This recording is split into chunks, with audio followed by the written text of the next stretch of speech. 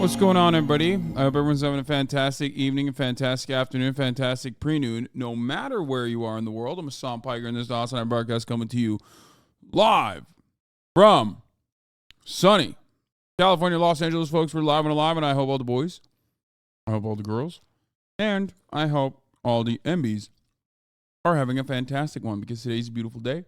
It's a wonderful day. It's yet another day to be alive. This is the part of the broadcast for all my parasocialists. This is great. Oh, whoa, the NRA convention is going on at Indianapolis. Didn't even realize. We'll be taking a look at that later. Learn about the Tibetan greeting tradition before making accusations. You need to learn about the tradition before making comments on the Dalai Lama. My goat, they're in here. We finally found one. Thank you. Yes, it is a traditional Tibetan greeting to ask children to suck your fucking tongue, dude. Yeah. Shame on me. Okay, we just started, and it's a fan-fucking-tastic way to start the goddamn weekend. That's right. It's a beautiful, fantastic, special day because, ladies and gentlemen, it's Friday. No, we finally here, right? Well, it's Friday then. It's Saturday. I couldn't even get into my motherfucking intro to talk about how it's Freaky Friday, Fucked Up Friday, Flat Fuck Friday, Fuck a Fan's Mom Friday. It's Funko Pop Friday. Fuck it, YOLO. Let's go. Couldn't even get through that part of the process before a psycho came in and said, no, it's actually Dalai Lama Friday, baby. It's Dalai Lama Day. Every goddamn day. It's the fucking weekend. It's getting started. Hope everyone's having a good one. You know I am. You know Mufasa is. That's right, baby. Let's go. Woo! Shit. Holy ass day today. You know what I mean? Jumu'ah prayers are happening all around the world. You know what it is. And Mufasa is dancing his ass off. Okay. Yeah, it's Tongue Fuck Friday. Fuck it, YOLO.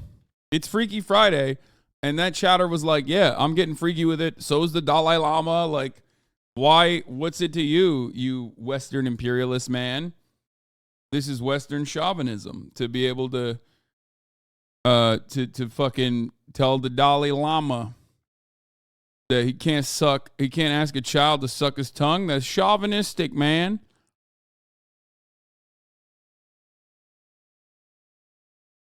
I guess like this is what the CIA's response is going to be. Sucking tongue is badly translated in English. Sticking tongue out is a form of greeting in Tibetan tradition showing respect and welcome. You Westerners see something in the video and make allegations. Yeah, okay. Not today, CIA. That's what I say. Anyway, do not ban that guy. He's funny as fuck. Okay. Folks, this is a part of the broadcast where I tell you a little bit about my personal news, about what's going on in my life, okay? And what happened in between the time period that I pressed stop streaming and pressed start streaming. And let me tell you, not a lot. Okay. I love my favorite type of shit is when people say one of the most Western focused leaders who is fluent in the English language actually doesn't know how to speak English. You're both orientalizing Tibetan people by making it seem like it's normal for Tibetan, elderly to like ask kids to suck their tongue. But you're also being a bit of a psychopath, making it seem like literally one of the most fluent Western-focused, Western-facing leaders who has been, paid by the CIA throughout his Dalai Lama-dom is actually not capable of speaking good English. But yeah.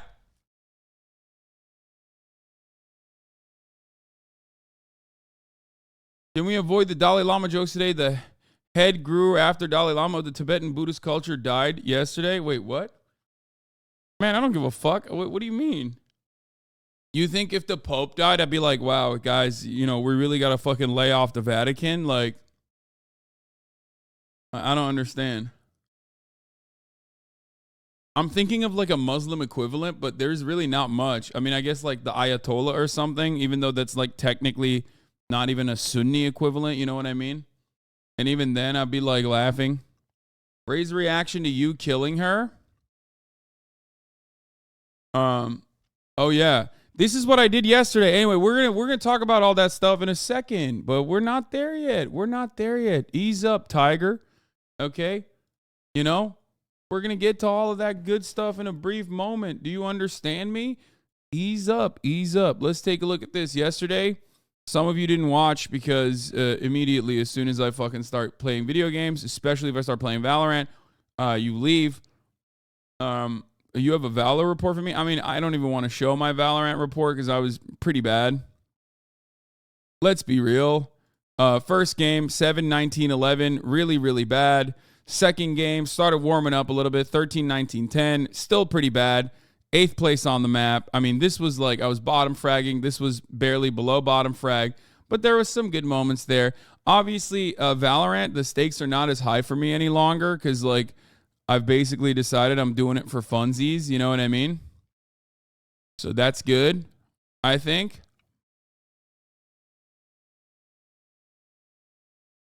Overall, fun experiences nonetheless. It wasn't for funsies anymore before. No, it was for funsies. It started off with funsies, and then my deeply addicted personality turned it into something not so funsies. Here, let's take a look at this fun little clip. I'm gonna try someone new.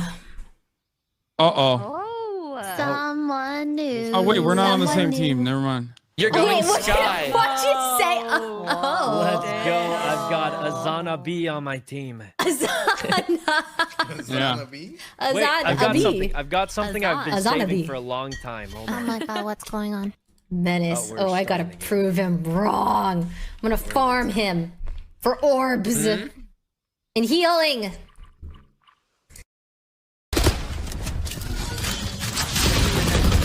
Nice. Dead. They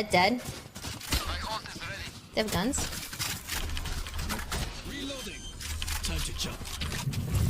Feeling safe. Oh Look at that. One tap.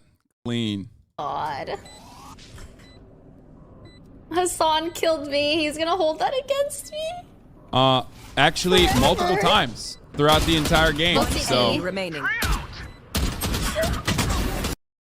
So that was, yeah, my reaction time is pretty fucking cracked. Smoking on that Ray pack, you already know what it is.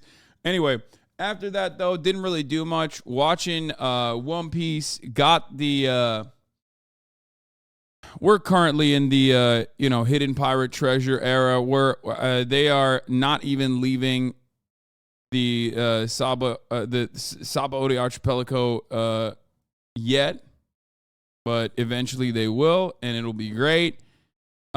Wait, isn't it Creator Clash? Yeah. That doesn't mean I'm going to fucking be there the whole goddamn weekend, bro. What are you, crazy?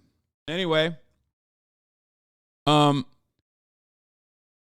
are elements that I find a little annoying. First of all, Tony Chopper, Jesus fucking Christ, dude. Okay, wait, hold on. What am I doing? Here's the One Piece update, okay? You want to know the One Piece update? We are now, with our hidden pirate treasure-seeking friends, finally back at Sabaody Archipelago. And let me tell you, things are a lot more fun, it seems. Finally, I got to see the new Frankie, the new and improved Frankie version 2, Frankie 2.0, with a buzz cut that can turn into the HasanAbi oh yeah haircut in a moment's notice. Frankie with the shoulders, Frankie with the arms, slowly but surely becoming one of the greatest characters, one of the GOATs. Absolutely wonderful to see. Super! That's right. And Brooke has gotten an update as well, which I actually appreciated. The fact that he's like a super famous, Elvis Presley style world singer, I'm on board with. I like that too. I like that as well. Soul King, very cool. Okay, very, very cool. Don't know what happened to Zoro's eye, but we'll find out about that as well. Hopefully later down the line. But if there is, why is people saying Pepela and saying will we what? I don't know. Don't fucking ruin anything for me. That's a speculation for me. But basically, they haven't reached the Sabaody. I mean, they haven't left Sabaody yet, but one of the most annoying parts about this is that the motherfucking fake Straw Hat Pirates have not been dealt with. It's been like 4 episodes. Beat their fucking asses. That's all I'm saying. Beat their asses. I'm sick and tired of it. I want to see some ass whooping. It's very annoying to watch Luffy constantly be like, what's going on? I hate that Oda makes Luffy so dumb and Chopper so fucking dumb. It makes me so mad. It makes me so angry. It really frustrates me. I'm sitting there fucking yelling at the television like an old man watching Fox News, okay? Like, why? You can't be that stupid. No one is this stupid. Anyway, I guess, I'll chalk that up as Japanese humor that I simply do not understand. Yeah, they trained to get stronger, not smarter. Maybe they should have trained to get stronger and smarter. Possibly it could have been better. Anyway. Regardless. That concludes my One Piece update. Except, you know what I just realized, as someone pointed out in the chat? Chopper did train to get smarter. He trained to become a doctor. Why is the doctor the dumbest in the fucking crew?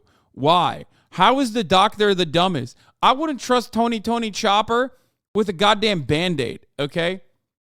If I had a boo-boo and I was like, yo, reindeer, man, child, I need a Band-Aid for my boo-boo, I'd be like, let Usopp handle it, okay?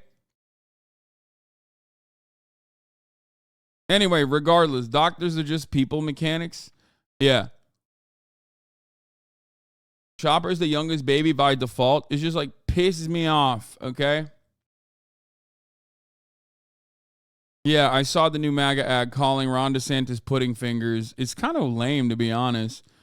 But yeah, honestly, that's it. This morning, I woke up and I did my yearly stint on the Majority Report. My mom is about to be here. She is doing a surprise visit, which I really appreciate. That's wonderful. Very excited to see her. So if I dip out for a brief moment, it's to, give her a little hug and kiss and bring her bags in. We'll do a lot of fun reacts later. I got beat up at Japan's Muscle Girl Bar featuring Ludwig and Abroad in Japan and Shibuya Kaho. Very excited to see this. Connor talked about this a lot. So we'll see where that goes. And, of course, tomorrow it's on. Our boy Myth is taking it up in the fucking ring one more time. So no Coachella? Absolutely not. I am not going to Coachella this year. I am not interested, and it's not because Frank Ocean unfollowed me. That is not the real reason. Okay? That's not the real reason. Anyway, we'll look at some of the creator class stuff in a little bit.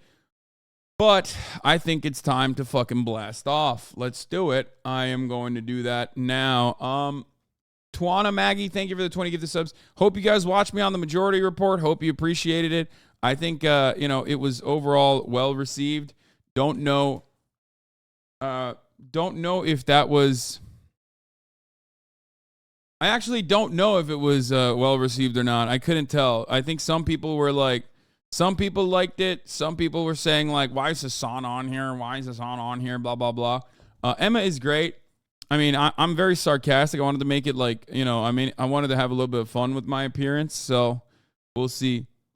We'll see what happens as the backlash off of that. But I hope I was able to improve it. It's a show that I love, and it's a show that I watch all the time. So the deprogram episode is out as well for everybody. It was out already for the real ones who are already subscribed to their Patreon, but the deprogram episode is out as well as live. What is that thing on your forehead? It is a zit patch because I have some zits. Anyway, let's blast off.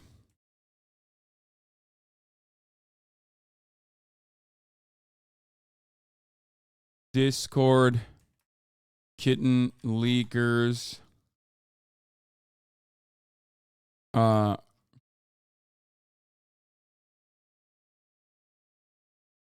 Clarence Thomas relations, putting fingers ad, and more. It's Friday and we're doing reacts galore. Looking at the, oh shit, my mom is here. Oh fuck. Oh god damn it. Anne? Do you need help? I'm coming right now.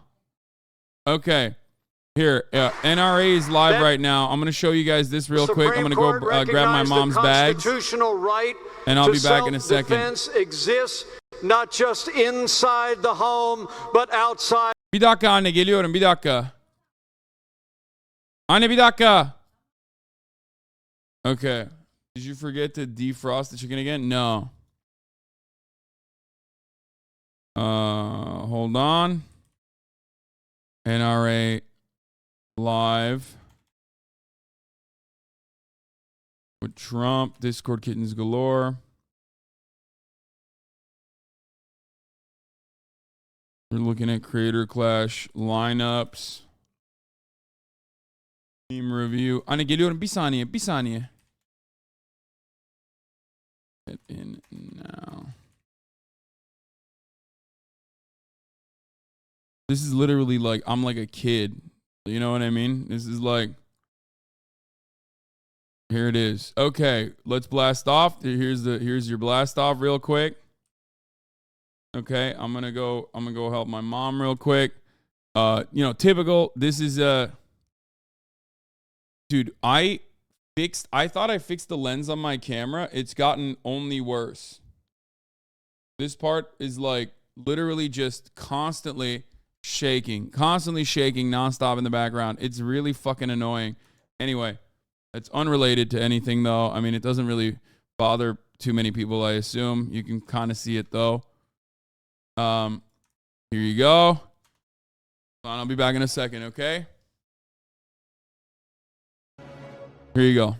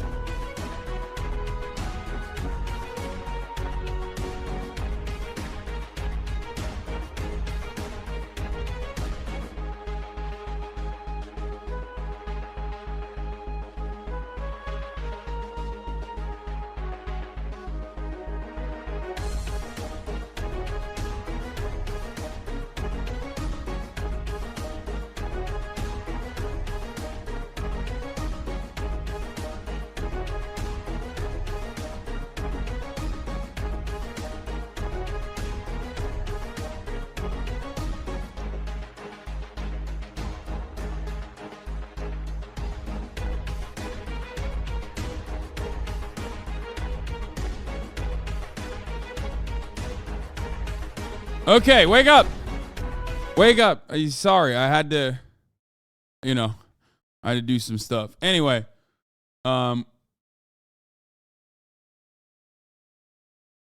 here's the blast off one more time. This is probably one of my favorite blast offs so far. Okay, shouts out to Drugel for this one.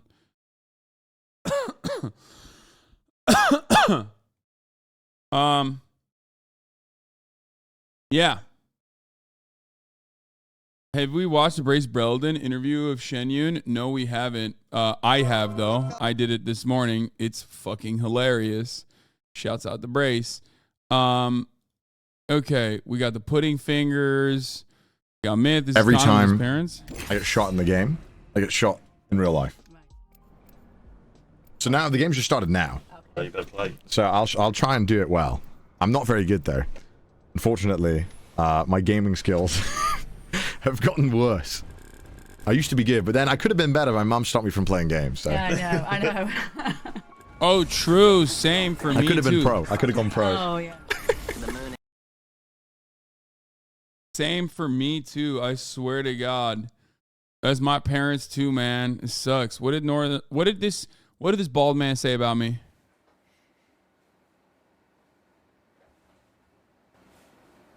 What is he doing? What is he doing? You've never seen a guy with a small head before? What? You fucking asshole! Listen, dude, it's over. Okay, no more critical support for the boomers on this platform. Okay, I'm going fucking straight ages. Okay, you're a child haver. You're a child haver. That's true. It's a perfectly normal sized head. I've had it measured by the doctor. Fucked up. It's fucked up. It's fucked up. He's old. You're old and bald and old. Oh my God. I'm not upset. I'm not upset. This was pretty funny. I thought I was looking at a Bad Dragon ad, not gonna lie. Bro, this is a Bad Dragon. This is a Bad Dragon. You will not convince me that this is not a Bad Dragon. Okay? Call Northern Line. He's crying. Good. One of you guys, a bunch of you debated Michael Knowles apparently. So there's some fucking Michael Knowles like owns college students compilations out there, you know, flying around. So we're gonna fucking take a look at that. Obviously, new ciswet vid incoming. Yeah, I don't know if that's your contract. Adele saying hello to Kai. Who's Adele? Adele FaceTime's fiance Rich Paul while visiting Kai Cenat. Who, my contract? Or any contracts? I think the value is in the language. I'm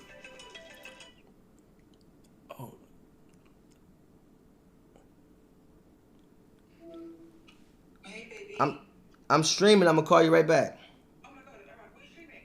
I'm streaming with my guy Kai. Hi, Adele. Wait, like the Adele? Like, hello from the other side. That's who. What? What the fuck? Wait, what? Why? What? Bro, okay, you can't get mad at me for... Dude, that is an insane... That's a wild... Like, of course I didn't think that like, I don't know who her fiance is. I didn't know anything. I just like... What? All right. Hi. Hi, darling. Oh, snap. That is pretty crazy. That's there. Hello.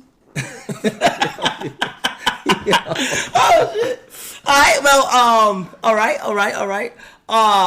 Rich Paul, the head of Clutch, the agency that ran with LeBron, he and Adele have been dating for a while. I thought it was Adele, not the Adele. Exactly. Like, what the fuck? I didn't know.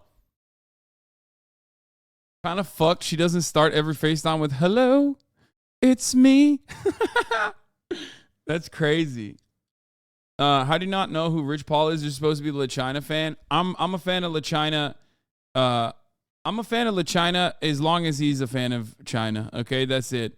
That's all. That's what my fandom revolves around. I don't know who his agent is. I don't know what Clutch agency is. I don't know. What are your glasses prescriptions and PP size? I'm asking for Frank because his mom wants to know. My mom already knows, but she's traumatized to tell me. Sorry, you're going to have to learn from your mama. Shouts out to Mr. Adele. How does that work? Does he get her last name? Like, is he Mr. Adele now?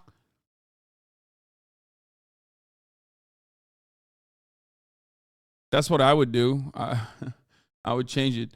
Rich Paul is one of LeBron's day one friends, and Bron helped him make his own agency. Great. Found out you own a house. I'm unsubbing. Don't do it. Yeah, that's Mr. Dell to you. That's Adele. Okay? He is officially a part of the Dell franchise. Anyway, okay, that's cool. Some of you guys went. This is a chatter who went and debated Michael Knowles on the brains of men and women and transgenderism. Okay, which of course, like, you know, the deck is stacked against you. So no matter what happens, this style of back and forth is not for you to like actually get quick quips on. Let's be real. They literally design it so that the man on the podium looks good no matter what.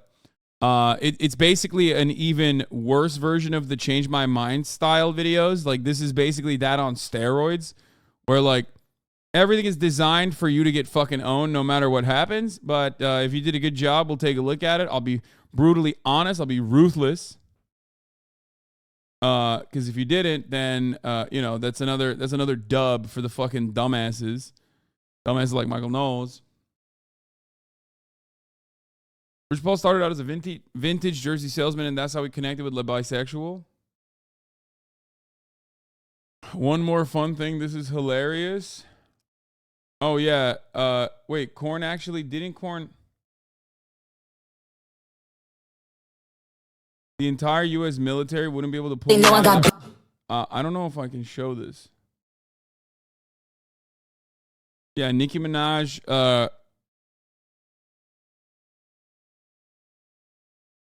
Nicki Minaj liked and Ice Spice and Korn got retweeted by Nicki Minaj. Okay, a lot of you post way too much. Okay, tweet is unavailable for some reason, but it was basically like that. This is like the PG version of what was in the tweet. It's Ice Spice, and Korn's tweet was the entire U.S. military wouldn't be able to pull me out of that room, which is a funny tweet. Okay. Good tweet. And Ice Spice, you know, followed him. I'm not jealous. I think that's fine. That's cool. You know, it's okay. It's, you know, that's whatever. You know, he's still from Wyoming. So that's an L. I'm not mad. Plus, I don't think I should be on Nicki Minaj's radar again, because the last time that happened, I was absolutely eviscerated by her fandom, the Barbs, who said I was aging at the speed of white, which was probably the most creative and one of the most hurtful things that anyone has ever said about me or to me. So, yeah. Feelings were hurt. Okay. I am a munch, yes, 100%. So,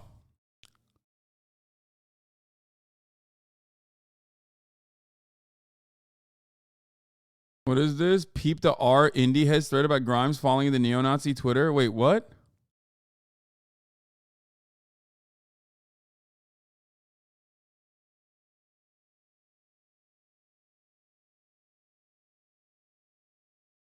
What?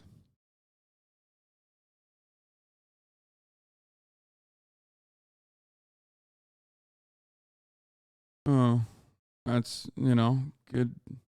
Good for her, I guess. Sick. Okay. I just like... It's a crazy thread. Careful, the poster thinks Grimes named her kid after him. What?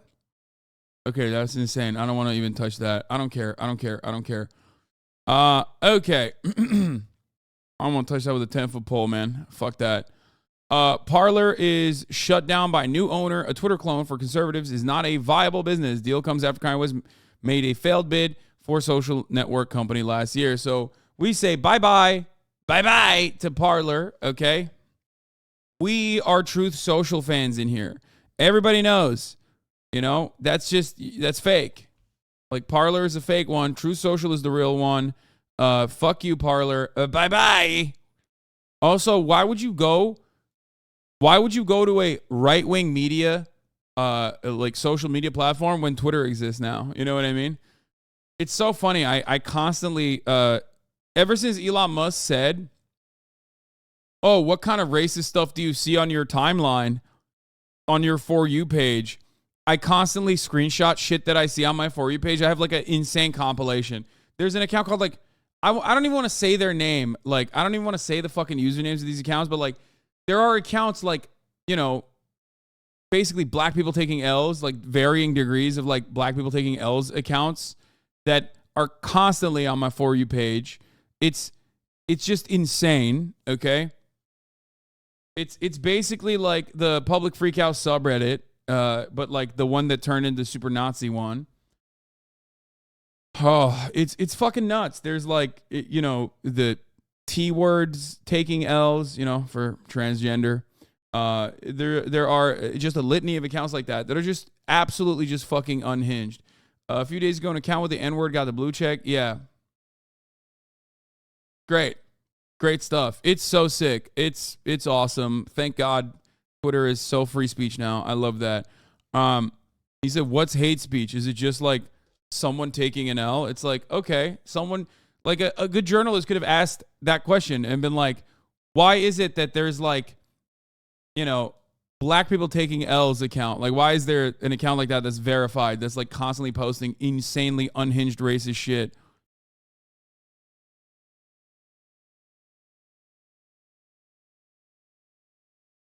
Anyway, speaking of unhinged shit, though, here is Myth's promo video for Creator Class. Shouts out to Myth. Ladies and gentlemen,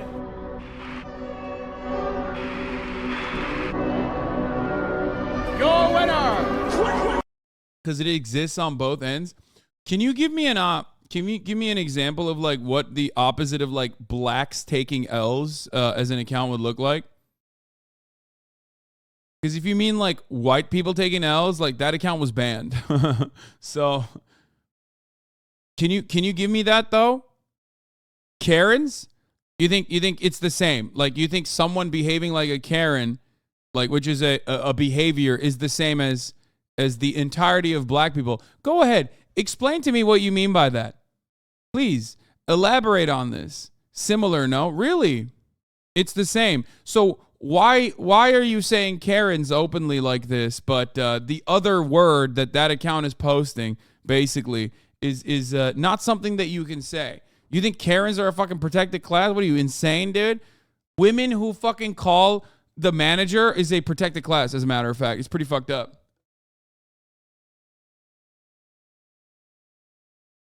There was an account, if you were at least a little bit more knowledgeable about this subject matter, you would have said, well, what about white people taking L's? Well, it turns out there was a whites taking L's account.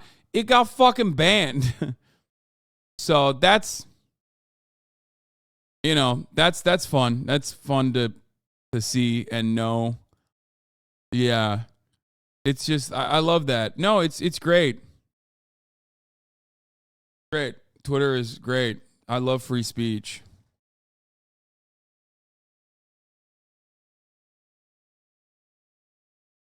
Oh no, they took Karen as a racial slur seriously? Yeah, it's just like deeply unserious person.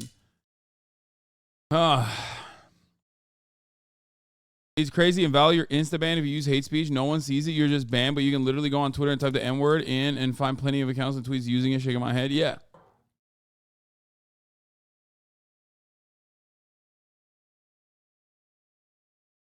A new service by conservative group takes woke alerts to the phones of grocery shoppers who want to know which brands are accused of taking political positions that are offensive to the right.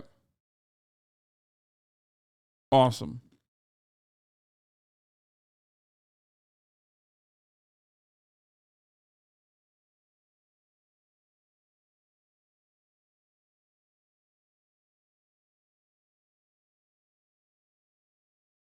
Wait, you have the leakers Twitch accounts? You do not have the leakers Twitch account.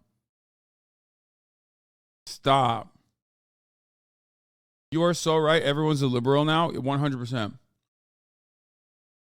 Dude, it's funny because, like, conservatives are going to fucking actually lose so much goddamn weight.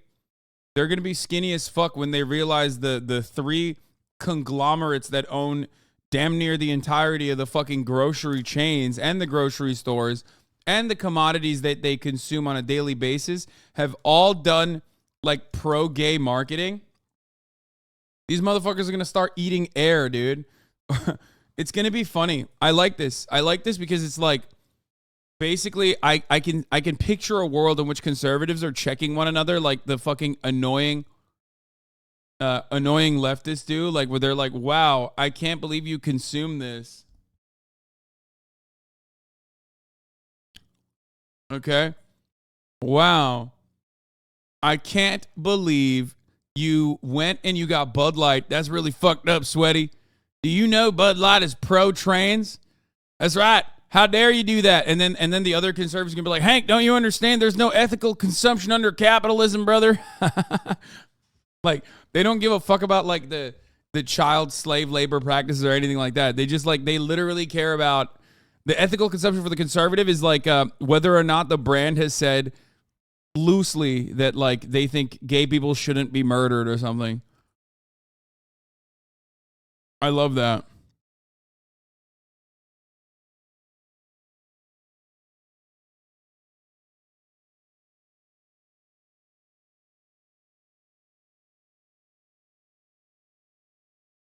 Okay.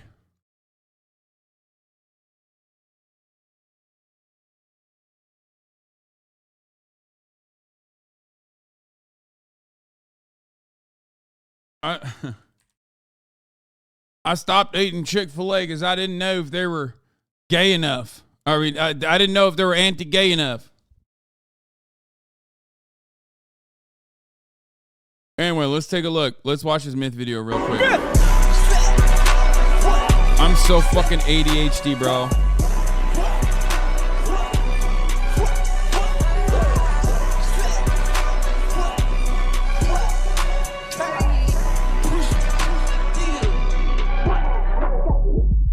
Ladies and gentlemen,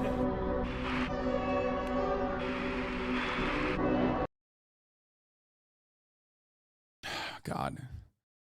I love Myth. You know, we have the same trainers. I'm very excited for him. You know, he's I hope he wins. I'm very excited. I'm very excited to watch him again. I get like a little scared, like a proud dad, you know what I mean? Or like a soccer mom, I guess. Closer to that. Whenever he gets in the ring, I get a little tense, but you know, that's what it is. But I'll tell you this much. No matter what happens, one thing that I have personally seen with Myth is that this level of like working out, and especially like the boxing training, the weight training made him more confident. But the boxing training basically developed him into like a full-blown adult man. The way he carries himself is different now. Like, I don't know how to describe it other than that. Like he literally he exudes confidence in a way that he did not before. Yeah, it's awesome. It's really cool. It is really cool to observe. It's really cool to see.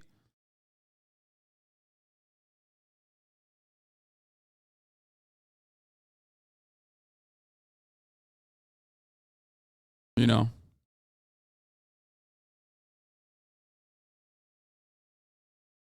But yeah.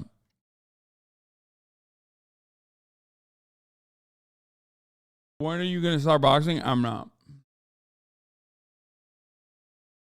Dexerto frames XQC. What is this? If the hit is too big, he definitely will cut them off. XQC weighed on Chris Tyson and Mr. Beast's friendship from a brand perspective. Deliberate, harmful misrepresentation. Clickbait is all fun and games, but this is a notch too far. Exploring all scenarios is an important thought exercise. I wish more people did. Don't cut off one of the thought branches just because it fits the more clickbaity narrative. Do better. Yeah, I don't think XQC thought that this video was good. Didn't he fucking like literally rip into the video aggressively? And said that it's like bullshit. Read it again. There are miseries blazing out. I doubt he cares if he takes a hit. He definitely does care. And if the hit is too big, he definitely will cut them off. And I wouldn't even be mad about that. Why? Because the level of a liability, you don't know how much it's going to be until it actually gets there. And making things like, guys, this is a friend, I can't drop him. Bro, what if it becomes an absolute nightmare? You don't. XQ's basic take is it won't be an issue, but if it's an issue, Mr. Beast will let Chris go. I mean, the way I understood this, given what I saw of what he was saying of the video, the way I understood this was like the absolute nightmare scenario could imply like not even necessarily something about like Chris being trans or anything, but more so like anything. Like anyone can become a liability at any given moment. You know what I mean? Like this isn't even, I mean, maybe I'm wrong, but that's what I thought, considering all of the other fucking shit that he said leading up to this. Don't know Look, what's if he like murdered somebody, like I don't think Mr. Beast is gonna be like, oh, I've got to defend him. You know what I mean? And being trans doesn't fucking meet that standard at all. That you're gonna get away from it, man. They're building an empire, idiots. Holy. You know what I mean? Why would he say that in this context, though? I don't know, but he was. I'm pretty sure he was pretty supportive of Chris and Mr. Beast in general. So, you know, it's weird that this was what got clipped out. Like, look, listen, I don't want to be a cancel Andy, okay? But again, this is a level of charitability that this motherfucker would never give me. I'm doing it not because I want to defend him. I'm doing it because I think it's the right thing to do. Always sucking your friends' dicks over your values. Exactly. This is my favorite fucking retort from people who are like, dude, you're sucking him off. Okay, well, watch this clip then. Exactly. Dynamic jab. Thank you for the 5 gifted. Okay? Please, no cost scored. But this fucking take from Sonny is absolutely unhinged. That shit is balls deep, piped up. I don't know what the fuck I just listened to, man. Like it. Bro. There are a million. What? Explain it. There is a million things that happen in people's private lives that change the nature of their content, behavior, and personality. So therefore, the content that they make, right? And that's just being a human. That's what that is. It's called human experience. And sometimes it shapes and goes through ways. But saying, oh, guys, him being himself and doing the thing that he needs to do, well, that will affect the views and people are watching the videos, and it'll ruin the videos. His personality's gonna be different. Lol. It's just like, what the fuck, bro? What the fuck is this shit? Already watching anyway, and like he's like literally saying that it's unhinged to look at a person. Like there were so many components of this video. I already reacted to it. I don't know if my react is up yet on my YouTube or not, but. Oh, Mr. Beast is standing by Chris. Yeah, it is up. I covered it extensively. I talked about it extensively. But you guys have probably watched it. If you haven't, please go watch it. Ultimately,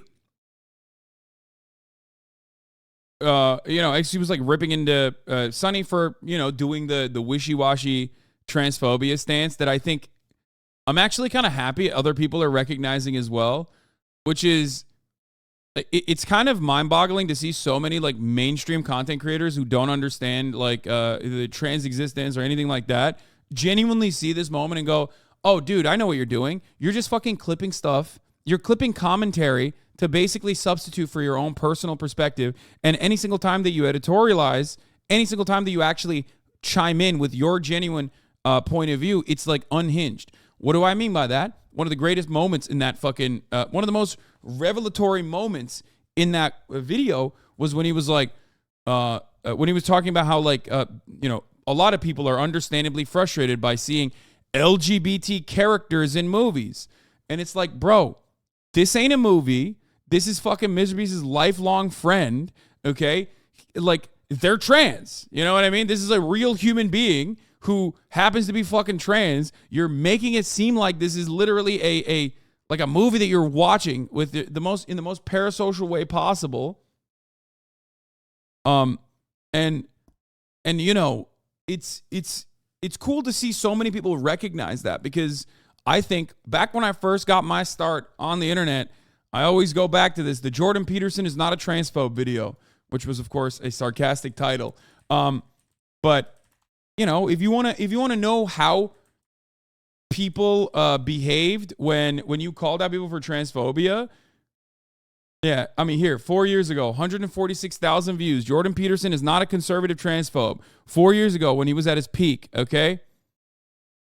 4 months ago, people are still talking about this shit. There should be a better word than transphobic. Peterson and his ilk hate transgender more than they fear them. This guy's a great... This guy is a hipster fuck. Dr. Peterson is a great man. He helped millions navigate ourselves in the world. It's wild to see this. Like, I want to know how many dislikes this video had. But like 4 years ago even, and this is a couple years into me doing commentary at this point, there would be no one who would openly be like, yeah, you know what? That's actually pretty fucking transphobic, the things that Jordan Peterson was saying. And now it seems like we have actually moved the needle where people do recognize that. When someone is doing a transphobic sentiment, people actually are pretty tuned to figure that out. It has 6.1K dislikes, 3K, barely 3K likes, 6.1K dislikes. Yeah.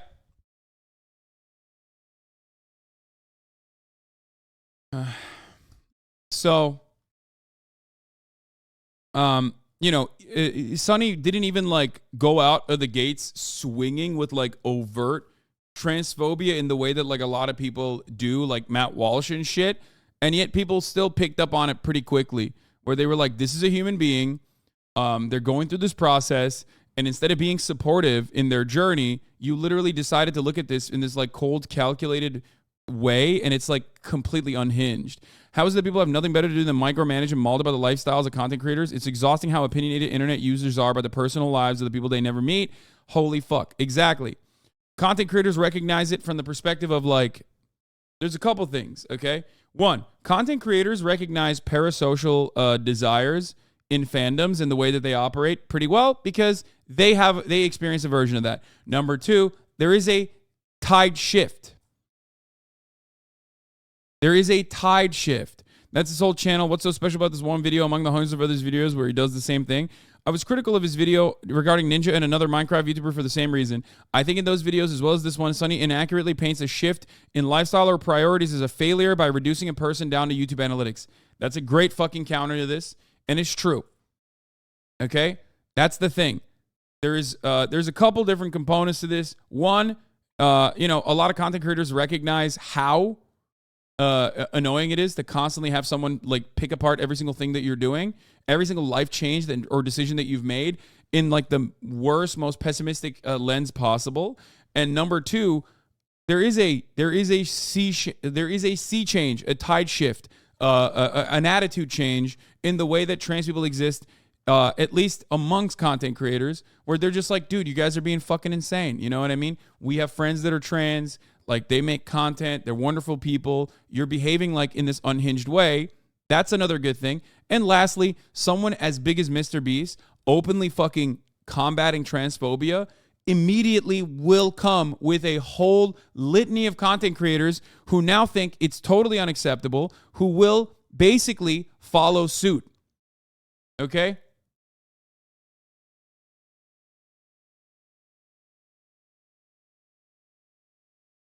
The Sunny vid last I checked was pretty bad from likes to dislikes. Yeah, this didn't happen originally. Originally, when he first started, when the video first came out, it was like full of fucking likes, overwhelming support.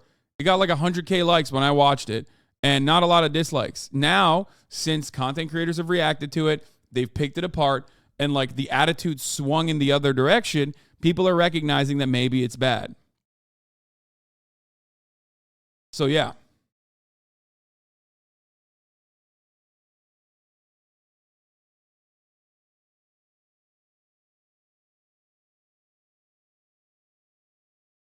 I read someone say that Chris immediately became one of the most visible trans people in the entire world is very true. Yeah, it is.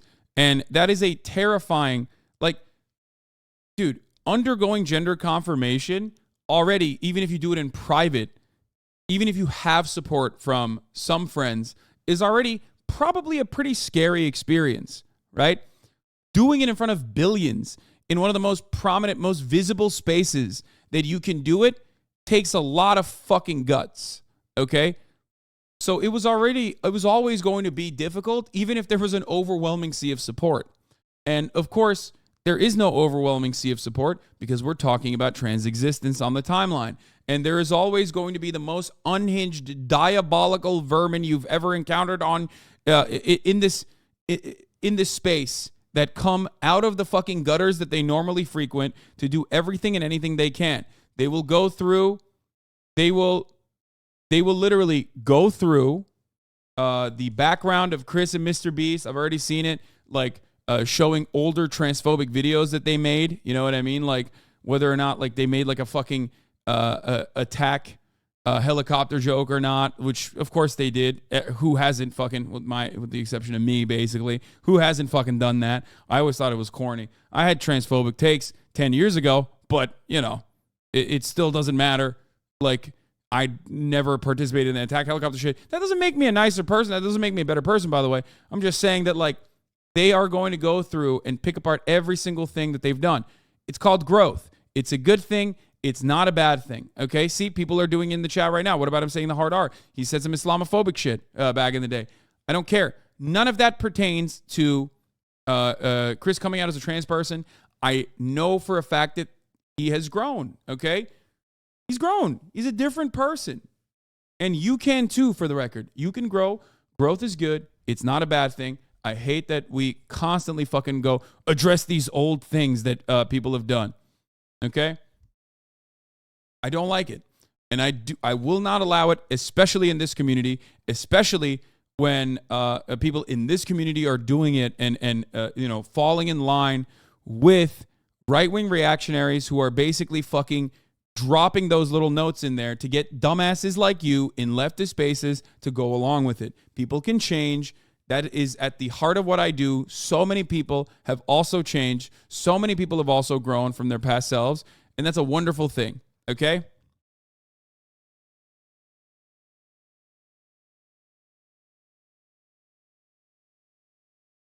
So, anyway. I don't know why it's like considered revolutionary or radical when I say something so normal that if you didn't have Twitter brain rot, you would personally recognize immediately in your real life. Okay?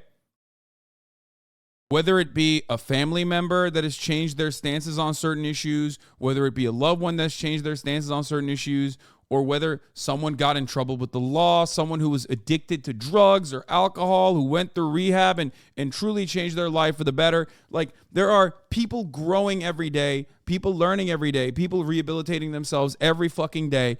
And you, when you're not on Twitter, when you're not anonymous and, you know, slinging shit at other people under the guise of anonymity, are perfectly understanding and welcoming to those people, okay? I try to instill that mentality in this community as well.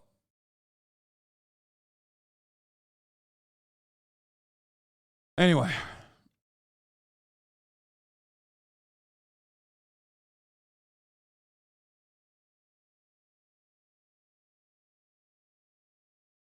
Yeah, I know we're gonna talk about the shooter in Texas and how he was trying to fucking have sex with like under 18 girls. That's the dude that Greg Abbott wants to fucking. That's the dude that Greg Abbott wants to pardon. What is this? There again, overly labeling everything as woke. Woke culture ruins everything.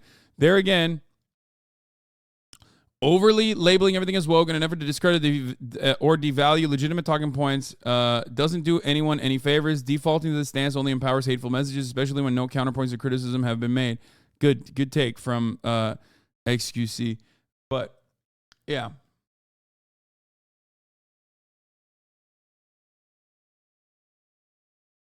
Like he's saying that, like, you know, stop fucking saying something is woke in an effort to dismiss it. How does XC write so well and then speak like a raccoon stuck in the garbage disposal? It's different when it's a different speed when you're fucking speaking.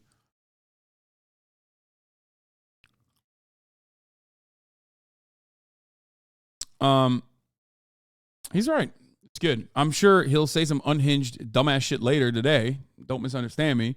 But that doesn't change where his attitude is, especially on a lot of issues, and also what his starting point is usually on stuff like this.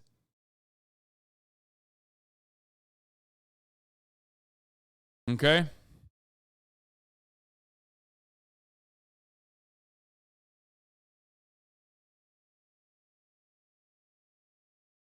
XU would tweet that and eat his toenails. Yeah, you are too generous to him, to be honest. I love that immediately after I said more charitability is a necessity on the internet, especially in spaces like Twitter, someone still goes, nope, you're being too charitable. Fuck you. There are plenty of moments throughout the day when I fucking shit on XC for saying some dumb, unhinged shit that I don't agree with. I do it all the time.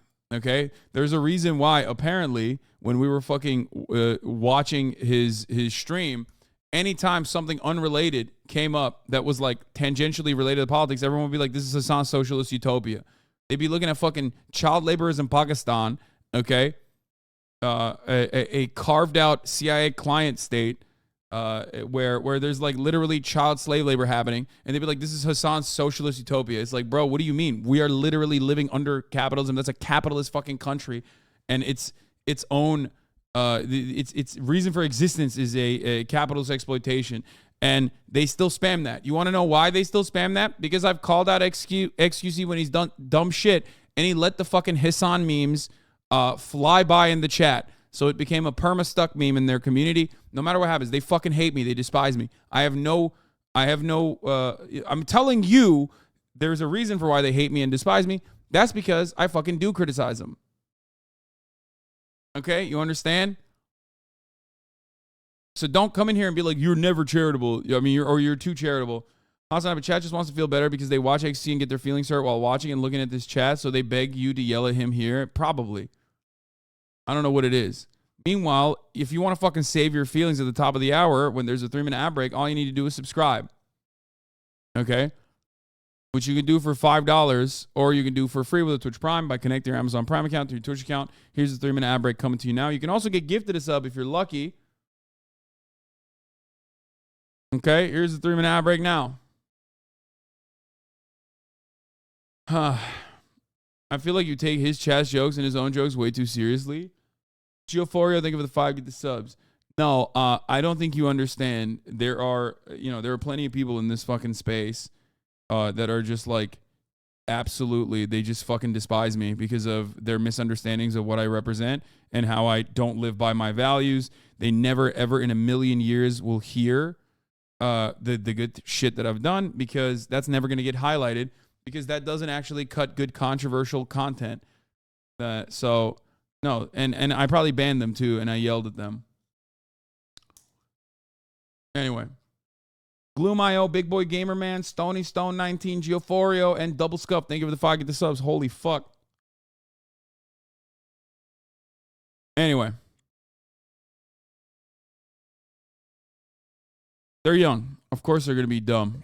That's just how it works. Okay. What were we talking about? Woke culture, wokeness. Everyone's a liberal. I've said this so many fucking times, it bears repeating. I don't know how to describe it. But, you know, these guys have become the SJWs. I mean, they have always been the SJWs, but they were able to, like, at least portray themselves as anything but that. Okay? And now... And you know, now it's becoming more and more obvious. The more unhinged they become, it becomes more obvious that they are, the very thing that they claimed that they weren't, even though they were the whole time. Cancel culture is seen as something that is like exclusively weaponized by the left. It's not the case at all. It has always historically been done by both sides. Okay? And these guys get more and more freak-like every fucking day. It's kind of funny to see, though. It is funny to see. I don't know why there isn't enough commentary cut on how The anti-SJWs are behaving exactly in the same ways that the SJWs supposedly behaved in like 2016. Okay? It's just so funny. Like, these guys claim they love free speech, but for them, free speech just means being able to say slurs. They literally are the #1 advocates for censoring books. They have successfully been able to censor books in libraries, in schools. The entire advocacy towards CRT, critical race theory, was conducted by the right with the deliberate and express purpose of eradicating certain forms of education that talked about black history in this goddamn country. That is literally what they claim SJWs are doing.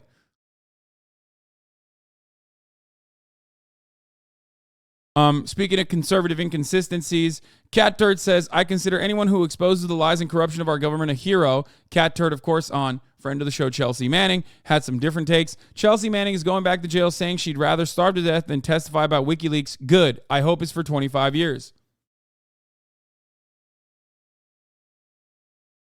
Very odd. Very odd. Very interesting. It seems like there's a little bit of an inconsistency there. It's just like more... If Chelsea was like some fucking reactionary Nazi weirdo, I'm sure Cat Turd would love that. But she's not, so she's bad, so she deserves to go to jail.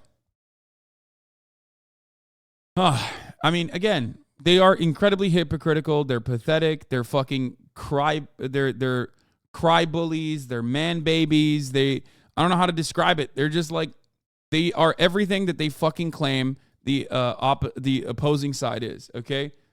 They're the pedophiles that constantly yell that like everyone else is doing pedophilia, but when they're doing it, it's actually good and just and morally righteous because it's like child marriages or some fucking cult that is like ostensibly right-wing that's doing it, so it's allowed.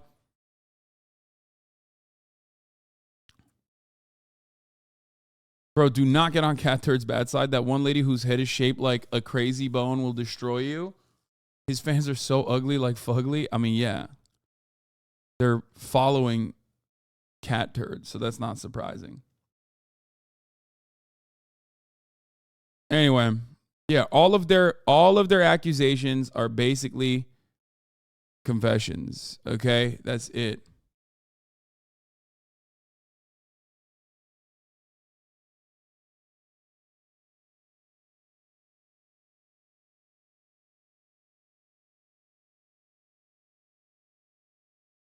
Anyway,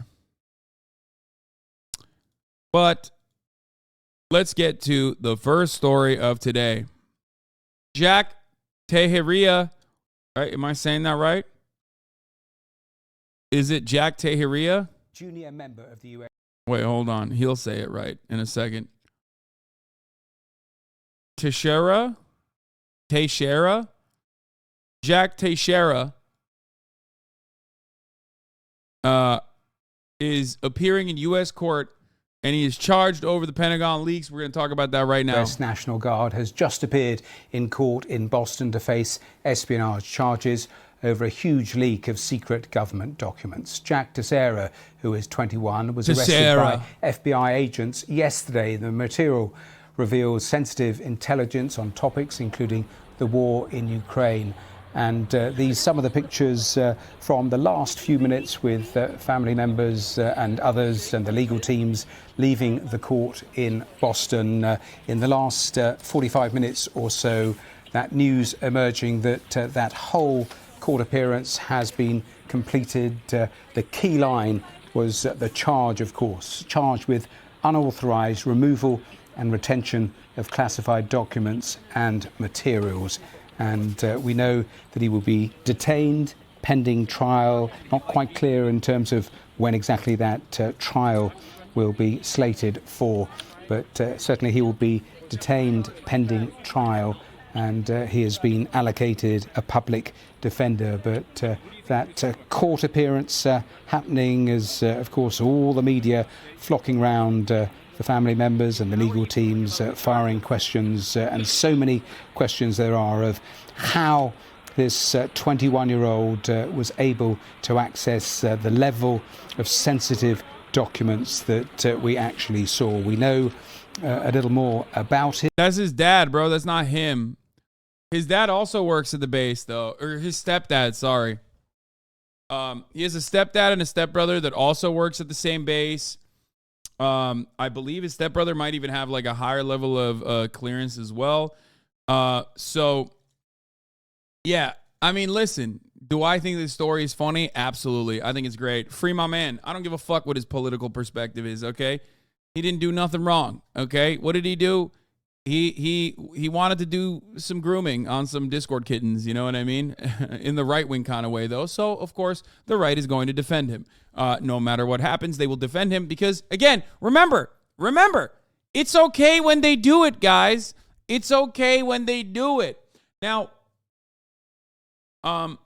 his intentions are not like pure or just, obviously, but even then, you know, leaking CIA operations and top secret CIA documents, you're not gonna. I am not going to get mad at that. Okay, I'm not going to get mad at that. He is 21. He is a member of the U.S. Air National Guard. He was listed as a member of the intelligence wing of the Massachusetts Air National Guard.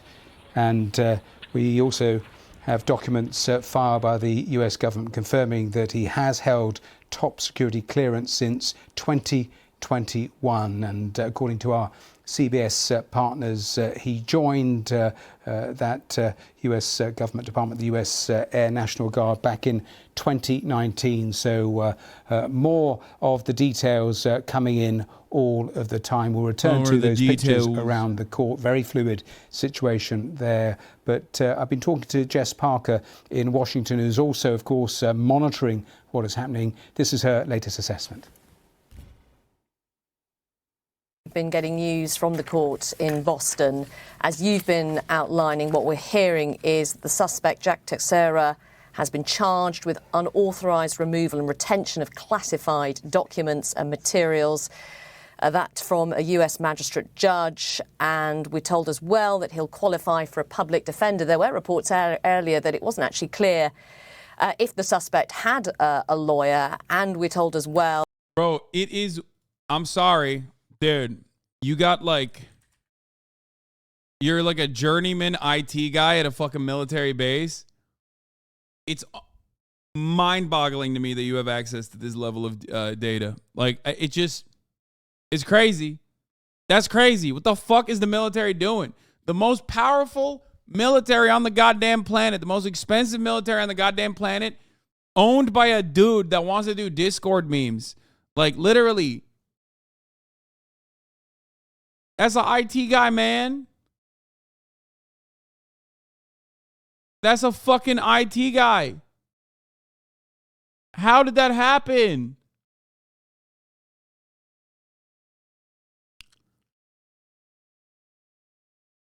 That the US Justice Department has requested that he be detained pending trial. So some breaking lines out of the court this morning here in the US. Of course, it was only yesterday that we got those quite dramatic pictures.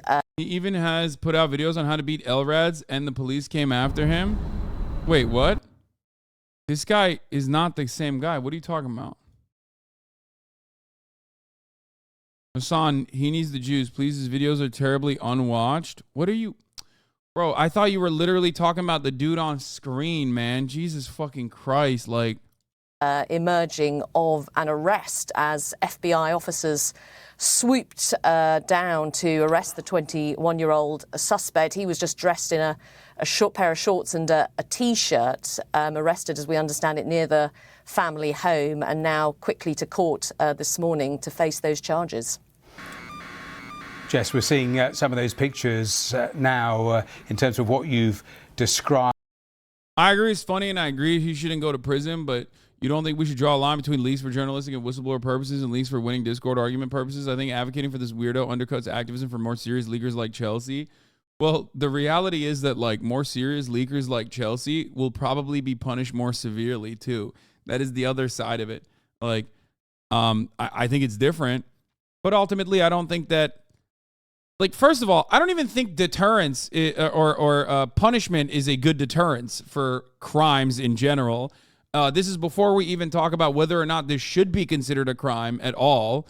So, you know what I mean? Like, I don't know. I think it's weird to...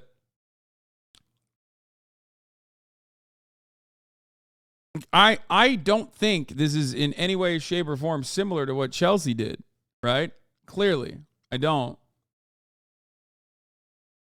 But do I think that it's unintentional, intentional? Does it serve like a relatively decent purpose at the end of the day? I think so. You know what I mean? No way. He did it for clout on fucking Discord. No, I know he did. I know. I don't know why I don't know why people are saying things that I know about it already. I'm just talking about like his intent versus his actions and versus what happened, okay?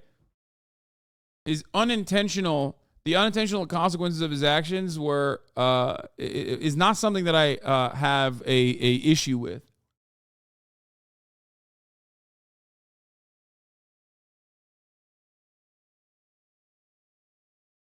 How do you think this compares to Trump and his docs? Why are you advocating for people to be able to leak classified info in general? I mean, I want to know. I want to know what the military is saying versus what the military is actually doing. Don't you? I pay for it. You know, I'm a record-breaking taxpayer in this goddamn country. You know what I mean? I want to know. I'm paying for it. What are they doing with it?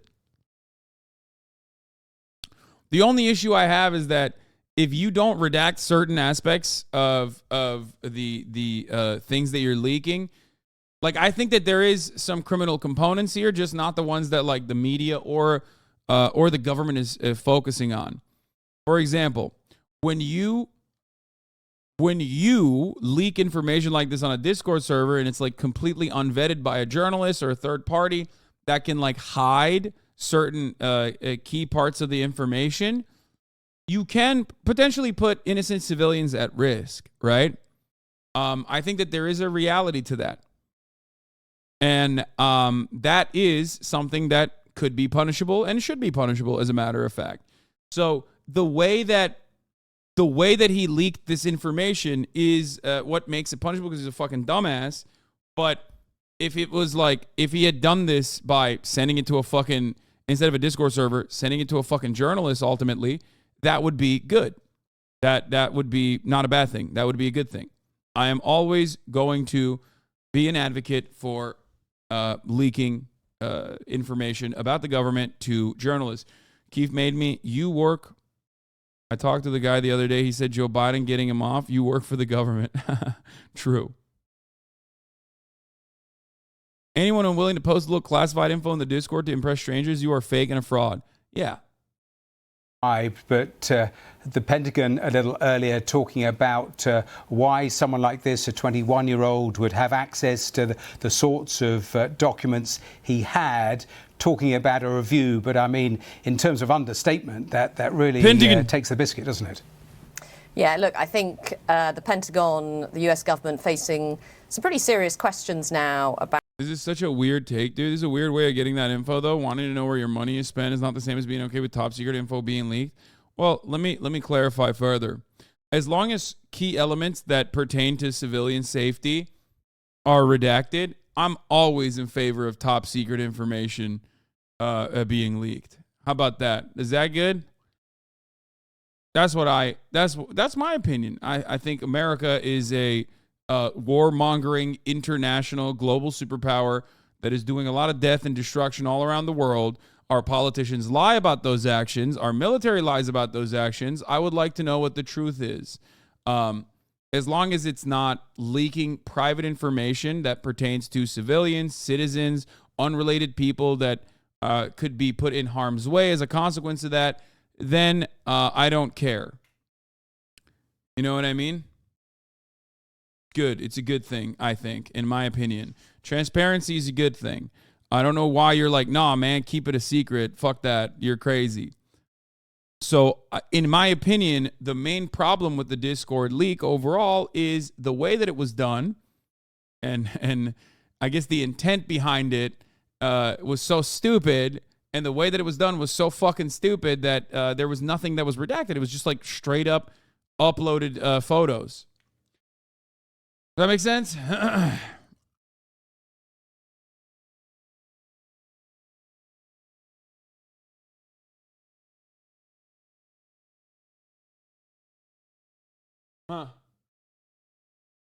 Ne?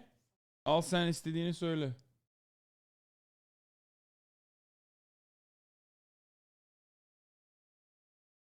Yok.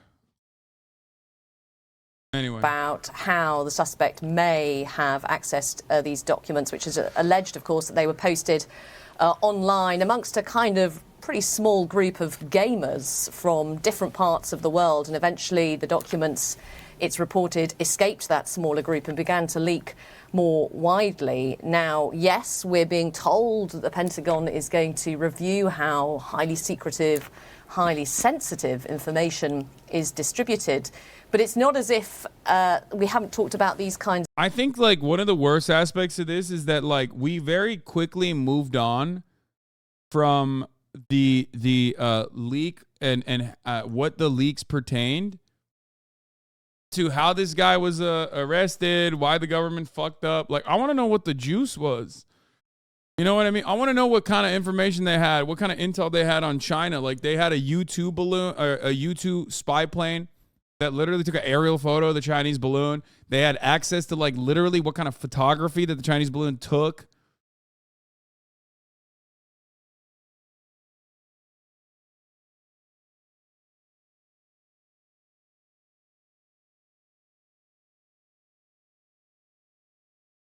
Anyway. Of issues before. There have been quite high-profile cases in the last 15 years of leaks out of the US.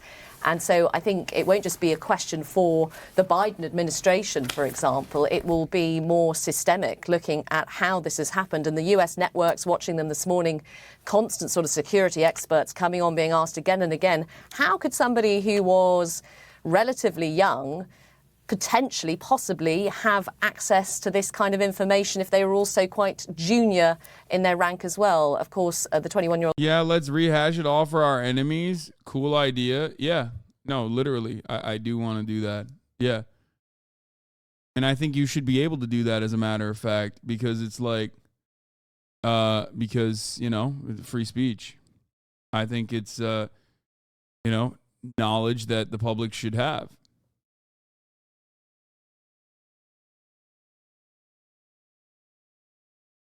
U.S. intelligence agencies may change how they monitor social media chat rooms. Yeah, see, this is what I mean. It's like, it's going to get so much fucking worse for even you chatters.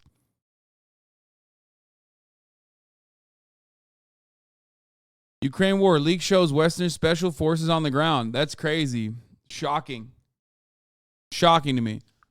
According to the document dated 23rd of March, the UK is the largest contingent of special forces in Ukraine with 50, followed by fellow NATO states Latvia 17, France 15, the US 14, and the Netherlands 1. The document does not say where the forces are located or what they're doing. The number of personnel may be small and will doubtlessly fluctuate, but special forces are, by their very nature, highly effective. Their presence in Ukraine is likely to be seized upon by Moscow, which has in recent months argued that it is not just confronting Ukraine, but NATO as well. That's weird. What are they doing in Ukraine, you guys think? What do you guys think the NATO forces are doing in Ukraine? I thought that was like not Article 5. So shocking to find that information out. I mean, I'm sure they're just hanging out.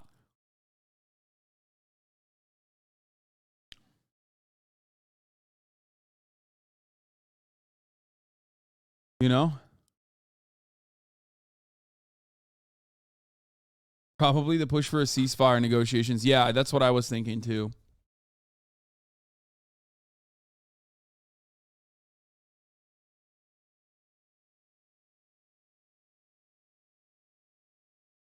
On Thursday, April 6th, logs show Teixeira used his work computer to search classified intelligence for the word leak.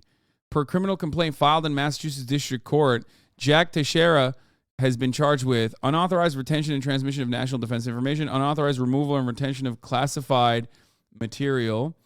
Per affidavit filed by the FBI agent Patrick Lukenhoff of the Washington Field Office Counterintelligence Division states, images in Teixeira's leaks appear to depict documents used to inform senior military and civilian government officials during the briefings of the Pentagon. A user Teixeira server told the FBI that Teixeira began posting what appeared to be classified information around December 2022. Oh my God, he was posting for so long. And photographs of documents around January, the affidavit states. The FBI affidavit cites a specific document mentioned by the user that described the status of the Russia-Ukraine conflict and was based on sensitive U.S. intelligence. The user interviewed by the FBI said Teixeira told him he worried about being discovered taking notes on the classified documents at work. So he began taking the documents home and photographing them. Oh my God. Oh my God. The user told the FBI, he just took it out, dude. That's awesome. The user told the FBI details about Jack gleaned from their conversations on Discord. User 1 also described to the FBI his interactions with the individual posting under the subject username. In the course of those interactions, user 1 learned that the individual posting under the subject username called himself Jack appeared to reside in Massachusetts and claimed that he was in the United States Air National Guard. User 1 described that the individual posting under subject username is a white male who was clean-cut in appearance between 20 to 30 years old.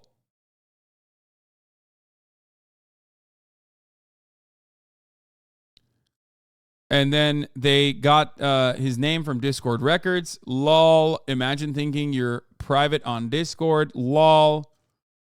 Okay. U.S. government logs show Teixeira accessed the Ukraine war document in February, one day before he posted to his friends on Discord. On Thursday, April 6th, log shows Teixeira used his work computer to search classified intelligence for the word leak. The public reporting regarding the government information appeared on or around April 6, 2023. Accordingly, there is no reason to believe that Teixeira was searching for classified reporting regarding the U.S. intelligence community's assessment of the identity of the individual who transmitted classified national defense information, to include the government document.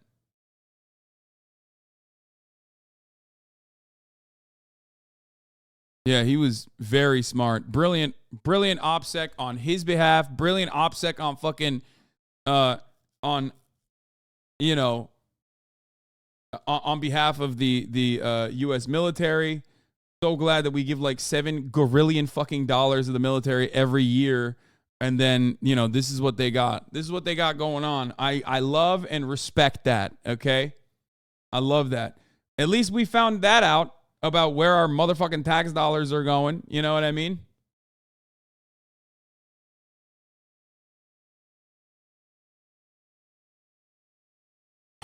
In line with its standard policy on such matters, the UK Ministry of Defence has not commented, but on a tweet on Tuesday said the leak of alleged classified information had demonstrated what it called a serious level of inaccuracy.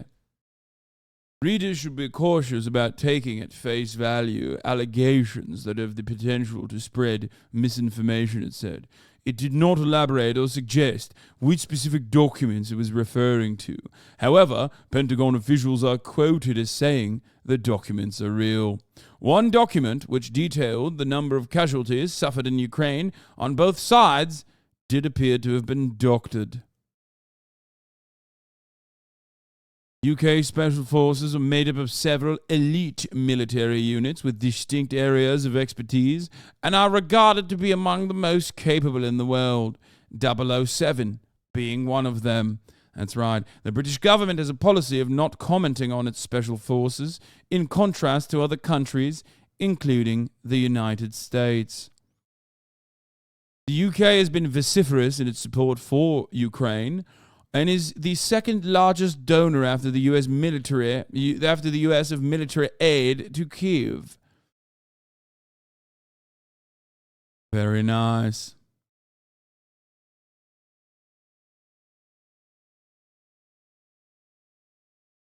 The bigger question is, why would the United States government give anyone with a Discord account top secret clearance? Sounds like an automatic disqualification for me. I mean, there will be like really funny rule changes that don't actually address the major problem. But they will probably have rule changes like that. Like, you're not even, That's not even a joke. Like, they probably will literally be like, yeah, going forward, if you have a Discord account, like, you can't. Like, that'll be a part of, like, getting your level of, like, security clearance. No gamers. No War Thunder.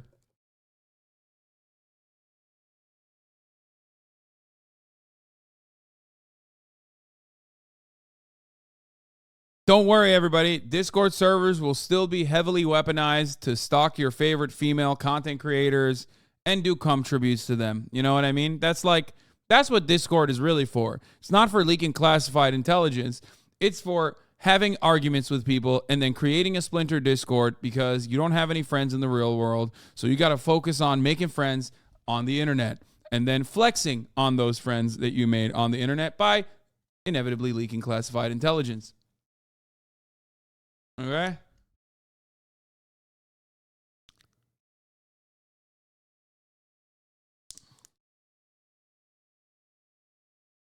How you know that? What do you mean? I'm a fucking content creator on the internet. I'm on Twitch. It's the most like Discord centered media platform on the fucking planet. The entire community has some level of neuroatypicality, neurodivergence, and they all gather on they all gather around fucking Discord.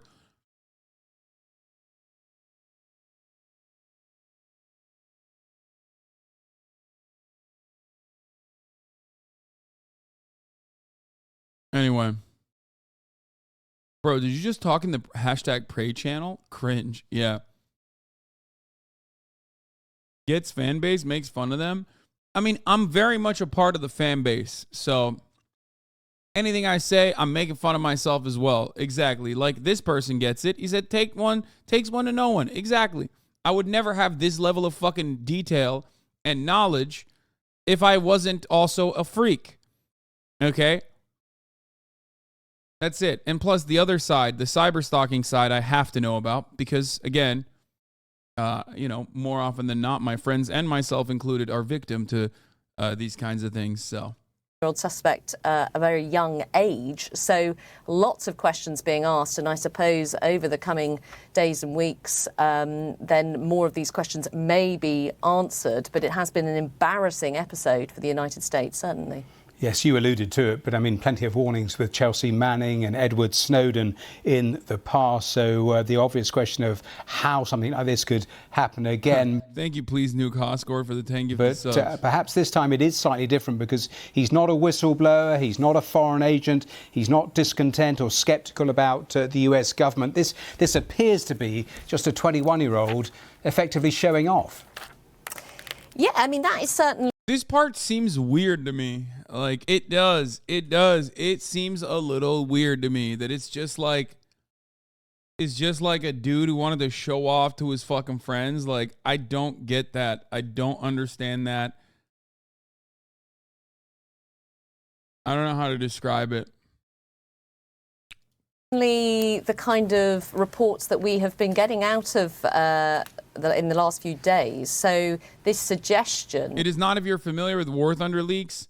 No, I am familiar with War Thunder leaks. That part does make sense to me because it's like specifically directed. War Thunder leaks didn't happen because someone was like trying to flex. It happened because they were literally fighting against one another. And the level of classification for War Thunder leaks was nowhere near what we're talking about here. War Thunder leaks happened because people basically were arguing on the missile systems and I believe like the real life the real life capabilities of a F-16. That was literally like, the most A-worded engineering argument that you could have had. And that's why it happened, because people were like demanding that there be more accurate planes in their fucking milsim. Yeah. That and what they leaked in that circumstance wasn't even like technically the same. It wasn't the same level of classification as like ongoing war and U.S. surveillance efforts. You know what I mean?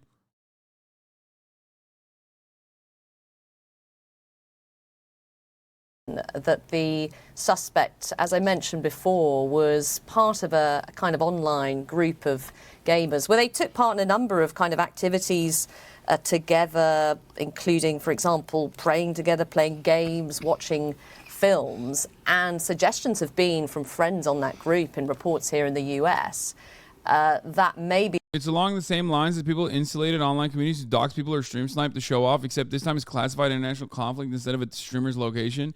Yeah, no shit. So it is very different. Yeah, exactly. One is the American military, the most mighty fucking, the most capable institution on the fucking planet. The other is like a random streamer. You know what I mean? With pretty much no defense against that kind of thing. It's just a matter of access.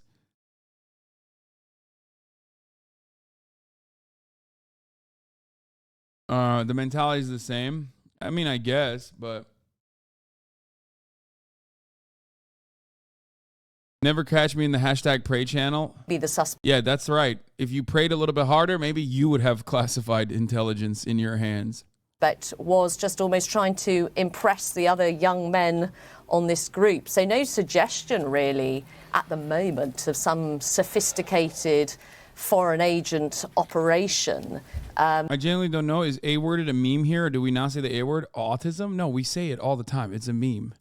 So again, yes, that does raise questions. It does, I think, again, cause some embarrassment for the US government. That's Jessica Parker talking to me as news of those charges. The FBI. Going full Reddit atheist to avoid that never happening? No, you should go full fucking firm believer to make sure that you get the classified juicy intel. What do you mean?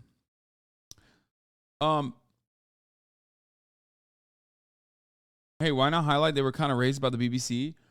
Yeah, that's interesting that they didn't mention that, but, you know, listen, this is a YouTube page that is dedicated to, you know, this was originally the fandom of a YouTuber by the name of Oxide, who makes like super detailed YouTube videos about like, you know, bullets penetrating military armor, all this shit, right? He's like, he does stuff like that. It's the kind of stuff that, you know,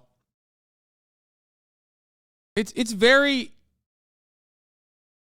enjoyed by a very specific type of person. And I'm included in that, I would say. I watched some of his videos. I thought it was great. Okay? It's very detailed, and he puts a lot of consideration into his videos.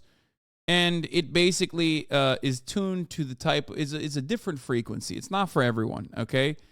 They're gun perverts, they're gun nerds, but it's not even just gun nerd. They're like military nerds, you know? It's very, very, very specific. So anyway, what ended up happening was they split off and created their own little Discord server, led by the guy. Oxide is literally an Apache gunner / pilot now. Yeah, he's a helicopter pilot. Yeah, pretty sure. So anyway, he's in the military, and he does like, you know, he covers like military gear, shit like that, whatever. But these guys branched off of that, and they were very, very into like incredibly niche politics. Does that make sense? Like the shit that is not dissimilar to the kinds of like weird nonsense that we look at on a daily basis, where you know, the left-wing equivalent of that would be like promoting Jewish supremacy, things of that nature. You know what I mean? But they were weaving in and out, as far as I understand, from a little bit more additional investigation that I conducted behind the scenes. From what I understand, they were you know, they were the regular poll posters on both sides. Okay, if that makes sense, if you understand what I mean. They're the kinds of dudes that what's his face tracks and talks about regularly. I've had him on the broadcast before. Fuck, what's the guy? The dude who now does, you know, jaw maxing and stuff. Shit, what's his name? I follow him on Instagram. I've had him on the I've had him on my stream before. No, not Brace. No, Brace doesn't know any of this shit. No. No, not Felix either. Not iDubbbz, man. What the fuck? No, you guys are Joshua Citarella. Thank you, Skill Cylinder. Joshua Citarella. Exactly.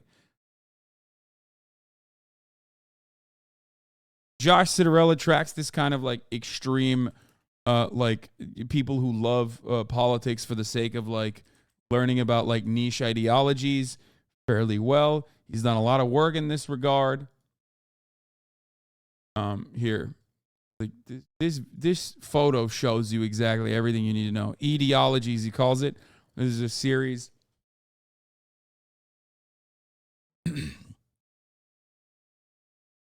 Anyway,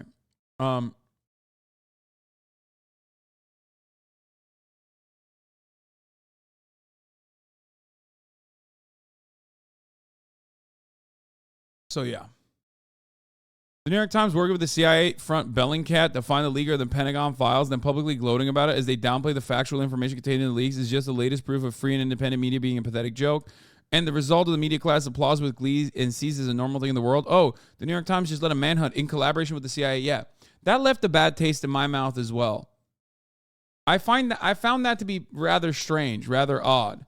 Like, why is the New York Times, like, I feel like, why would you ever go to the New York Times ever if you are a whistleblower, if you're going to go out and, like, literally unmask people who aren't whistleblowing, but still, you know, doing a similar principle, or doing a similar act that whistleblowers engage in.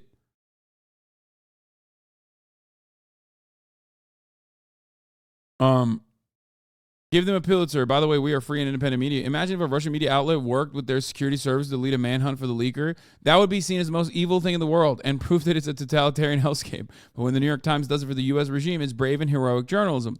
It's hard to believe they actually proudly published this. It's like if Daniel Ellsberg wanted to hand them the Pentagon Papers and they immediately called the FBI and CIA to rat him out and then gloated about it. It's so incredibly bizarre, and it shows how depraved they are. The New York Times has a long history of being a pliant CIA propaganda mill, such as the WMD lies of Judith Miller, famously, if you guys recall, now at Jacob Siegel's Tablet Mag. For CIA agents describing how they utilize media organizations like the New York Times, see this video, and also Edward Snowden covering. I also was an interrogator. The press, did you not when you were there? Well, I had several jobs. One of my jobs was that of analyst. I also was an interrogator and indeed briefed the press when we, the CIA, wanted to circulate disinformation on a particular issue. Disinformation is not necessarily a lie. It may be a half-truth. And we would pick out a journalist. I would go do the briefing and hope that he would put the information in print. For instance, if we wanted to get across to the American public that the North Vietnamese were building up their force structure in South Vietnam. Guys, the subtitles are not matched with what he's saying anyway, but, you know, I made my cam smaller.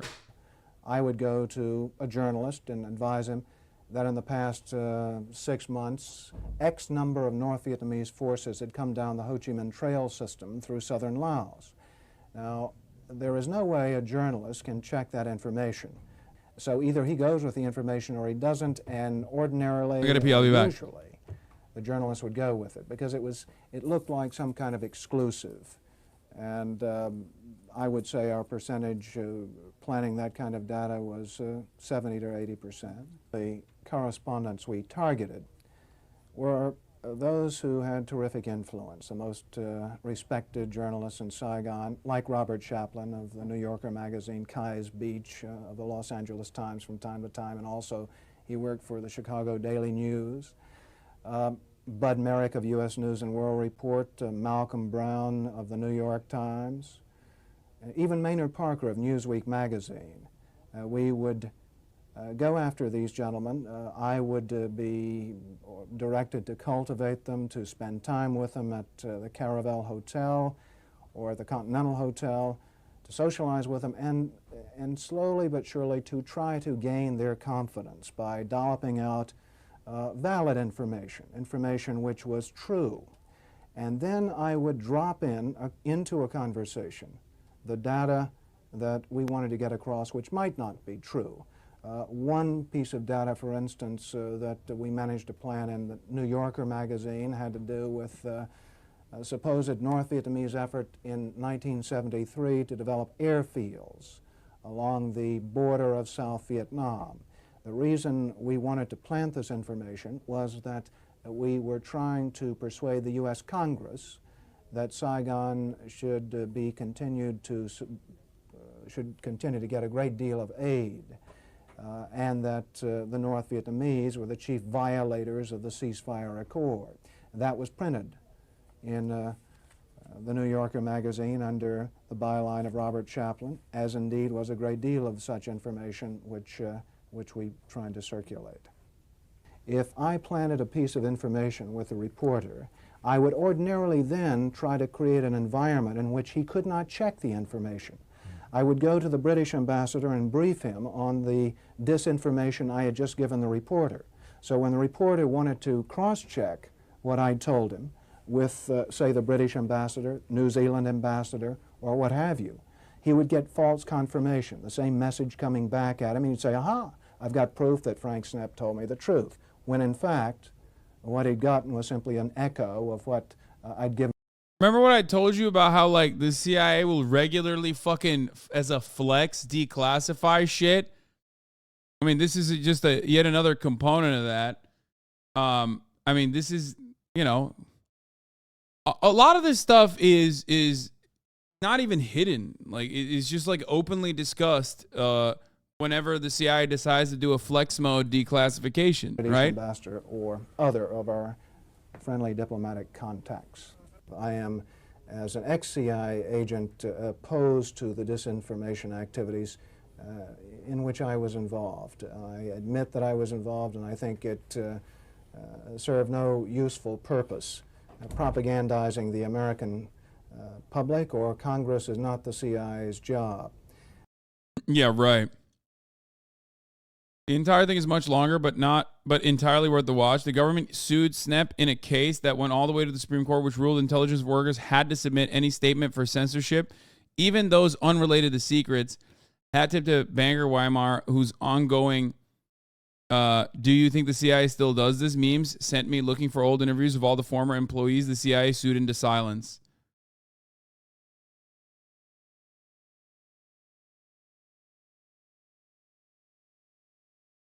So yeah.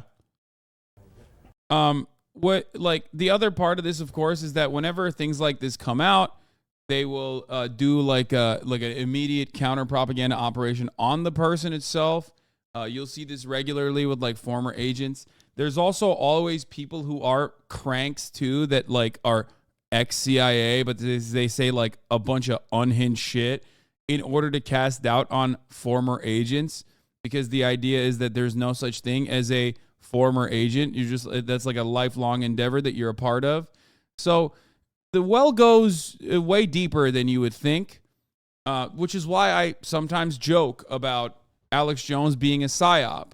The very notion that, like, every now and then he'll inevitably land on the right conspiracy theory or be on the right side, like when he talks about, mass government surveillance since the fucking 90s, for example. When he talks about that kind of shit, people look to that and go,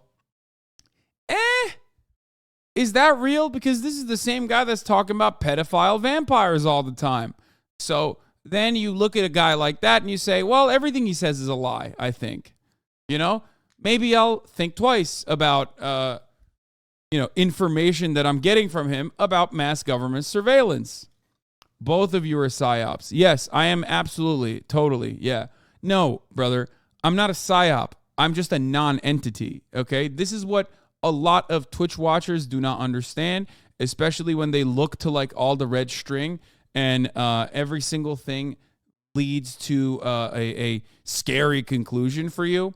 What I mean by that is I get away with a lot of the things that I do because I am a non-entity, okay? Because the government the capitalist governments, Western imperialist forces are so profoundly powerful that they do not see me as a threat. I do not constitute as a threat. Okay? That's exactly what a psyop would say. Sure, whatever. If you want to go schizomo with it, you can do that. Yes, I am a psyop. Every one of your podcasters are doing psychological operations. That's what we're doing. Weirdly enough, there's nothing more psyop than like openly discussing how the government does psyops and then telling you all the countermeasures that they utilize or deploy in an effort to cast doubt. But do I think that there is definitely people that monitor activities in Discords that are involved or revolved around this community or even this community as well? Certainly, I think. I'm sure that there's a guy that looks into this kind of stuff. Anyway, yeah.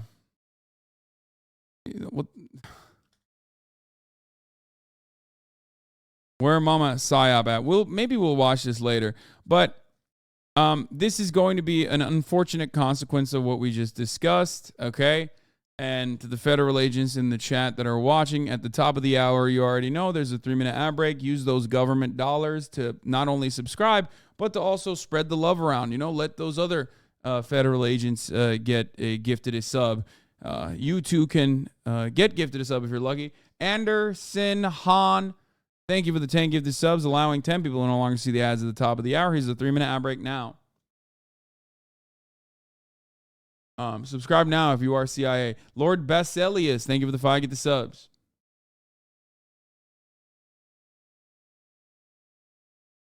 There was a Nazi radio broadcaster called Hal Turner who used to get trolled relentlessly by 4chan, who turned out to be an FBI informant who was tasked with getting the other side to incite violence. Yeah.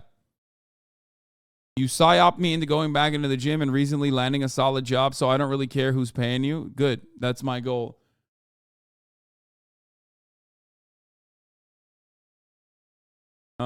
Sakura Gore, thank you for the 10 gifted subs.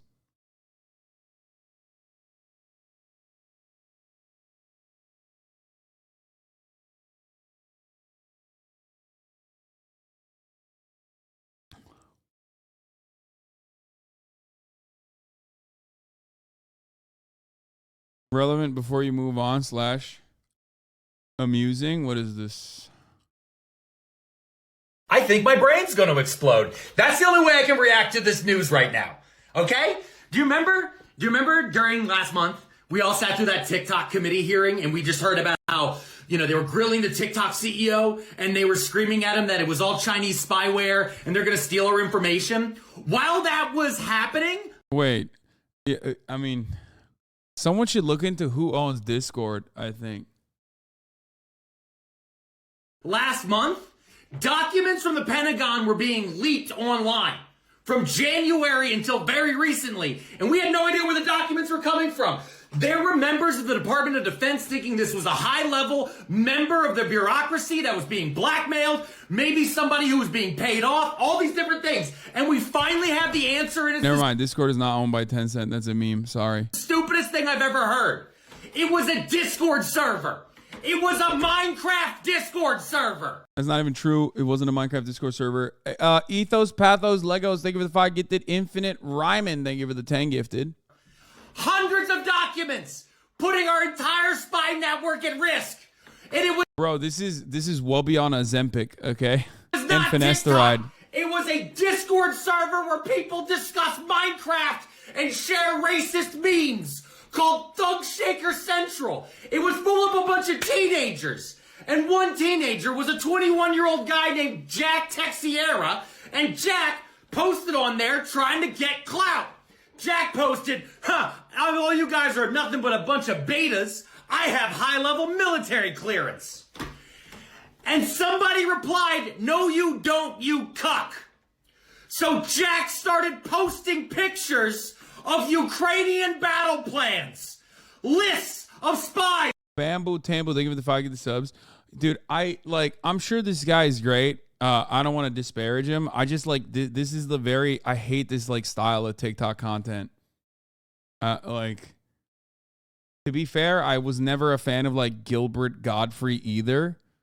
This is like a more serious version of that, so it somehow makes it even worse. You know what I mean? I don't know. It's just this is like when you're yelling at chat. Yeah, when I'm yelling at chat, it's also fucking annoying. I'm sure plenty of people hate it. You'd love it if Bill Burr was saying it. No, if Bill Burr was yelling this much, I wouldn't like it. No matter what he's saying, I see this in my natural reaction is, yeah, I just can't. I can't do it. All over the world that are helping America. And for the record, I'm consistent on this. I have said similar things about Michael Rappaport too. Okay. Anyway, this is. I mean, we already covered all the details of this. I don't know what new thing this is showing us, to be honest.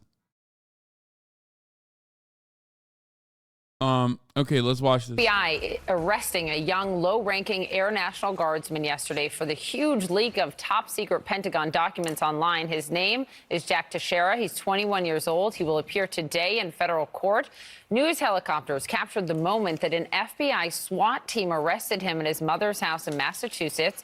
You can see Teixeira walking backward with his hands on his head before agents take him into custody with their guns drawn. He was an IT specialist for a military intelligence unit on Cape Cod. U.S. officials tell CNN he was also the leader of a small private online group of video gamers. I feel like saying specialist makes this more serious. Like, his position was not in any way special, from what I understand. Like, he was like a regular old IT guy at the base. He was an IT guy, which, by the way, listen, this is what fucking happens. That's his rank? No, I thought he was I thought he had a different rank. I thought it was like some kind of like IT what was it, like IT transportation journeyman or something? Like it's that's his rank. Specialist is a low rank. I thought it was what was his actual fucking I guess I'm mistaking his occupation. Well, IT specialist in the military makes it seem like it's more serious than it actually is. It's not.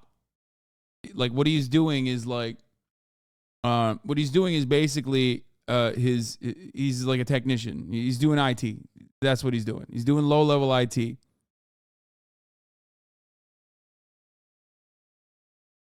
That guy doesn't have a CCNA certification. That motherfucker just plugs in mouse and keyboards for boomers in the base. Yeah, he's an airman first class. That's his rank. Yeah, the Biden admin is also, yes, I already mentioned this, but yeah, the Biden administration looking at expanding how it monitors social media sites and chat rooms after the U.S. intelligence failed to realize that classified Pentagon documents circulated online for weeks. Officials briefed on the matter say.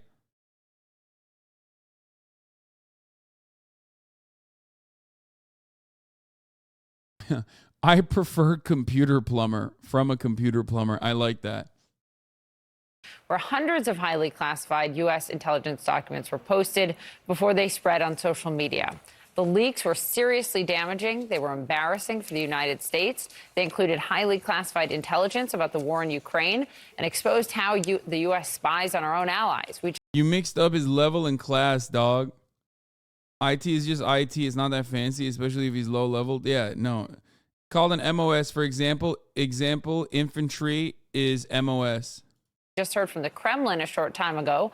Vladimir Putin's spokesman says Russia is thoroughly. Yeah, he's the cyber transport journeyman. Yes, that's the actual title that he holds.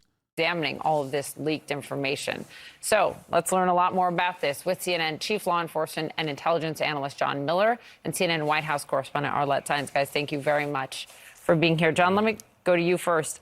You have more reporting on how this was all planned and executed to arrest him. This was a thing where this came together in 5 days, Poppy. I mean, this is like lightning speed Fast. For an espionage case. But yeah, no, it literally came together in 5 days, but it was ongoing for like months. It was ongoing since December 2022. It just came together in 5 days because it left the original small Discord server that they had created and went into, Wow Mao's fucking Discord server somehow. It got there, okay? And then it went to a Minecraft Discord server after that, and then it was over. It was everywhere after that. When they figured out who they were going after and where he was, there's numerous pictures of him online with, automatic weapons, assault weapons. So, going into the house against a trained military person, where weapons are known to be there, was not their first option. They wanted him to go to work that day, get into a controlled environment, have him called down to the boss's office, sit down and say, we're the FBI, you're under arrest. But the New York Times showed up at his door. His name was published in the paper online. Things sped up. And the Boston field office of the FBI made the call, which is, okay, no more waiting. We're not going to hit the house either. We're going to do a surround and call out. You see that armored vehicle come down. You see the agents flank the house. They set a perimeter. And then a hostage negotiator calls into the house and says, my name's Bob. Jack, listen, we need you to come outside now. We need you to do it just this way. Once you come out the door, this ain't have you, your brother. hands up, and then follow the verbal instructions of the agents. Yeah. And when he came out, they could see he's unarmed, he's complying. Can I ask you, look, this they're ain't gonna who arrest you him, are, do the Jack. thing, right? Police have their procedures, the FBI. How on earth? That is a question that everybody at home is asking. Okay, finish the How question. on earth did a 21-year-old low-level person get access to classified documents that had worldwide ramifications? It is mind-boggling. It's a great question, but there's a great answer. Okay. So where he works, not a place that people usually talk about. Okay, no, I think it originally starts, correct me, all the military guys in the chat, but I think it originally starts with 1, neurodivergence, and 2, the ASVAB, or whatever fucking they use in the Air Force. I assume it's the same, okay? When you have certain qualities, okay, they immediately put you in IT and computer shit. Depending on how capable you are, they move you up the ranks on the computer stuff all the way to intelligence, okay? To higher levels of intelligence. So that's where it actually started, okay? My man he's a little bit A-worded, okay? He takes the ASVAB. They go, oh, you do computer stuff. You like computers. Okay. You're a $120 soaking wet. You're already in the fucking Air Force, National Guard. We're just going to put you on the computer stuff, okay? Like we did with everybody else. But with that kind of neurodivergence also comes, this is grossly inaccurate. No, not at all. This is grossly inaccurate. Okay, maybe I'm wrong.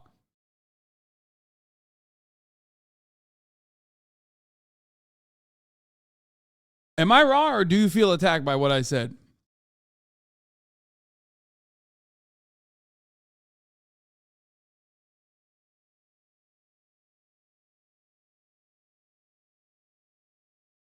Okay, why do people say grossly inaccurate and then they don't actually like correct me?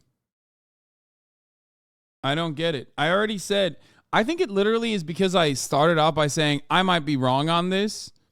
Okay, and maybe that's the reason. Okay. But, I want to know, it's wrong but funny, so it's a better story. Okay, give me the accurate story then.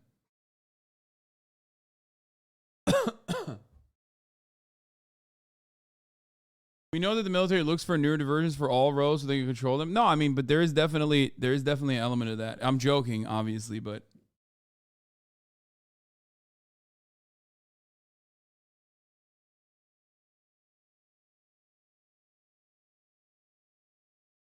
anyway.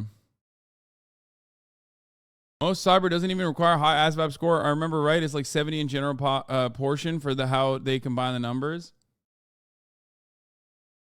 My dad is the president of the military. Yeah, I never said that you're supposed to be smart. You're the ones who associated what I said with intelligence, for the record, like actual brain intelligence. I never said that. I don't think this guy is particularly smart. If he was, he would have at least had a little bit of fucking, a little bit more OPSEC to not show his mother's kitchen counter when he's leaking like physical documents that he stole from the fucking military base. Okay? I never said that he's smart. He's in the military. Not a lot of people in the military are smart. Let's be fucking real. I mean, come on. It's kind of like the principle for the police force is identical. You know what I mean? It's like if you're too smart, maybe it's not great that you're in the military. That sort of thing.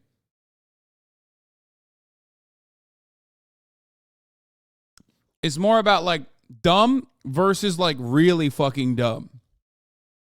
If you're dumb, if you're really fucking dumb and you can actually shoot a bullet, you know what I mean? If you can shoot a gun well, then it's like infantry. Okay, there you go. Go off, have fun. You're dumb, young, and full of cum. But there's no place where like your actual level of intellect is a necessity. Anyway. The 102nd Intelligence Wing. What's an intelligence wing? Those are the people who fly the drones. They're the people who are supporting the Delta Force and the Navy SEALs and regular warfighters in zones all around the world where they need that ISR, intelligence, surveillance, reconnaissance, and where they use those weapons, Predator drones, Reaper drones, Hellfire missiles, Javelins. And that means you don't know what theater you're going to be operating in as things around the world shift. So you need access to a lot of intelligence. But who is he? He's not a pilot flying the drones, although as a gamer, he probably was at home. At work, his job was really network engineering, which is making sure that that network that's taking in those pictures and that audio and that cyber data that they're stealing out of the airwaves is all working and connecting, which of course he's trained for.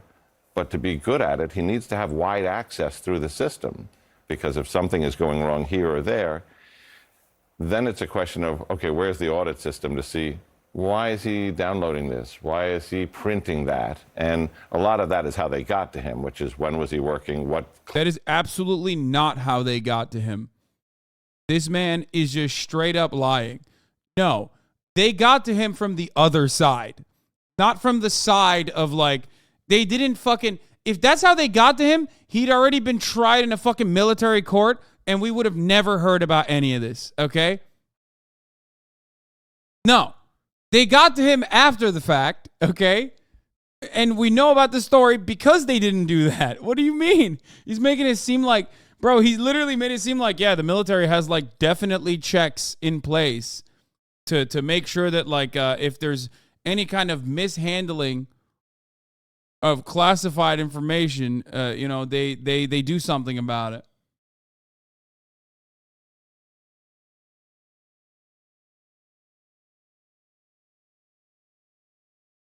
Classified printer was it sent to?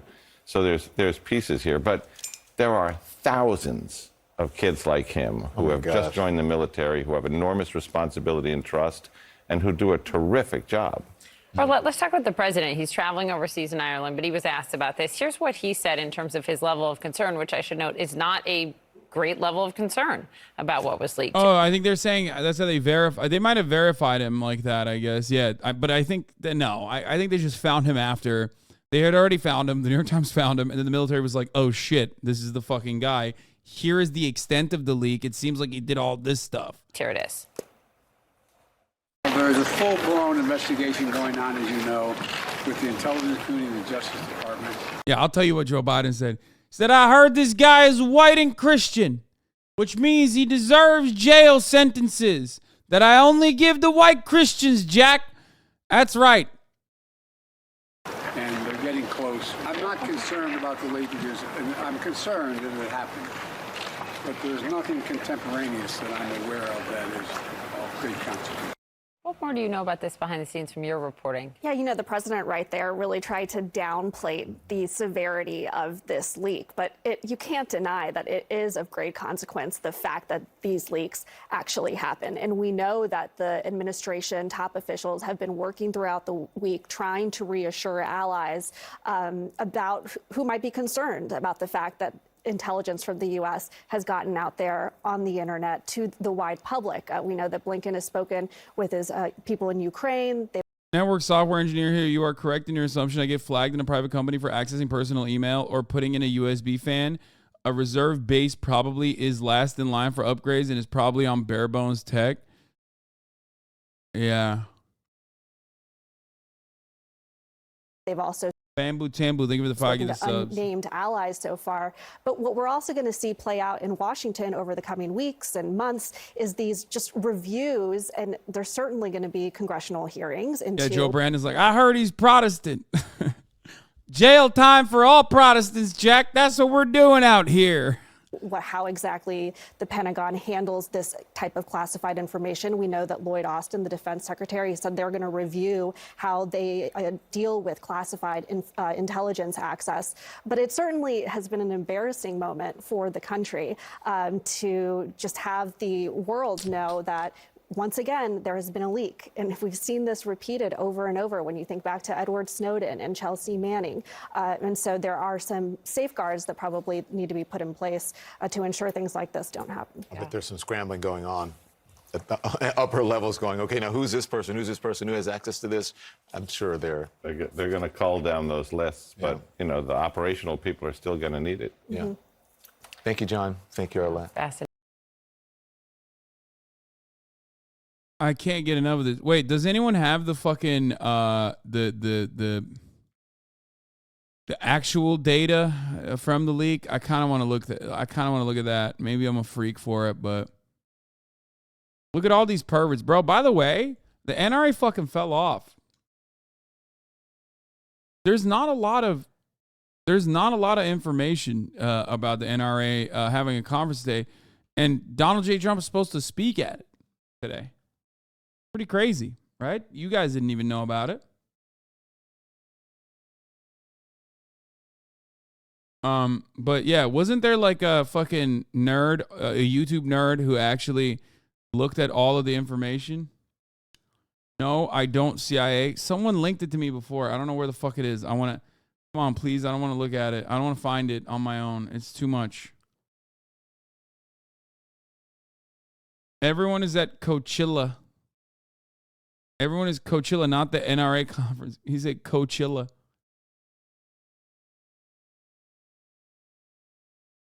Turns out it's pretty bad. Oh my God. That's what's going on. This is crazy, bro. Dude, the NRA has fucking felled off, dude. The NRA done felled off. Room is filling up, except, of course, the large section obscured by the TV cameras. God damn. What is happening? Is the fucking high interest rates hitting the NRA? Like, what's popping?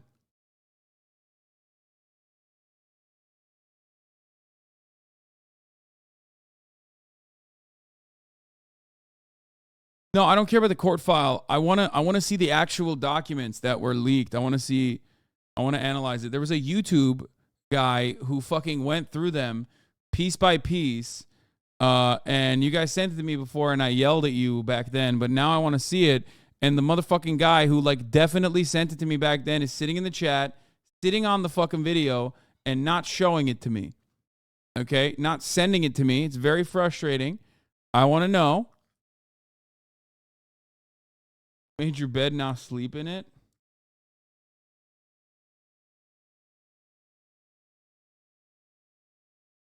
Oh, that guy got scrubbed?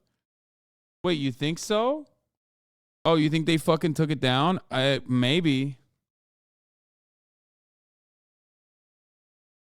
Yeah, well, it would certainly suck. It would certainly suck if someone sent that to me. I would hate that. Okay, I would fucking hate it.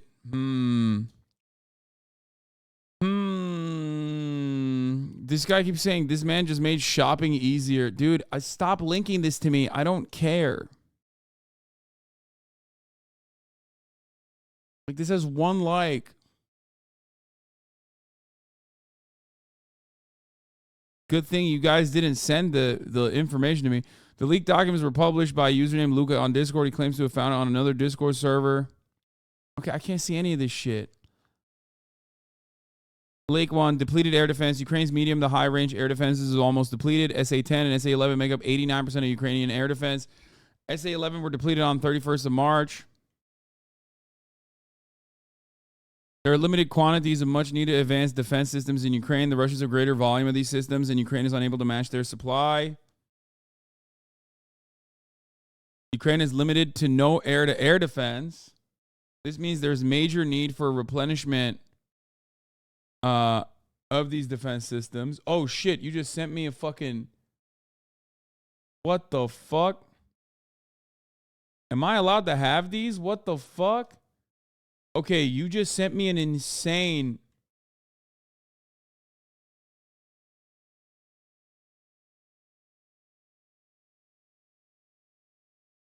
Bro, this doesn't look like I'm supposed to see this. Oh my God.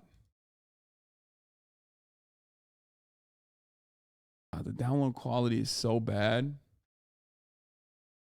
Okay, maybe we shouldn't look at this, to be honest.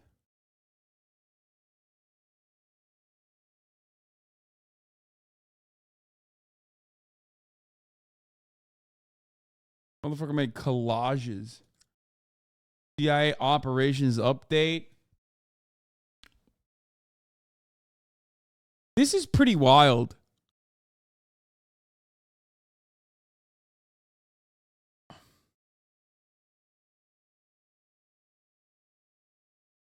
I mean, this is literally just like Ukrainian president suggests striking unspecified Russian deployment locations in Rostov, Russia.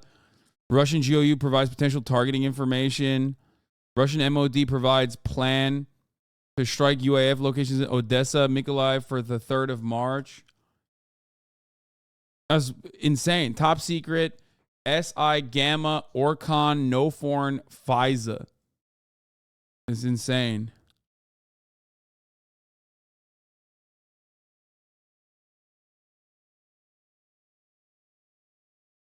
Am I not allowed to show this?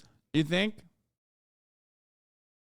Those are not it, bro. They docs are in PDF format, not taken with a shit cell phone. Also, good luck with the Trojans when downloading the files, bro. I don't know if I'm allowed to show this or not. Maybe I'm not. I don't know.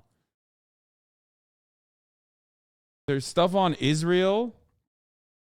Jerusalem adopts the Turkish model for Ukraine aid. Israel, pathways of providing lethal aid to Ukraine. Scenarios that could drive Jerusalem to provide lethal aid. Russia expands strategic assistance to Iran. Israel expands outreach to the U.S. for counter Iran operations. Expanded adversary air defense presence and use in Syria. Yeah, no, all this stuff is on. None of this stuff I think is like super, super classified or anything like that. Russian advanced Bakhmut. I don't care about the Russian stuff. I want to know the other shit. What the fuck? They have a YRJ dam ERs failing. BDA from recent strike. Holds arming lanyard ring. Caution if red shaft is visible. Linkage is unlatched. Plunger. The JDAM ERs aren't failing. However, the two factors that have contributed to duds and or missiles. Bomb fuses are not arming at release. GPS signal acquisition.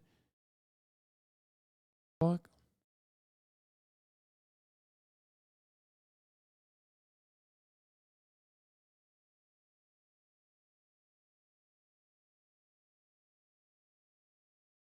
Why doesn't this have any of the China stuff? That's what I wanted to see. Like that's the interesting stuff for me. I don't really care about anything else. The U.S. allied partner and UAF combat power build. Based on known contributions, training pathways, and projections, 12 combat credible BDEs can be generated for spring counteroffensive internally by Ukraine, not depicted. Oh, this is the Ukrainian counteroffensive. Yeah, Ukrainian allied forces counteroffensive strategies. I don't care about this. I want to know about, like I said,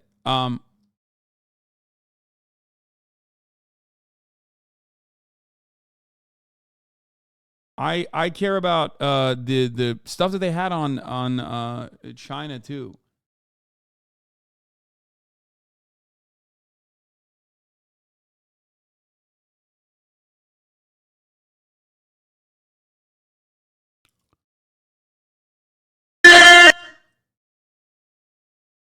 Take a week off for that. Thank you. You deserve it. You deserve worse, but I'll just give you a week off because I'm feeling good. I'm in a good mood. China agreed to secretly arm Russia, leaked Pentagon documents reveal. Intercept of Russian intelligence shows Beijing wanted to disguise lethal aid as civilian items, says report. Bro, this is the most America shit I've ever seen. That's crazy. They're calling it China aid. Like US aid. They're calling it China AID. It's crazy.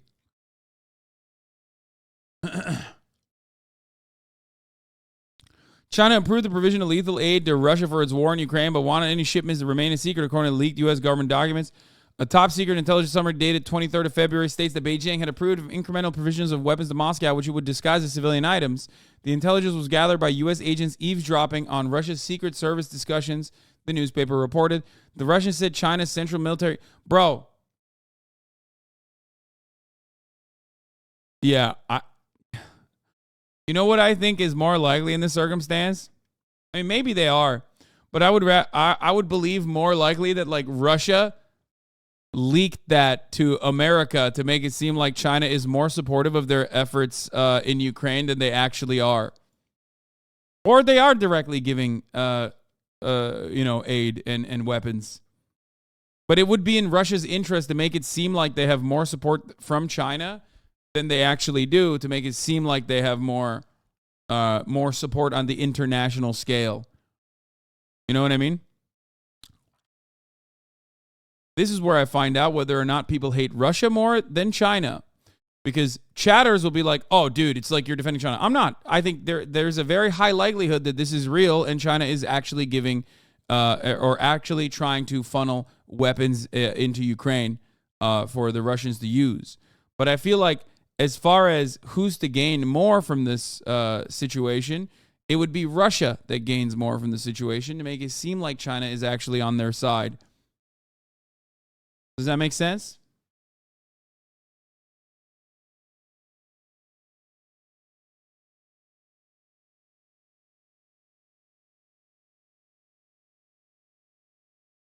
I'm not clicking on dumbass links. Fuck you guys.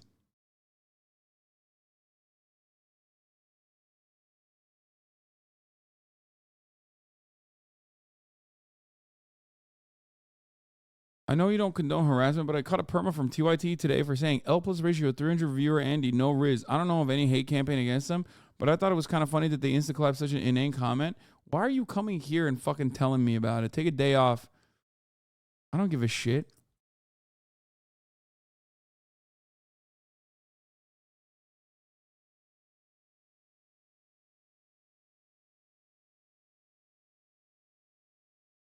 The files were in part of a large batch of leaked classified documents that appeared on the online platform Discord last month. He went to Boston today. It's like identical to the Washington Post article. Yeah, I mean, it's like boilerplate.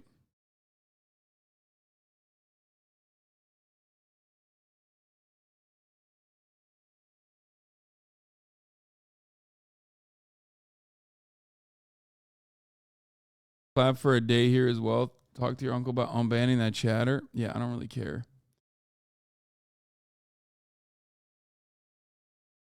China vows not to sell arms to any party in the Ukraine war. 2 hours ago, China won't sell weapons to either side of the war in Ukraine, the country's foreign minister said on Friday, responding to Western concerns that Beijing would provide military assistance to Russia. China has maintained that it is neutral in the conflict while backing Russia politically, rhetorically, and economically at a time when Western nations have imposed punishing sanctions and sought to isolate Moscow for its invasion of its neighbor. Oh, this one is just like simply about the Bakhmut cauldron and like the actual like military stuff that's oh, that's why I didn't watch this video, because it's like nerd shit.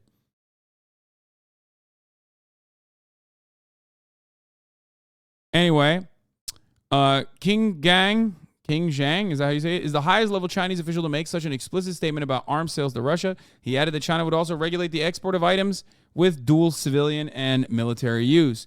Regarding the export of military items, China adopts a prudent and responsible attitude. Kin said at a news conference alongside visiting German counterpart Annalena Baerbock.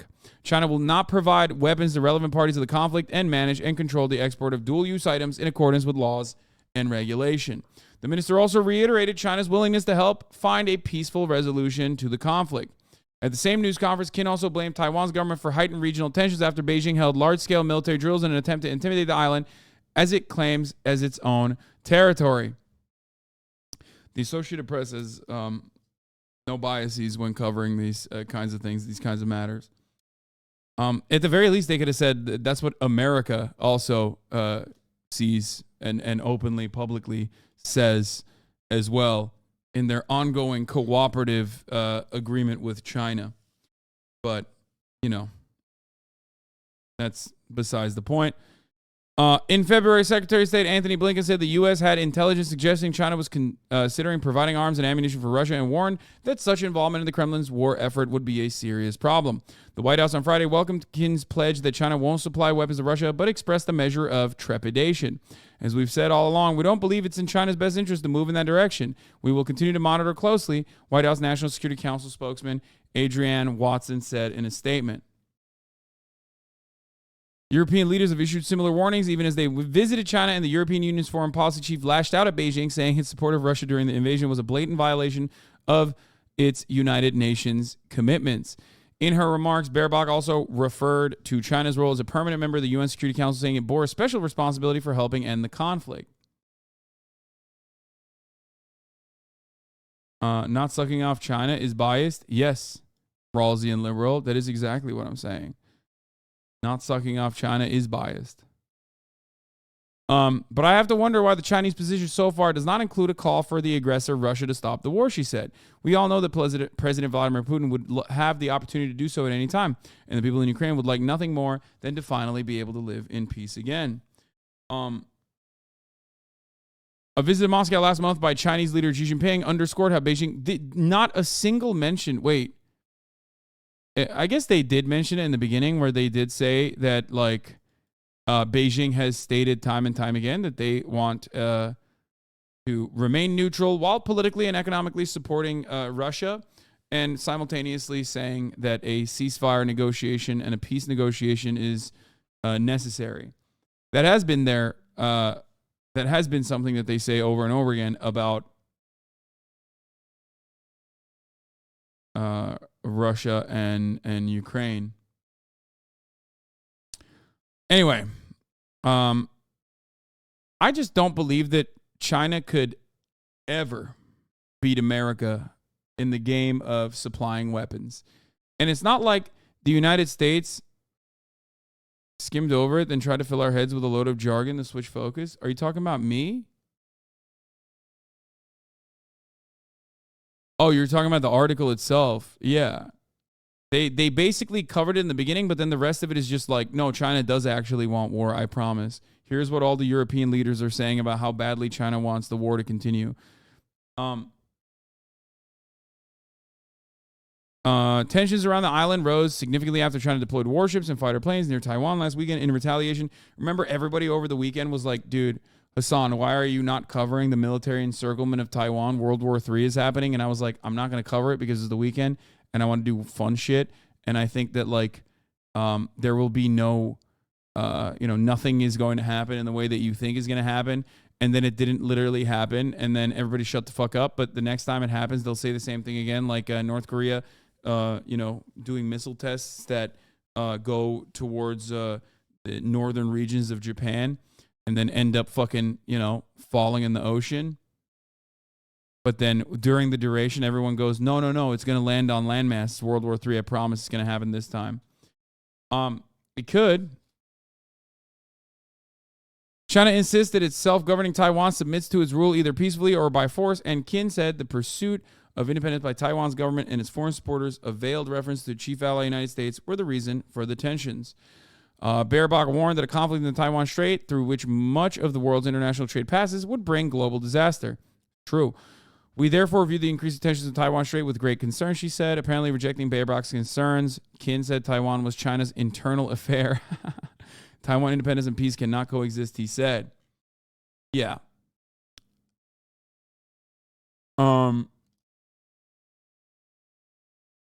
Stop saying kin is chin. Okay, my bad. So, there is that. Speaking of China, you know, you always love to see your faves link up. Your hot take on trash The whole anime take is getting some traction on TikTok. you have. This one's a spicy one. Okay. So a lot of people have opinions on Attack on Titan, on like whether it's fascist or communist. I don't care. It's the only, I'm not a big fan of this genre, but it's the only mecha anime I watch. Attack on Titan is a mecha anime. Let's discuss. What is there to discuss? There's nothing to discuss. You know what? No, he's right. No, don't. Yes, he's right. Question. Is Ratatouille a mecha? Because if Attack on Titan is, Ratatouille's a mecha. Technically, it could be. Oh my okay? God. Technically, it could be. But if AOT is not mecha, then what about Eva? Ooh! They ended on that high note. He's right. It's a mecha anime. So was it Ratatouille is not a mecha anime. It's a mecha movie. Lula is securing us some sweet railroads in China. Yeah. Oh, yeah. Before I forget, like I was saying, you love to see two of your faves link up. You know what I mean? It's like a collaboration, right?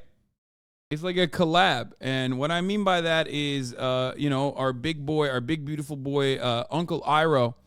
Of course, I'm talking about Lula is in China, and he is linking up and doing world peace shit with Xi Jinping.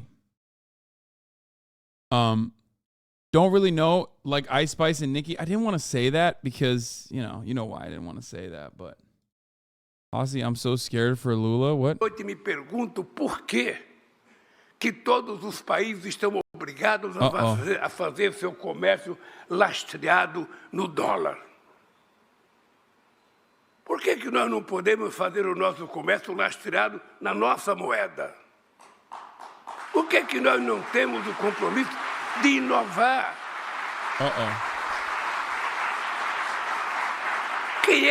Quem é que decidiu que era o dólar a moeda?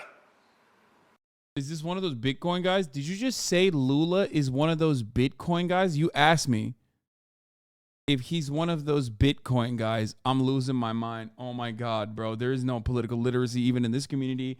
I have failed you, okay? I have failed you. No, he's not one of those Bitcoin guys, okay? He's talking about why all matter of global trade is conducted on the dollar, and America has almost complete control over that versus countries moving away from the dollar when they're doing trade so they can have a similar level of control over their own currency that America can't, like, you know, take actions against. Depois que desapareceu o ouro como paridade, por que não foi o ien? Por que não foi o real? Por que não foi o peso? Porque hoje país precisa correr atrás de dólar para poder exportar. Quando ele poderia exportar. Why then? What do you mean why What? Why would America concede to, like, removing a gigantic influential force of might that they have in their fucking arsenal? This is literally like a more real and more legitimate advocacy towards, like, denuclearization, for example. This is basically like saying if America was the only country that had nukes, someone was like, America should no longer have nukes. And they actually had the power to back that up because they somehow weirdly controlled an aspect of the nuke. You know what I mean? America would never give that up. And in many ways, it's more powerful than a fucking nuke anyway. Like, Brazil demands explanation for U.S. over NSA spying? Yeah. I mean, they did it to England too, but of course, England is way more cucked. A sua própria moeda? Mas por que banco como os BRICS não pode, sabe, ter uma moeda que possa financiar a relação comercial entre Brasil e China, entre Brasil e os outros países dos BRICS?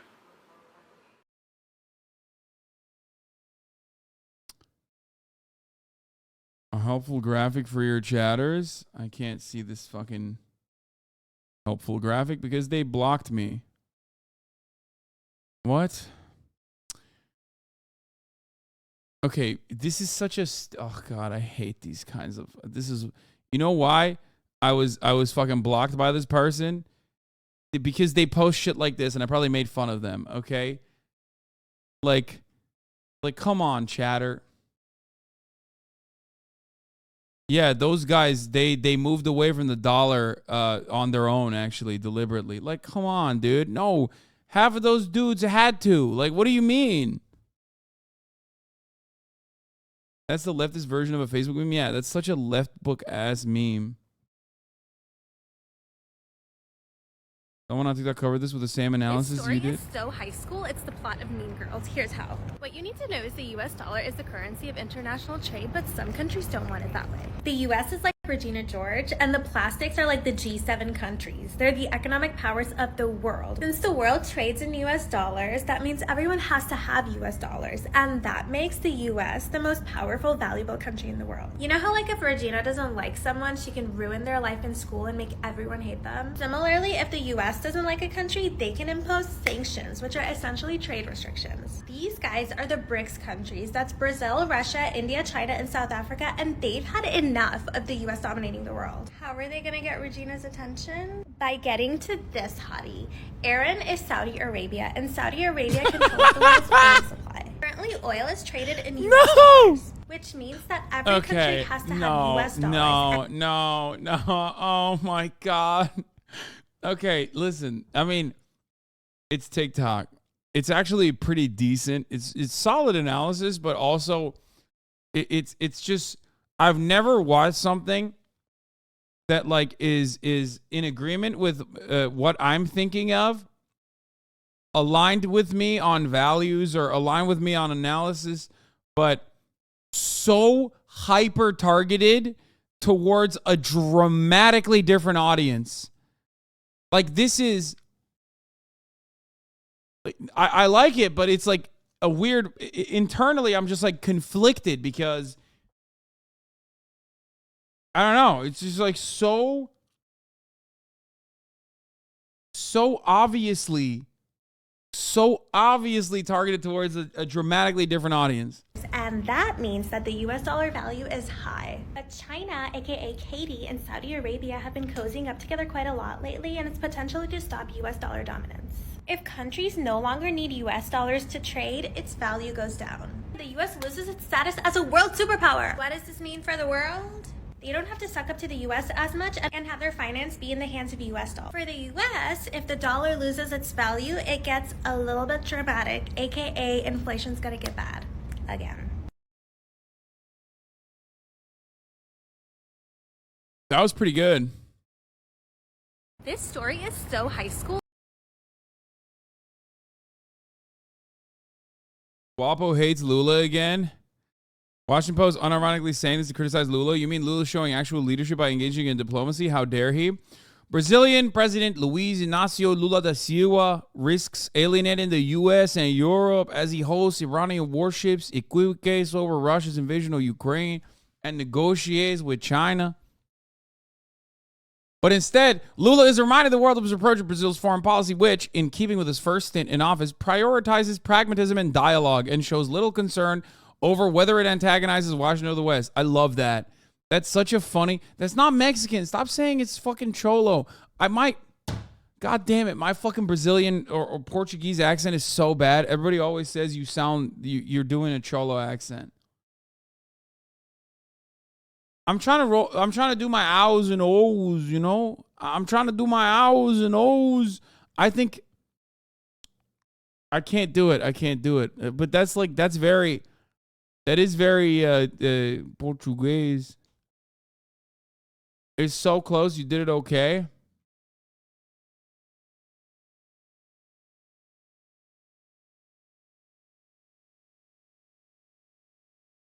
Your accent is pretty decent, relax. Maybe people just don't know the Portuguese accent, so they immediately think like, Latiner, that must be a Cholo. That's probably what it is. The Cristiano Ronaldo. Right? Cristiano Ronaldo. Maybe it's you that fucking thinks I'm bad.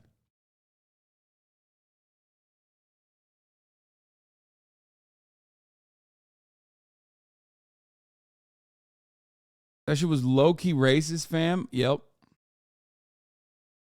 No, I'm Puerto Rican. It's you, bitch.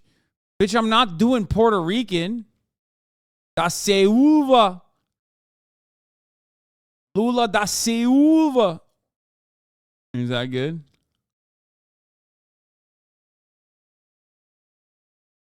It's 100% not close. It's just a Mexican stereotype accent. It really isn't close to Portuguese accent. Oh, fuck. I'm fucking it up. Okay, whatever. I'm Brazilian and that's atrocious. God damn it. You know what?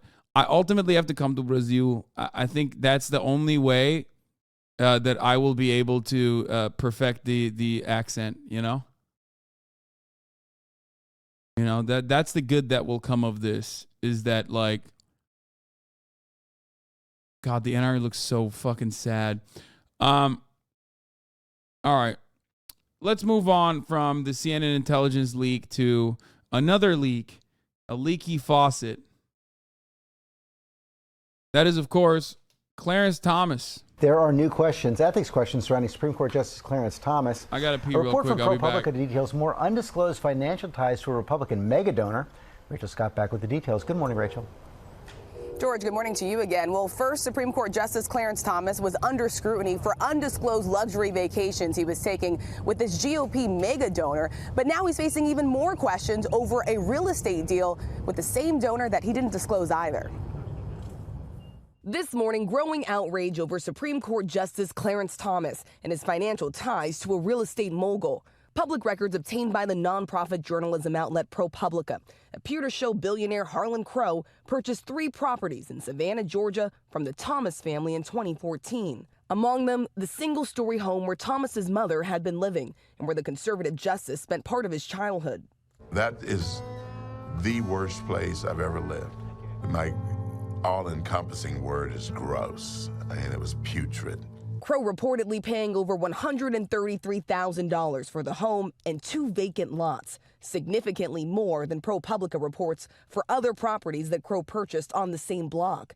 Just $40,000 for a pair of buildings bought a year earlier. In a statement to ABC News, Crow said the properties were bought at a market rate with the intention to one day create a public museum at the Thomas home dedicated to telling the story of our nation's second black Supreme Court justice. Either way, Thomas now faces legal questions after failing to report the purchases on financial disclosure forms. Although Supreme Court justices are not bound by any code of ethics, a decades-old federal law requires disclosure of financial transactions over $1,000.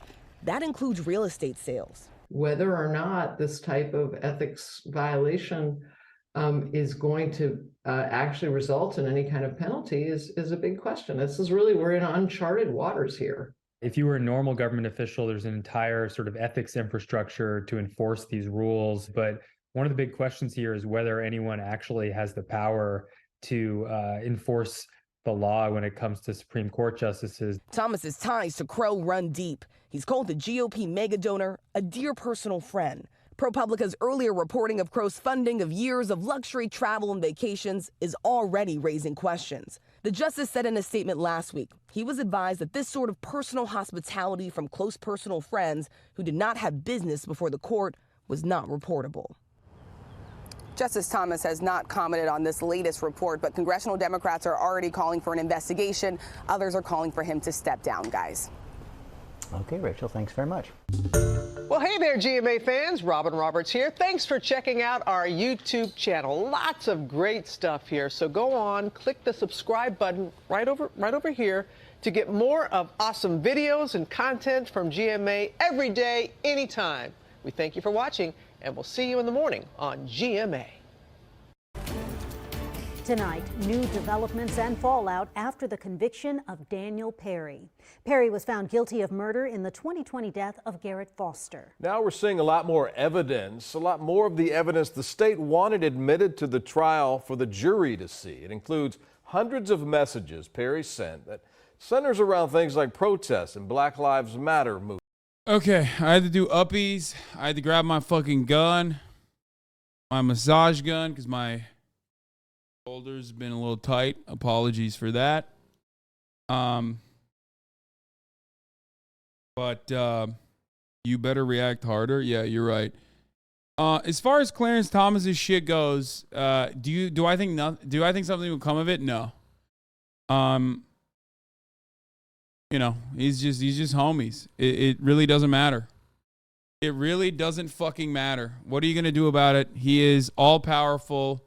He is literally he's one of the most powerful political entities in the country, in the nation. His goal and his job security is endless. I already heard HasanAbi give a take on Supreme Court today. Yeah.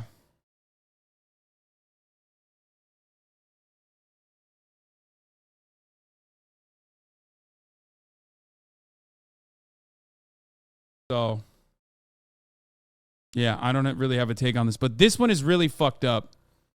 So, you guys already know who Daniel Perry is, a convicted murderer who went to a Black Lives Matter protest, drove into a crowd, and executed Air Force veteran. What was his name? I'm forgetting his name right now. Well, but he executed a Black Lives Matter protester. Oh. And Garrett Foster, thank you. He executed Air Force veteran Garrett Foster. And the trial was pretty unhinged. Ultimately, he was found guilty, okay? Daniel Perry was. And now Tucker Carlson and numerous other far-right weirdos are trying to get Daniel Perry to be pardoned by Texas Governor Greg Abbott. Texas Governor Greg Abbott basically said he was going to do that immediately. He's like, come on, immediately bring it over to my desk. I'm going to pardon him immediately. Well, while that happened, okay, during that process, more details came out. Now, during the court proceedings, we've heard that the reason why Daniel Perry got convicted of murdering a Black Lives Matter protester and not being able to utilize stand your ground in a state like Texas, where he was convicted by a jury of his peers, by the way. And that's a pretty hard thing to stick in a state of Texas. When you fucking kill someone and you say, I was in fear of my life, so I killed them, especially someone like there's a Black Lives Matter protester, they pretty much say, okay, well, here's your deputy sheriff's badge, right? So the idea that this person would be found fucking guilty is he had to have there had to be a lot of evidence, and certainly there was. For example, there were numerous text messages and numerous social media posts where Daniel Perry openly talked about how he wanted to kill Black Lives Matter protesters, how he fantasized about it. Okay? So just understand that. The bar is exceptionally high for first-degree murder.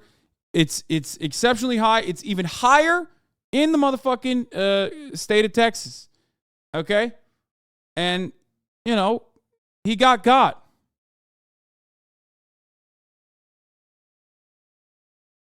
No, it's even Rittenhouse 0.5 beta edition. Not really, because even in the Rittenhouse case, there is more evidence that Rittenhouse utilized to at least cast doubt. The judge was expressly on Rittenhouse's side, wouldn't allow additional information like Rittenhouse fantasizing about also murdering people that he called looters and thugs to be, called into question by the jury. That called into be he would not allow that. That was not allowed in as evidence. We saw that afterwards. But in this circumstance, it directly corresponded to the court case. The judge allowed it to happen. The judge allowed that to be, brought up in the court case. And not only that, but also it was totally fucking unprovoked. Whereas in Kyle Rittenhouse's at least first kill, right?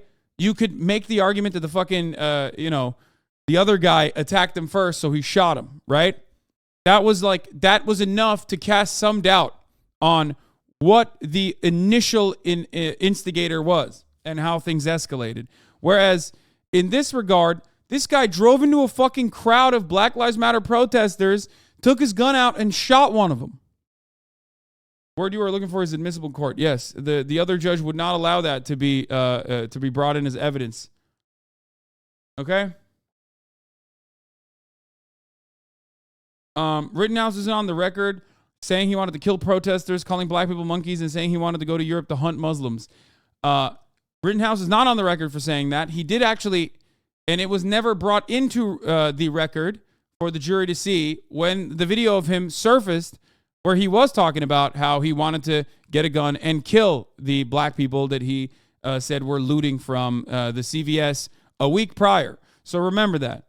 But this guy did. Daniel Perry was found guilty because there was so much overwhelming amounts of evidence that he wanted to put himself in a self-defense style situation. Okay? KVUE senior reporter Tony Polhetsky got a hold of those documents and shows us how they may impact Perry's sentence. Brian and Quita, this is the document Judge Clifford Brown considered when looking at what to allow the jury to see during trial.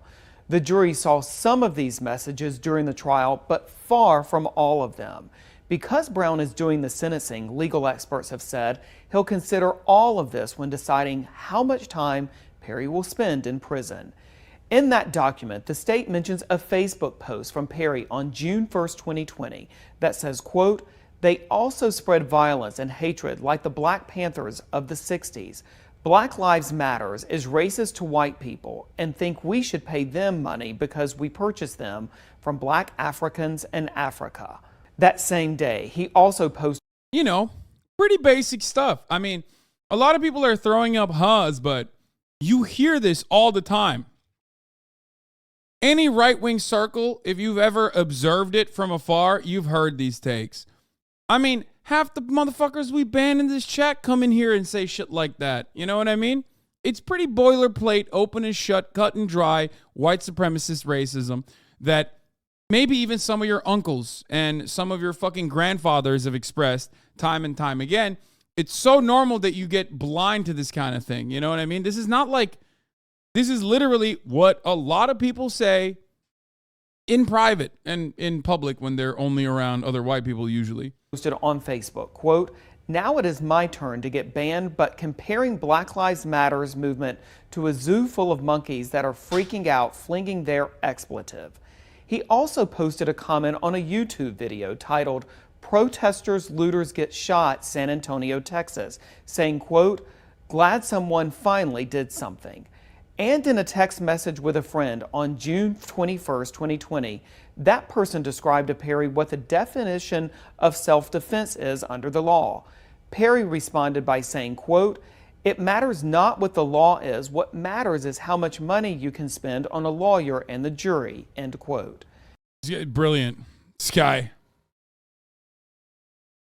This guy definitely had he had some really smart legal takes, it seems. And the state also pointed to an online search Perry made where I guess he just didn't spend enough money on the jury nor on a subscription to avoid the top of the hour ad break. You know what I mean? Kind of like that. It doesn't matter. At the top of the hour, there's a 3-minute ad break, whether you want it or not. Now, if you no longer want to see that ad, all you need to do is subscribe for $5 or for free with a Twitch Prime. By connecting your Amazon Prime account to your Twitch account, you get 1 free Prime subscription a month. You can also get gifted a sub if you're lucky. Some people are, not many are. You know, you can make your own luck, though. But thank you, Rent Control Ryan and Bamboo Tamboo for the 5 get the subs, allowing 10 people to no longer see the ads at the top of the hour. Here's the 3-minute ad break now. Now, you're saying this isn't going to change anything, though, is it? He's still going to get pardoned by that demon, isn't it? The only thing that I can see to ensure that this person does not get pardoned is if the Democratic Party and the media actually did something and it wasn't the fucking KVUE news report with 1.5K views that is covering this shit, but actually CNN that was covering it every goddamn night with the same intensity that Tucker Carlson's been covering lies about the Daniel Perry court case in an effort to basically galvanize the base and develop support for Daniel Perry's pardon. But they're not doing that, and that's the problem. I have rarely seen this issue be covered in the media. I don't see a lot of mainstream coverage over this issue. It is seen as like a non-issue, I guess, or I don't know what the fuck it is. Or maybe the mainstream media is simply waiting for Governor Greg Abbott to end up doing a pardon so that there will be massive fucking Black Lives Matter protests in Texas and police brutality that comes along with that so that they can get more content out of it. I don't even think the media is thinking that far. I just think that they don't give a shit. So TikTok, do your thing. You know what I mean? If you want to do this, if you want to turn this into like a East Palestine, Ohio situation, what you could do is at least, you know, constantly talk about how fucking insane this person is, especially because he repeatedly talked about murdering black people in the most racist ways possible. Okay? That's it. Do not wait until the wheeled demon decides to pardon this piece of shit, because one side is constantly begging for that pardon, demanding that it happens, and the other side is not really talking about it. That is the unfortunate reality of the situation. This is a profoundly white supremacist act. That is the point of it. They want to do it on purpose, okay? They want to pardon this guy because he went to a BLM protest, because he was fucking racist, and he drove into a crowd, and he fucking killed one of the BLM protesters. Doesn't matter if the BLM protester was white. Doesn't matter. That is irrelevant to the point of contention. He wanted to go there and you know, pop off on people and get a legal kill, okay? The reason why Governor Greg Abbott will pardon this person inevitably is because they want to send a message. The reason why Tucker Carlson wants this person to get a pardon is because they want to send a message. We are above the law. You are not. Law and order means law and order for you, not for us, okay? That's the message. Understand that. Now, do I think that if this became a big stink, if this became a big dookie, and a lot of people started talking about it and going, what the fuck? You really want to pardon this guy? I mean, text messages came out where he was like trying to fuck a 17-year-old girl or a 16-year-old girl. Like, what the fuck are you? What?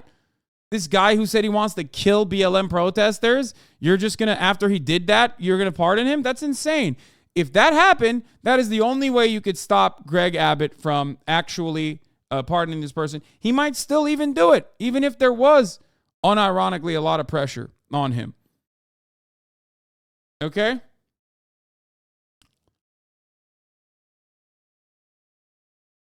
He typed, quote, degrees of murder charges. Those searches all happened in the weeks leading up to the protest in which Foster was shot and killed on July 25th. Perry had claimed he thought Foster raised a gun at him, so Perry opened fire. There are dozens more posts and searches mentioned in this document, many of which, again, were not admitted in trial. But this comes after Governor Greg Abbott called for an expedited review of a pardon. Yeah, here, I'll give you some more, key details of the situation. Okay, you want to see how fucked up this shit is? Here, let me show you. So, some of the racist messages, or a lot of the racist messages, are actually leaked. In addition to occasionally racist messages suggesting Daniel Perry, the man Governor Greg Abbott wants to pardon, was fantasizing about shooting protesters, there are some where he's chatting with underage youth. No nudes until you're old enough, Perry wrote in one message. Daniel's 33. Iazuki says, okay, so I'm 16. I'll be 17 in 3 months. You sure you want me? Post contains an X indicating it was removed from the device. Smart. What state? He says. Huh? She says. What state do you reside in? Nah, you too late, boo, says you know. Outgoing messages, okay. She says, bye. Your loss. Iazuki says, oh, okay, call me. He says, do you have Skype? Also promise me no nudes until you are old enough to be of age. She says, okay. 33 years old.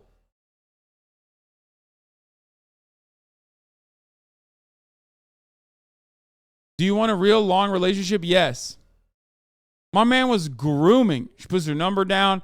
I do not think I'm ready for you to have access to my number. Last time I gave my number to a girl, she spammed my phone with underage news. I had to change my number out of fear of going to jail. Why is this happening to him regularly? He's like, yeah, if you want to talk to me, do it via Skype. That's weird. I'm going to bed. Come up with a reason why I should be your boyfriend before I wake up. He knows she's 16. I also would like to get to know you before I decide if I want you or not. He says, if I like it, I will call you. She says, I don't send nudes. For one, I'm not comfortable. You don't have to if you don't want. Look, I prefer to message for a few days before I call someone. You know, get to know them on an individual basis, like their personality and stuff. I work in a field where I have to be careful not to lose my security clearance because without it, I lose my job. This, again, another fucking military guy with security clearance, by the way, doing some insane shit. This is what happens when the military is the largest. It's the largest fucking, jobs provider in the country. You get a lot of brilliant motherfuckers. Okay? Look, I prefer to message for a few days before I call someone. You know, get to know them on an individual basis. I work in a field where I have to be careful and not lose my security clearance. So why an old man like me? He says, what do you mean? She says, I don't want you. A review of Daniel Perry's cell phone extraction revealed Kick Messenger exchanges between Kick account Daniel and Knives from Trigun and Kick account or on or about Savage Skills. How old are you again? Outgoing message. I never told you, lol. Lol, nope. I guess bye. What? What do you mean by? I am too old. Crying emoji, he says. How old are you then? He says 30. Plus, I am active duty military. My gosh, you old enough to be my dad. But I'm not upset because we can still be friends. I have friends 6 to 20 years of age. I'm a weird person. I feel numb most days, and when I'm not numb, it is because I'm playing video game or my cats. I wonder if I've banned this guy from my chat. Every time I see people like this, I'm like, I wonder. Daniel Perry, the man who Governor Greg Abbott wants to pardon, also chatted with an account known as Rainbow that wanted to do BDSM play and had told Perry they were soon to get their driver's license. It's unclear how old the Rainbow user is.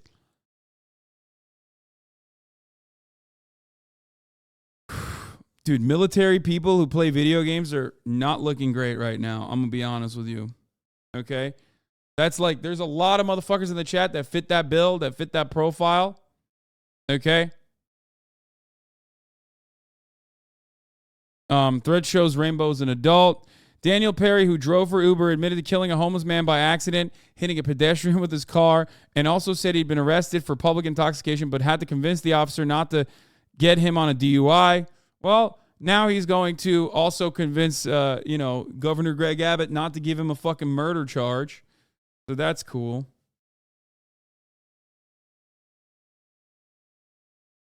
According to this reporter, Rainbow was 26 at the time of the chats, which does not change that Perry had been chatting with at least one person who explicitly stated they were underage. Perry had told him not to send him nudes until they were old enough. Daniel Perry also admitted during a police interrogation that the man he shot did not aim his rifle at Perry because Foster did not lift his rifle out of the low ready position, which had its safety on and didn't have a round in the chamber. Remember Daniel that. Perry's police. I mean, here, this is like the most damning piece of evidence, by the way, that he just like shot him for no fucking reason. Here. I know this is a really stressful time. Oh my God, oh my God, oh my God, he's dead. Oh God. Footage of Daniel Perry's police interview after he killed Garrett Foster was played in the courtroom during his murder trial. Former Austin Police homicide detective David Fugit was the one to conduct the interview with Perry. In it, Detective Fugit had Perry demonstrate how Foster carried his rifle. How high did that barrel come up? We're not worried about right now. Okay, was it aimed at you? I believe it was aimed at me. I believe he was going to aim it at me. I didn't want to give him a chance to aim at me, you know? That right there is the zinger. I didn't want to give him a chance to aim at me. That's it. Like, he openly admitted that the other dude wasn't even fucking aiming his rifle at him. Okay? He was just scared, and he did a fucking accidental oopsie murder. Who amongst us hasn't done that? You know what I mean?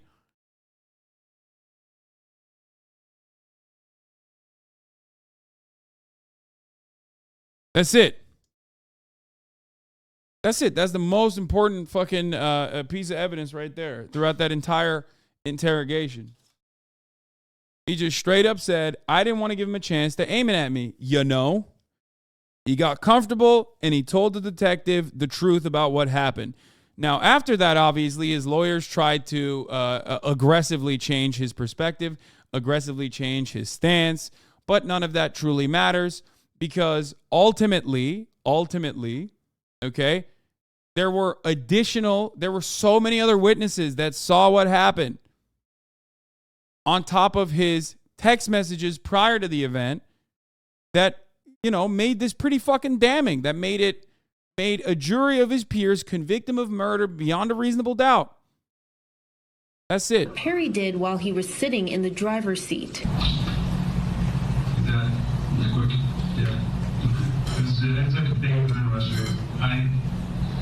I don't want to get shot, so. Perry said he shot 5 times. He believes the whole encounter was less than 15 seconds. Is he active military? Do they just not run at all anymore? Man, listen, he did basic already. He's done. He's done with the hard stuff years ago.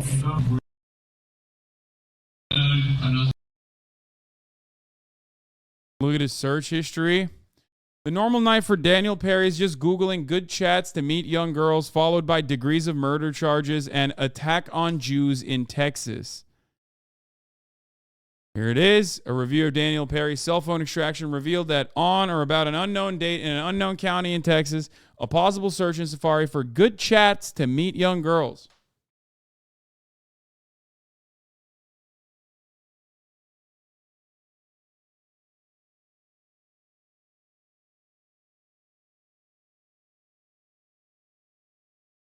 Come on now.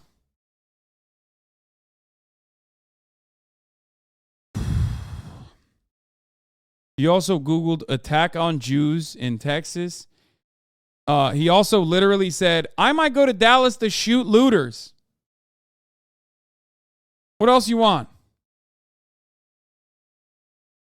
Am I racist for thinking the way the Black Lives Matter movement is like a bunch of monkeys flinging shit at a zoo?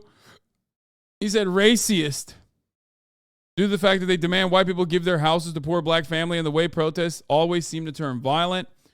For example, my parents own a 4-bedroom house, and the BLM movement believed that my parents should give their house to a poor black family and pretty much live in a 1-bedroom house that they should buy with money that they don't have. Now, under normal circumstances, you look at a situation like this and you go, oh, like this is the ramblings of a schizophrenic madman. But in the United States of America, a nation that never actually solved or addressed its white supremacist underpinnings with routine white nativist, white nativist, well, natalist too, white nativist and white supremacist propaganda, okay?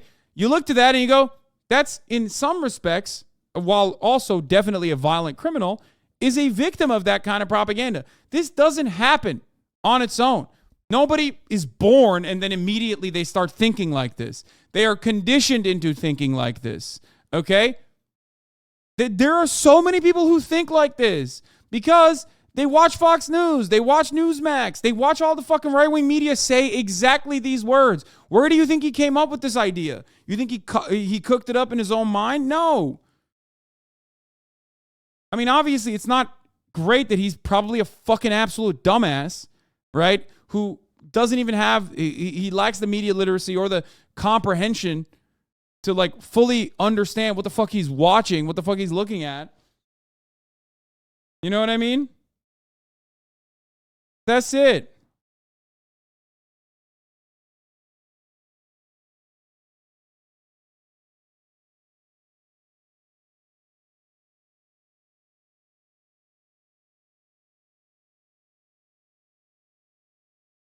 We already covered the underage youth text message. Here's Daniel Perry messaging someone named Rainbow. We looked at that. You know, there's 76 pages of this shit.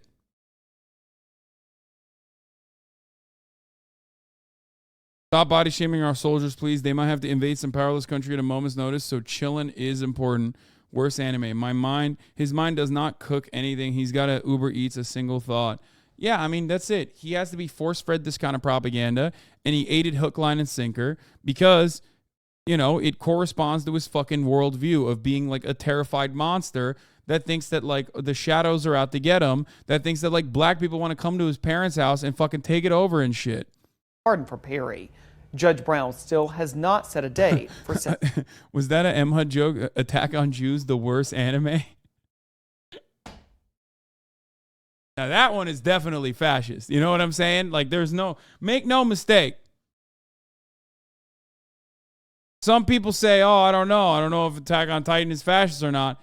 Attack on Jews? Certainly fascist. Menacing. Back to you. Tony, thanks a lot. All new tonight, Garrett Foster's fiancee, Whitney Mitchell, issued a statement about this new evidence. It reads, quote, "This evidence only shows what we've known already, that Daniel Perry went to the scene because he wanted to harm someone who believed in the rights of black communities. The unsealed evidence is despicable and only makes us more proud that Garrett fought for a more just, less racist world. We hope the governor considers this evidence before pushing for a painful and unjust pardon," end quote. Breaking news we're following right now. Former President Trump just wrapped up answering hours worth of questions. Yeah, I don't really care about this deposition or the civil case or anything like that.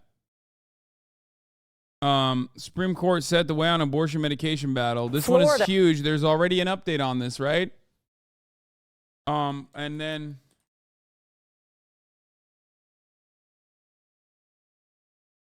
hold on. Yeah, the Supreme Court briefly has restored the broad availability of the abortion pill. A temporary stay on the appeals court ruling is meant to preserve the status quo while the justices study the case, and it did not forecast how they would ultimately rule. This case is fucking bananas, okay? I don't know what is going on internally within the Republican Party because they're just like capitulating to some of the most unhinged, psychotic, ultra-Christian, ultra-nationalist fundamentalists within their base. This is going to further radicalize people across the board, okay? The idea that you would ban mifepristone using the Comstock Act, like, because it's a matter of indecency, is insane, okay? It also would set the precedent that any medication that people find indecent would be, pulled off the market for any particular reason. The drug has been FDA approved since the year 2000. Yeah, it's also beyond, I think, the statute of limitation for things of that nature.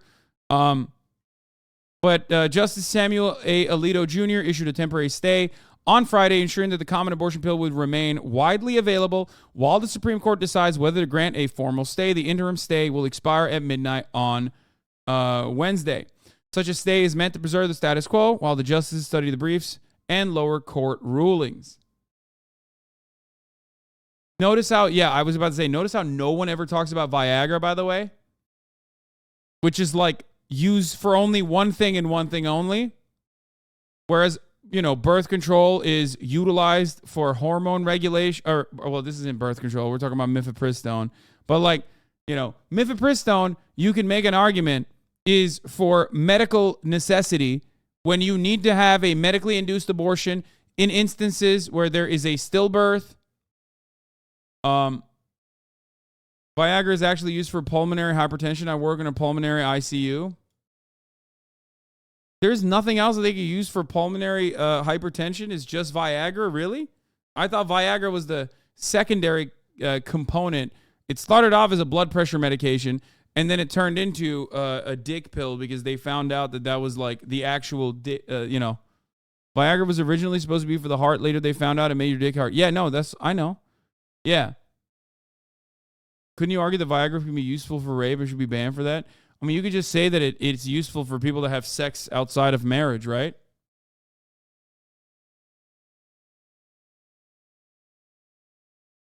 You're talking about minoxidil. That's for BP. No, minoxidil is prostate.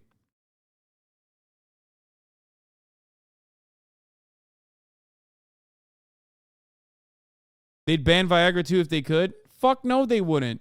You want to know why? Because these old dipshits are the ones who use the Viagra. If you think for even a brief moment that they would literally go after Viagra, you are delusional, brother. I'm sorry. Welcome to the fucking real world where that will certainly not happen. Okay? Speaking of the real world, it's the same, it's the Veep joke, right? If men could get pregnant, you get an abortion at an ATM, which, of course, Stephen Hawking made the mistake of fucking saying, ironically, and now everyone's yelling at him because everyone's fucking stupid on the timeline. I hate that, this is the most significant thing that people want to fucking talk about. Or was it Stephen Hawking? Or no, it wasn't Stephen Hawking. It was Stephen King. Stephen Hawking is dead. What am I saying?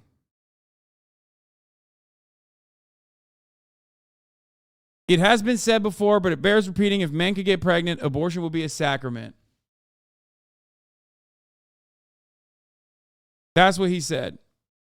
And I saw people go, you're fucking, you're transphobic for saying this because men can get abortions, which is like you're missing the fucking point here, okay? Some of these old creeps would ban it because they were rich enough to still get it. No, they would not do it. I'm telling you, they would not.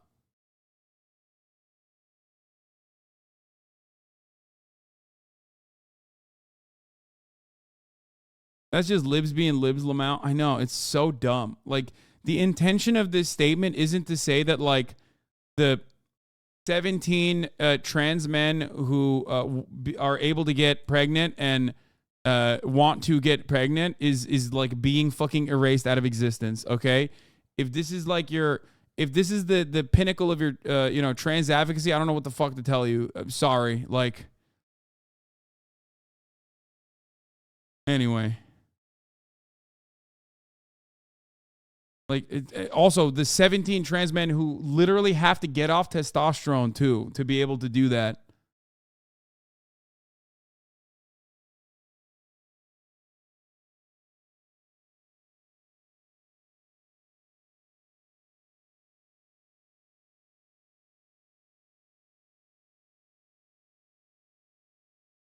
Anyway.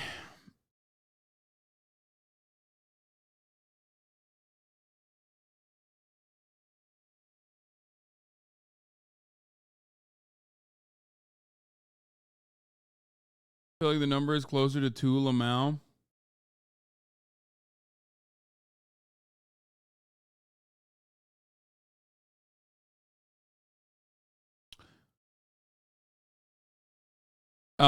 This is a good point, and it's almost a played out point, but it's true. It is accurate, and the same goes for fucking Viagra. And the same goes for the same is the proof of why Viagra will never be regulated in a similar way. And it's also the same principle behind why there's even a conversation around banning mifepristone. Is the latest state to approve severe restrictions on abortion access. Republican Governor Ron DeSantis signed a bill to establish a 6-week limit on abortions if the state's current 15-week law is upheld in court. Meanwhile, the Biden administration wants the Supreme Court to get involved in a legal challenge to a commonly used abortion pill. Nancy Cordes is at the Supreme Court with more. Nancy, good morning. Good morning, Dana. Yes, Florida is a great example of how quickly and dramatically state laws are changing in the wake of the Supreme Court's decision last year to overturn Roe v. Wade. Women in Florida, the nation's third most populous state, will now only be able to get abortions within the first 6 weeks after conception, a point at which many women still don't even know they're pregnant. Our body, our choice! Amid protests in Tallahassee, Florida Governor Ron DeSantis signed a 6-week abortion ban late Thursday night. It's called the Heartbeat Protection Act. We have the opportunity to save lives. We are creating a death sentence for women. Florida now joins the ranks of a dozen Republican-led states that have enacted near total bans on abortion in the 10 months since the Supreme Court undid nearly 50 years of federal protections. And GOP lawmakers aren't stopping there. In Texas, Republicans are pushing to block websites that provide information about abortions. Just this month, Idaho made it a felony to help a minor get an abortion out of state. Women should have the freedom to make decisions over their own bodies. Hell yeah, dude. I mean, these guys love free speech. Remember, they love free speech. They love limited government. They love small government. Oh, wait, they don't. They fucking literally love the opposite, okay? Now, several Democrat-led states are stockpiling abortion medication, the latest front in this fight. Last year, the attacks were on abortion procedures. This year, medication abortion. What's next? Contraception, birth control? All eyes are now back on Yeah. the Supreme Court Yeah. after a conservative federal appeals court panel imposed new restrictions Wednesday on access to the abortion drug mifepristone, blocking mail delivery of the pill, shrinking the window in which women can take the medication from 10 weeks down to 7, and requiring Yeah, this shit was crazy too. Like, they also, the federal appeals court literally was like, oh yeah, we're gonna defend it by literally still further limiting it. It's like, why the fuck are you doing that? It's so absolutely unimaginably insanely cruel for no fucking reason. I hate it. I don't know. person doctor's visits. It's going to benefit America's women and girls across this country. How is it going to? I think what you're gonna have to do is just fucking literally say no. Nope, doesn't matter to me. I don't give a fuck. Just, break the law. Break the fucking law. If you're a blue state, you just violate it. You violate it. You fund mechanisms to be able to like distribute it into red states. Do some crime. I mean, I think that it's ridiculous. What are they gonna do? Have a fucking civil war over mifepristone? Especially when like there is literally no support for it. And the federal government in this circumstance would be on the side of defending mifepristone. We know what happened last time, dude. Fuck that shit. Yeah. It's crazy. It's absolutely unimaginable, dude. It's so ridiculous. It's like one other fucking avenue. You know what I mean? It's like one final avenue that people can utilize, and they want to limit that too. Fuck that. Going to benefit them. They're going to have protections. Again, having to go and meet with a doctor beforehand to determine whether she has life-threatening complications before taking these drugs is essential. Mifepristone is used to carry out more than half of all abortions in this country. It was approved by the FDA 23 years ago. Mifepristone is one of the safest medications we have. It went through not just a normal FDA approval process, but was really held to a higher standard. Polling finds more than 6 in 10 Americans think abortion should be legal in all. Dude, I love federalism, dude. It's awesome. It's so sick. No, it's... Yeah, no, the states' right bullshit is not going to work, okay? Fuck that. No rights. No rights for you, bitch. No state rights for you if this is what you're going to do with your state rights. You don't deserve it. Okay, go ahead. Fight it. Fight it. What are they going to do? They're going to fucking come to California? No. Suck my dick. Honestly. If Gavin Newsom genuinely wants to be president, okay, he's going to have to do a little bit more than just quaffing his fucking hair and having sex with every constituent's wife and mom at the same time, okay? It's just like, he should do this. He should literally, I know that they have a no extradition treaty for other states already for like abortion crimes, abortion related crimes. Have boats on the coast of Florida providing abortion and abortion pills? No, not even that. No, just straight up fucking send mifepristone into Florida. What are they going to do? Suck my dick. Let's say they try to arrest you, right? Good luck. Defend them. Or most cases. Those numbers have a few Republicans, like South Carolina Congresswoman Nancy Mace, pushing for a more moderate approach with later gestational limits and exceptions for rape and incest. I see the pulse of everyday Americans on both sides of the aisle, men and women alike, and they are not with us. They're not with the extreme, far-right, crazy nut jobs that want to go to these extreme places. The Justice Department has appealed these new abortion pill restrictions to the Supreme Court. But if the 9 justices don't weigh in by the end of the day today, those restrictions will start to go into effect across the country tomorrow, Vlad. All right, Nancy Cordes reporting for us. Nancy, thank you. Massive protests overnight. What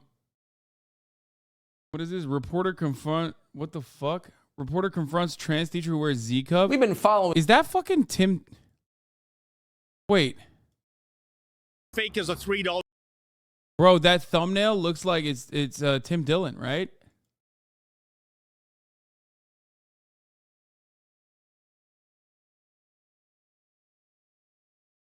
Am I crazy? Bro, look at the thumbo. You can't tell... Bro. How do I see just the thumbo of this? I need to see the thumbnail. What's the best way to see like a large... Oh, okay, here it is. Okay, you can't tell me I'm wrong, okay? Please. The exploding milk porn tits guy. Oh my God. Bro. Yeah, it is fake.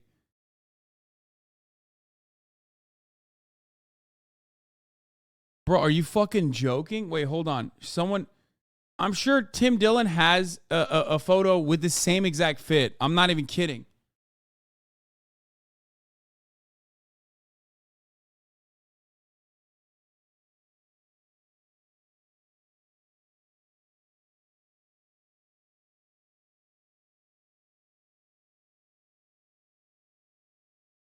I mean, tell me I'm wrong.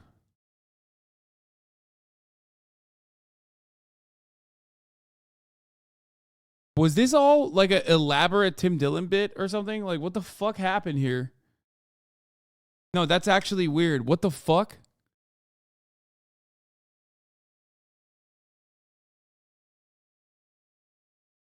Not even close? Really?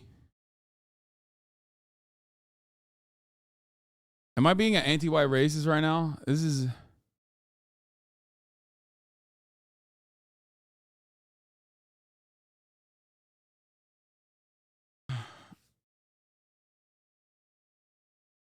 Anyway, I'm not even going to cover the fucking big titty lady who's not a lady at all and was a fucking troll freak.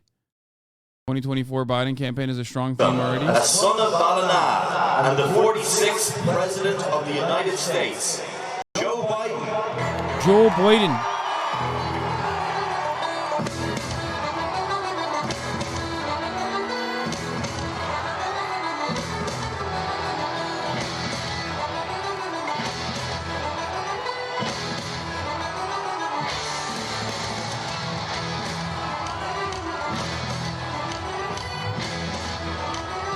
Joe Biden, a son of Ireland.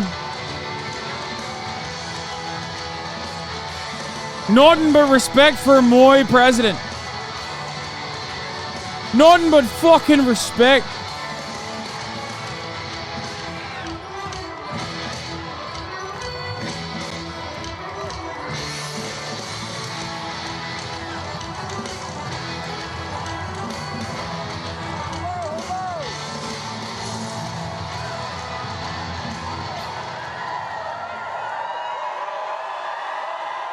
My president out there doing what's right. Mary, I see the light.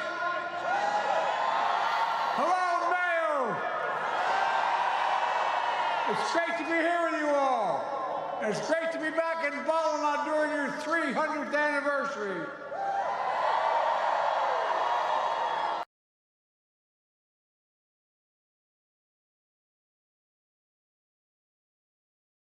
Would he get this kind of reception in America? No, I don't think so. I don't even think he would get this kind of... No, I don't think he would get this kind of reception in America, actually. All right, listen. I'm done with this dumb shit.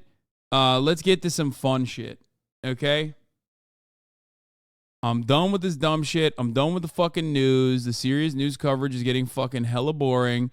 I don't even give a shit about Donald Trump at the NRA convention. He already did it. We literally didn't even watch it because who gives a fuck? First and foremost, one of my favorite journalists, Brace Belden, also known as Piss Pig Granddad, went to a Shenyun Performing Arts. He went to a Shenyun. What is it, like a Broadway show, like a Shenyun musical? 5,000 years of Chinese rule, that kind of thing. This is his character, Racial Jake.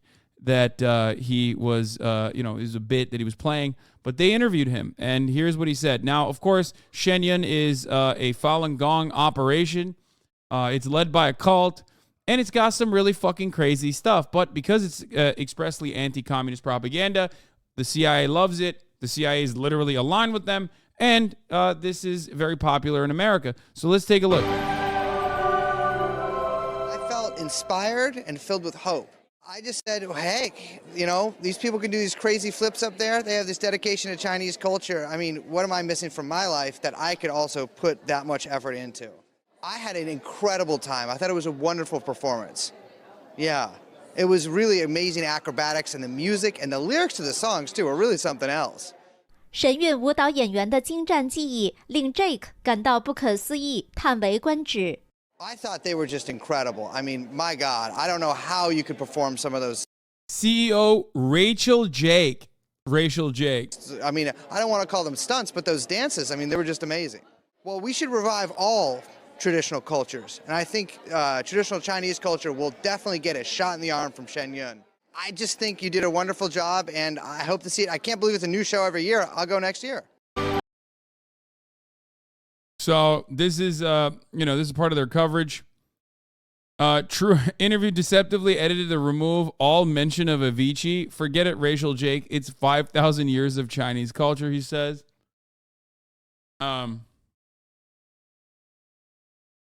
It's a wonderful thing. I recommend you guys watch the Falun Gong Part 1 Shen Yun. The dance show put on by the Chinese cult Falun Gong are among the most prevalent advertisers in the USA. We head to the theater and review America's #1 magic levitating anti-communist dance bullshit. So, it's pretty fucking unhinged. And of course, the Falun Gong also operate Epoch Times.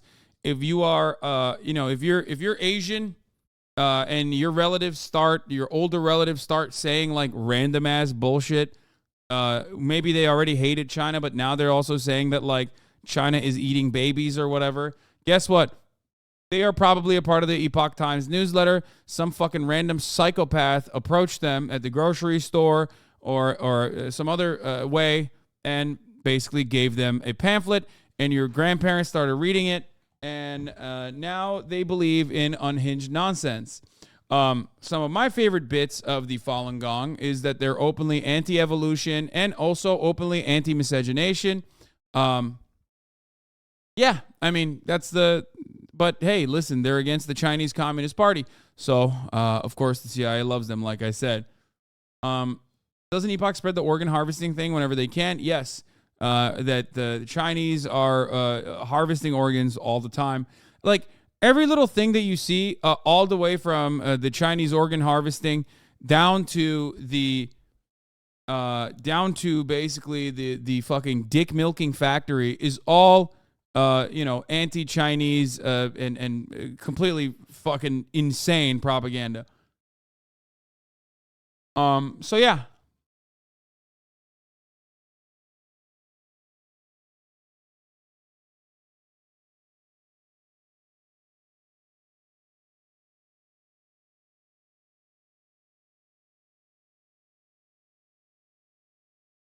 So we're going to move on from the Falun Gong Epoch Times shit to the latest and greatest Putting Fingers MAGA War Room video that just came out. A lot of people are going, oh my God, let him fight. This is so sick. To me, this signals that this basically signals that even the MAGA side is a little bit libbed up. Ron DeSantis loves sticking his fingers where they don't belong. And we're not just talking about pudding. DeSantis has his dirty fingers all over senior entitlements, like cutting Medicare, slashing Social Security, even raising our retirement age. Tell Ron DeSantis to keep his pudding fingers off our money. Oh, and somebody get this man a spoon. Make America Great Again, Inc. is responsible. I think this is like a bit libbed up. I mean, the message is good, but I think the ad is a bit libbed up. I'll be honest. I like, oh yeah, Ron DeSantis, he's eating pudding. I don't know. I mean, here's the thing, okay? MAGA is about one man and one man only, and his name is Donald Trump. You know, when Donald Trump says something about Ron DeSantis, then you'll have some good ads. To many. Okay? Then you'll have some good fucking ads.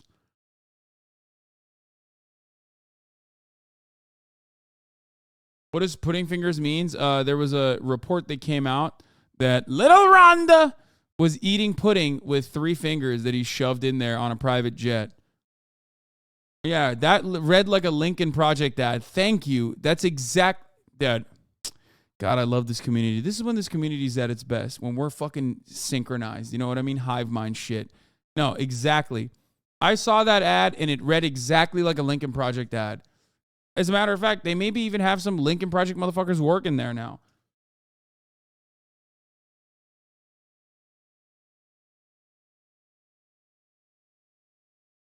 Oh, speaking of what the Republican Party is good at, fuck, I know I said I'm not going to talk about news any longer, but I got to cover this. Bud Light caves to a mob that was shooting at and running over its product for giving a 1-minute sponsored Instagram ad to a trans person. Bud Light's CEO came out with this statement. It's not really like an apology, but it's kind of like capitulating to the fucking weirdos, which is pretty dumb, honestly. So here's what they fucking said. Okay, hold on one second. I gotta.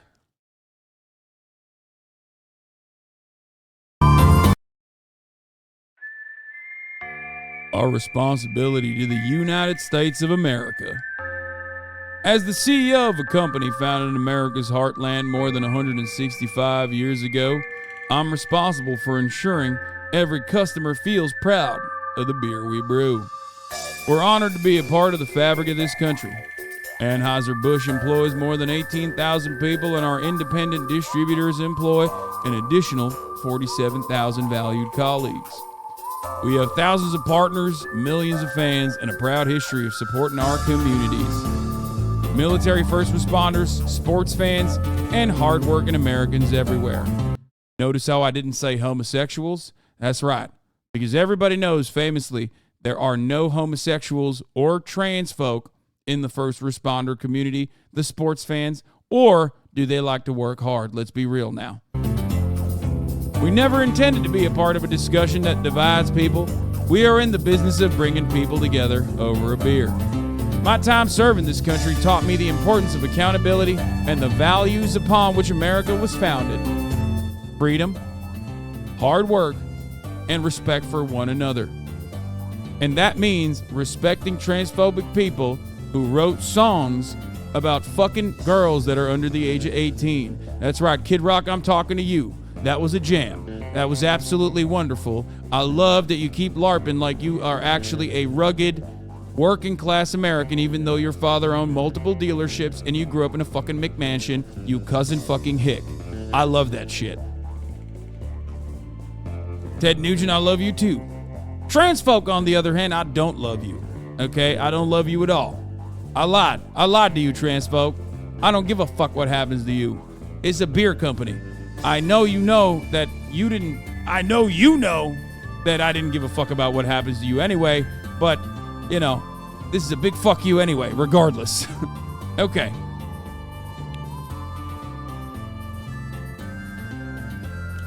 As CEO of Anheuser-Busch, I'm focused on building and protecting our remarkable history and heritage.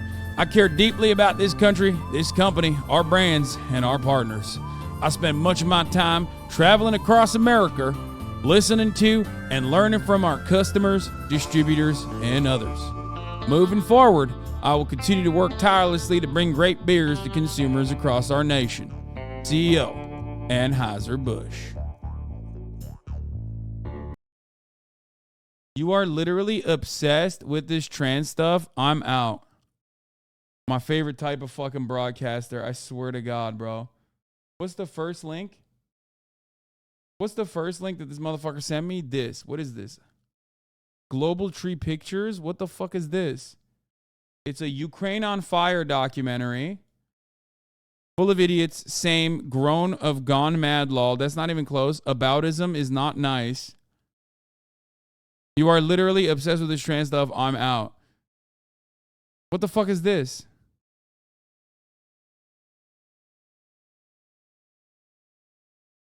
this shit is like literally identified as by the YouTube community as inappropriate. What the hell is this?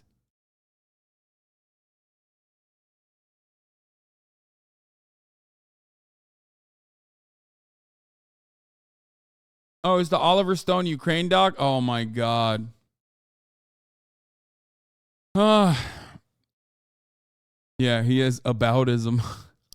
Anyway.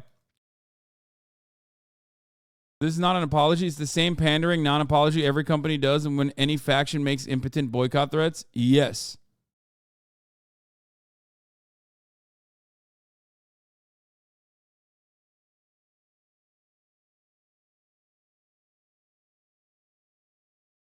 I mean, he didn't say anything. He didn't say he stands by it. He didn't say he doesn't stand by it. He basically fucking said, you know, we're sorry for being divisive. Why? Because we work with a trans person. And it doesn't even matter because here it is. They must apologize. This is not enough, is what Tim Pool is saying. You know, they're very, very frustrated and they want more. They want more. It's like Bud Light needs to go out and like do a hate crime. Okay. Otherwise we will not, it's not enough for us. That's what we want to see. Holy snowflake. I mean, I know. I love how centrist Tim Pool is, by the way, but it seems he's not in the center when it comes to like trans people existing.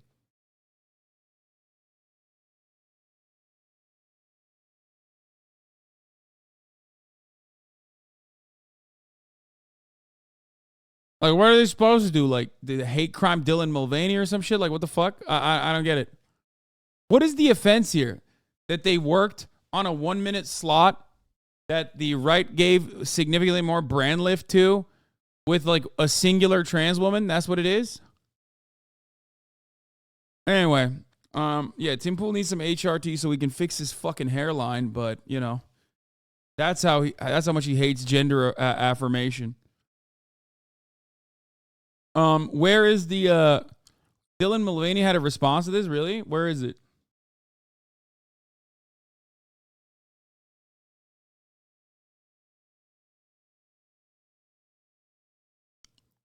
The point of this is so much more than just like a fucking company that is a massive conglomerate that is just like doing you know, pandering to a specific demographic. The point of this is to make trans people toxic, okay? The point of this is to bully trans people so much that, like, you know, companies are made to apologize for even doing, like, the lightest version of, like, you know, recognition for trans existence. That's it. So make no mistake. That's the whole point. I see it. It happens to me, too, as a fucking left-wing content creator who does defend trans people. You know what I mean? Like, they do it to not only trans people, but they also do it to people who even defend trans people because they're fucking unhinged. People who hate trans people are so severely mentally ill that they lose their fucking minds. They can't let it go. They can't just like let trans people live. They have to do everything they can to make sure that you suffer the consequences of you know, doing any kind of advocacy or just being trans in general. Okay? Dylan Mulvaney responded to the anti-trans backlash from her Bud Light and Nike deals. I'm an easy target.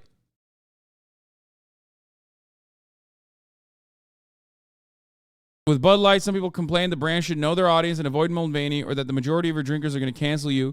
Prominent conservatives such as Kid Rock, yeah, the brand stood by Mulvaney in a statement on Instagram. Nike said she was an essential component of the success of your community. We welcome comments that contribute to a positive and constructive discussion. Be kind, be inclusive, encourage each other. That's a good take. That's what Bud Light should have said. But of course, Bud Light did not say that. They went in a direction where they did the most pussy shit they could, where like, you know, we want everybody to feel included, including, you know, trans people and also, of course, people who hate trans people. Matt Walsh thinks he did this. The Bud Light boycott has been by far one of the most successful conservative efforts to push back against corporate wokeism we've ever seen. Be very wary of any conservative who is naysaying this. We're actually making a dent in their complaining. Remember that. That's awesome. Bud Light is up 9% over the past month and is only slightly below its 52-week highs. That's quite the win. Yeah, there's like a little dent in there, but, ultimately when you look at it, it's not. Motherfucker is like 60 and identifies as Kid Rock. This is the real investigation. Successful. Yeah, Market Watch showing that Bud Light over, not a 1 day. Let's look at like a 3 month. Yeah, it's fucking up, dude. Bud Light is disastrous. It's really, really performing poorly. I mean, look at that. Holy fuck. They did it. They destroyed it. Yeah, it's doing so poorly. Jim Cramer is screaming, sell, sell, sell. Sell ASAP. That's how they know.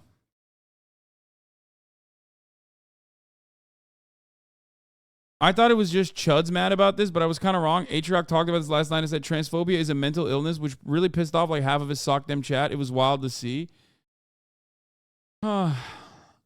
It's true.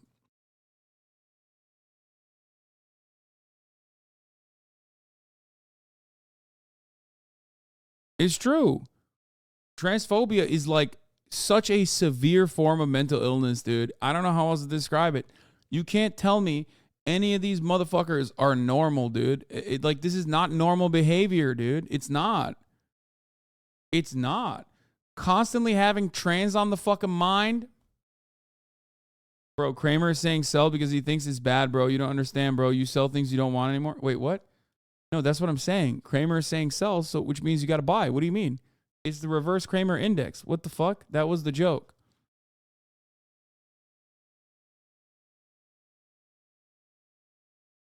I'm joking. So anyway,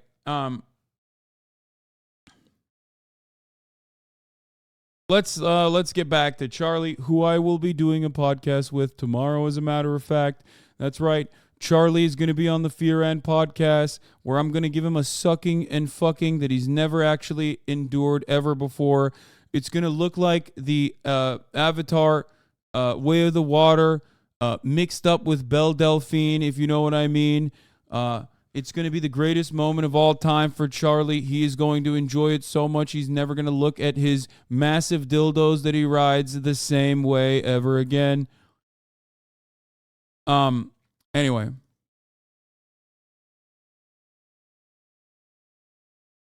Let's watch. Hey people, Florida is an incomprehensible wasteland, almost like something out of a fantasy novel, like Narnia, if Narnia was infested with drugs and human trafficking. But for me, I call Florida home. I've lived in this utopia for all 28 years of my life, and I've got to tell you, I swear with my hand on a stack of Bibles, there's nowhere else I'd rather live, being completely truthful. Born and raised from the womb to the tomb in Florida. Well, I guess not womb to tomb, because I'm pretty sure Florida's going to be underwater within the next 20 years, but hey, we're on a tight schedule, I guess. We're on the clock now, and that only makes the time we have with Florida even more special. What's that expression? The star that burns brightest burns out fastest? That is very applicable to Florida. It is a shining star of a state. That little hemorrhoid on the USA? That's right. That's Florida, baby. So anyway, I was feeling awfully patriotic today, and I wanted to celebrate some Florida enthusiasm by talking about a few stories that I've just been thinking about a lot over the last couple days since I learned about them, because they're so wacky. Florida has a reputation for producing the most outrageous headlines ever, which is why Florida Man has been like a coined phrase for quite a few years now. Florida Man is just always referring to the crazy stories that could only really happen in Florida. And there's just some that I've really been thinking about that have happened recently. The first story is almost wholesome in its stupidity. So a man stole an electric scooter from Target and then assembled it outside the Target he had stole it at. So he was out there assembling this electric scooter for quite a long time, which gave the police ample opportunity to show up and arrest him. What's going on, man? Do me a favor, stand up. Huh? Stand up. I'm gonna detain you for a second. Come here. Put it down. Yes, sir. Jimmy Neutron's already been hard at work assembling this device. You can see the electric scooter box right next to him. So he's taking it out, he's following the instructions and putting it together. And usually these aren't exactly quick projects, so the authorities would have had plenty of time to not only receive the call from Target, but to then go ahead and stop for lunch if they wanted to, and then still show up in time to arrest this guy. He was out there for quite a while building the scooter, so the police showed up and probably were beyond surprised to see that he was still there. This was probably like a jump scare for them as well, that this guy who had stolen a scooter like 30 minutes ago was just outside putting it together.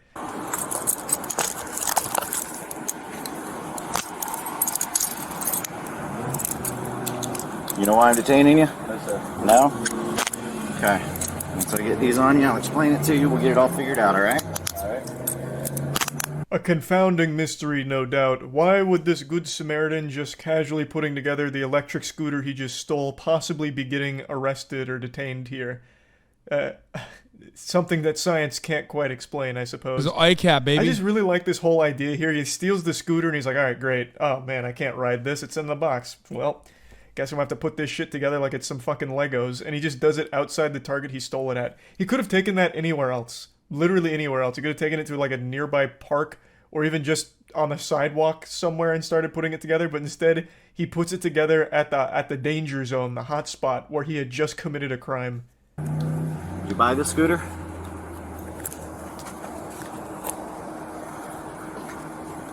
You don't want to answer that question? Caught him with his hand in the cookie jar with that question. He asks if he bought the scooter, to which he receives no reply. So then the reality starts to sink in for this guy. I'll go ahead and break down the story here, though it's not super interesting, very generic. Target employees saw him grab the Razor electric scooter, so then they just called the police on him, who then showed up and arrested him because he was outside fucking building the thing. What I really love so much about this one is the fact that this is actual, like, Skyrim NPC behavior. So this guy committed a crime. He takes the scooter, he steals it. And then the second he leaves the store, he must have forgot how he acquired that scooter and thought it was totally okay to just go ahead and start putting it together there. That item he just stole. The next story I want to share with you all is actually a really interesting crime plot. This one's got a lot of layers to it. This one's like almost a huge scheme. It's a $1 million plus milk theft.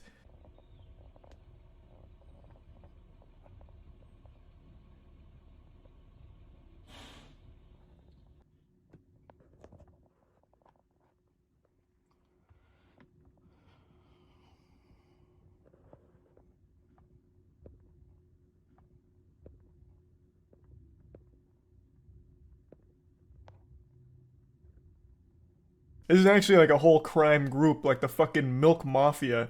They got together and hatched the perfect crime, like Ocean's 11. They decided they were going to steal a fucking ton of milk. A lot of dairy products. It actually goes pretty deep. So the 6 suspects were employees of Island Dairy, a milk distributor that worked with MacArthur Dairy, a milk and dairy products company, and they were arrested as a result of an investigation dubbed Operation Got Milk. This is already a lot to take in. So you've got a lot of players at play on the chessboard here, a lot of pieces in position. When I first saw the headline, I expected it to be like 1 or 2 Florida men that thought they could steal a lot of milk and sell it. So they stole $1 million worth of milk, and I was like, holy shit, they just made $1 million. It took me a minute to register in my fucking smooth little brain here that who in the world, who on God's green earth is going to be buying $1 million worth of milk? That's not exactly a product that you could turn around and immediately get your money out of. You'd be squatting on a massive, massive fucking inventory of dairy for years before you even remotely started to be able to sell some of it. I don't think there's like a booming black market for milk, so it's not like you're just going to immediately be able to turn it around and sell it on the fucking Grand Exchange like it's RuneScape or something. And I've got to be honest, I'll admit my ignorance here. I don't know if... The irony is that they dump a ton of dairy for this very specific reason when they can't sell it. Like, they literally, like, farms will dump a shit ton of dairy because the logistics of it and, like, delivery, if there is no sales for it, is not worth. It's like one of the dumbest things you could fucking steal. Big dairy buys from random people, right? So if you have $1 million worth of milk that you have stolen from these trucks, how are you going to try and sell it to a different distributor or a different company? I just don't think they'd be buying your, you know, trunk of milk, right? You pull up behind an alley and you're like, all right, I've got the fucking product here. And they give you money for the milk. I don't think a huge market to be able to immediately turn these products into money. Yes, it's also so they in can their keep hands. the milk prices News stations high, reported that suspects were delivery drivers and dispatchers for Island Dairy. Since 2021, the suspects systematically pilfered more than $925,000 worth of milk from MacArthur Dairy, along with around $350,000 worth of crates. So obviously we're dealing with a lot of milk here. This is more than a Morton Joe was able to harvest in Mad Max Fury Road. The men would allegedly manipulate the ordering system, causing extra dairy products to be loaded onto the distribution delivery trucks. Police said that the delivery drivers would deviate from their pre-assigned routes, meet with another individual, and transfer the extra dairy products to their delivery truck. So they even reveal the method here. They're just giving away the formula that they used. One suspect allegedly sold each stolen milk carton for $10. Let's pump the brakes for a moment. Who the fuck is buying that? Not only is the price not great, but it's also extremely sketchy just to be buying a carton of milk from a stranger. Who would do that? That shit could be poison. It could be just fucking liquid cyanide in there. Like, what? Why would you do that instead of just going to Walmart and getting a carton of milk for like much less than that usually? It just doesn't compute. Who would treat this guy like he's their drug dealer, like their plug? Like, you know, passing out free milk cartons like, hey, come here. I've got some milk cartons in the trunk of my car. First one's free. But if you ever need your fix, you can meet me by the CVS dumpster. I got plenty more milk cartons where that came from. Like, I just can't even imagine that world. That's so wild. This was an organized crime, basically, where they are working in unison to steal products from a company, and obviously the person receiving those products was selling stolen goods. Officials told WTVJ that Island Dairy conducted an internal investigation that uncovered the irregularities and identified the potential suspects. Police were then contacted and began surveillance on the suspects. Hours later, investigators said they captured the transfer of stolen dairy products on video. So they got him. They got him. This is actually a pretty sizable theft here. $1 million plus worth of milk is fucking crazy. So yeah, I definitely wanted to share that there was one a because, fucking wow, market for it, what Charlie. a plan You just don't get to it. Steal and sell milk, of all things. Anyway, these are just two stories I had read recently and watched, I suppose, since there's videos of both, that have really just stuck with me. I keep thinking about them because they're so... He don't get it, dude. The milk mafia is going to come after him. Charlie, video about manga being banned? What is this? This is what it looks like when a man is operating What the fuck? His using... hair looks so disheveled from this video to this. Like, it almost feels like he got so upset. So profoundly upset that this manga was banned. Like, he's just like caught him by surprise. He like stayed up all night. 100% of his brain power at all times. It's like I'm perpetually taking that pill from Limitless. It's like the fucking milk guys beat the shit out of him after he reported on their crimes. So then, you know, this is the aftermath. And then weirdly enough, after beating the shit out of him, they were like, yeah, make sure you speak out against this manga being banned. It's our favorite manga. I just came back from pickup basketball, and hooey, what a performance I put on out there. That's one for the textbooks. It's really a shame that I was cursed to be 5'6", because if you take my raw athletic abilities and my pure prowess at basketball, and you just scale me up, like if you slide the slider on my character creator sheet just a few inches to the right, I'm a real threat in the NBA.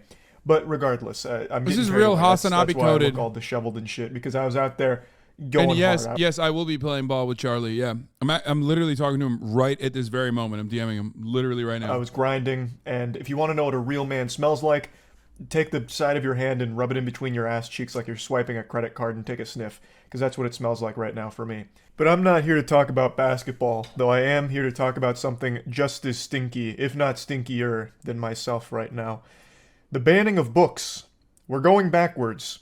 The human race is devolving. It's pretty clear we've learned nothing from history, since it continues to repeat itself, and right now, there's been a lot of books that have been banned, but one that I want to focus on today is a really, really wacky target for this. Assassination Classroom. It's a manga, and you've probably seen the anime because a few years back it was a very popular anime. And yesterday it was announced that it's been banned in at least one middle school, removed from their library, and faces potential bans in other schools throughout the district. To quote Jennifer here, the local chair of Moms for Liberty, she states, "We don't want students to think it's okay to kill their teachers." Hey pal, you just blow in from Stupid Town? This is their real reason. They think that this manga is somehow going to encourage students to kill their teachers or become school shooters or some shit. That's awesome. If you don't know what the plot of Assassination... Yeah, I wonder, you know, school shootings is a huge problem where the manga came from in the country and the nation of origin for where that manga exists, famously so. I mean, oh wait, that's right. No, it happens 0 times in fucking Japan.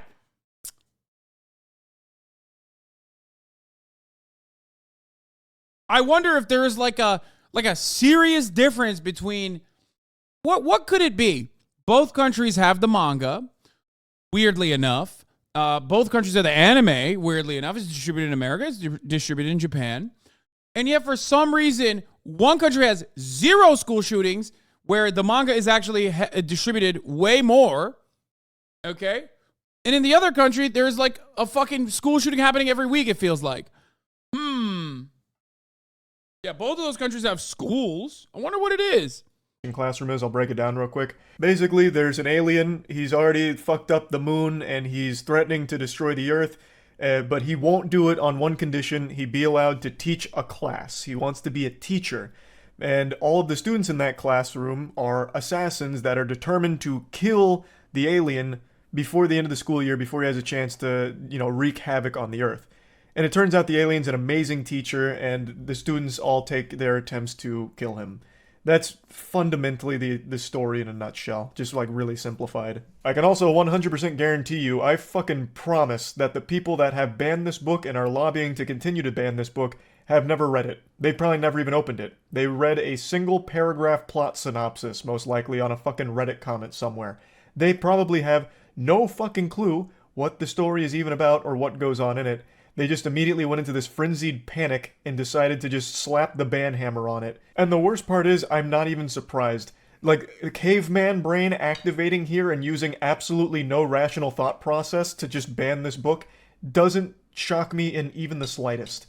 And I understand school shootings have become more common than free food samples at a mall food court, but I'm going to tell you right now, you didn't just stop school shootings by banning Assassination Classroom.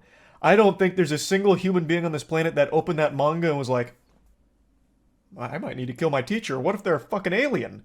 Oh my god! Like, that's never happened in human history, and it never would. If you genuinely think your children are at risk to becoming school shooters after reading a fucking manga, there is a lot more problems at play there. You're gonna need to really step up your parental duties and really get involved in their life to ensure that they're staying on the straight and narrow. If you are actually concerned... I think this is a pretty solid angle for normies to recognize right-wing censorship of books, by the way. Because, like, it comes after something that they otherwise would consider, like, well, not normies, but, like, because no normie fucking gives a shit about manga, let's be real, but, like, online centrists who are otherwise very right-wing. You know what I mean? Like, yeah, I mean, you ask a normal person, should Japanese picture books be shown in school? They'd be like, fuck no, brother.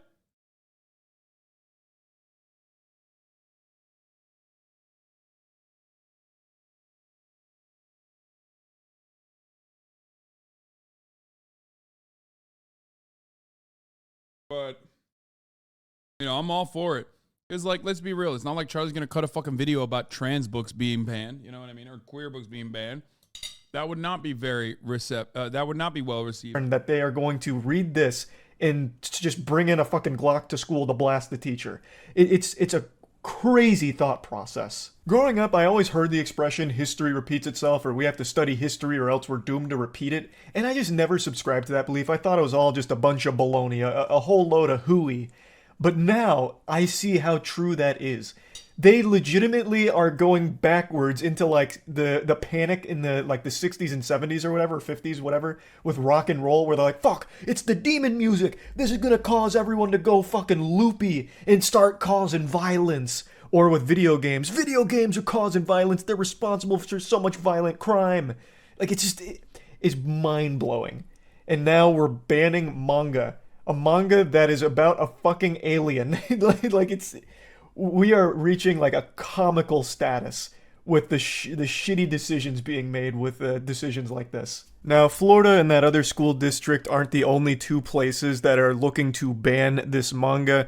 Apparently, other states like Virginia and North Carolina are also up in arms about Assassination Classroom, and various other counties have reported complaints against it. So honestly, at this point, this almost feels like a marketing campaign for Assassination Classroom. It hasn't had this much buzz in years. It's gonna pop off in popularity, I imagine, as a result of all of this. But yeah, it's tragically silly. This is so fucking stupid. Using this manga as some kind of like scapegoat for school shootings, like, oh, finally, we figured it out. This is what went wrong. We've had Assassination Classroom manga in our libraries. That's what's contaminating the kids' brains and turning them into school shooters. It's this manga. We've done it. Eureka. School shootings are solved. Ban this manga and we're good. It's so fucking goofy. Like, this is gonna do nothing to help anything, and I really hope they continue down this line of logic, so like the next thing they start going after is like Romeo and Juliet, because it might encourage their kids to commit suicide, so they need to start banning every single thing of Romeo and Juliet. Like, there's just so many ways that you could explore this absolute insanity. You can extend this to everything. Like, oh, we have to ban every book because something bad happens into it that might make the kids want to do something bad. Fuck! No more books. Words are the devil. It's getting stupid. It's getting real stupid. And since we're on the topic of books, there's another thing I want to complain about real quick. A little bah humbug in here for something that's a little different but still related. I am getting sick and tired of books being rewritten to fit modern sensitivities. I don't know how many of you are aware of this, but right now there's this movement going around to rewrite classic books in order to fit modern sensitivities. So, for example, I mean, you gotta hit it. You gotta hit it from both avenues. You know what I mean? A little bit of like the right is trying to ban books and is stupid, and then a little bit of like woke culture is trying to fucking rewrite books. Now, for the record, I agree with them. I think this is fucking dumb bullshit. The idea that like you're supposed to rewrite some of these works is really stupid. However, having said that, a lot of that is overblown and right-wing backed outrage campaigns for the most part. Unlike the top of the hour ad break, however, which is actually not overblown and not a right-wing backed outrage campaign. It's very real. So I will add you some context on this. And if you want to see all of that uninterrupted, all you need to do is subscribe, which you can do for $5 or for free, because at the top of the hour, there's a 3-minute ad break. You can also get gifted a sub if you're lucky. Here is the 3-minute ad break now.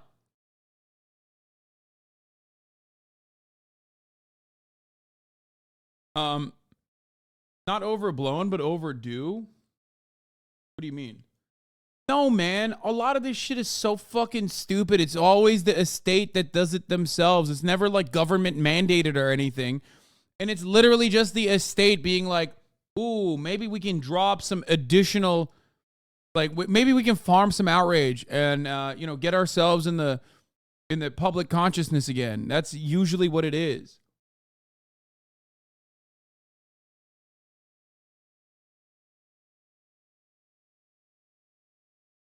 It's rarely ever like done because it has never been done because it's legislation. Other than what Charlie was talking about earlier, which is actually a consequence of legislation, opening up a space for like psychotic parents to ban whatever fucking book necessary, that whatever book that they feel is bad. Also, you motherfuckers rate my ad breaks so bad lately. It's like kind of making me sad. I'm just going to let you know. Okay. God damn, I got a 6.5, dude. It's crazy. Roald Dahl is an author I'm sure many of you are familiar with. If you don't know his name, you definitely know his work, like Charlie and the Chocolate Factory. It's been getting some revisions. They've taken out a lot of content from some of them, changed some words around, like really trivial stuff, but then sometimes outright removed not insignificant moments, like completely like changed it. All because they believe that it is no longer fitting for the current climate, our modern society. So they've taken it upon themselves to just rewrite it. What fucking heroes? Just rewriting books, huh? Amazing. Surely there's nothing wrong with that. Just completely changing the author's words around. Why fucking not, I guess, huh? I think it's ridiculous. I think that's absolutely ridiculous. I'm not a big book reader anymore. I've made that very clear. I don't really read a whole lot of novels or anything like that. But that doesn't mean I never did. I used to read a shitload. Up until like late middle school. Well, yeah, like late middle school-ish. I used to read a lot. And of course, I hate the idea of just changing shit because it no longer fits in modern sensitivities. Like SpongeBob. SpongeBob, for example, had 2 of its episodes just completely scrapped when it made it to Paramount Plus. One of them being the iconic Panty Raid episode, all because they no longer believed it was appropriate. So they gave it the old 1-2 buckle my shoe to the shadow realm with you. They fucking axed it from the service, and you can no longer watch it on like Paramount. It's just... This is a real valid concern with respect to not having any physical copies of shit anymore.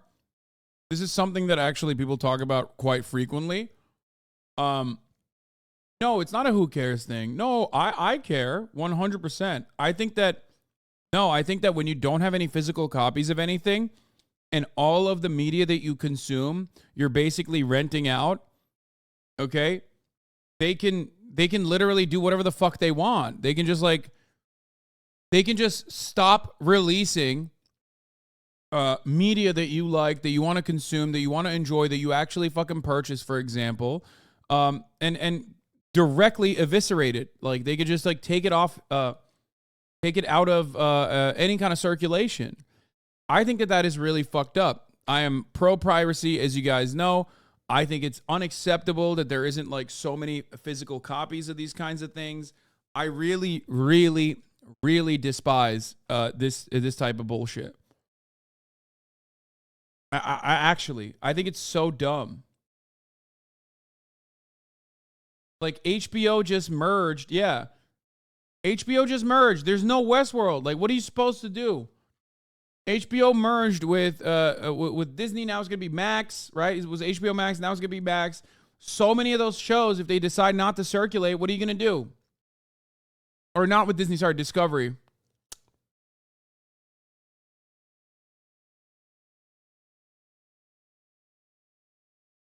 What would Chatter care if they started removing games from the Steam or PSN store? Again, yes.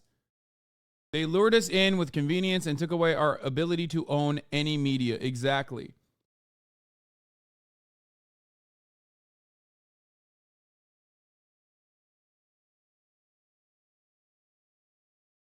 I don't understand. I don't like it. I don't know why people don't get more mad about it, to be fair. I don't even get that part. Like, why the fuck are people not more upset about it?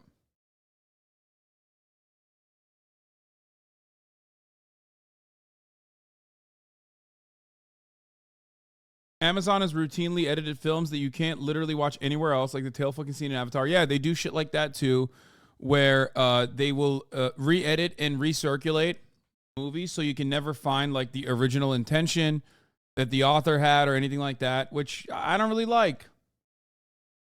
I don't like that either. Disney censored the Winter Soldier shortly after the original airing. Wait, really? Huh. That's interesting.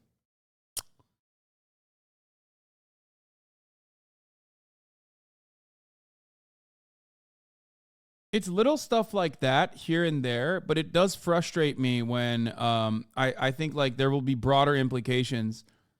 The more comfortable media companies get with doing things like this, the more comfortable they will be with doing much larger changes and much larger forms of censorship.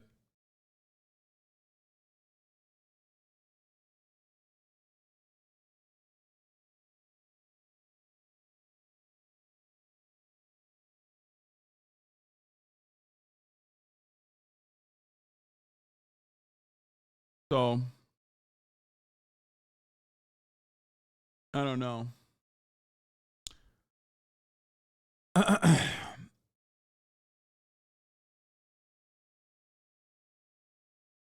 It's mostly movie buffs that are the most vocal about it right now with their push for physical media.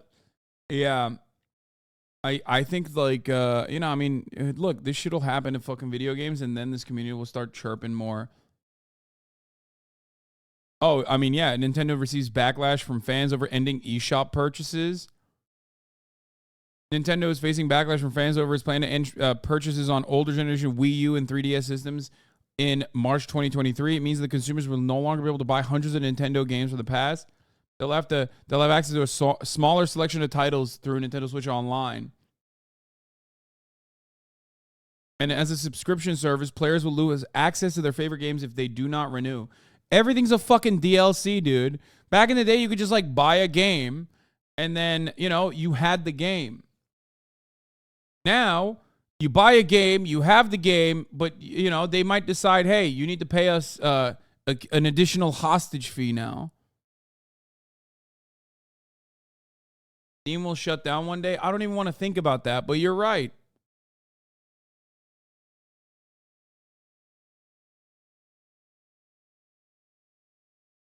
It's gone because they thought it was inappropriate now. I think the obvious solution, instead of just banning episodes if you think that it is offensive by today's standards, is to do what has been done in the past for like old cartoons if there was like racist shit in it. In the beginning, you just make it clear like, hey, this happened a long time ago. By those standards, it was okay, but by today's standards, it's really not. We don't support, you know, the beliefs of it. However, we want to keep the art intact and deliver it to you as it was aired and as it was written. I agree with this. That is the way you handle it the correct way. Instead of just getting rid of it or rewriting it, I think that's just fucking stupid. They just, you know, pretend it doesn't exist or censor. It's also historical revisionism too. It's like making it seem like, you know, that didn't happen. You're literally like whitewashing it. It's more so that it's not even about like, oh, I want to see the racist stuff, which I do. You know this. You know, I love that shit. I'm fascinated by human consciousness, especially like minds that turn to that sort of thinking. I love it. I think it's like fascinating. I'm like, how the fuck could you believe any psychotic nonsense like this? But other than that, I'm brain broken. I'm not expecting anyone else to feel the same way. I mean, I'm sure there are plenty of people here that also feel that way. That's why we're in a community like this. But like beyond that, what are you doing? Why are you hiding the secrets about like what the author's original intentions were? Like, who gives a shit? Stop fucking whitewashing and rewriting the goddamn you know, the goddamn work of art.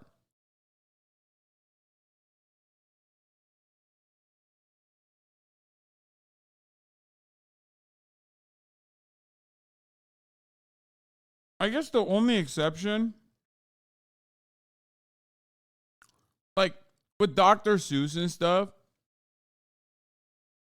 the only exception I have is like, I don't know, it's like with the express purpose of like educating children. If it's stuff that's like for little kids, you don't want to have a fucking slur on there, you know what I mean? Or you don't want to have like the weird like anti-Japanese shit with like you know, super racist cartoons or whatever. And that was, again, but it's not a battle that I would ever fight for. And it wasn't even done by anyone else. They decided to do it. You know what I mean? They decided to do that. Just keep the circulation for the older books, for an older population, or for those who want to fucking, you know, give their kids that book if they want to, and then do a fucking explicit, like, radio version of it. You know what I mean? Like albums back in the day, which I used to despise, by the way, as a kid.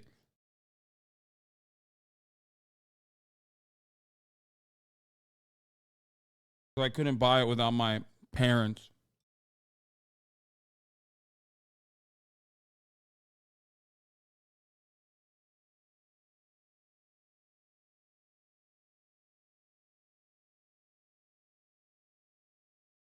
What's your opinion on Song of the South, Splash Mountain? No, that kind of shit I understand. That's an ongoing thing. Your experience can be changed. Your experience can be modified in that regard. That's not what I'm talking about. I'm talking about like original works of art with no level of accessibility to the original work. That's what I'm fucking frustrated by. Does that make sense? Splash Mountain is something you experience right now. You know what I mean? It's something that you currently experience. There's a difference. It's a new thing that they built anyway.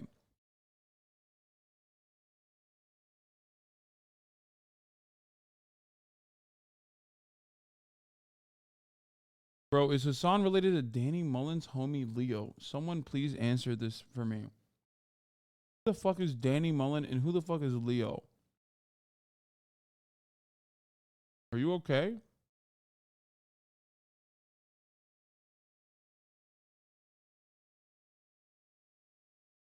Words because it's no longer fitting in today's society. It's stupid. Just make a disclaimer at the beginning like, hey, this book was like written 100 fucking years ago. There are some words in here that are no longer okay words. We recognize that, but we're not going to get rid of them. This is how it was written, thus this is how we're going to deliver it. Instead of just fucking revising it. I think that is an absolutely awful thing that is now becoming extremely commonplace. And I wanted to just rant about that a little bit and just, I don't know, it's just been grinding my gears because every couple of weeks now there's a new author that's the target of this like revision and revising, rewriting of their work because it's no longer modern sensitivity conscious. So just wanted to talk about that. This whole subject is just so fucking ridiculous. We are actually not learning from anything throughout history. It's pretty baffling stuff. That's really about it. So yeah. This is Danny Mullen and Leo.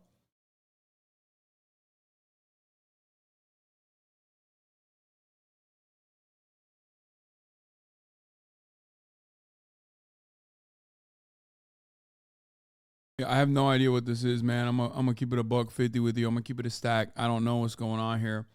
But what I do know is that there is a new Menace Off episode. That's right. We're back at the Menace Off between Niko Omalana and JiDion. And this time the stakes are a little bit higher. That's right. Sneaking into the WWE match, in parentheses, in the ring. Hey, let's go! Yep, that's me, mid-air, about to be body slammed to the floor. And if you're wondering why I'm doing this, well, this is a series where I've done some crazy things with America's biggest prankster, JiDion. We have both set each other 4 unbearable challenges to see who will follow through and who will fold. And we're doing all of this to answer the question, who is the biggest menace?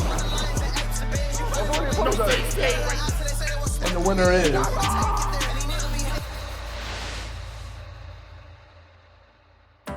Niko, would you say you were scared for this one?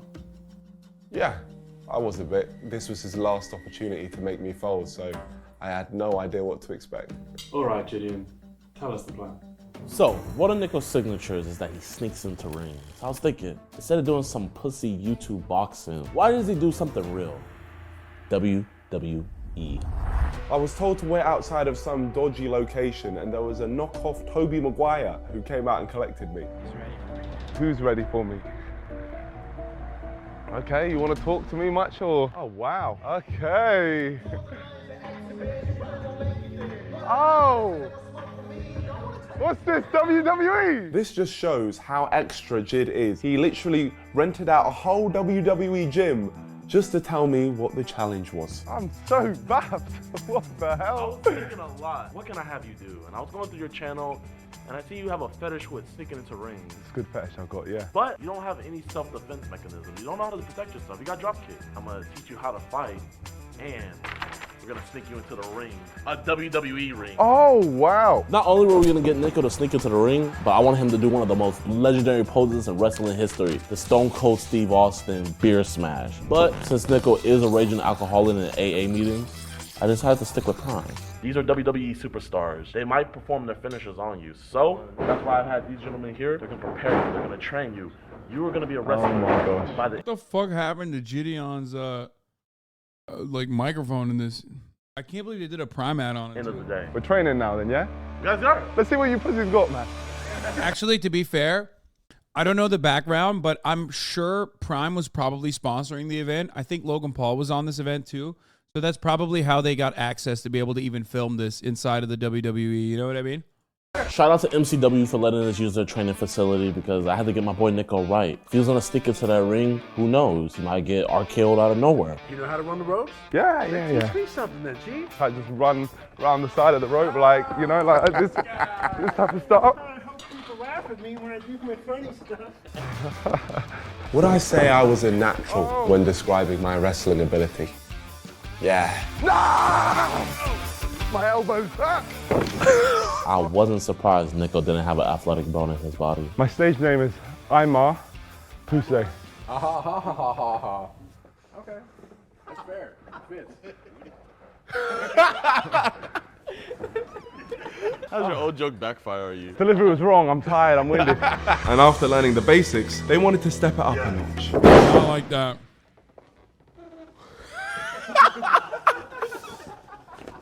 Niko! What the hell did I just see? They want me to break my spine! Is that a fold? We can end this now. So I've snuck into rings throughout my career. But you snuck into pussy rings, like YouTuber boxing. This is the real stuff. WWE. WWE. The real stuff. The real stuff. Think about how badass it'll look at the end. But I suffered whiplash. I genuinely suffered whiplash, but... Lean, fight the machine. Lean, fight the machine. Get up there, man.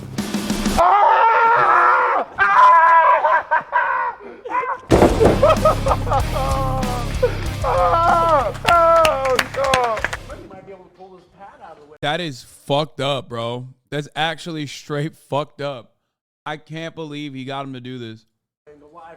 You want me to do it there on the rock hard floor? Yeah. Come on, Niko. Are you scared? Yes, I am scared. How do you think Paris Jail was? You don't think I was scared? You know what? Let's do it again. Well, I was thinking with the mattress, I just want to send love to my whole family, all my friends and stuff, because I may be paralyzed from the neck down after this one, so we never know what's going to happen. Shout out the NDL. Oh, God. Oh, my God. You did that, bro. You did that. Wait, I thought you came from that direction. What the hell just happened? Finally, I practiced the Stone Cold Steve Austin move in the ring and said goodbye to my new wrestling friends. This is not building security, this is WWE security. Those are the ones that you got to worry about. So the WWE security are ready to get in the ring themselves and fight? Yeah, sometimes they're bigger than the wrestlers. When you see them, you'll know. Yeah, man, good luck to you, man. I'm gonna miss you guys, honestly. Let's go! Yeah! Come on! Get him! I'm not ready. Always tuck your chin for safety. We arrived at the event and it was sneaking time. The objective is clear. You're gonna dress up as Nacho Libre. You're gonna go Stone Cold Steve Austin and crack you open a nice, refreshing prime. All right, let's do this. A lot of people think Niko's the best at sticking into rings. He's Ring Saeed. No, he's a fraud. With the task of actually having to do something in the ring, I know it was an easy fold. Oh, that's not good. Raw is war. If people wear more condoms, then there'll be less unwanted pregnancies. Sometimes Raw isn't so bad if you're looking for kids. So maybe you should change that so Raw is war sometimes. Love and guidance. Violence is wrong! He's learned his lesson, stop! Before walking in that room, Jid told me I had ringside tickets. But the issue is, Jid didn't put me ringside. I bought row A tickets thinking that they would be closer to the ring, but they weren't. But I mean, he's Ring Saeed, so he should make something happen. It's not great, could be better. It could be worse.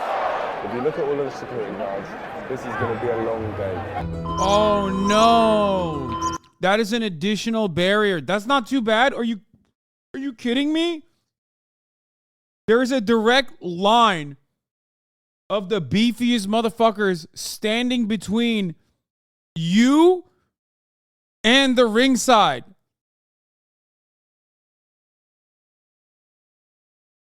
That's so much worse, dude.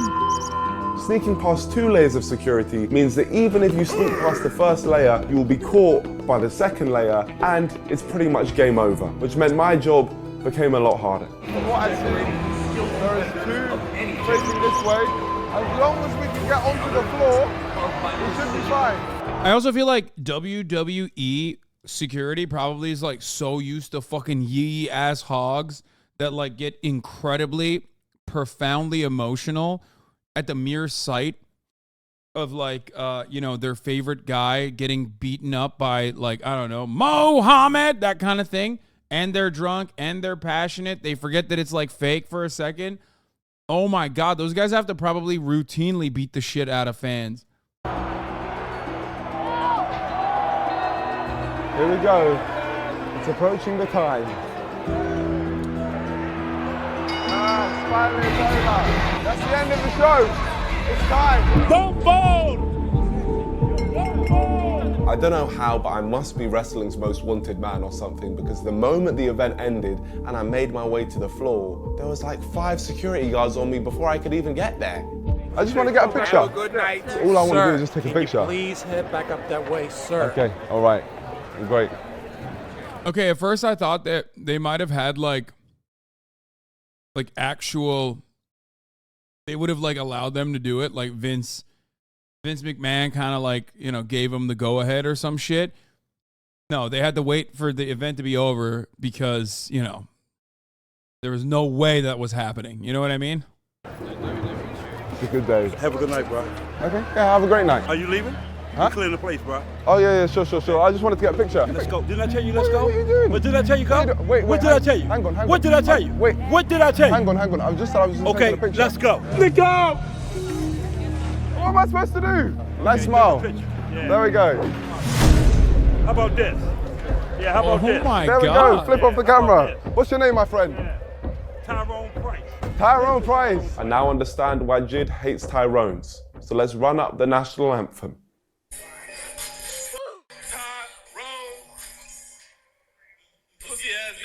Bye, Tyrone Price. Mr. Price. Peace out, Tyrone. So unnecessary. What am I supposed to do there? What the hell could I have done? Fought your way through? Why did I have to give you all those wrestling lessons? 3 layers of security. If we get floor, I'm telling you, there is no way I don't get in the ring. Honestly, the worst thing about it was the fact that I was stopped before I could even reach the ring. I didn't even get a chance to prove myself, and it just left me. Dude, if he fucking jumped from that first perimeter, I mean, that's a bit of a fold, I'll be honest. I think that's a fold, for the record. But, like, if he had jumped through that first barrier, they would have killed him, dude. Like, the dudes, even after the event, are, like, kind of older.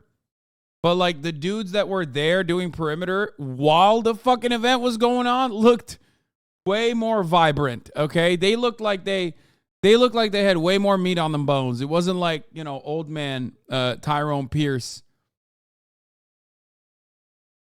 Completely and utterly devastated. I really want to try it again. You gotta They live up looked to your name. If active. you don't do it the second time, Yeah, then it's a fold, and I got to change my name. to Amapuse. Okay, so a deal was made, and it just so happened that the next WWE event was in the United Kingdom. Wales! New event coming out soon, is it? No, we're just filming this for our own personal pleasure. Went well. There's no excuse this time. No I got excuses. him ringside. When I'm ringside, it works. We had just arrived in Wales, but we were really late. We couldn't waste any time. Guys, the event's gonna end in like 30 minutes. We have to hurry. I mean, we were literally rushing through the streets of Cardiff, knocking people down if we had to. Oh! You just knocked this poor lady down. What have you done? What did he do to you? You all right? Yeah, it's fine. Here, go hit him with a Stone Cold Stunner. What the fuck? Evil. Oh my gosh. Luckily, this woman was completely unharmed because she's a lifelong member of the NDL. So subscribe and like the video right now to become immortal just like her. And if you want the chance to win one of the 5 signed PS5s we're giving away to celebrate the release of this series, insane then you better fucking follow us ad both segue. on Instagram. All right, back to the video. This is not a good sign. People are already leaving. Is it over yet? Is it still going on? It's over. Huh? Finish? Yeah. Is there not another one? The last match is good. But it said 4 hours. Is it over? It's over. Yeah. We arrive and it's finished. The whole thing is finished and everyone's leaving. The website said the event was gonna last for 4 hours, so I'm our pussy. It looks like you're about to fold. Listen, it's not over yet. But then I realized if I didn't get this clip, I would probably have to change my name. Or worse, go back to America and try to do the whole thing again. It's not over yet. It's not over until it's over. So I had to try everything within my power to make it happen. Ringside was returning. I left my phone. I have to in get there. my phone. We left our phone. I left it. I was ringside. In the Principality. I have my. Okay. Heartbreak, I can't believe this. Oh my gosh, we traveled all the way from London just to miss it. It's not over yet. It's not over yet. Start running. It's time. This time there was like 100 layers of security on the bridge, the gates to the entrance, the actual stadium, and it's way more secure in fucking Wales, lad. You think it's secure in America? It's way more secure in Wales, lad. The Welsh don't fuck around, do they? we were finessing our way through it all. Here we go. Give me the primes this time. It's prime time. We're gonna do this. Here we go. We're gonna do this, man. We're gonna do this. It's gonna happen. Niko had an urgency about him I've never seen before. Let's go. Hey, we literally left our phone. Right. Sorry, I literally left my phone just here.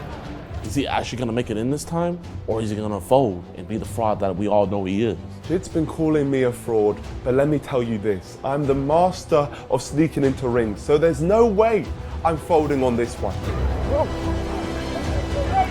Hey, go! Let's go!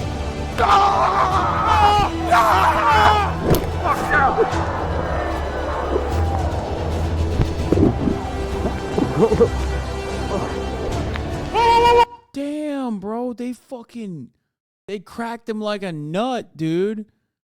They literally are doing so much more than like I would have expected. Like no one is up there at this point. Let's go!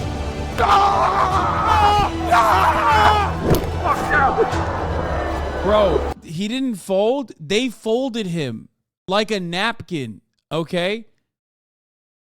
I didn't know that European security guys had that dog in them like they're fucking cops in like Louisiana, dude. Holy shit.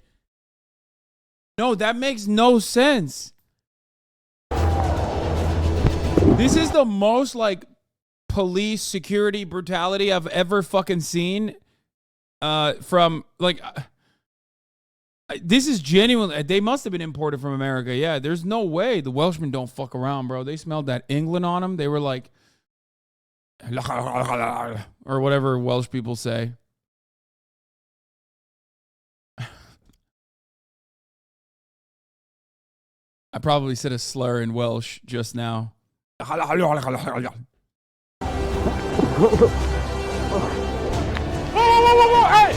leave him alone. Stop on.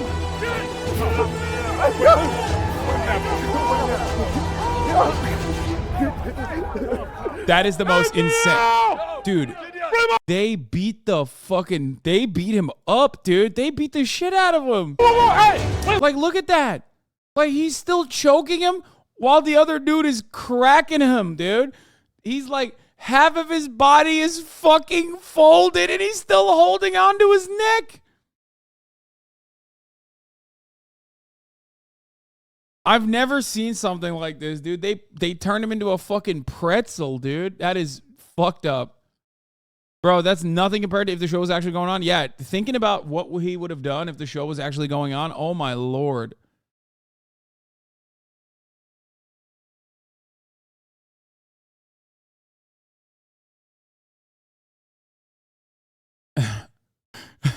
Tyrone Price sends his regards. Leave him alone. Stop on.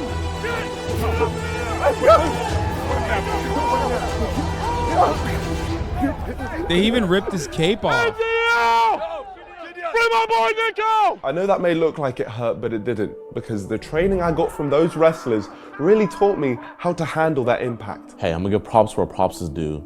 Congratulations, he did it. But me personally, I'm never letting any man handle me like that. Come on! Thank you, everyone! Appreciate you all! Free Niko! Free Saeed! I appreciate you not being so aggressive. No, it's fine, guys. That's why I'll take you off from them. After getting absolutely battered. Oh, he said, nah, like, we took you off of them because they were about to beat the doors off of you. Guys, that's why I'll take you off from them. After getting absolutely... No, they were, dude. The other two guys were literally like, bro, one of them choke slammed him while the other one basically pushed his lower body to the fucking corner of the ring. It was insane. I've never. Did you not see it? Look, let's watch that again. That was fucking mind-boggling. How quick they were was pretty cool. But look, so there's no way. Like they look like they were auditioning to be in WWE. Look at that. I'm folding on this one. Hey, go! Let's go!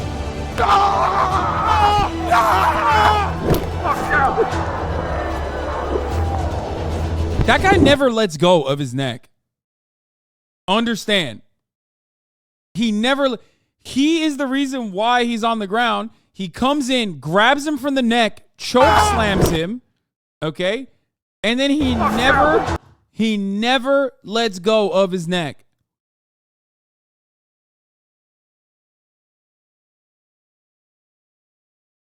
Are those even fucking like security? I don't even know what happened there. Let's run this 0.5 speed.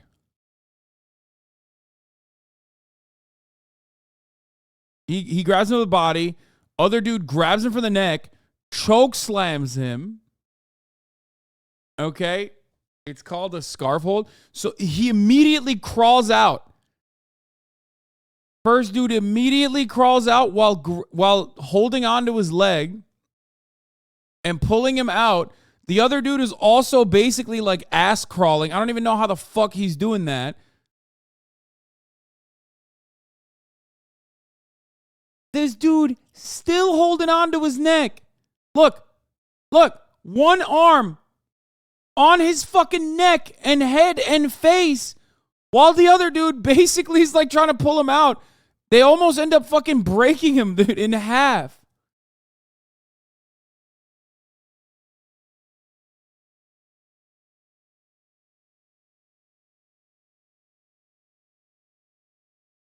Not security, they're the ring crew. They build it and take it down.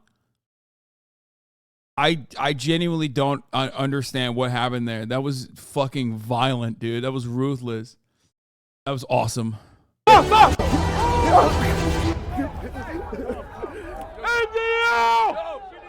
my boy Niko! I know that may look like it hurt, but it didn't, because the training I got from those wrestlers really taught me how to handle that impact. Hey, I'm gonna give props where props is due. Congratulations, he did it. But me personally, I'm never let it. You're not being so. The security. That's why I'll take you off the man. After getting absolutely battered by the security, I then celebrated our victory with the people. There you go! We did it! Oh man! Even with the odds stacked against us, This motherfucker's still holding on to the primes, dude. It's crazy. Think you can stop him, but you can't. He will always find his way inside the ring.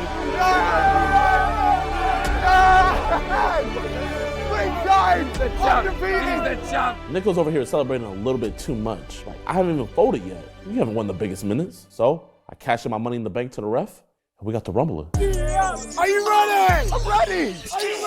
Let's get it on!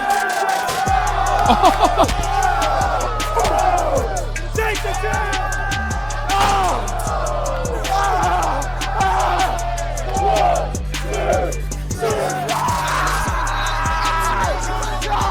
You see my neck?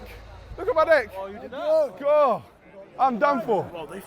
That's what I'm saying. My neck. Yeah, he's got rope burn because they were pulling him off the fucking. They were pulling it with a cape. They strangled me by the thing. The commitment to the cause, all to be the biggest menace. So surprise, surprise, I didn't fold. I mean, sneaking in the ring is kind of my thing. But one thing I'm not happy about is the fact that Jid has scarred me. So now I'm gonna mentally scar him and then— Oh my God, Bro, this was in the beginning of the fucking videos. Obviously, they've probably filmed this. They probably filmed these parts after the whole thing was over. But I noticed that originally, and I was wondering if this was like something that fucking happened to him, like when he was younger or some shit.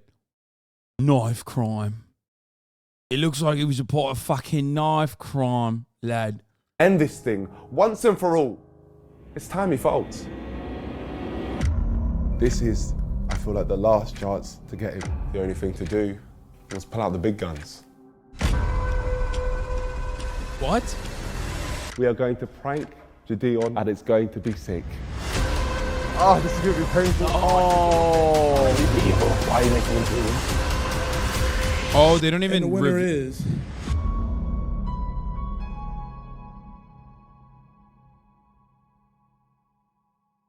I'm here at the U.S. Dude, I don't know what's happening today, but we are absolutely doing more Oibruv content. Obviously, you guys know I love Niko's videos. I think JiDion's great as well. Let's be real. That's not the only thing, though. We're going to do more Oibruv content. Look at this. We're going to do Max Foch. Maximum Foch. We've watched some of his videos before.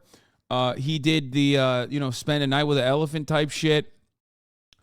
And now we have another Oibruv breaking into yet another American institution, because nothing says America like the WWE, which is now owned by Saudi Arabia, but that doesn't matter. Nothing says America like WWE, and nothing says America like a U.S. security convention. That's right.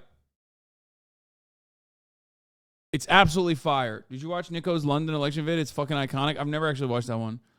But yeah, this guy's pretty fucking great. I like his content. And it's owned by the group who owns UFC, not the Saudis. Oh.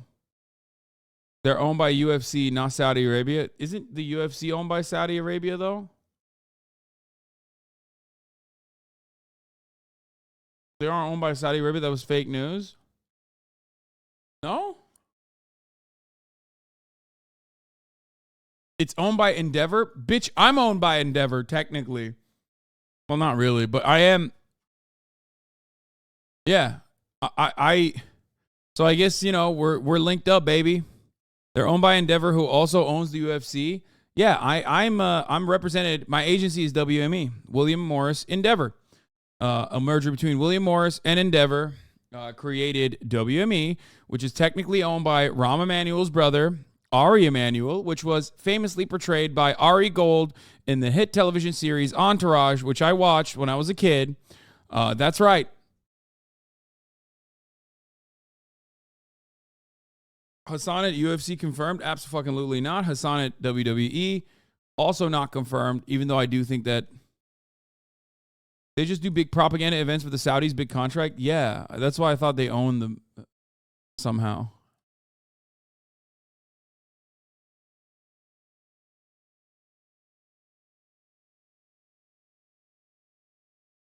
I do love the WWE, though. So, I mean, regardless of his problems or the problematic nature of it, I personally, I grew very fond of it once I started watching some of the older ones. Back when cancel culture wasn't real, brother.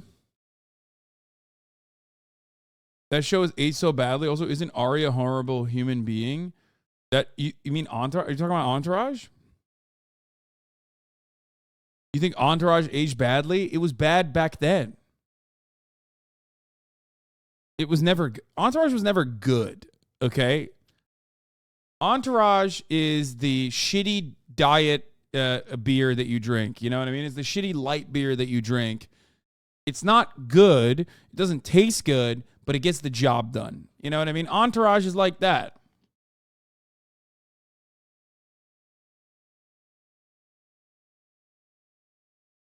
I also think it has rewatch value because it captures an entire era so perfectly. Like, if you can get through how awful it is as a show, there is a lot of rewatch value for you to. It's like a time capsule, dude. It's like a perfect time capsule. Blue Mountain State. Another great TV show that I also appreciated. It's a dude show, bro porn. Yes. Like, there is anthropological purpose behind, oh my God, give me a hell, give me a yeah, hell yeah, stand up, right? Oh my God, that's so lame that I know that. Oh my God, this is like me in Turkey as a young boy watching these going, oh my God, America's so sick. How did I get here? Especially at the top of the hour when there's a 3-minute fucking ad break. Why am I talking about Thad Castle when it's the top of the hour ad break and we're going to move on to this new react that we're going to get to in a second? Oh.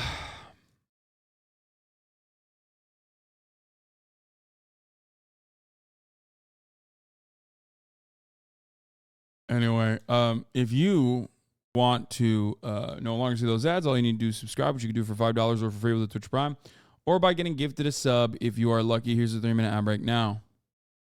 Security Expo, where the greatest minds in the US come together to stop bad guys getting into places. I'm here with a pass that says Nick Everything International Baddie. I've broken in here today, and I don't have a cameraman with me today, so my cameraman for this particular shot is a security guard. Amazing. Thanks so much, mate. Cheers. Have a good day. What? Back in 2021, I tested the security of one of the most guarded places in London. No, it's not a bomb, no. By breaking in to the International Security Expo, pretending to be a man called Rob Banks. Rob Banks, international baddie. But it's been over a year and things have changed. So I decided to set myself a slightly harder challenge. Thinking of going back next year pretending to be a man called Nick Everything.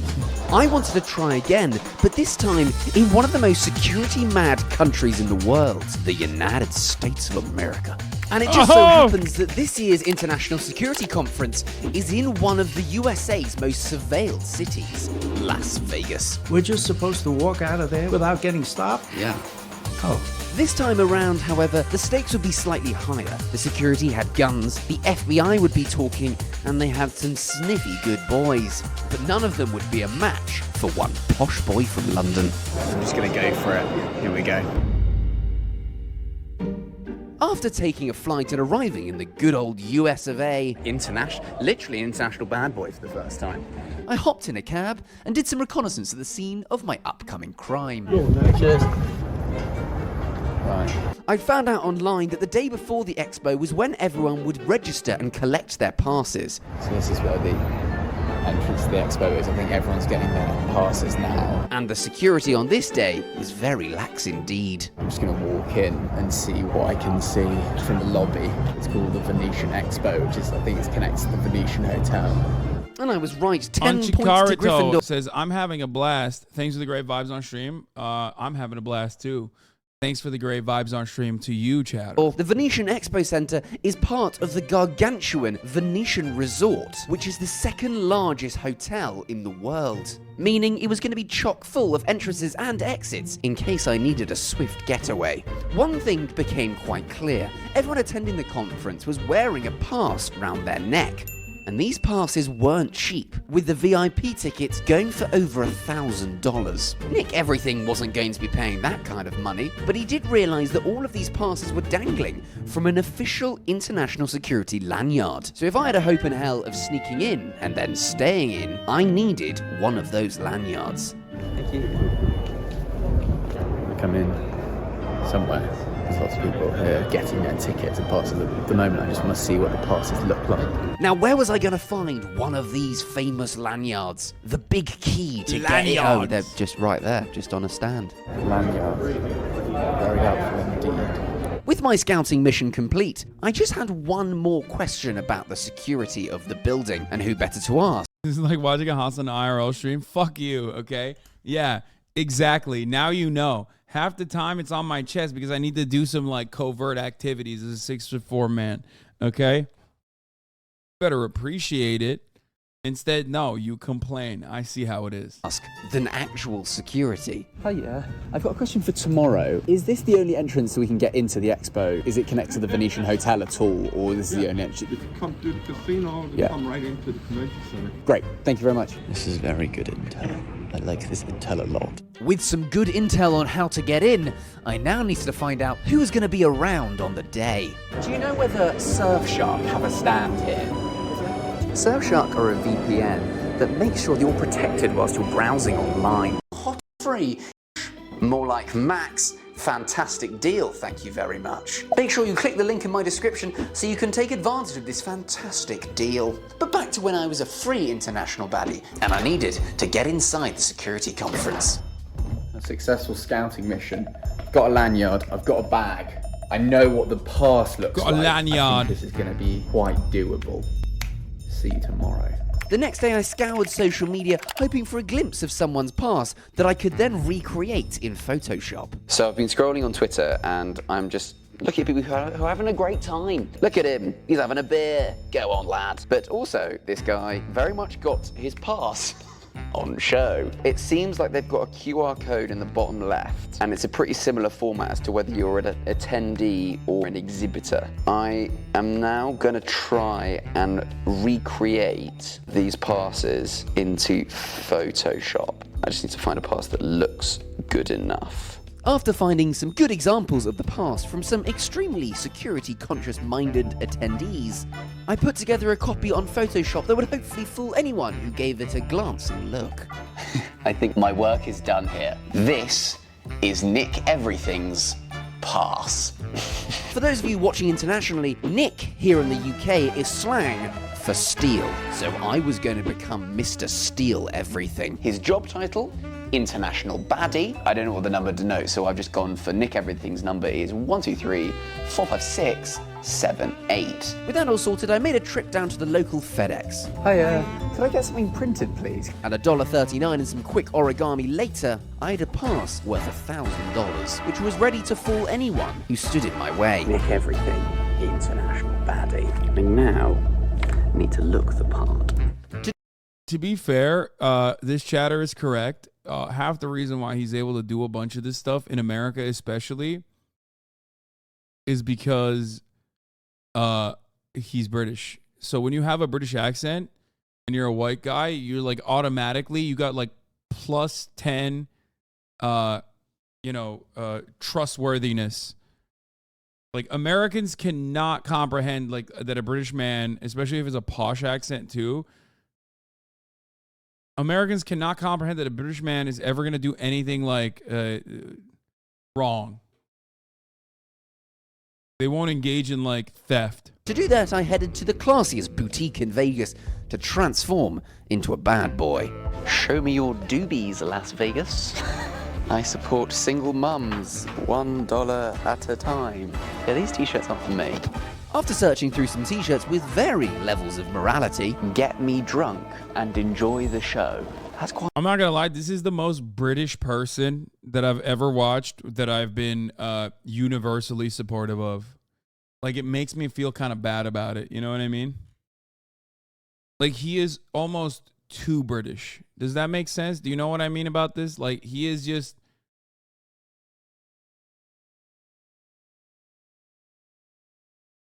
He is way too British.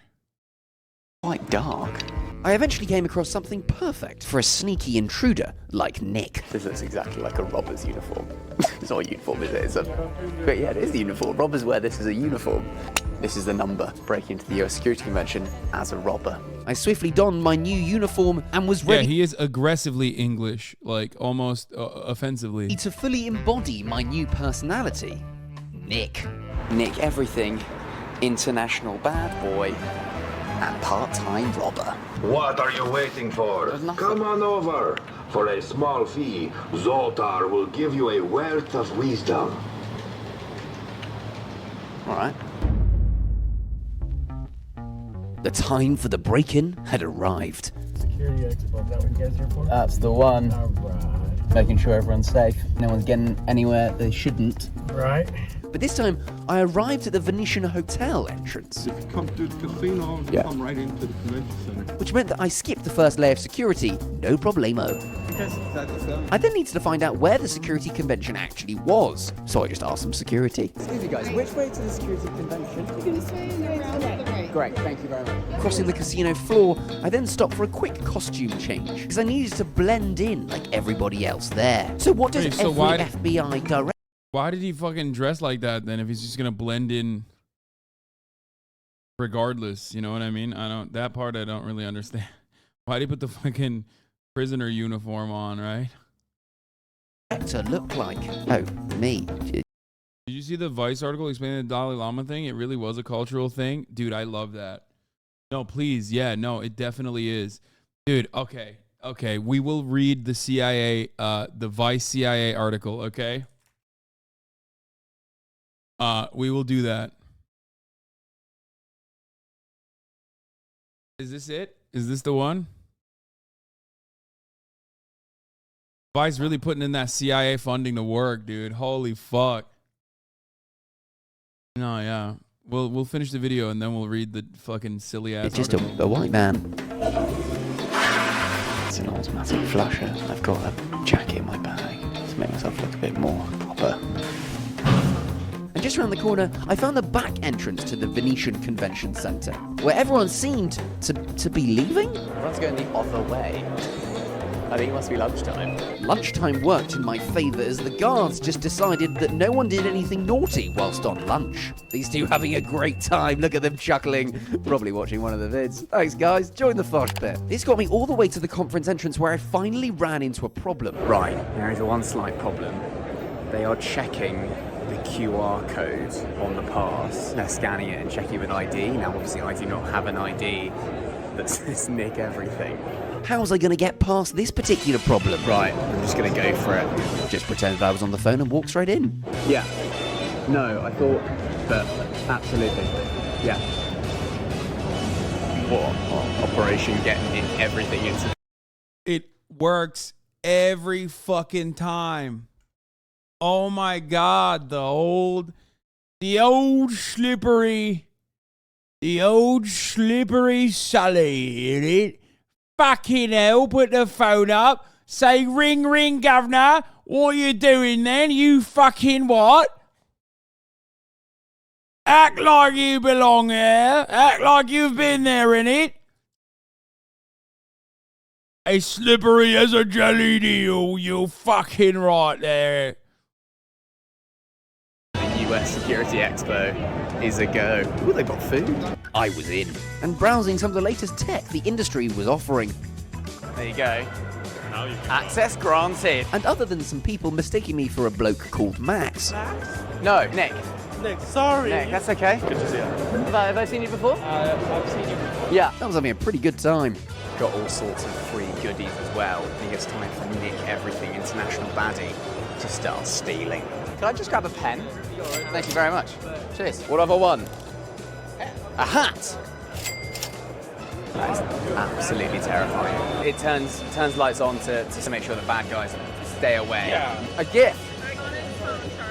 Oh, thank you very much. Nice colour. You could do a pink one and have a gender reveal. Can I grab a pen?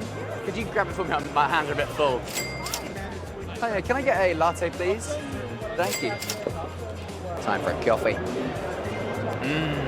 Delicious. I think I've got all the free stuff that I can get. There's one more thing I want to do, and it's quite risky. Let's see how secure these guys actually are. And it would require one final costume change.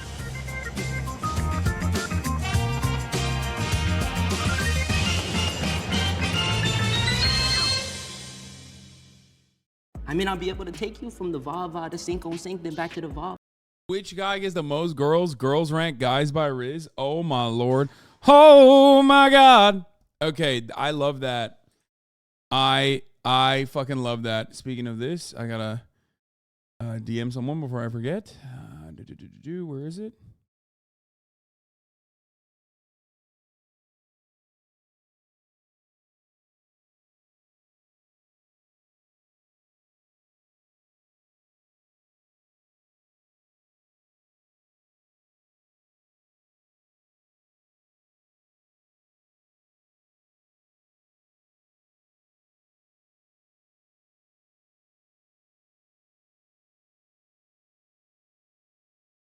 Okay.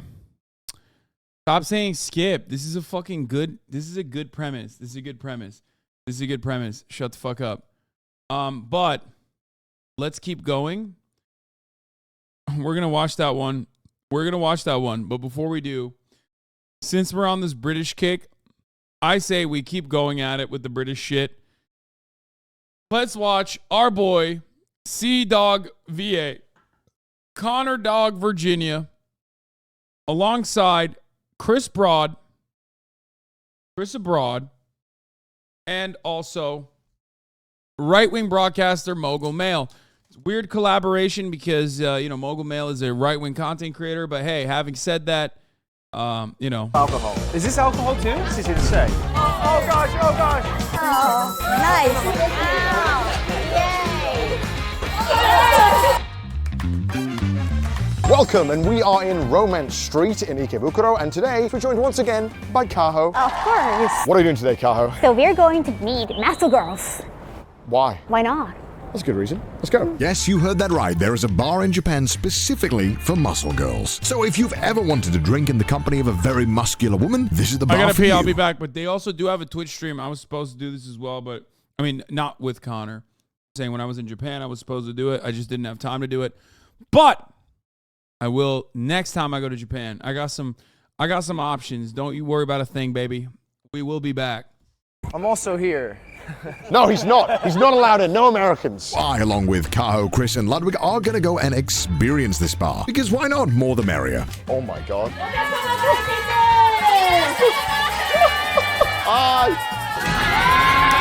Who wants Pocari Sweat? Yeah! Hydration! Me and Chris were looking at the menu. We thought it was a little weird. The muscle butt slapping kick. That's very interesting. We should get that. Like any good Japanese-themed establishment, everything is themed, including the drinks. And of course, in this bar, the grapefruit sours are hand-squeezed. Literally, you can pick the exact staff you want to squeeze your drink into existence. All right, who's the strongest? Who's the strongest? I'm first. Oh, okay. yes. Okay, I pick you. All right, Connor, I've chosen my squeeze girl. Chris, go ahead. We're going in order, of course. Very stylish. Adidas.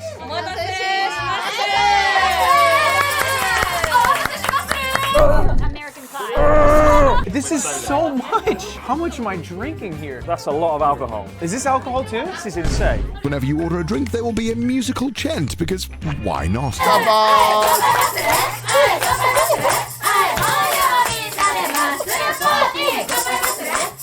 You hate to see others live out your dream, you know what I mean? Like, I'm not gonna lie, it is pretty fucked up. Watching this is like pain. It's like, I fucked up so bad. I didn't know it was gonna be like this. What the hell? All right. Oh my God! Oh my God! And of course, it goes without saying, but do not stand on the table, Ludwig! But I'm sure they want me to come back. This video is sponsored by AFK Arena. AFK's 4th anniversary celebration is starting. Away from Keyboard Arena? Want to explore the new dungeon with Rem and Amelia. If you want to download AFK Arena today, smash that link in the description down below to download it right now and get Rem and Amelia. I had a strong 0 before coming here. I didn't know this was drinking. Yes, it's a bar. You guys linked this video to me at 9.8K views when it was 13 minutes out. That's a lot of alcohol. The video is now 5 hours old. Sorry. Him or something. You think I know? I'm America Jindes. If I go to a bar, it's to watch a sports game and eat Buffalo Wild Wings. Before you knew it, they had assumed the position to squeeze their drinks. What's going on? Are you scared of a strong woman, are you? I'm not. I'm just saying this is a lot. Like, this is unusual. This feels like being at the front of like SeaWorld and we're the splash zone. When is the last time you spent that long time await something? What? Oh my God! What the hell? Oh my! What the hell? Why are you hiding behind me? And of course, don't forget to bring your poncho to this bar. I got soaked. I looked like I pissed myself. We are not going to be allowed into anywhere after this. We stink. Can you pick the grapefruit out? Still there. Oh, there you go. I'm too old for this. Well, luckily we have 2 drinks now to get us through all of this, right, guys? Fantastic. They are really efficient at cleaning this up. Yeah. That's why they need so many girls to clean the bar every 5 minutes. I got soaked, but it seemed that Ludwig and Chris got more soaked than me. I'm really sticky, but it was fun. That was pretty impressive. Cheers, The fruits of our labor. Fruits of their labor. I realize now I don't like grapefruit. Yeah, me too. Especially in my face. And of course, when I'm paying, I found the only bar in Japan that accepts tips. So 100 yen for 1 muscle dollar. That seems to add up. Well, 50,000? Yeah, I think 50,000, 500 bucks worth, yeah. That's a big YouTuber moment. Yay! Literally Japan when they discover tipping. And these bills are obviously not real dollar bills, they're muscle girl themed dollar bills. I have as many questions as you do, such as, does this currency have inflation? Will the Combini accept it? Never mind, back to the video. This didn't happen in Denny's. Oh my God! Wow. For the record, This is the same principle with strip clubs in Japan as well, albeit there is no tipping culture in Japan at all. No tipping culture whatsoever. So even in the strip club, when you want to give strippers bills, you give Monopoly money. Oh, that's too generous, Connor. That's How do you know that? I went to like a Western style strip club in Japan for a party for a fashion Thank you very much for your party. performance earlier. I really. Okay. Okay, you're poor? Okay. All right, here you go. There you go. Really? You're going to put it in your... Oh, shitty. Oh, my God. Nice. This is a lot of people, and a lot of energy. And there's some grapefruit on my fingers. It's stressful, but I can imagine if you come here, it takes off the pressure of having to be social because they do it all for you. And before we could even finish chatting, it was time for muscle time, whatever that means. What is happening?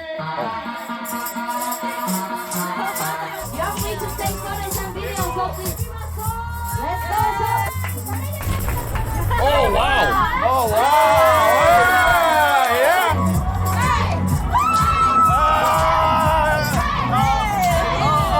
Oh, gosh. Chris looks so thrilled to be here. Normally this venue doesn't have this many staff. I think we had about 18 in total. Normally there would be around 5, and muscle time wouldn't last this long, as every single girl comes out and poses with their muscles. Sometimes not the muscles you're expecting. And I mean every single girl, which I won't lie, made me feel a little weird, but it's all part of the culture, right? So let's get back to enjoying it. There's so many. It never ends. Motto for you. Okay, sure. Yep, right in there. Thank you very much. Your experience to this? I'm going to need Connor to explain. Ludwig is so not a jock, dude. Like, when you actually put him around people that do work out, that reality becomes ever more apparent, okay? Look at him. Explain to my girlfriend why I'm here. We stand with women, that's why we're here. I'm not sure if it's because they could sense an American. That's where he desperately wanted to go to? Yes, I would have loved this. It would have been sick. But every single staff member came out to get a tip. Please watch the entire video so I can recoup some of the costs. And after all of this muscle time and showing off, it seemed that Kaho wanted to get involved. So, Connor, who else deserves tipping? Well, Kaho, I heard that you might be able to join the muscle bar yourself. Is that true? Right, because I feel like I deserve some tipping from you. Oh, really? Arranging some shit. Well, I guess we can do it. Do you want to join them then? Why not? Let's do it. Hell yeah. Now, dear viewer, you're probably wondering what other bizarre services the Muscle Girl Bar offers. Well, their most popular service is that you can get slapped by the Muscle Girls themselves. I personally don't get it, but hey, who am I to judge? Just enjoy. And to decide who was doing it, we were going to play a game of rock, paper, scissors. Wait, do you watch anime? My God, stop. Okay. Rock, paper, scissors, shoot. I couldn't get slapped again. He slapped me, and I had a concussion. Brain melted. Striking fear. Oh, Kaho! Am I getting slapped now? Is that what's happening? Did you know Kaho used to be a jab actress? No, I did not. Yes. I can't slap you? As a muscle girl, you get to slap him. Ooh. 18 muscle girls slap. 18? It was You didn't? Is that true? I don't even know. I can't tell if you guys are like fucking around or not. 15 earlier, what the? Yes, you heard that correctly. 18 muscle girls are now going to slap me. I will now come to regret this decision of filming here very much. And you will see why. But honestly, how bad can it be?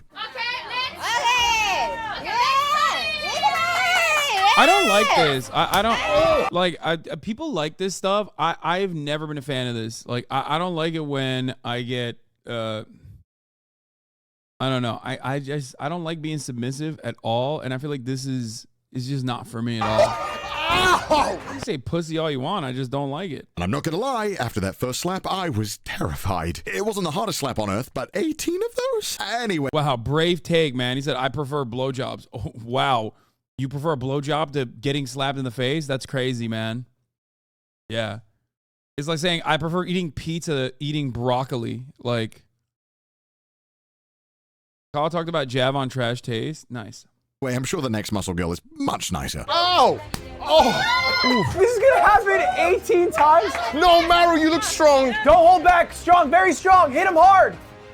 Oh my God. Go easy on me, please. Oh! Look at his face! Your face is so red. Oh my god. Oh my god. Dude, this is hard. Go easy on me. Go. That was nutty. Oh! That was the full wrist. His face, it's gone bright red. You can see it on his neck. Oh! That was a fist. Oh! I like the muscle girl bar. You've been a very bad boy, Kota. Very bad. Yeah. I love Japan. I'm pro wrestler. Okay. Oh, Yeah. chop? That's a chop. Chop, yeah, chop. Okay, dozo. Oh! I'm just getting beaten up. This is great. Bro, his cheeks are fucking rosy right now. He's just getting fucking... Dana White is sprinting here as we speak. True. Oh, but he wants to hit back. That's the problem. So I don't know if like he's... I don't know if he would fuck with that. You know what I mean? Because he's like, come on, I get a hit, right? I got a hit in too, right? Well, how does that work? This is great. This is the future of entertainment. Touch them like.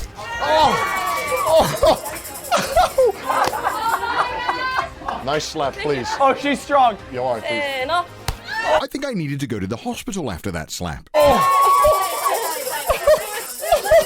They're slapping him harder than I did in the slap boxing. They actually are. This is so bad. This side, this Yes, side. soft, this side. Okay, Soft. Okay, soft. You're not gonna go soft, Yes. are you? Kaho. Finish him off. Finish him. He's weak. Yeah. Oh! Go easy on me, Kaho. Easy, go easy on me. I'm sorry, my friend.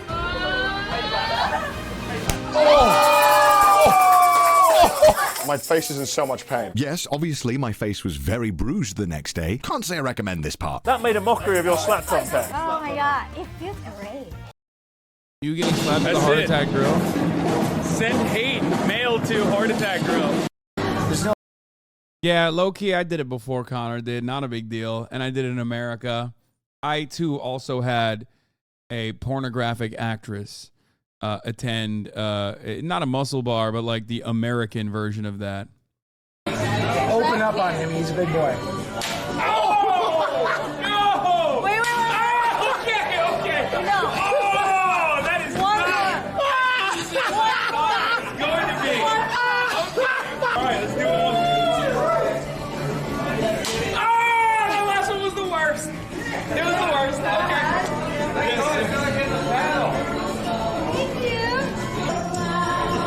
Man, this place is kind of weird. Yeah. All right, did you move? Did you throw up? You threw up? Oh, yeah, you got tears. Oh, and then we shot guns. Uh-huh. And I don't stop pushing? Don't stop. Don't stop.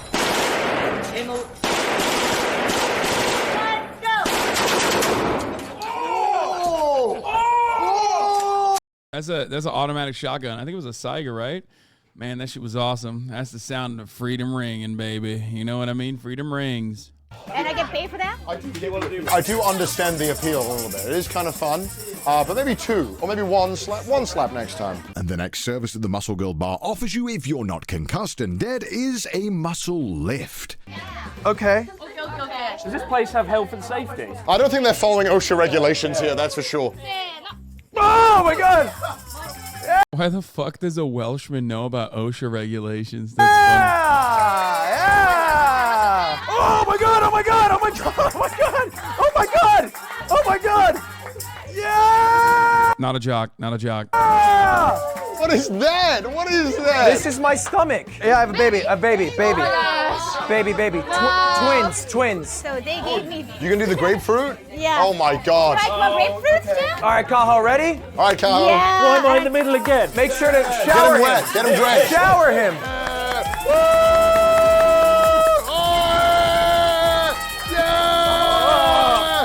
Jesus Christ!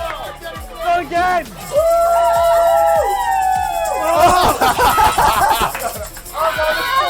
This is the worst seat! And after you're done smelling like grapefruit, being beaten up and lifted to the ceiling, if you're a female customer, you can get something called a muscle sandwich. I will just show you. What's it? Sandwich! Bet you wish you got that one, Connor.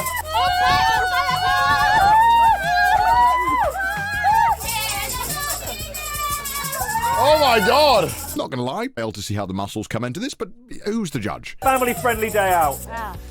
Oruç GG, brothers, do not look. It's Ramadan. Do not look. Do not look. Don't look. Don't look at it. Nice. That was nice. That was pleasant. I like that. Yeah, I could I go took for my another one of glasses those. off. That seemed fun. Of course, they have more services, and the next service they offer is ass kicking. I wish I was kidding. That's literally the name of it. And because I was done being beaten up already, I said no. And unsurprisingly, Chris also very much did not want to do it, so Ludwig kindly offered to get an ass kicking. Please be gentle. Please be gentle. Please be gentle. Please be gentle. Get the wheelchair ready. Why is he? Oh, down here? Down here? Okay, okay. Oh my God. Oh my God, they're actually gonna kick him. Oh my God, they're fully. Oh, they're gonna kick you.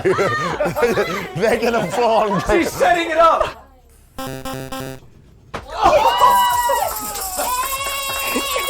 I don't get it. Like, I actually, oh my God. I legit don't understand who derives sexual pleasure out of this kind of thing, but hey, to each their own. What are you fucking doing to me? What are you doing to me? I thought the bar was like fucking protein drinks and stuff. Like, I literally thought they danced around. I didn't realize it was like this aggro. Yes. Please be nice. Okay. Okay, so. Yeah. Okay. So. Oh my God. I don't want to get fucking Muay Thai kicked in the ass. You know what I mean? Soft for real? Okay, here you go. And if you're really soft, there's more where that came from. Okay. Oh.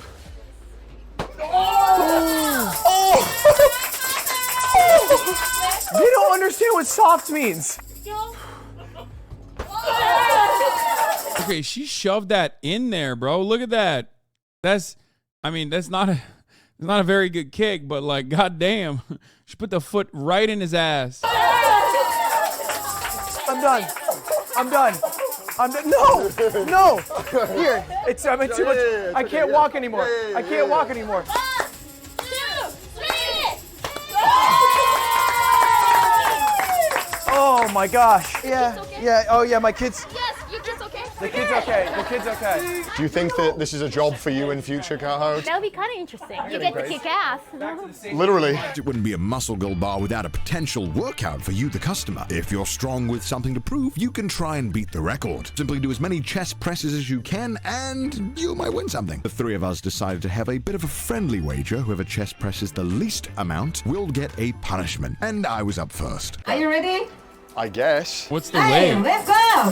1, Let's go, Connor. 2, 3, 15, 16. It's getting hard. 17, 18, 19, 20, 24, 25, 26, 40, 40, 45, and 46, 47.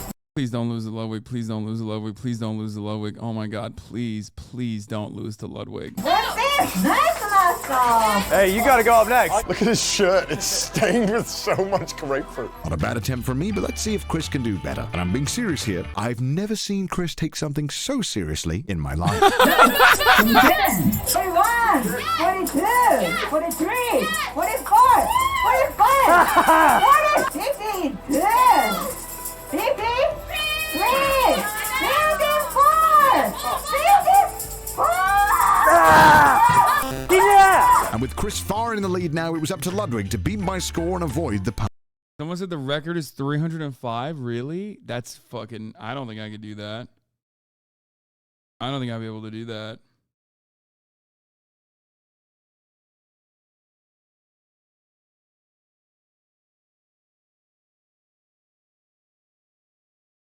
Punishment. And in case you're wondering, the record for a man is 305. It's a 45-kilogram chest press, by the way. Let's go. 3, 4, 5, 6, 7, 8, Why does it look like Popeye? Subscribe to the channel. Subscribe if you're watching. 51, 52, 53, 54, 55, 56, 67, 58, 59, which means that Ludwig is the winner. And that means that I get the punishment, which is... I hate that. I hate that that is the... No. I mean, it's this. Whatever this is. What?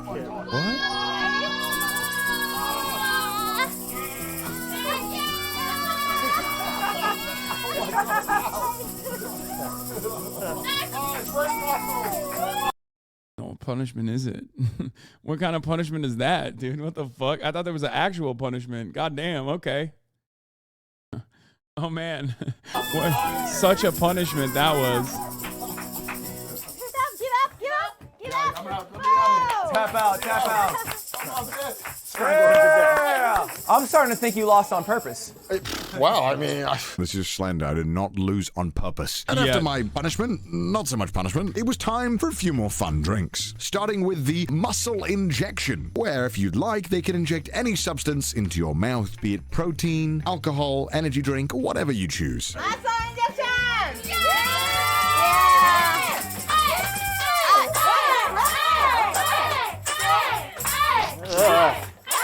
More? Not gonna lie, I'd prefer to just get the drink normally. It tastes so bad. Thank you very much. Thank you. I can feel the BCAAs rushing through my body, though. After getting to experience some of the sheer insanity of the Muscle Girl bar, we wanted to ask them a few questions. So first of all, why? Why work in a Muscle Girl bar? I have to know the answer. And we like workout, so. It's good? Yeah. Do you Yes. Do you guys work out every day? Oh, almost every day. What is the most popular thing that customers normally order? Really? Yes. Yeah, people pay for that, actually. Every customer. Miauri did that to you? Yeah, except she fucking actually hurt me. That's the difference. So that was not enjoyable. Like, it hurt my neck. That was actually, she legit fucking choked me. That's the difference. I feel like Connor wasn't really getting choked. What? Yeah. So popular. Has anyone ever gotten injured? Sometimes. Oh my God, no!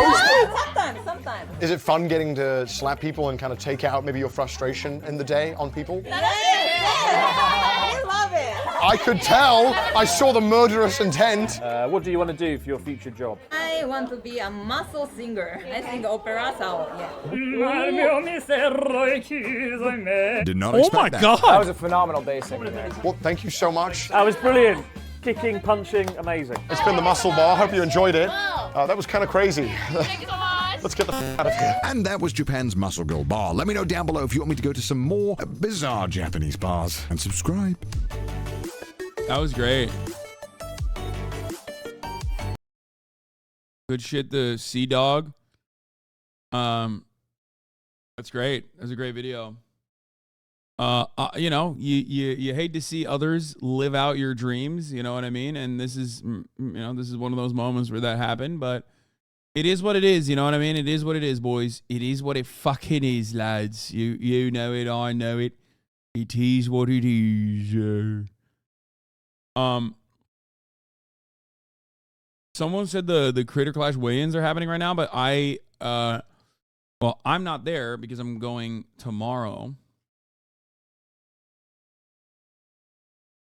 Oh yeah, let's watch the Rizz one, and then afterwards, I won't do the so expensive playlist. The crazy labor practices all around the planet. I'm not gonna watch the Yugo vid. I am going to play a scary game, like I said I would. Should we do the CIA article first? A viral video showing the Dalai Lama asking about to suck his tongue has stunned the global Tibetan community. Many believe the video is being widely misinterpreted and are concerned the CCP propagandists are misusing it to discredit the exiled leader. On Monday, the Dalai Lama office issued an apology in the form of a meet and greet. Issued an apology for the video of a meet and greet in February in the northern Indian city of Dharamshala, where Tibet's highest spiritual leader has been running an independent government in exile since 1959. In the video, the Dalai Lama is approached by a boy whose identity is not known for a hug. The exile leader hugs him and asks the child to kiss him on the cheek. After that, the Dalai Lama pointed to his lips and said, "Here also." Then the boys held the boy's chin and kissed him on the lips. The Dalai Lama then said, "Suck my tongue," and stuck his tongue out. In Tibet, sticking the tongue is a traditional greeting. We already knew this, by the way. That goes back to the 9th century. The crowd burst out laughing, and the Dalai Lama hugged the child again and spoke about peace. It is unclear why the video has gone viral now. Huh. Is that unclear? Wait, is it also asking to suck your tongue? Is that also a part of the traditional Tibetan greeting? Because it didn't seem like it. And for those who have said already, again, that the Dalai Lama doesn't speak English that good, you're out of your fucking mind. Okay? You're out of your fucking mind, dude. This is one of the most like Western facing, bro. We've watched interviews that the Dalai Lama has given, okay, to John Oliver, where he's spitting, okay? We know he can speak English really well. Here he is speaking fucking English. It is very, very sad. Indeed, yes. Why is it hard for you to definitively tell them to stop doing it? This is, I find, a very difficult sort of situation. Right from the beginning, when I first heard that, firstly, I expressed my sort of sadness. Then, meantime, if I say their action is wrong, then their family, they feel very sad. One of their family member did something against the Dalai Lama's wish. Right. That's crazy, man. It seems like he's very, very good. Okay? He seems to be, he seems to be speaking English very well. What's that about, you think?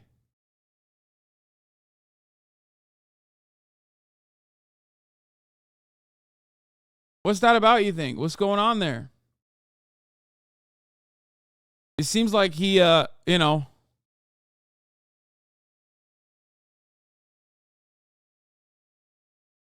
his body double? Oh, okay. Got it.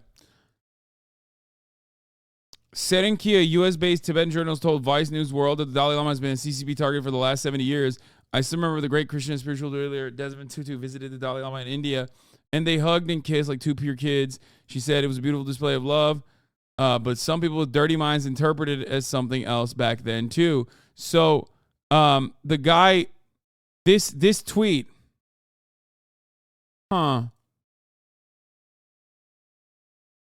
where is it? Sadly, everything in the modern Western world is too hypersexualized. The Dalai Lama jokingly made a kissing face to greet his friend Desmond Tutu. This is not the original photo. Aussie human rights activist fighting totalitarian regime. Down with Putin and Xi. Follows me, by the way, of course. But this isn't the original of this. Wasn't even this guy. The original post came from a Radio Free Asia guy. Okay? That's right. Where's the OG one?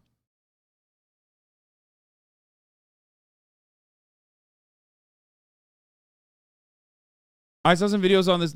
He most likely meant eat my tongue. It's a Tibetan cultural thing. In their culture, the child would respond with, why would I do that? And he'd respond, I've already given you everything I can. All I have left is to give you my flesh.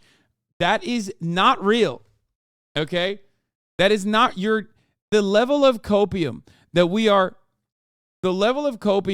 engaging in here is so fucking funny. Okay? It is so absolutely transparently ridiculous to just try and fucking defend this. Okay? Now let me tell you something. Oh, here's the original post. Here it is from Radio Free Tibet. Of course. Radio Free America, Tibet. His Holiness Dalai Lama often teases people he meets on innocent, playful way, even in public and before cameras. And then this guy basically repeated that by posting the same photo, but said that, Western world is like hypersexualized everything. That's what it is. Okay? That's awesome. Yeah, where's the state-funded media tag for this guy, by the way? I don't know. Anyway. So the other part of this story, or the other part of this like idiotic fucking counter that some people in the chat are trying to engage with. The reason why I think that's hilarious, okay, is because if that was the case, why in the ever-loving fuck Oh, English is a second language, so sometimes His Holiness uses words that make some people uncomfortable. However, it doesn't necessarily mean that he intends to be negative. Yeah, if English is a second language and he fucked up and he used the wrong words, why didn't the Dalai Lama's own fucking PR team mention that? Why didn't they say any of these things? And instead they just hid what the Dalai Lama did and literally went along with, oh, he just hugged the kid.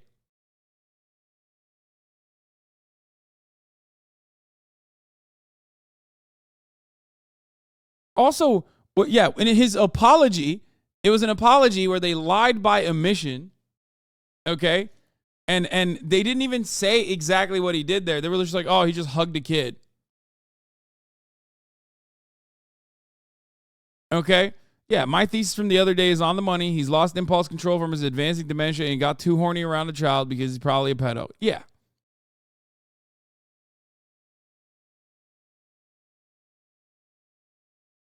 He says he was just having fun, so I think he's using some chatter's excuse that he didn't think the kid would actually be down to suck his tongue.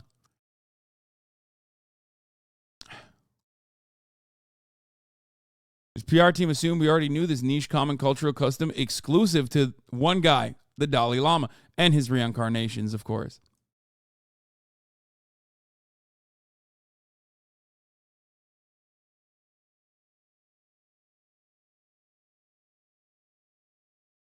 Anyway, another Tibetan living in India who spoke to Vice on the condition of anonymity out of fear of reprisal from those canceling the Dalai Lama online said that Tibetans often greet each other with their tongues out. It's been our traditional way of greeting. Dude, I love this article. This entire article is so fucking insane.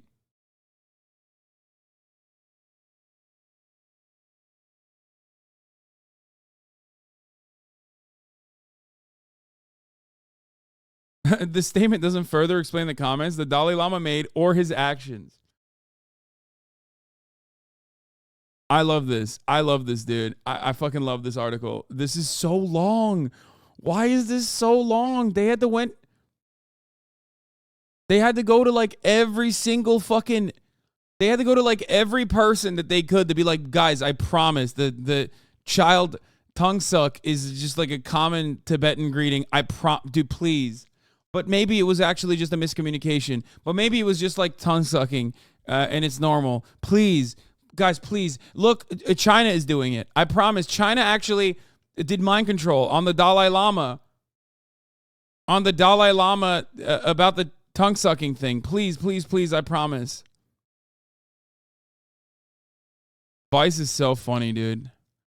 Where's the latest? You said the Vice put out another one?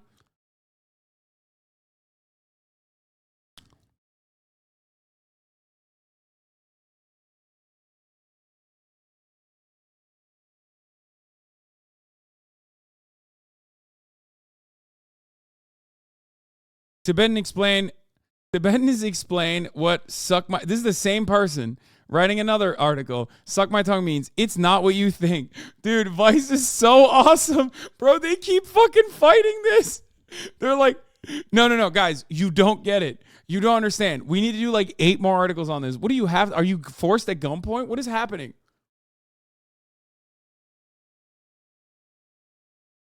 I want you to go and suck the Dalai Lama's tongue. Okay? Only then I will be convinced.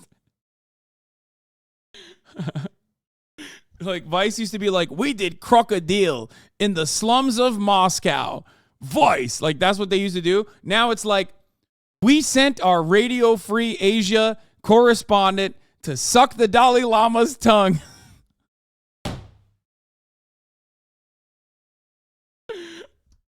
It's like, guys, we sent this Brooklyn hipster to suck the Dalai Lama's tongue, dude.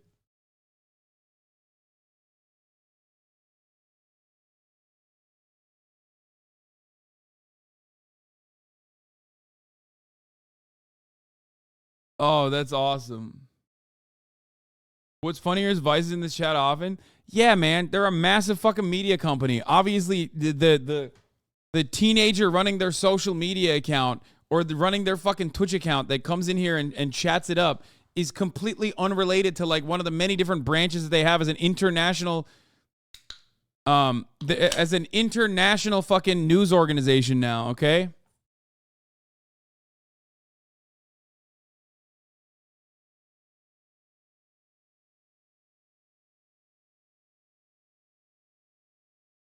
A viral video showing the Dalai Lama asking a kid to suck his tongue has been the subsequent public outrage has led to hundreds of Tibetans to come out and tell the world it's not what it sounds like. Over the weekend, an edited video of February 28th interaction between the 87-year-old spiritual leader and an Indian boy went viral. Dude, you said they're getting indirect Fed money for this, and you can't change my mind. You think this is when you realize that? I realized that when they did a fucking article on the genocide in Yemen, and they said maybe the Saudis have a good idea on how to deal with Yemen. Okay? Like, they literally did. They wrote a fucking article. They made a documentary. They did like a documentary where they were like, you know, it's not so bad. I mean, they do have some...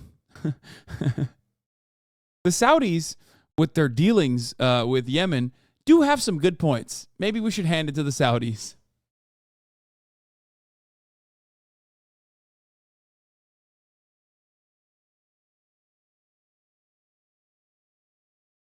Hundreds of CIA assets stationed in Tibet come out and tell the world it's not what it sounds like. I mean, they don't even have that anymore. They gave up on Tibet pretty quickly, which is why they, I think, declassified a lot of this stuff. So this is just like, they're just running with like, you know, they're running with the bro dogs. You know what I mean? The stay behind guys. You know what I mean? They're running with a fucking skeleton crew. They're not. This is not like a major asset or a major point for the CIA's interest in China.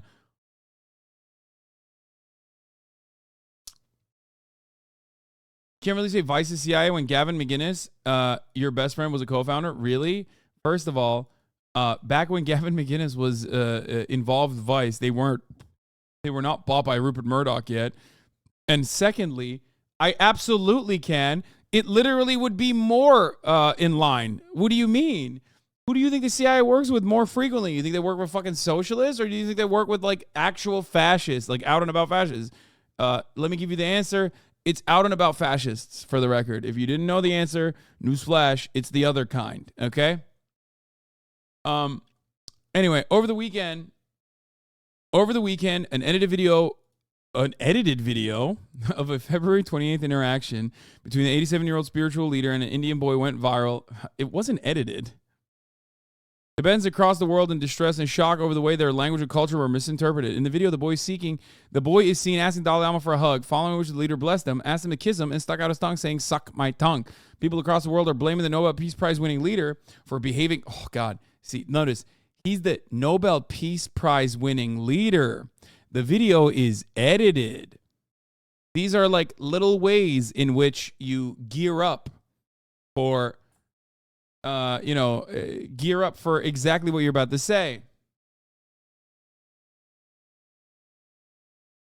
They say edited, meaning the whole stream wasn't uploaded. Yeah, that's a bullshit way to fucking mention it. Normally, colloquially, you would say edited video if it's deceptively edited, okay? This is a cowardly way to try and lie about the video to make it seem like it's like deceptively edited when it's not. Okay, you could have said over the weekend a fucking shortened version of a longer video or something if you want to be deliberate. Every video technically is edited. Okay, that's insane. Exactly, thank you. It's to passively introduce doubt. Yeah, you could say a clip. Okay. Anyway, but that is exactly what it is. It's to passively introduce doubt and skepticism, okay? You don't ever say edited as in the non-relevant parts before and after were removed. That's not how you use edited in that situation, okay? Anyway, Tibetans told Vice World News that the meaning of this common expression used to tease and teach children is completely lost in cultural interpretation and its English translation. The correct phrase in Tibetan in Tibetan for this joke is che le sa, which roughly translates to eat my tongue. English is the Dalai Lama's second language, and Indian news outlets have previously reported that the leader speaks broken English at public events. That's bullshit. He spits. I've heard him speak English perfectly fluidly. That's fucking bullshit. In 2000, Dalai Lama was quoted by the Indian Express as saying he started learning English at the age of 48. Broken English helps me communicate better and creates laughter when I make mistakes, he's quoted as saying. Why are they acting like videos of the Dalai Lama speaking perfect English does not exist in the universe? Why are we acting like, you know, for the past 40 years, he's been literally speaking perfect English? In 2000, he said that. He was not 48 in the year 2000, chatters. He's like 88 years old. So if he learned English at the age of 48, that means he's been speaking English for 40 fucking years. The Dalai Lama has been speaking English for longer than I have. Multiple lifetimes of chatters.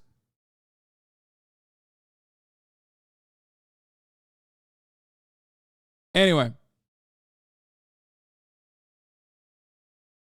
In a YouTube video, Jigme Ugen, a second-generation Tibetan refugee living in the U.S., explains how this display of affection was born out of a game played between the Tibetan elderly and children. Kids who go up to their grandfather, for instance, are asked to kiss their grandfather's forehead, touch their noses, and kiss them. Then the grandfather says, "I've given you everything, so the only thing left is for you to eat my tongue," Ugen said. The child probably never gets the candy or money, but gets a beautiful lesson about life, love, and family. You know what's funny about this? Okay? You know what's funny about this? First of all, I wonder where this came from. This has like an old-timey feel to it. I wonder if this is actually like an old, piece of like forgotten Tibetan culture and custom, or if this is like a new graphic that they made, but to give it an old-timey feel. Okay, I would love to see where this originally, this originated from. But not only that, but also, why didn't they just mention this? Why did they just omit? Why did they lie by omitting the key details when they came out the next day to just apologize?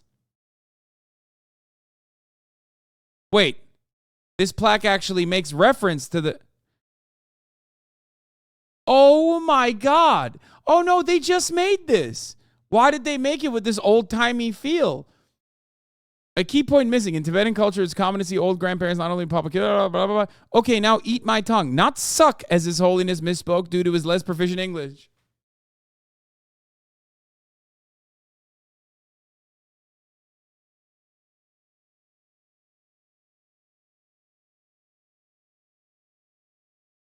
Bro, I'm sorry, but if your operation to like whitewash, child tongue sucking, okay?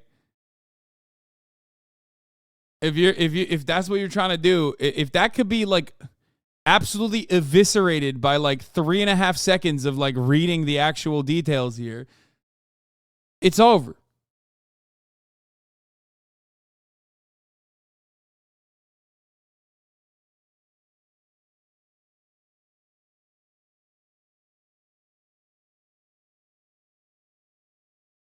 Saren Kia, U.S.-based Tibetan journalist, told Vice World News that in Tibetan culture, sticking out the tongue is a sign of respect.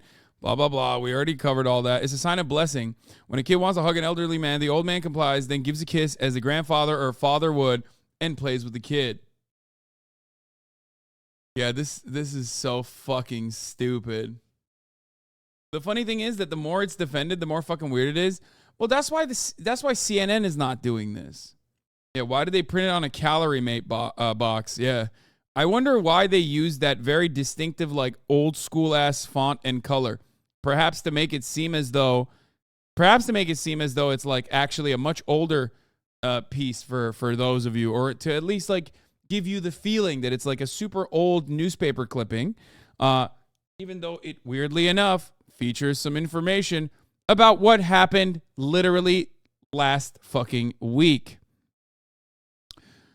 They say, as in, I've given you all my love, and the candy. So that's all. All that's left to do is eat my tongue. And it is a playful thing that the children know. This is not really done in the Lhasa region, capital of Tibet, so much, but it's more common in the Amdor region, where HH is from. However, it is definitely a Tibetan custom. If we are honest with ourselves, we know that when we form an opinion on any topic without considering the many aspects of context in any situation, we are choosing to keep a significant degree of ignorance in our reasoning.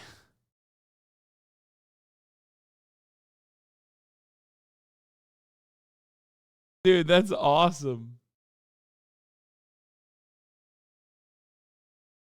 Yeah, no, this is great. No, totally. Totally.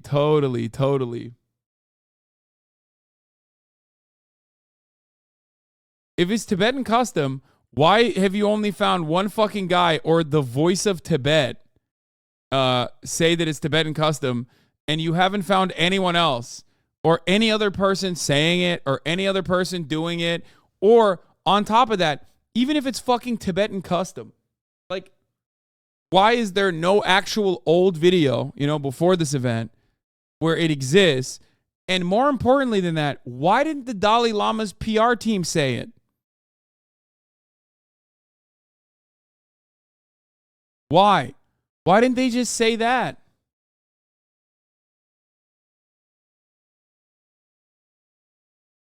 Google Che Lhasa. Let's see. Let's key search Che Lhasa, but then let's look up, news, and then let's, wait, how do you fucking open it? Sorted by relevance, sorted by date.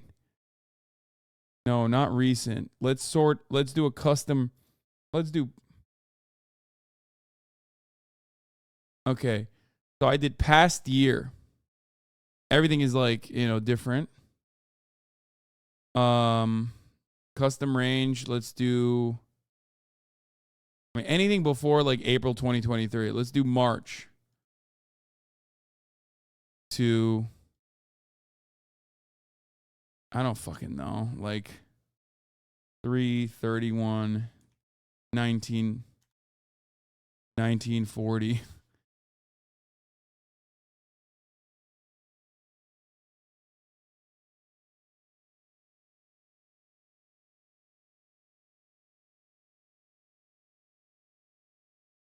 Google doesn't even register it as anything but fucking, it doesn't even register it. It thinks it's Italian.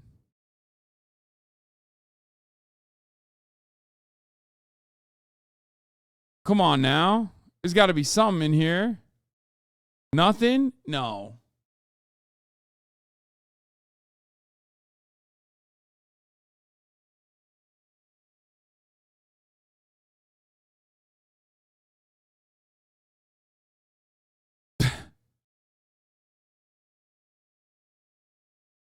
It's just crazy. It's just wild. I don't know. I can't find anything other than literally like I love that they're circulating this at ifunny.co.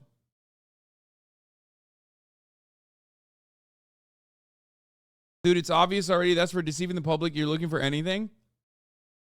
I am trying to cover my bases. I want to be objective, okay? I want to be objective.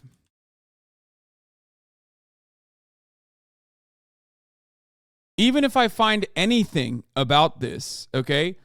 Even if I find anything about this that isn't from like the last week where apparently this became the most like, the most top 100 basic Tibetan phrases known in Tibet, it has che, and it has la, but it doesn't have, or lay, but it doesn't have che, le, sa.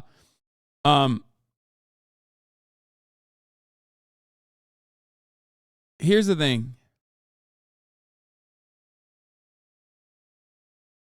Here's what I'm trying to say. Even if this is actually a fucking custom that they are trying to fit into the circumstance, the PR team could have come out and said that.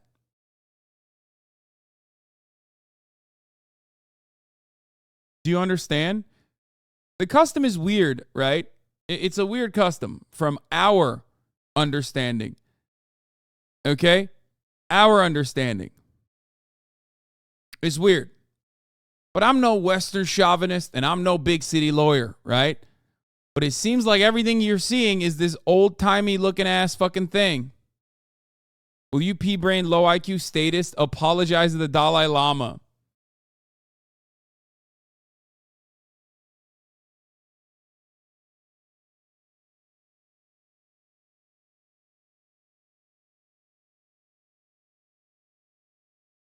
It doesn't seem to show anything.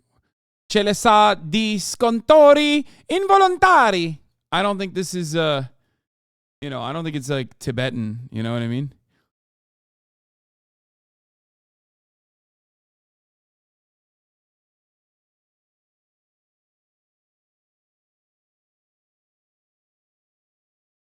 Anyway. I'm sure chat can find a source from pre-2023 if they insist is a legitimate phrase. I don't think there's anyone in the fucking chat.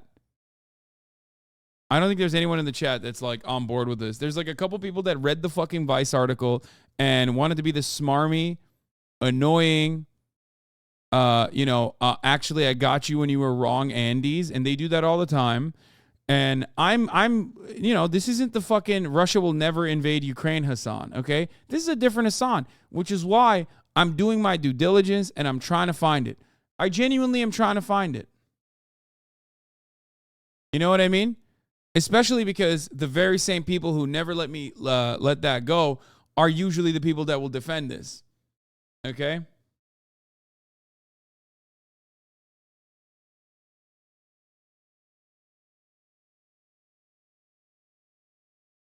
Interesting. The ceremony shook them. Tibetans say the Dalai Lama's suck my tongue viral video is being misinterpreted. Yeah, okay, bro. It came up immediately on Google for me. No. Oh, fuck you. Try Googling the top of the hour ad break. God damn it. God damn it. I was looking for a good ass segue. I saw like 11 fucking debates in the chat that I didn't read on purpose. Fuck. You fucking asshole. God fucking damn it. At the top of the hour, there's a 3-minute ad break, okay? If you no longer want to see those fucking ads, all you need to do is subscribe, which you can do for $5 or for free with a Twitch Prime. By connecting your Amazon Prime account to your Twitch account, you get 1 free Prime subscription a month. Use it on your favorite broadcaster. Hopefully that is me. Holy hell. Holy moly. You can also get gifted a sub. Here's the 3-minute ad break now.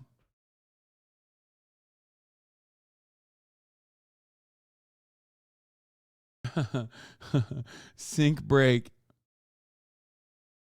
Sync break said, brother, I have met the Dalai Lama and I did not think he was a pedo. Goes to show you can't judge a book by its cover. Good one. Stelexine, thank you for the 5 gift the subs. Mama 2210, thank you for the 10 gift the subs. Anyway, listen.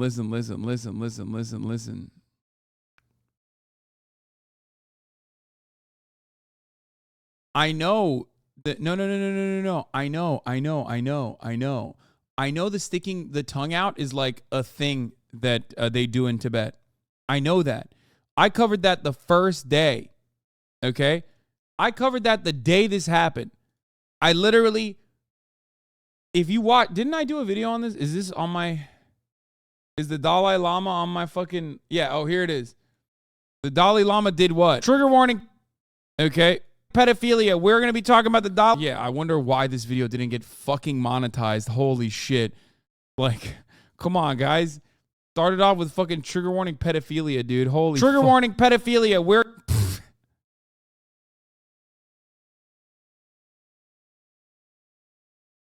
Anyway. But yes, I covered that this is the sticking your tongue out is a normal fucking, I mean, it's a unique but common Tibetan greeting. Okay? Eat my tongue before 2023.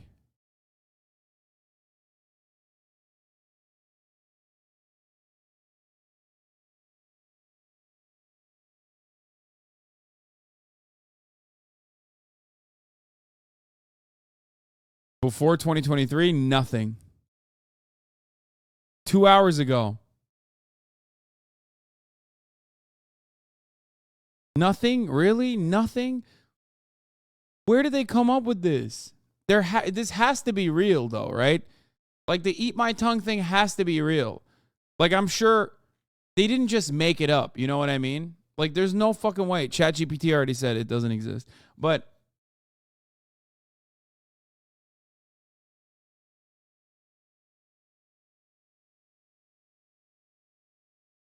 no, this is the Tibetan meaning of eat my tongue. This is a new article that is literally, that is a new article that that went in Tibet, 7 years in Tibet, Tibetan king. Okay, yeah. This is an old article that doesn't feature eat my tongue, but it's being cross-referenced. No. Why would the fucking Dalai Lama chat? This is an old article about a normal Tibetan custom that they're trying to literally add on to the Dalai Lama, or at least like it just says Dalai Lama in it, but this article doesn't say that it is a eat my tongue is something that people say. It's just the same thing that we covered already, which is that it is a Tibetan custom. It doesn't say eat my tongue anywhere in this article.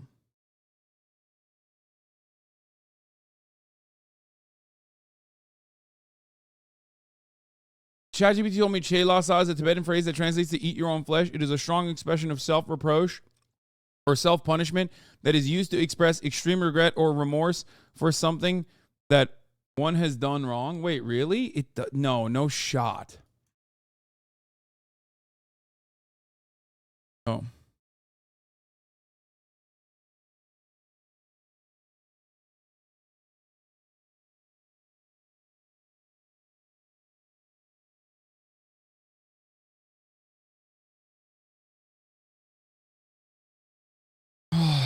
We can't even find a single fucking thing. ChatGPT's lying. ChatGPT lies all the time. Why are people so eager to defend this? You make up your mind about why Vice and Radio Free Tibet and Voice of Tibet feel the need to say that and defend it. And then also make up your mind about why Ukrainian flag in the bio accounts are also promoting it.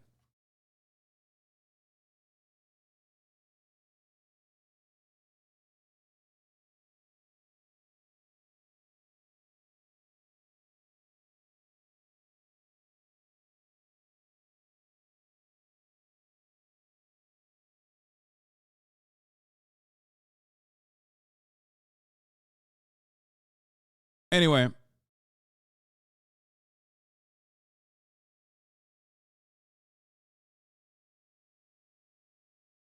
We already covered it. I already said the stick your tongue out of Tibetans from 2010 is showing the old custom. I never said that sticking your tongue out was not a custom. The suck my tongue is not a custom. And I'm not going to fucking act like the Dalai Lama, who is a very Western-focused leader, is completely fucking oblivious to, or it doesn't have full knowledge over the English language, full command over the English language. Okay? That is weird. I don't know why people keep bringing the stupid fucking, look at this old Tibetan custom bullshit, okay, to the table. Nobody is arguing against that.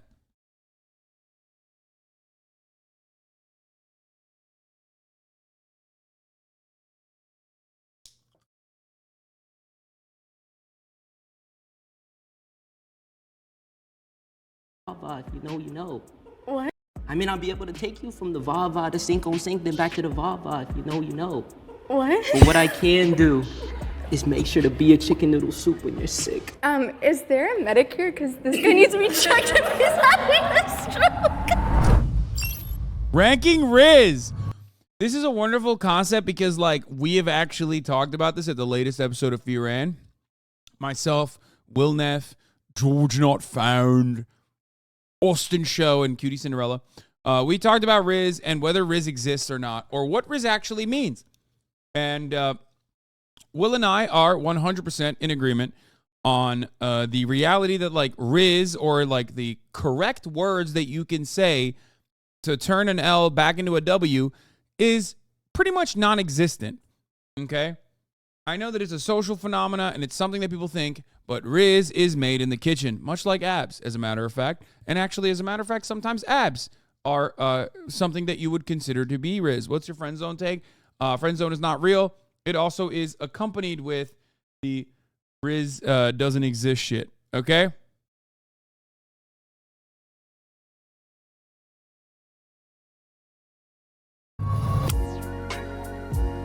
This is everything opposite of yours and Will's discussion. No, it's not. And I will show you why. I would say my definition of Rizz is every single time I've talked ever.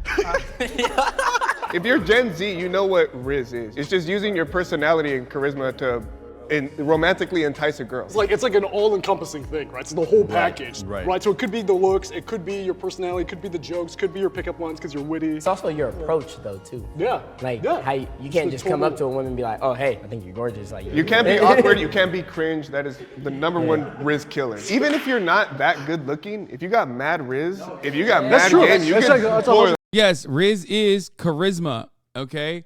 Rizz is charisma. That's all it is. It's confidence, it's charisma, it's how you look, it's how you carry yourself.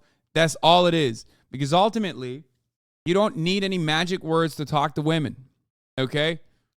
There is no like magic words that will unlock pantyhose. It's not a real thing. That's it. It's whether or not someone finds you fuckable or not, and then just not fucking it up after that. That's what Rizz is. That's 100% true. So how do we want to shake this up? I would say you said that you would like sing to women in public. Yeah, that's definitely That's first place because I would not want to do that. That's confidence. That was a lot and of talent. It's not confidence. And talent. That is confidence and talent. What about you guys? I think you're funny. I think you're funny. You gotta go higher. Like actually? We're not. I think you're I think you're funny. I think you're really funny. What's your go-to move? Hey. No. Okay. I'll hold myself. I feel like it has to be more in the moment. Yeah, it's more of a moment thing because I don't use pickup lines. I think because anyone could Google a pickup line. Anyone that says I don't use pickup lines is already like, you know, higher up on the Rizz scale. Okay, what is this? Did you find your name, by the way? Dream came up with it actually. Explain this. Yeah, that's Rizz, baby. That's what that is. You guys should really watch the Fear Amp podcast if you don't, honestly. I'm saying. Well, that's the thing. It's like pickup lines can be. Oh my God, I didn't want to say it. He said, "Is that the runt of Markiplier's litter?" Goddamn.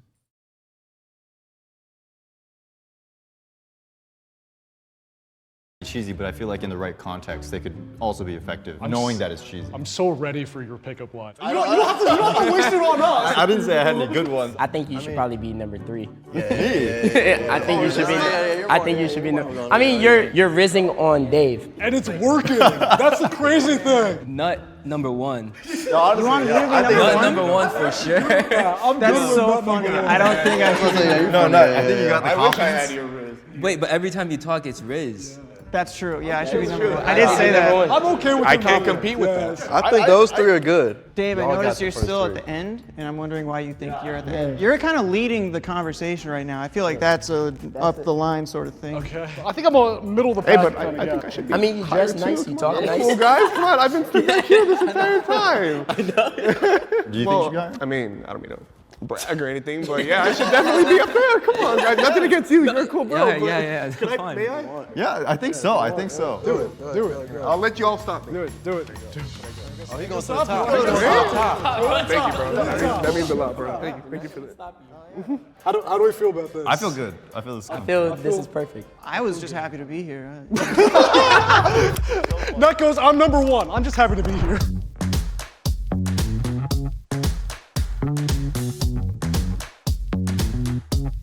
Rizz is cringe. Yeah. Am I wrong? No. Right? Okay. Wait, what? No, you're not wrong. No, you're correct. I mean, like, I guess a guy can try to like rizz you and be cringe, but like if he has good game and he's smooth with it, then like I personally don't think. I just want to say women are not a monolith. Women, you know, that's why we talk about women's rights and women's wrongs on this channel, okay? There are plenty of women, for example, that go on the Fresh and Fit podcast, okay? Like, that should go to show you that, like, not every girl is going to automatically have the correct take on a thing like this. Okay. It can be cringe. I'm with her. Yeah. But like cringe Rizz is like the common pickup line type. But like a good Rizz would be charismatic, positive confidence, right? If they Googled, how do I hit on a female, like, no. It's like, I'm cringing. Yeah. I like confidence, just not cocky. So if you like approach me like you are entitled already and like I should just automatically go out you just because you tried, I'd turn them away. Right. Very easily. And it's like you don't have to be super confident as long as you put yourself out there. Yes. And funny. Yes. Funny. Like you could be like a 4, but if you got like, you know, immaculate Rizz, then you're a 10. Then it you're goes like, up. probably Yeah. a 9. Probably Yeah, 9. I wouldn't shoot Not all a 5.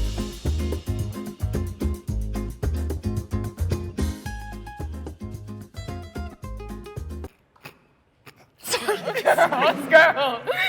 No, I was trying so hard not to laugh.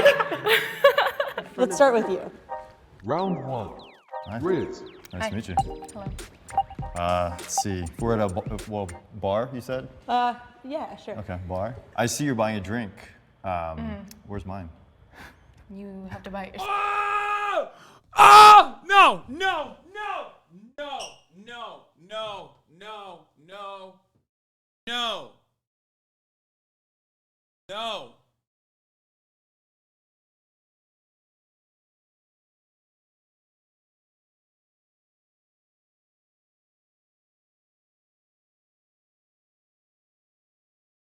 I had to stand up for this. This is, oh, dude, it's so bad. It's so bad. It's so bad. It's so bad.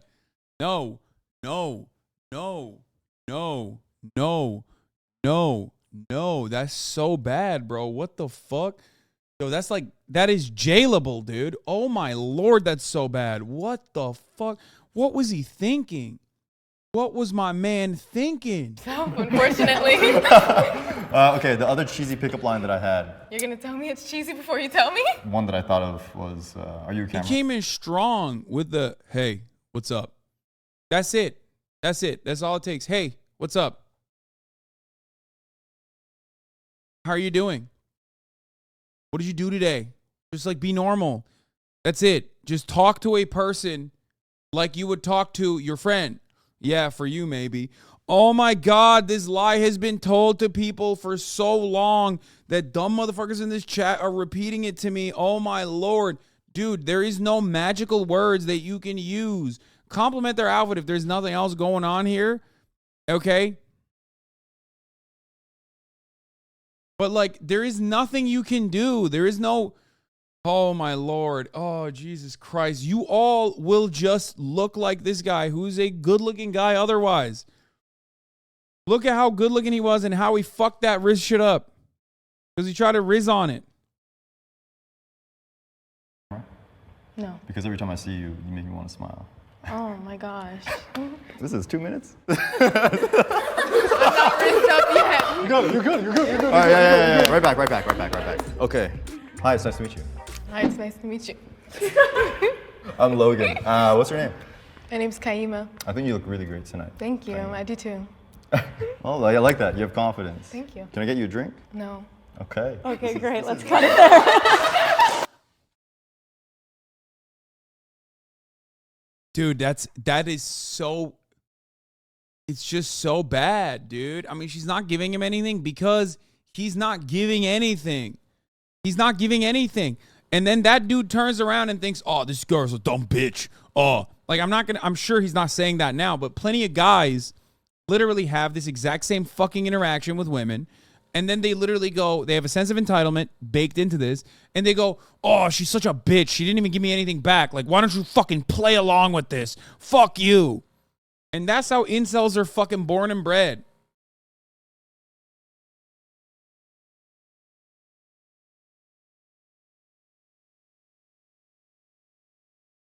Nah, he's making content. He's not serious. I'm not talking about him in this particular circumstance.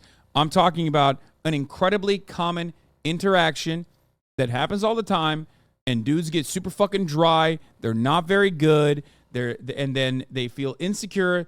They lose their confidence entirely, and then they try to blame someone else. Who are you going to blame? You can blame the woman, because there's no one else to blame in that situation. You guys didn't let me finish. You guys just started laughing. I'm not old enough to drink, okay? How'd you get in here? Like, all you... Dude, and he's a good-looking dude, too. He's a good-looking dude. So think about that. Think about that. It can happen to a fucking good-looking dude as well. Compliment their fucking nails, man. Something. And by the way, it's not a 100%, right? Compliment her nails, compliment her shoes, something. Like in this circumstance, compliment her piercings. And then talk about how you're too cowardly to get one. In that circumstance, it'd be like, I would get one, but my parents would go fucking crazy. Like the last time I painted my nails, my dad immediately was like, you're gay, right? What's going on with that? Like, just talk like a normal person. In this circumstance, even in this circumstance, there's workable shit, okay? There's workable material. But just, like, don't fucking go, like, don't do some cringe-ass bullshit. Just be fucking normal. Just be normal, okay? And here's the thing. You can do that and still fucking fail, okay? Still fall flat on your face, right? It happens to me all the time. And according to you motherfuckers, according to all the says you motherfuckers, I should be batting 5,000, okay? Right? I should be always have it on lock. But no, of course not, because you're not always going to be the best potential partner for someone. It just doesn't work that way. Okay? Oh. Bro, tell girls you are rich and you'll swim in it. Yeah, totally, dude. That's real Rizz. Hey, babe, you want me to pick you up in my Lambo? No, and every single girl in this circumstance would fucking destroy you.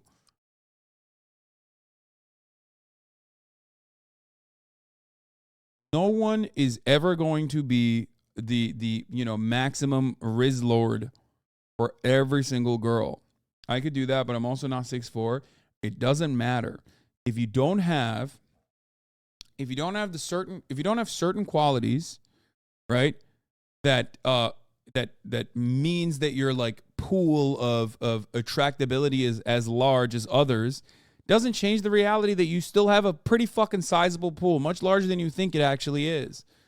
I'm not gonna sit here and be like, oh yeah, dude, if you're fucking 5'4", it's gonna be just as easy for you to pick up girls and pick up every girl as it would be for someone who is 6'4", right? Of course not. The issue is short kings still very much exist and they fucking crush it. Okay? And people don't understand how. It's not magic. It's just that they like aren't fucking insecure about it, don't make it everybody else's problem, and are very good at navigating through spaces, and also very good at finding people that are in that pool. Okay? That's it. Like, incels fucking losing their shit about this. Incels losing their shit about, like, all these different women, like, not giving them the time of day that they deserve or whatever the fuck. Is, like, being upset that, like, I don't know, fucking Margot Robbie is not dating you. It's like, what do you fucking mean? Like, why? Why would she do that? You know what I mean? You never even fucking met her. Like, what? She's out of your fucking dating pool. Like, it's just not happening. You know what I mean? Does that mean you will never date a girl that looks like Margot Robbie or has similar qualities? That doesn't even mean that. But, like, you shouldn't have that sense of entitlement. You know, treat people like they're people. And you're going to fail a lot. But ultimately, you will win. You will find someone who likes you for who you are. You will find someone who is attracted to you. I'm trying to catch a case, though. Smart, you gotta play it safe. It was a pleasure to meet you. Play it safe. Yeah, I was the first person, like kind of the icebreaker of the entire activity, so I had no plan whatsoever and thought of a pickup line and then fouled out.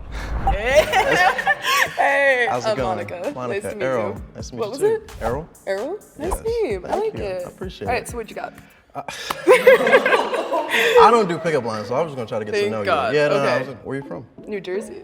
New Jersey. I'm Yeah. from Philly. Oh, really? East Coast. Sick. Okay. Look at that. Where are you found it? Yeah. How you like it over here? It's not my favorite, but like I'm more of a person that's wanting to like travel everywhere rather than just like one place and stay in that one place forever. Favorite spot where you want to go? Probably Amsterdam.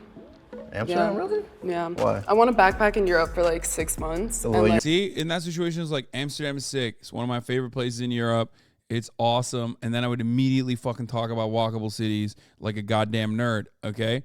But in that circumstance, I'm also canceling out the other person, okay? Maybe they're not interested in walkable cities. Well, guess what? I'm not interested in someone who's not willing to learn about walkable cities. There you go. It's like back and forth, okay? Do you understand? Notice how I didn't say someone who's not like interested in fucking, you know, being an armchair urbanist or whatever. I'm just simply saying that they would be at least interested in learning about these sorts of things. Okay? Euro trip thing? Exactly. I see you have a lot of tattoos. You got a favorite one? Probably this one. I was This gonna is say, why I like this moved to one's LA. dope. Really? Yeah. I actually do art too. I sell my artwork. Oh, sick. Yeah, so I would if you actually ever- get artwork like I was tattooed. gonna say, if you ever I've done need that any- so many times with all my homies. Really? I was gonna Yeah. say, if you ever need any artwork, I got you. Sick. Cool. This guy locked it down. It's over, dude. It's over, okay? It's over. He just did a he's gonna need a Rizz training order after this. You know what I'm saying? It's done. He's nice. Nice to meet you. Thank you. Hi. Nice to meet you. Nice to meet you. What's your name? Emily. Emily? Yeah, we're kind of matching. It's kind of a vibe. Kinda. I kind of like to sing a lot. So if I Are you sang gonna to- serenade me right now? I could serenade you. Okay, Oh let's- no, that's too much. Might be well received because human beings are different from one another, but it's too much, okay? At that point, you gotta have like literally the greatest voice. You gotta fucking have a generation defining voice. You know what I mean? It's not gonna happen. Okay? You're not Mariah Carey. Don't do this. Would you like me to serenade you? Yeah. Can we talk for a minute? Girl, I want to know Like, your... he doesn't even have a bad voice, but it's still bad. Still no. Don't do that. Don't do that. I'm in his ear right now. I'm going, abort, abort, abort. Don't fucking do that. God damn it, you did it. name. Okay. But you said your name was Emily, though. So I already had that. Yeah. What do you do for work? I'm in clinical research. Okay. Yeah. What about you? I am a full-time college athlete. Okay. For what sport? Basketball. So can you dunk me or no? I can do more than that. But I can show you later. Oh.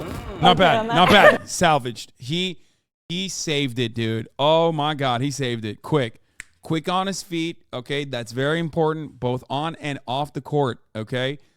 He fucking literally countered very quickly. That was a Sekido clean parry. Okay. Really good. Some might say maybe he ulted too fast, but he left it. He left it up for interpretation. He could save it. Okay. He could salvage it if she was like, oh, what do you mean by that? She'd be like, oh, no, I didn't mean anything like crazy. You know what I mean? It's playful enough. It's playful enough. It's playful enough. It wasn't like the end all be all, okay? It wasn't awful. It was a good counter. Way better than the fucking, you are not leaving that interaction you're thinking about how athletic he is, potentially, but you're definitely not thinking about how he just fucking serenaded you. Okay? Hello. Hello. From handshake. Listen. Do you just tell me to listen? I may not be able to give you, I may not be the richest one here, and I may not be the most handsome one here. But listen, I may not be able to take you from the VAVA to sink on sink, then back to the VAVA. If you know, you know. What? But what I can do is make sure to be a chicken noodle soup when you're sick. And make sure, I just cry right now. I wanna make sure to pick you up when you fall. And I wanna make sure you're the best version of yourself. Is there? Like, in writing, there you go. That's fucking quote unquote Rizz, okay? That's what it is. If you think that like spitting game is what's going to actually make a situation look better for you, that is how you will end up every single time. We now need an EMT on the scene, okay? Because every single person involved in this process, including even the dudes, are so fucking clinically dry, okay, that they need a medic. Look. You're a medic here because this guy needs to be checked if he's having a stroke. Are you okay? Yo, hold on. Actually, like, yo, I have like a In-N-Out gift card if you want to go. Yeah, I'll buy you whatever. Yeah, I got like multiple meals on there. If you want to go to In-N-Out or like Shake Shack, we could go. Whatever. You haven't asked me one question. Okay, so that's like funny. He's actually funny. He's funny. He's still fumbling it because not the right place. The first one was so disastrous. That he wasn't able to do it. He's too much of a tryhard. He wasn't able to fucking land. And ultimately, the second one, you could have delivered a little bit better, but at that point, you've already lost them. You're not going to be able to save it. You lost it so unmanageably. It's unsalvageable, okay? Cheesy on purpose. I mean, it's fine. Like, you could like play it off cute originally if that was his first introduction. You'd be like, hey, what's up? You know, have a little bit of a conversation. Maybe like, I don't want to overwhelm you, but I have a really fancy place that I could take both of us or something like that. But even then, it's not the best thing to do, right? It's not. I'm trying to fucking work it in my mind of how you would be able to like salvage that and like make that an effective bar. But ultimately, you can't because you're still trying, okay? You're still trying. You're not supposed to be trying hard. You're effortlessly cool, okay? You're effortlessly cool. All of the things that you have done leading up to that moment is what is supposed to work in that circumstance. About myself. All right, listen. But you've told me to listen 4 more times. I'll listen to anything you have to say. What do you like to do for fun? Not. Please help me. She's being ruthless. She's being ruthless because you fucking came out of the gate swinging like a clown. It's over. It's too much watching these dudes get downgraded from stranger. Yeah. Yeah, exactly. You went from stranger to stranger danger, okay? Like that in a heartbeat. A couple bars that you thought popped off in your head way better turned into a awful, unsalvageable situation. I would leave the zip code at that point, okay? Like, it's honestly, it's pretty mighty of him to be fucking in that same room after that painful demonstration. Let's move on. I'm so sorry. Yeah, so I basically kind of threw in the beginning. I got a little bit nervous when I came in. She was so pretty. I just didn't want to get last, to be honest. Anything but last. Go, Dave. Okay. Hi. Hi, I'm Tiffany. Tiffany, I'm Nice Dave. to meet you. My pronouns are he and him, but I want to be yours. I play Valorant, so I've heard that a lot. Wait, you play Val? I do. Will you carry me? I need someone to carry me. Are you immortal? No. I'm silver. What rank are you? You're silver? Yeah. I'm plat. God, I used to work for a company called Riot Games that makes Valorant. Really? Yeah. So why'd you quit? To start my own startup. Oh, good job.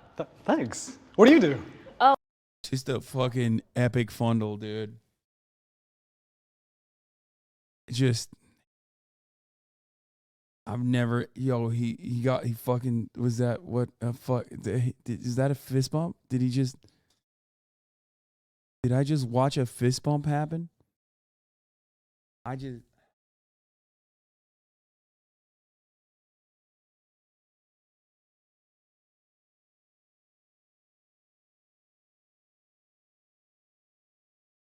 Bro, this is actually, this is profoundly painful to watch. I feel like I'm getting shingles again. Like I got full body shakes watching this. Oh my God, dude. Oh, it's so Jover. It's not even funny. Just lie. Just say you're fucking radiant, dude. Holy shit. You're not saving. You had the Valo card and you still fumbled it, bro. You said I work at Riot Games. I used to work for a company called Riot Games. Like, the way he also presented that was so awful. He's silver in Valo, but like iron in fucking Rizz, okay? Iron Rizz. Now, let me tell you something. You work at Riot, you're talking to a fucking Valo player. Are you kidding me? First of all, I might not even fucking bring that up in a conversation if that's the case. Because I feel like, you know, you're like the death dealer. You know what I mean? You're like talking to an alcoholic and you're like, oh, you're 10 years sober. Guess what? I'm a beer distributor / I own a brewery. I ruined your life, actually. So there's that element of it. So that could go both ways. But in that circumstance, let's say she says she plays Valorant. You say, oh, that's sick. Like, I actually literally worked on Valorant. You know what I mean? Just say that. Be like, don't be like, huh, I worked for a little company called Riot that made a game called Valorant. Like, no, that's so condescending. It's so fucking condescending the way he presented that. But I think the execution is really fucked up here because he's already butchered everything. He's already super nervous. It's not working well for him. You know? Really? Yeah. So why'd you quit? To start my own startup. Oh, good job. Thanks. What do you do? Oh, I'm an advisor for a management agency, and I also do content creating. Oh, that's so cool. Yeah. Do you do Valorant content creation? I think my gym stuff does better than any lifting? Yeah. Can I get like a little flex? No. Like a little, like a itty bitty? Oh, give me a little flex, sugar tits. Nice, dude. Nice. Yeah, smile for me, honey. Nice, dude. You're fucking killing it, dude. Can I get a little flex so I can jerk off later? Like, what are you doing? What the fuck are you doing? Holy fuck, dude.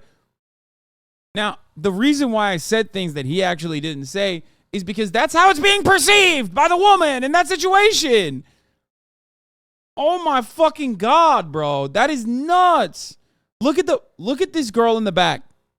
Look at how she received that. That's all you need to know. Look at her face. Look at her face. She's like, oh, fuck, what are we doing here? That's what she's saying. She's like, oh, my God.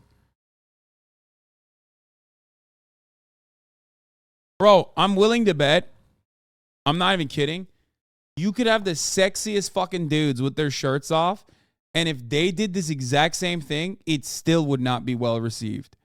Okay? Like, that's it. If they delivered in the same way and used the same fucking lines, no, they're not getting any pussy. Straight up. Which goes back to my main point, okay? Rizz is all about not fucking shit up, okay? That's it. Maybe back in 2003. Fuck no, never. Literally, none of these men talk to women who they don't want to fuck. Like, learn to have a fun conversation you chose. Exactly. Talk to women like they're fucking human beings. I can only speak from my own personal experience. I'm sorry that this is too heteronormative. It's a cishet white guy talking about how to, mac on women or whatever the fuck you want to call it. But, like, that is just the only experience I have. That's the only thing I can talk about. And the reality is, just talk to women like they're normal human beings because they are normal human beings, okay? Or, yeah, do the Dalai Lama. Walk up to them, put your tongue out and go, suck my tongue. And then have the entirety of the fucking CIA media apparatus defend you afterwards when you're on your way to jail for sexual harassment. You can get all the fucking Radio Free Asia guys to be like, no, you don't understand. It's actually a cultural thing. That one always works. You can check out my Instagram though and then look. Okay. So I can get your IG? Yeah, sure. Oh God, bro, she's trying to be a fucking influencer. And like, you want to understand how fucking horribly this is being received? She thought about not giving him her Instagram. Now, let me tell you something. Okay? What, so I can get your Insta? What the fuck are you saying, bro? Like, literally just stalk her at that point, okay? Just don't say anything, walk away, and then just be the fucking first guy that pops up on her stories that you viewed, okay? Like, what are you doing?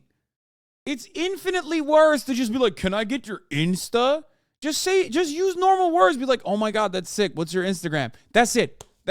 You're not salvaging the situation. It's over. Okay. We sent the ship off to a shipyard in a third world country where dudes working for 3 pennies an hour are actually literally ripping the rusty parts of the ship piece by piece. It's over. Okay. That ship is never sailing. Okay. It's done. It's in the shipyard. Whew.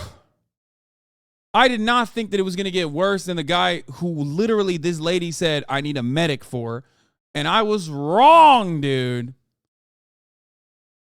He is awkward in a harmless way, at least. First of all, that's from your perspective. As a guy, we are not very good at reading other guys and how it's perceived by women. Okay? Awkward from a harmless perspective for us. For women, it's like alarm bells are ringing in their goddamn minds. Like, is this guy going to fucking follow me in the parking lot? Like, what's happening here? Okay? Like, that's because that's in her mind, that's what's going on.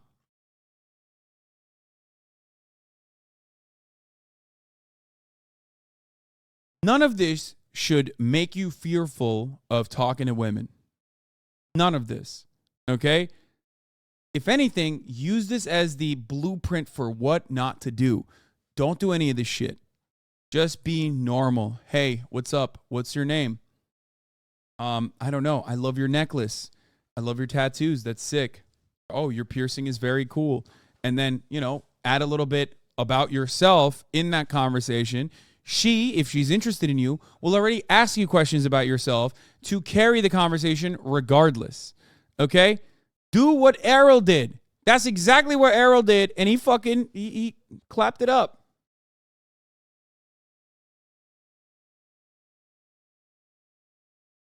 Thank you. You had to think about it for a second. Yeah, you can get it. Okay, thank you. That seems like it went well. Let's move on. I think it would be nerve-wracking in the bar regardless, but there's no alcohol, no music. It's a crutch. Alcohol, music, all of that shit's a crutch. You don't need any of that shit. You just don't. That's crazy. It's all quiet. Everyone. Never fist bump. Also, that's crazy. Madness. Just standing there. It's like a dance battle without the dancing. Hi. Hi. What's your name? My name's Kaima. Kaima. Yeah. Hi, Lee. Hi. Very nice to meet you, my It's dear. nice to meet you too. Tell me, are you in college, school, or anything, or? I am in school. Cool. Where at? I go to RCC. RCC. Yes. No way. You're from Riverside? Yes. I'm from Riverside area. Really? That's completely coincidental, by the way. Wow. Wait, That's cool. oh, you're being serious? I'm being I didn't think you were dead being serious. serious. Yeah, no, I'm being my for real. What are you majoring in? I'm an English major. English. Mhm. Okay, cool. So you can write like thesis statements and okay, cool. Nice. Thank you. Anyway, tell me. Oof. He's nervous, but it's hard. She actually doesn't really give too much either, to be fair. But with the English major shit, like, there's so many avenues that you can branch off into from that point. You know what I mean?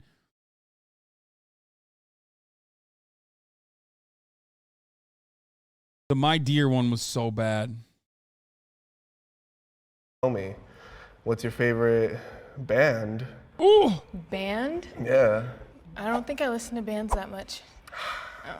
Anything? Do you know? What kind of music do you listen to? What kind of music do you listen to? What do you listen to? What do you like? I don't listen to any music myself, which people think I'm freaky for. I know. I'm embarrassed to admit that, but that is the reality. Do you know the? God. Do you know, band. Band? Yeah. I don't think I listen to bands that much. Oh. Anything? Do you know? Oh. Do you know the? God. Do you know, Anything? Oh my God, dude. Oh my God, the fumble, dude. The fucking fumble. Oh my God. Holy Lord, holy moly. You only listen to Animal Cum music? Yeah, see, that's really funny. I would never fucking say that if I'm meeting a woman for the first time, though. You know what I mean? Because why the fuck would she know what that even means? How am I going to describe that to her in a situation where I haven't established safety with this person? Why the fuck would I ever say that? You know what I mean? I would not. It's funny in the in-group here in this community. It's funny as an idea, right, in this community, but I would never fucking say that. I'm working. Do you know the Killers? No. Yeah, you never heard of the Killers? I'm sorry. Coldplay? Yeah. You have to know Coldplay. I do. Okay, I see that's them good. in That's concert good. on my birthday, yeah. Okay, no way. Yes. I'm gonna see them in September. Artist then, what's your favorite artist that you currently have on repeat? Probably Maggie Lindemann. She's pop Mary punk. Magdalene?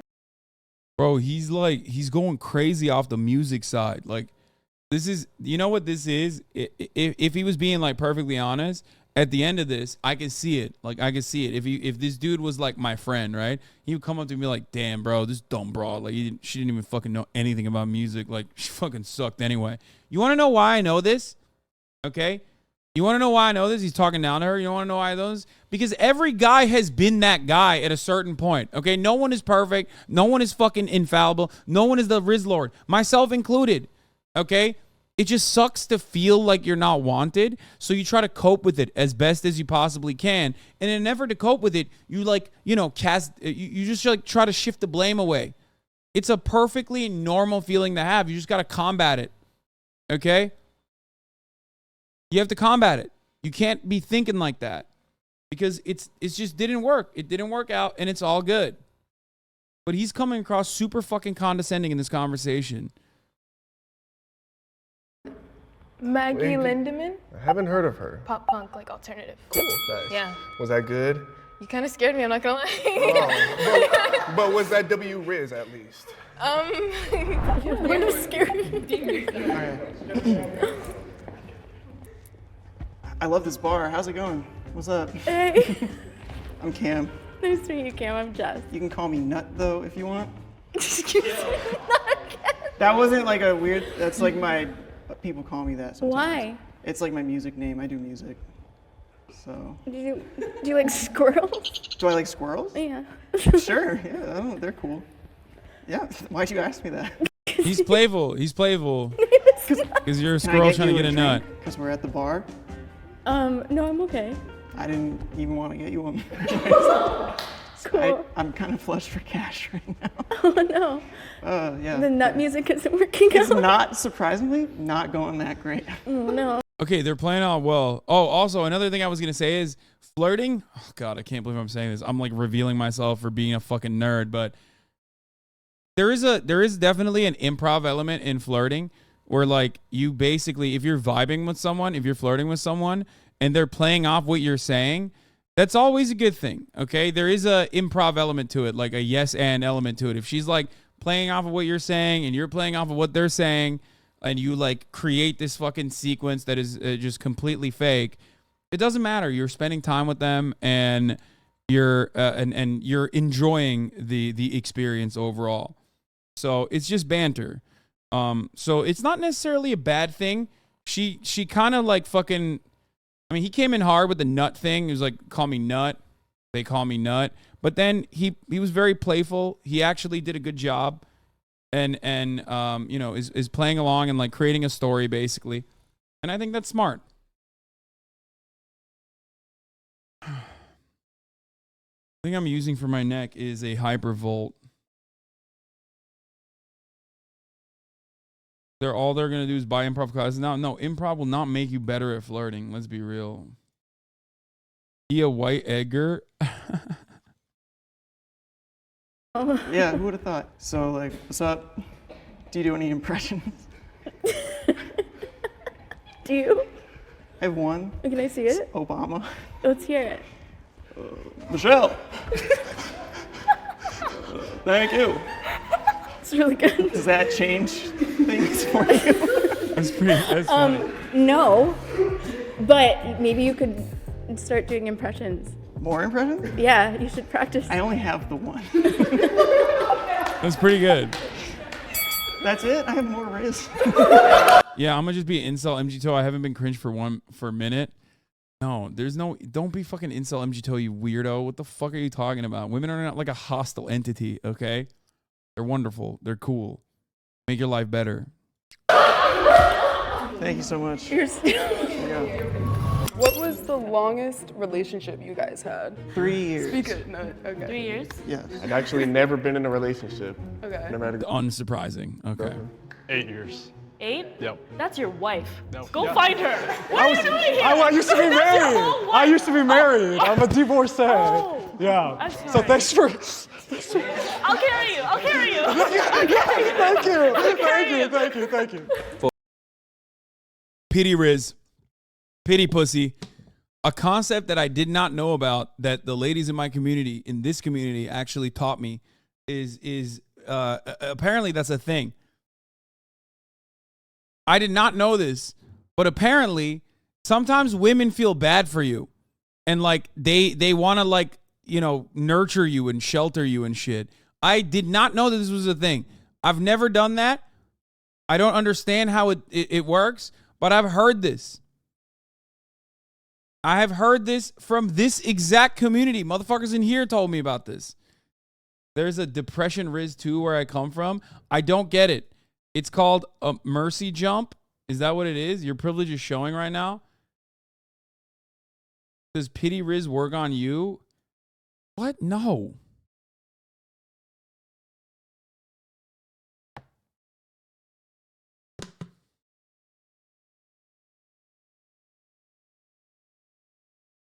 I was there and that was not what I meant. What do you mean? Oh my God, you took that lesson the wrong way? I was there and that's not what I meant?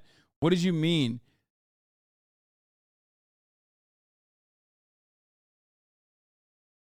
Yeah, no, there's no such thing. Lack of empathy? What do you mean? No. I am sad, women in chat. The I can fix her isn't only for men. I mean, I think when men say I can fix her, they're just horny. It's a little different when women say I can fix him. Men are saying that about women that they cannot obtain or attain the attention of. Women say that about dudes that they're deranking from. You know what I mean? I think it's a little different. 4 years. 5.5 years. 2. 2.5. What's your biggest red flag in women? If your music taste isn't there. See? Oh, I fucking knew it. I knew Lee was going to say some dumb shit like, Lee's the type of dude who walks up to you, okay? You bought a fucking like a Metallica t-shirt from Forever 21. Lee's the type of guy who walks up to you and is like, name 5 of their fucking albums. Come on. Oh, you can't? Why are you wearing that shirt then? It's like, bro, this attitude should have been left in 2014, okay? It was shitty back then, and it still is shitty, okay? No. Especially when you're a music snob who listens to fucking Coldplay. Like, you brought up Coldplay, dog. Don't do that. He's a HasanAbi head? Oh, no, Lee, no! You didn't listen to my Chat Vice episodes. It's not gonna work, you know. Hey, nothing against you, my dear. My red flag would be like being unable to articulate or communicate her feelings. If the girl is not down to have fun, like let's say you're singing in a car and she's like, stop, like that's weird, or like people are watching. Mine's probably laziness, because I like to be active and go out and do stuff. I mean, Errol is a stud. Okay, number 1, number 2, or maybe he's number 2, he's number 3, and then the rest is like fucking up for grabs. Really, they're all fucking not good. Like, I don't even know how to. I don't even know how to like rank the rest of them, honestly. Did you say divorcee is top 3? You are bananas mode, dude. What? Nut is top 3. Yeah, that's what I'm saying. It's Errol, Nut, basketball guy. I don't know in which order exactly. I guess the divorcee would be like number 4, possibly. He is like a good-looking dude, so I guess it's in between him and him. But I don't know. Maybe he and then the white guy's the last. I don't know. I get staying in, watching Netflix or whatever, but like I like to go out and do stuff. I think mine would have to be energy levels in terms of like if oh my God, I forgot the music dude. Music dude is last. Can match you or not. And that's not always like 24 hours, but if they just can't ever hit that level of just matching your vibe, then it's not there. What's your number 1 red flag of yourself? That's actually Lift too much weights. See, he's funny. I love too hard and care too much. So tough. Whoa. I troll like insanely like a lot. So I don't know if y'all would be able to What do you tolerate mean by that. troll? Like just mess with you. Because I'm thinking internet troll, and I'm like, yeah. Like if I find something that you don't like, I will like immediately. Why? Bro, this question is not a real question, dog. What are you doing? Like, this is the guy that they ask in the fucking at the interview, like, what is your biggest weakness? And they're like, I fucking hate working, and I will probably steal money from the work site. Okay, I'm gonna steal money from you. I'm probably gonna try to fuck your wife. I'm gonna be gross. Like, why are you being honest? What do you mean? No, that red flag question is something that you're not supposed to like legitimately answer. What the fuck?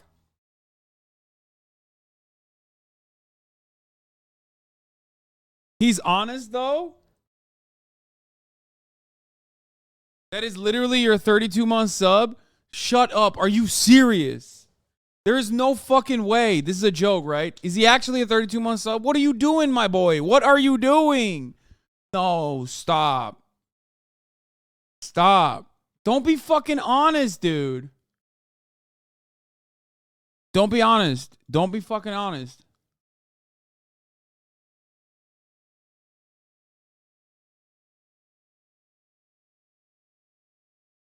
Oh my God, Turkish people are so fucking gross sometimes in chat, thinking that like because there's no Turkish speaking mods, they can just like get away with saying the fucking most unhinged shit.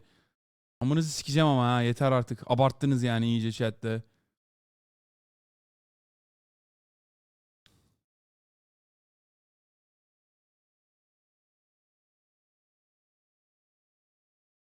The advice is not to be honest. It's not to do what he's saying.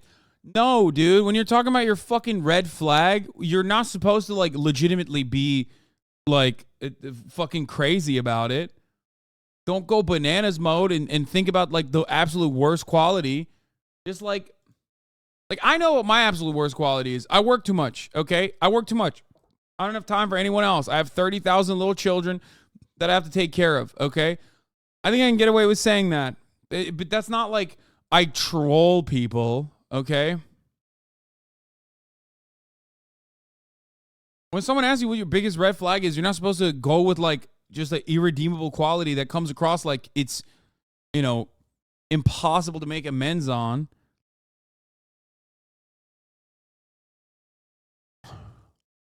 A red flag is a great relationship with your friends because I need to isolate you to abuse you. Yeah. Yeah, it's a job interview answer you're supposed to give. Okay? That's it. You're not supposed to go so fucking brutal with it. Like, my red flag is the top of the hour ad break. Okay? Everybody knows this. I like to just make it seem like I'm doing something else, and then I fucking serve you the top of the hour ad break, which is 3 minutes long.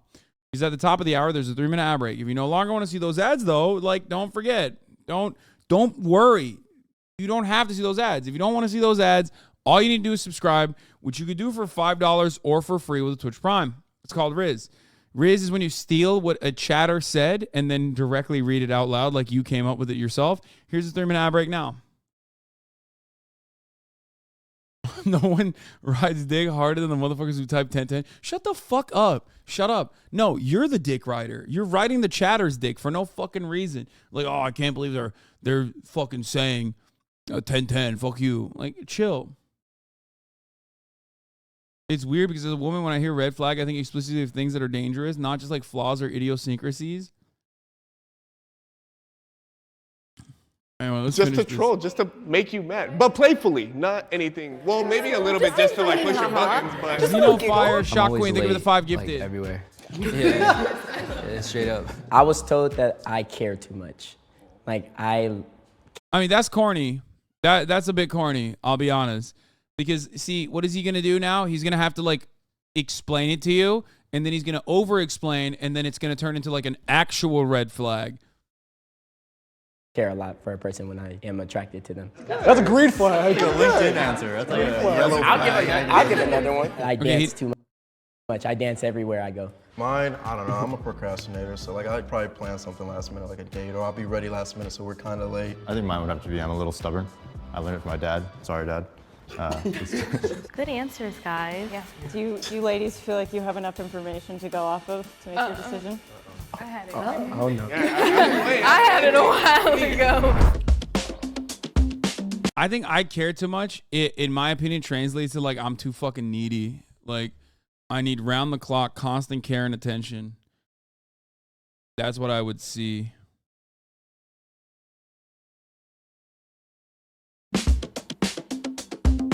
Obsessive, needy, controlling. Yeah, I mean, I think like obsessive and controlling is probably better for like I was thinking needy in the anyway, whatever. Let's just keep going. So, you guys, great. Babe, I'm sorry. Like the whole troll thing, like got us a little like questioning, like how much of a troll? You're great. Shake it off. All right, Shake it whatever. off. So 6. Oh, Jaden. I just didn't want to get last. the chicken noodle song. I dissociated the whole time you were speaking to me. I was so confused. I think you were nervous, and you were a lot sweeter in your answers afterwards. But not the chicken noodle part. So. Yeah, where did you get Chicken that? noodle soup when I you're don't sick. remember. Like, I'm giving you chicken. You drink that when you, like I make you feel better. Like damn. Okay, so next was Logan. Yes. Really? Oh my god, I literally fucking nailed it, by the way. This is nuts. I literally fucking nailed it. Divorcee goes over here. Errol is between Nut and Errol. Nut might be number 1, but Errol's also better looking, so Errol's probably gonna be number 1. He's gonna be number 2 or number 3. This is these two swap. Nut's number 2, and I think basketball's number 3. First impression. We thought you were playing Miss. For the record, if Nut is number 1, that's racially motivated. I'll straight up, I'll say it. You're like mean, like cool guy, and also like It's too forced. it kind of came off like maybe you aren't used to having to do the Rizz. You know, like maybe you are used to getting Rizz. So No, I don't approach people at the bar. Nut did great, but That's in Errol the corner. actually It's had okay, I do like too, I confidence can and tell. charisma. If you would have started with the and the second looks half, also. I would have been like I liked you towards the end. I did. I really did. 4. It was red shirt. I'm ready. That's surprising. the What? singing, but Oh if I my got- god, how powerful is pity energy, bro? Oh my god. Oh my god, dude, divorcee top 3? That's crazy. Yo, pity. Okay, everything I've told you guys is wrong. I'm here to admit it. I'm here to admit it because there's a whole entire avenue of Rizz that I am completely oblivious to, and it literally is the power of pity. I'm sorry, ladies, you done fucked up, okay? Every single person in the chat will be like, that's not true, that's not true. That's crazy. That's crazy. Pity needs a nerve, dude. I don't understand it. Women love a pathetic loser. What the fuck? Not saying that guy is. I'm being too harsh on him, but he did come across pretty pathetic. And yeah, I don't know what happened there. It's not pity, it's being vulnerable.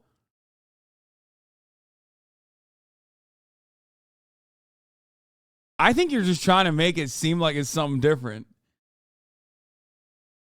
No.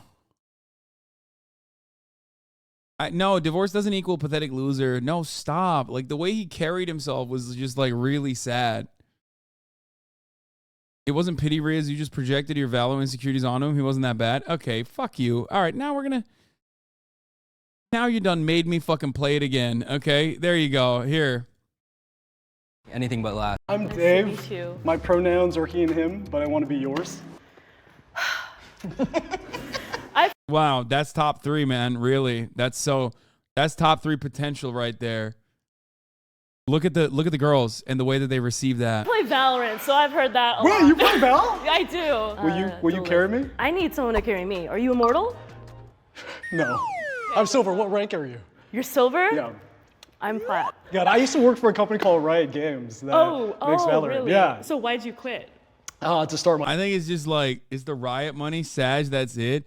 No, I think the redeemable qualities is that, like, he's not a bad person. I think you can, like, he doesn't come across like a predator. You know what I mean? He's just nervous. That's it.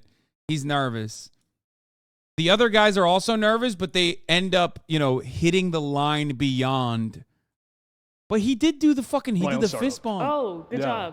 job. Thanks. What do you do?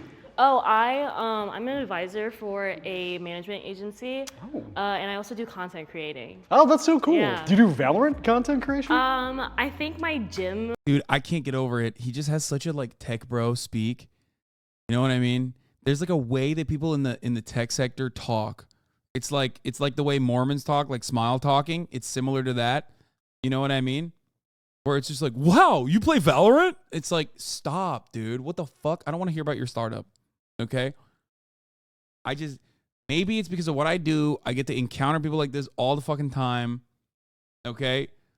I don't know what it is. He did what you said and he had a genuine convo. It worked.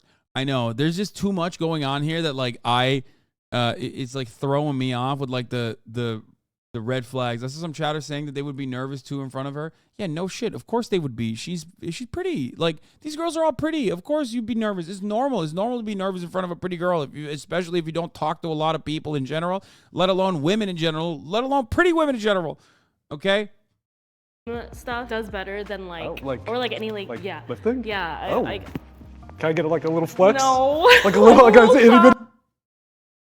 Bro, he didn't say cringe shit. No, yes he did. Can I get a little flex? Are you fucking joking? Shut up, Chad. No. What ended up changing the dynamic was when he said, I'm a divorcee.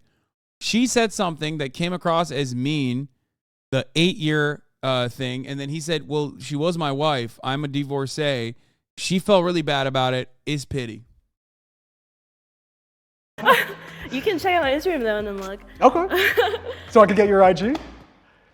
Yeah, sure. Thanks. You had to think about it for a second. Yeah, you can get it. Okay, thank you. That seems like it went well. Let's move on. I think it would be nerve-wracking in the bar regardless. Like, no. That's not top 3.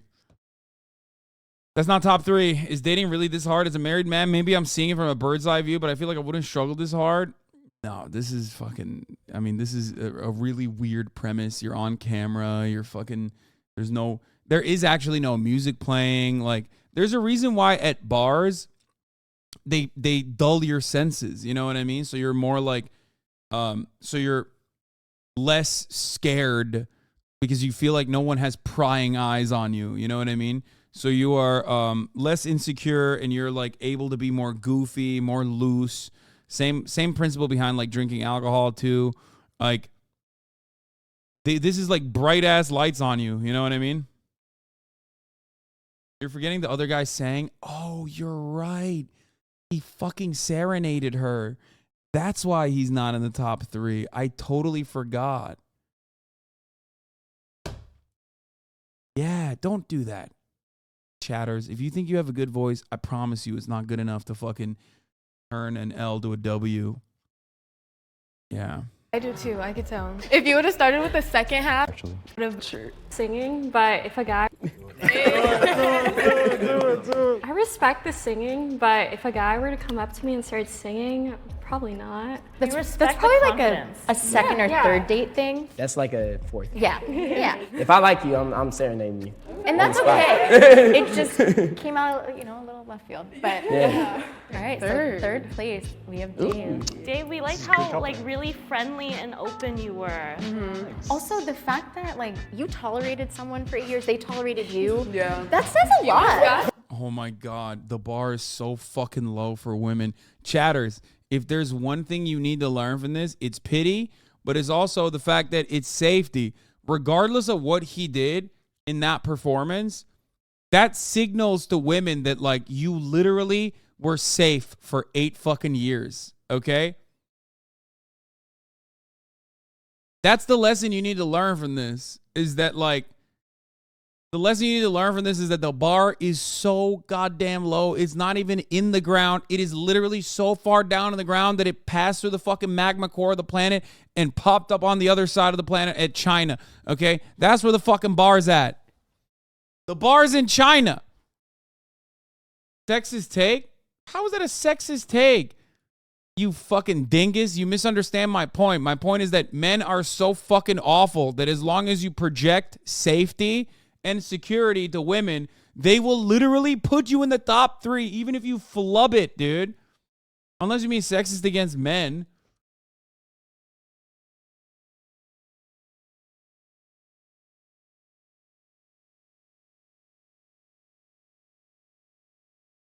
It's crazy. It's crazy.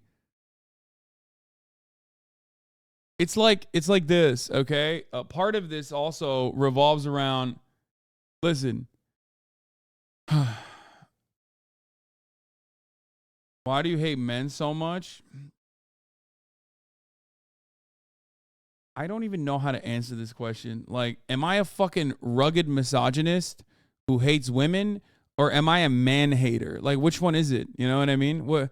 I'm constantly getting both ends of the spectrum here. Like, what is it? Do I hate women or do I hate men? Which one is it? Or do I hate both? Please no, Ben. I'm troll. Wait, no.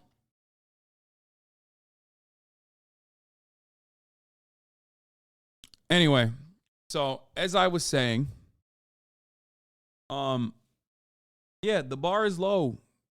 So Hasan rethinking his Rizz strategy. Bitch, you think I need a Rizz strategy? Let's be fucking real. Like I told you, Rizz is, oh my God. Everyone always says you, and then the moment that I like say, okay, sure, you're right, everyone Haas mods. There's no winning in this fucking chat. I can't be like, oh, things are really hard. I understand. You go, no, you don't understand. You're 6'4", you're tall, hot, and have a lot of money or whatever.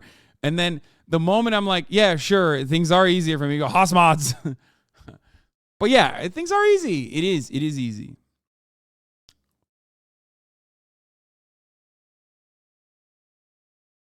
Anyway. Shut up. Don't teach Rizz. You're up in the bar for us. No.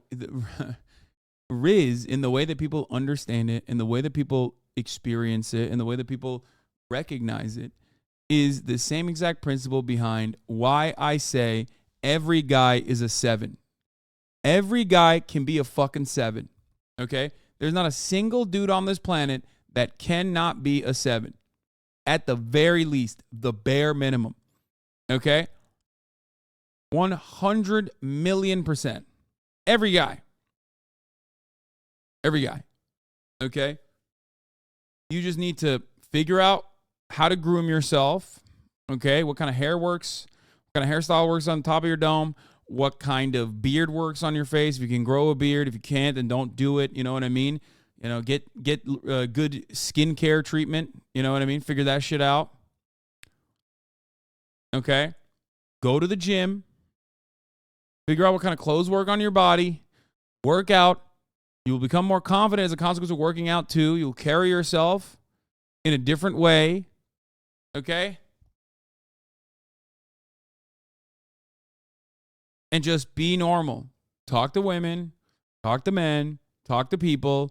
You will eventually get over your social anxieties. You will always, some people, depending on how bad they are, depending on how bad your social anxieties are, okay, it can be really, really profoundly difficult to overcome. For sure. I understand that.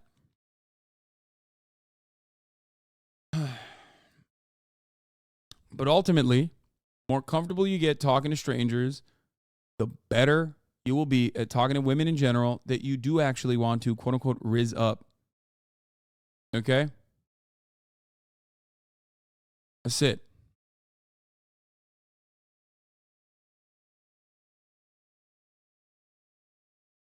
That's it. Bro, chatters don't want to do anything. They suck. They want to be stinky weirdos and they think women should fall in love with them doing anything. No, I don't think our chatters are like that, but there are a lot of people that are like that. Okay?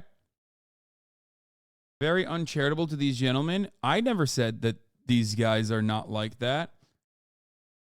I'm just simply stating that every single person has the capacity to be that person. Okay? You have it within you. You just basically have not, captured the essence. You have not unlocked that potential within yourself if you feel insecure about your qualities. Okay? That's it. And that's what Rizz actually is. It's not about what you can say. It's not about any magic words that you fucking drop. Like, you just say You just say that you open up an ancient tome and you find the correct sequence of words to put together, and then all of a sudden every woman's like, oh my God, can I please fuck and suck you, daddy? It doesn't work that way, okay? That's not how that goes. There's no such thing. You might not be him right now, but you can be him eventually.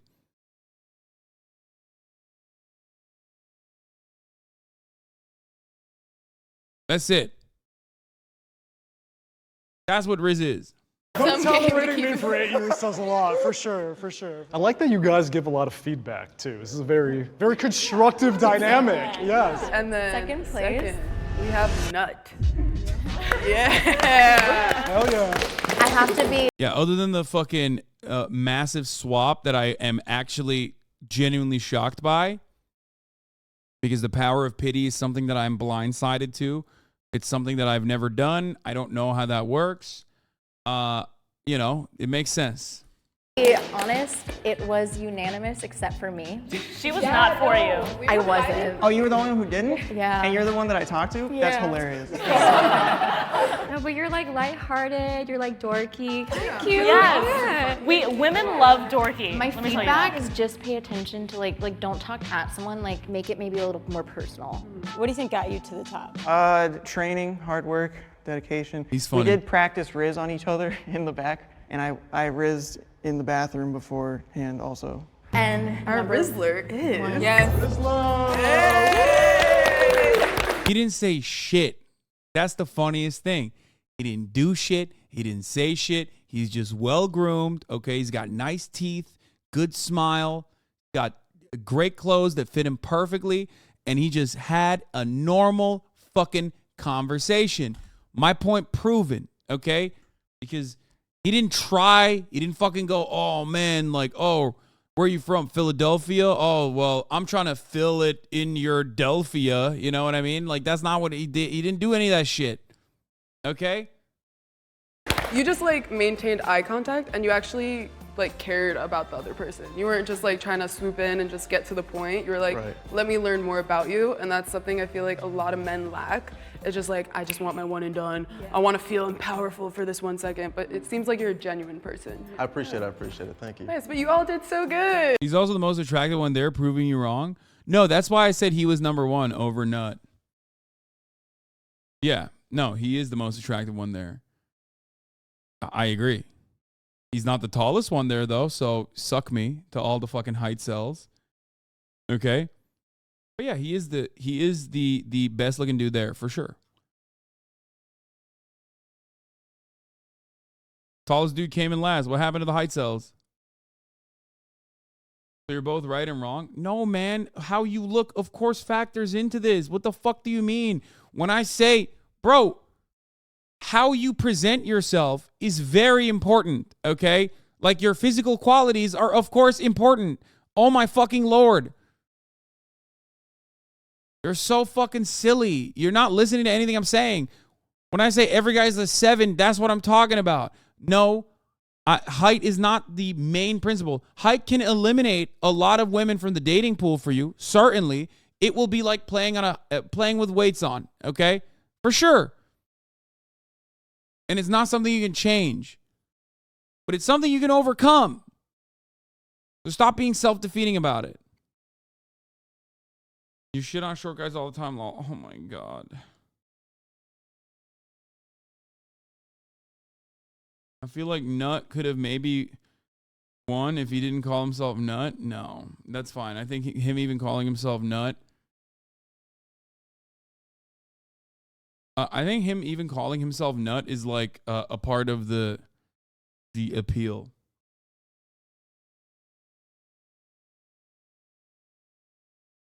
Is it going to be in 5 years when you look like a dried up testes? I like how none of them were overweight. Is it going to be 5 years when you look like a dried up testes? 12-month subscriber just popping off with like the most fucking weird incel bullshit, dude. Yes, I'm going to look like a dried up testicle, dude. You got it. Yeah, in 5 years. Is that wishful thinking? Sup, ban me. No, I'm not going to ban you.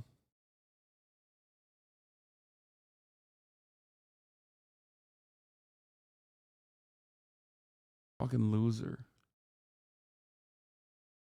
Stop drinking alcohol, okay? And then come in here and write in whatever the fuck you think is like funny. You're not doing anything. You're literally just showing everybody how sad you are, okay? Just because you're having a bad day doesn't mean you can try and like fuck up other people's day. Don't be a bad person.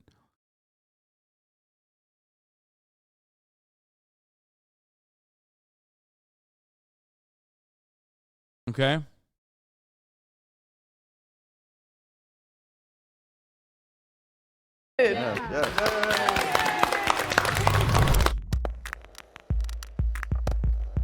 Well, this was humbling, but just continue to be yourself. Everyone has their own opinion. I respect that, but I don't know. I'll work on it. Lee said that he was a troll. There are troll girls out there that he'll find like a shorty, like, you know, and they'll like troll together. Be yourself, be genuine, play to your strengths. Just be like Errol. He's the Rizz master. Oh, Errol.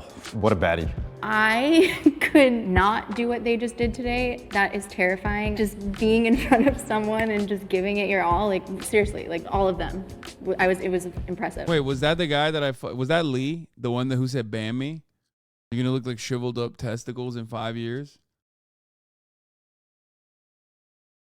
Maybe that's the guy. Subscribe to the channel. Michelle. Okay. New Rizz TikTok just dropped.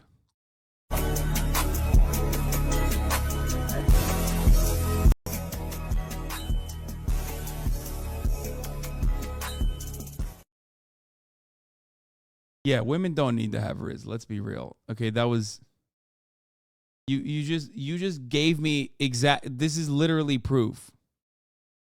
Like, it's just not.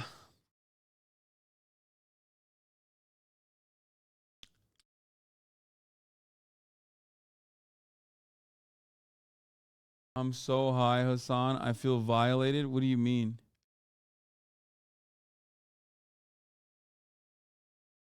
The cope in here is also so fucking funny when you literally didn't age a single fucking day. This is your TYT days. Holy shit.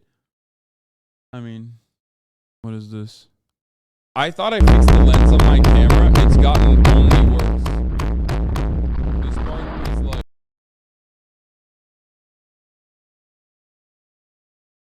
Okay, dude. My theory is that the men that copy Rizz pickup lines are just actually getting Rizz by other dudes and don't know how to actually Rizz up women. Yes, they're getting fucking played by other dudes who are like feeding them a fucking false narrative, a fake story, okay? It's not gonna happen. It's not gonna happen for you. Look up Are You Hot if you want to see an unhinged version of what you just watched. What is that? I do like that. I like this. I actually do. I like the you know, the Rizz advice shit.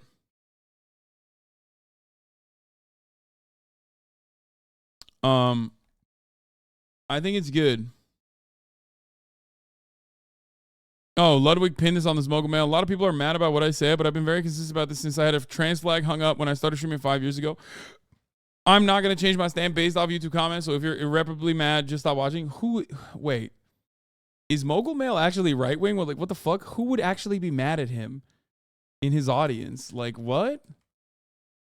There's 0% chance he actually got fucking hate. There's no fucking shot.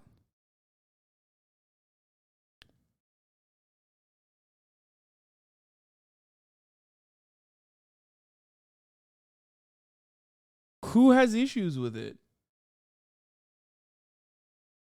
I would be genuinely surprised that like there are people in Ludwig's audience that would be like, fuck you, you fucking asshole. Wait, what? Probably got hate just not from his own audience? No shot, dude. What? Is he getting hate swarmed? Maybe.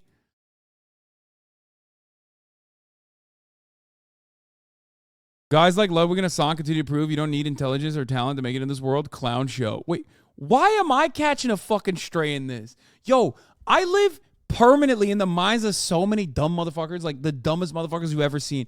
Bro really wrote that in fucking Ludwig's goddamn YouTube comment, dude. No, it like sometimes I actually am shocked.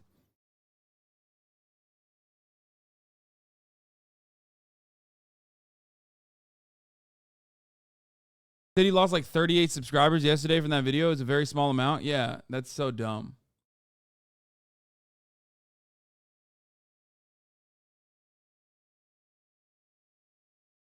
Big himbo get famous for no particular reason. No, first of all, you said, and you read it. This guy did not write this thinking I was going to read it. I would never read the fucking sort by newest comments on someone else's YouTube channel. You understand that, right? Like, the likelihood that I would have read this is unimaginably low. The reason why he wrote it is not because I did the unthinkable. Okay, stop saying cap, you just did, you dumbasses. I know I just did. If I refresh it now, there'll be 1,000 fucking comments too. But my point is, like, my point is that he didn't write that because he thinks I'm going to read it. He wrote that because he's fucking insane and he can't fucking get me out of his mind for some weird reason.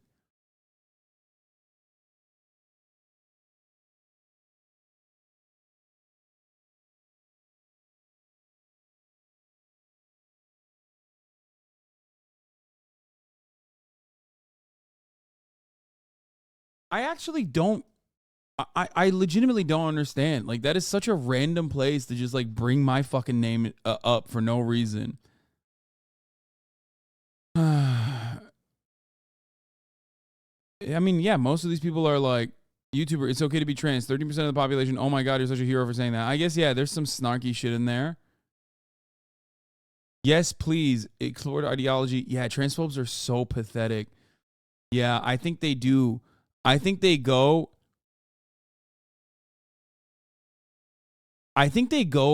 out of their way to just, like, shit on anyone that's defending trans people. Like, they want to make it so toxic. They want to make trans people not exist. They want to make it so toxic for trans people on the internet, but they go beyond. They, like, literally want allies of trans people to also not be able to fucking correctly defend trans people. It's weird. It's weird as fuck. It's so fucking weird. Also, look at this. Meeting Ludwig Ahgren was unforgettable. Trans pride flag in the background. There's two groups of people that if I hear someone defend two groups of people, okay, I immediately have a lot more respect for them. Palestinians and trans people. Nobody fucking cares to defend either of these groups. It is so perfectly acceptable to have a media career, even as a liberal. If you shit on Palestinians or trans people, you could do that in many different clever ways. So when I see somebody defend trans people out of nowhere, just for no fucking reason, or Palestinian people, yeah, add homeless people onto that equation, certainly. But even then, it's still, I would say, more popular, or like there are older versions of people who defend homeless people. And even what do you call it? Like, even sex workers. There's, like, people who defend sex workers. But as far as, like, at the tippy top, I think two groups of people that absolutely never get unconditional defense, and that is Palestinian people and trans people. People always fucking literally go out of their way to yell at you, lie about you. Like, when you defend homeless people, they don't go, "Oh, dude, you want homeless people to come into your house and, like, fuck your wife or something." They don't say that. But if you defend trans people, they say, "Oh, you want, trans people to fucking groom people." The last one I will add to that, in the United States of America only, is prisoners. Okay? Yeah. Prisoners. As far as, like, marginalized people goes, obviously there are varying degrees, but like, you can find, even in, like, MAGA groups, you can find people that, like, defend immigrants. You know what I mean? That's why even people that say build the wall will turn around and be like, well, I think, like, there should be amnesty for the 10 million migrants. But also then on top of that, like, we should just do something about our immigration process. And when you reduce it down to, like, the bare bones, the actual facts of the matter, they will turn around and fucking have, like, a more amenable take. Even when you talk about homeless people. But for trans people, it's like all or nothing. Palestinian people, all or nothing. In my experience.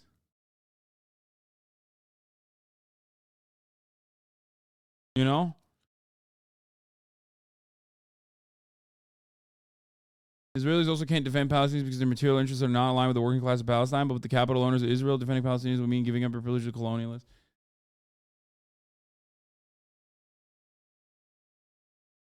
How about BLM? They are dying opening by police. Wait, what? No, obviously, America is a white supremacist nation. It's in its fundamentals, it's in its skeleton, and it's in its bare bones. A lot of people find very different ways of being racist without actually even saying it. White people have gotten super creative with saying racist shit without actually openly saying the N-word, for example, over many, many years. And that structural oppression still very much exists. But what I'm talking about is like when you defend black people, even racist people are not going to fucking go out of their way to be like, yeah, I think black people are inferior. They're not going to say that. You know what I mean? Whereas people will straight up be like, no, Palestinians are not human. They're all terrorists. Or same with trans people. No, trans people are not human. They're pedophiles. You know what I mean? It's not Oppression Olympics. It's not. Because depending on the point of contention, depending on the conversation, there are varying degrees, depending on what community you're speaking to. But the reality is that, yeah, like BLM gets a lot of support, recent events notwithstanding. I mean, BLM is a nullified, commodified movement at this point. Like what it represents is like TikTokers throwing up the fucking black fist and nothing really else. There's no legislative action that followed along with it. It was totally co-opted by corporate interests. It's just the unfortunate reality. It's not like a radical movement that was born in the fucking streets, even though there are still very radical elements to it, obviously, when people are going out and protesting in the streets. That part is still very much real. It's just that not something that they will is not something that will have tangible results. And that is because white supremacy is an incredibly powerful movement, an incredibly powerful ideal.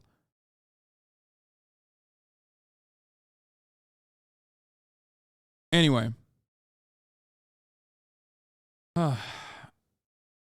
Oppression Olympics is a code for not having any empathy for black people. Yeah, it's like such a right-wing, stupid fucking take.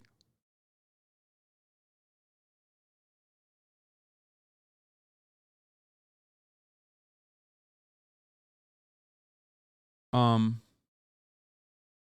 the Black Panther Party, then, the newest iterations of the Black Panther Party are literally all, for the most part, a lot of them are feds. But if you're asking me, do I support the historic Black Panther Party? Of course.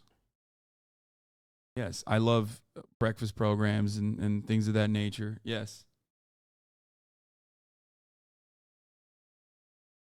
I think it's astonishing to point out the blatant vitriol against trans or Palestinians is somewhat accepted as a take you can have in public discourse. It's sort of a smoke signal you can use to tell who's more legitimately conscious of oppression. Yeah, politicians are another great example of this. You know, you very rarely see Palestinians being like, for example, in the field of politics, Palestinians are probably at the highest. Like, no one is defending Palestinians. No one is defending. No one is even defending like people in Afghanistan, like people living in the Muslim foreign adversary nations.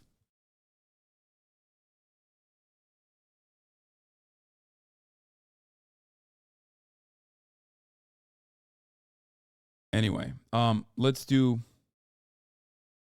okay, buddy. I promised I would do it. I'm surprised that Ludwig is getting hate though, because I mean, I just would not have expected his audience to have any transphobia whatsoever. Like, I know when I get transphobic takes in my fucking chat, that's deliberate. That's by design. People are coming here to fuck shit up. People are coming here to derail. People are doing that specifically to take away from the conversation or to make it unmanageable and, impossible to be an advocate for trans people. I'm sure, that's normal.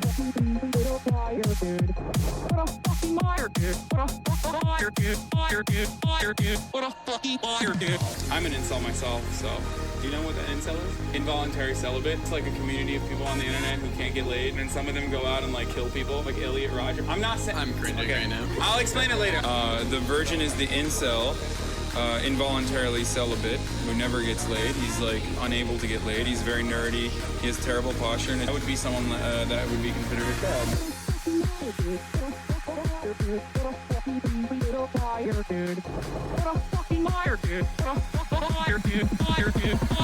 Holy shit, dude.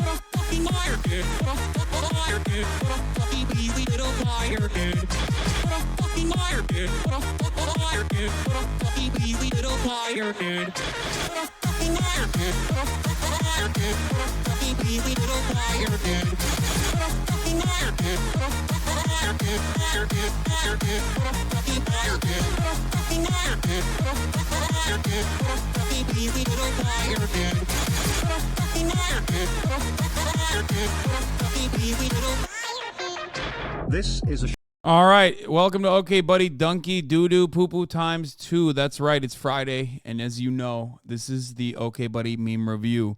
For some of you, if you've never watched this before, you're going to be shocked. You're going to be confused. You're going to be like, what the fuck's going on here? But this is the most self-referential subreddit on the fucking planet. It's also the best subreddit on the planet. 72,000 basketballs and growing strong. Let's take a look. Let's start. I asked to wash my merch. I tried to do a spiral. That is fucking sick. I love seeing shit like this. I used to do stuff like this all the time. I love that. Thanks for helping me with my comp pooper super nerds. If nobody got me, I know Stemp CompSci got me. Can I get an amen? This is legit. I've done this. I've used this. Okay, I've been someone who has used the CompSci, Stemp CompSci in my weakest moments. Okay, it's true. It's probably the best part of Hoscord. Let's be real. The STEM Lords got me, always. Fear and Bingo updated 3 versions so you can play with friends, a.k.a. Hoscord. Leftist audio, cutie anxiety, sexy times, promise, behind paywall, never happens. Dicks. Someone goes to the bathroom, guests check their phone. March shows Google image result. Mike's stand falls apart. Hasan gets compared to a large object. Will is actually here joke. Hasan calls Austin an otter. Sexy times, promise, behind a paywall, never happens. Wait, what? That's twice. Hasan makes an inside joke only for chat. How old are you? Ludwig gets mentioned for no good reason. I love streaming. Leftist audio twice. What is happening? This is a busted ass bingo. Fails the Bechtel test. Cutie shocks everyone with insane past experience. Doesn't introduce guests in the first 10 minutes. Gets compared to the yard. No politics followed by 10 minutes of politics. Oh, fuck you. Homophobic chicken present. Hasan calls Austin an otter. Okay, these are all the same. Austin being alcoholic.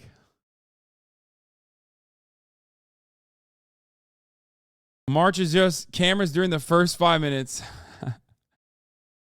Fear and no BIPOC. Oh, come on now. Hashtag fear and no BIPOC. That's so real. It's true. Look at Kaiser. First of all, no BIPOC. Bitch, I'm trying. Okay? It's not like I'm not trying. People always say, Hasan, why don't you have black people on the podcast? Or Hasan, why don't you have black people on your stream? It's like, I want to. Black people don't fuck with me. Okay? They don't want to come on. What do you want me to do? What do you want me to do? Try harder? I'm trying. Okay? I'm trying. Okay? They hate that I'm an anti-white racist. Okay? They keep saying, like, Hasan, no. We love white people. No, YRG still ducking you? I mean, he's one of the many different people that I've tried to collaborate with. FD Signifier is an old man who has a wife and children, okay? It is very difficult for him but to fucking, come to Los Angeles, which for the record, he is, and we will collaborate. We've been working on it for like a year at this point, okay? I love FD Signifier.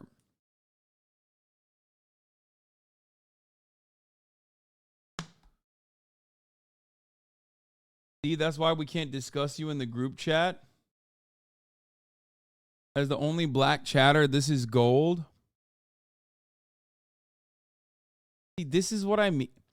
No, you can't discuss me in the fucking group chat because unfortunately, the most active communities online are the fucking barbs. They have black Twitter on a fucking vice grip by the balls, and for that reason, I've already done the worst mistake of my life, which was Ratio Nicki Minaj, which got all the barbs up in fucking arms, and ever since then, every single black Twitter user with like some exceptions literally either personally avoid me deliberately because they're fearful of the retribution that might come their way, and they will look like they're going out on a limb to like defend a white guy who, barbs have declared to be a white supremacist racist, or because, they just literally think that I'm a racist. That's it. It's the clips. Yeah. It's so, you know, I'm clippable.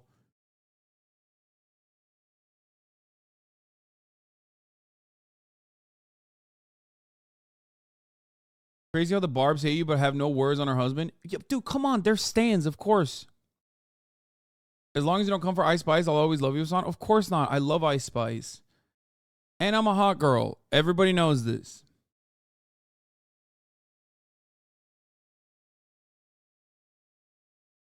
No, Hassan, I think it's just people that are assumed to be in your circle that might turn them off or think they might, or you might attack them or go too hard on you. There's two different components.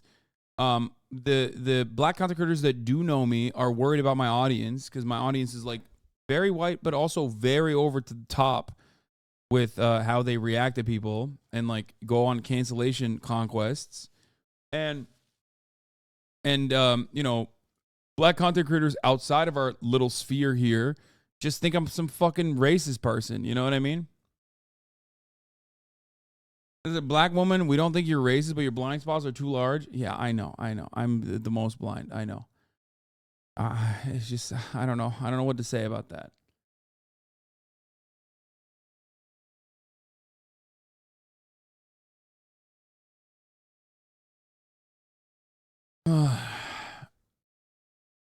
And it's also things that work at like, here's how this, in some respects, here's how this works too. Like the JiDion stuff, right? JiDion and I are on great terms. You know, we text here all the fucking time, like literally all the time. But originally the whole like, oh, it feels like you're, you know, patronizing me for, you know, the way that you received my content when I went to the most racist town in America. A lot of people stuck with that. You know what I mean?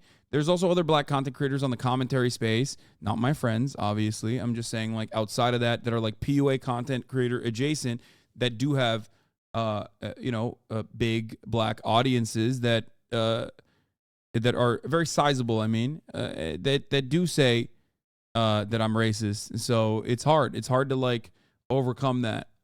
You know what I mean?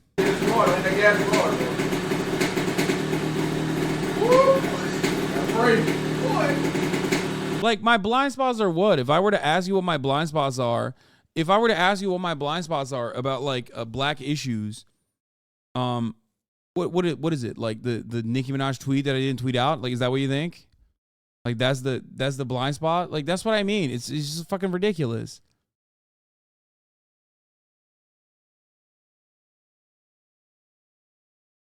Like what?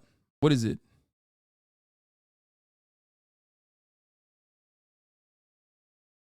As a black woman, we don't think you were racist, but your blind spot is a black woman. I don't care what. No, just you know, you can be dismissive sometimes. Yeah, of course. I mean, but here's the thing. I'm dismissive to every marginalized community when I'm trying to fucking cut propaganda for people that are not in that marginalized community. Okay? That's the difference. Because the content is not, in that circumstance, is not for you. You know what I mean? It's for everyone else that is like, it's for everyone else that is, you know, racist, for example. I'm like, when I talk about black issues, I'm talking to white people because I want them to not be racist. You're black. You already know. You already know what racism is. Same thing goes for trans people. You know what I mean? That doesn't change my perspective. I'm still going to be an advocate. You know what I mean? But if there's any issues as it pertains to like, comes off bad optics. Yeah, exactly. That's what I mean. Of course I'm going to be dismissive. Because it's like, it turns into an optics conversation. And, you know, yeah, you want to know what the biggest optic is? This. Okay? Look at this. You see this? That's it. That's the optics. This carries a lot of fucking assumptions that are completely understandable. Okay? That's where the optics comes from. I'm white. I'm a white guy. So no matter what I do, like, of course, you're going to immediately, you know, assume that I'm coming at it from the same perspective of the 100,000 white dudes that have treated you like shit. Okay? So you're not talking to me. You're talking to the 100,000 other white dudes. Many of them who were fucking assholes and who were racist. You know what I mean? That's it.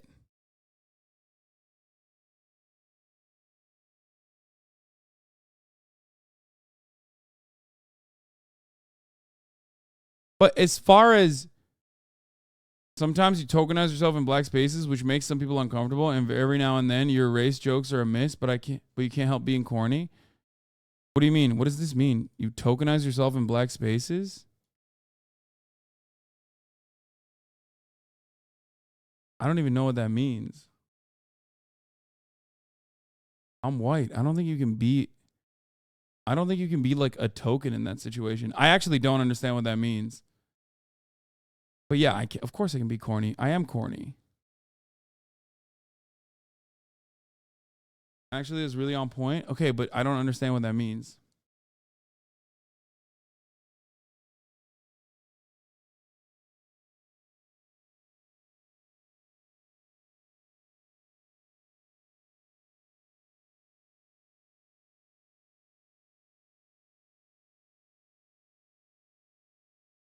It means like, hey, I'm white. Uh-oh, white guy stuff? I don't fucking know.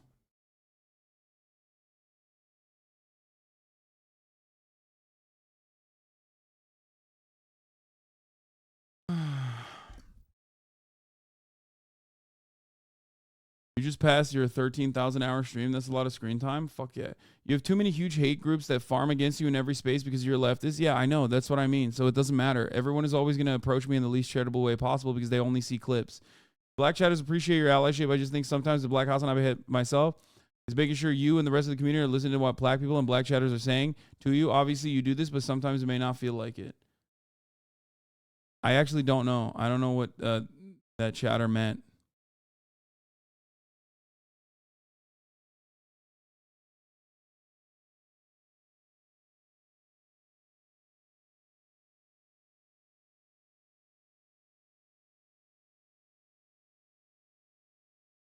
I think they mean you go, I'm not a regular white, I'm a cool white. No, I'm not. I'm not even a cool white. I'm not.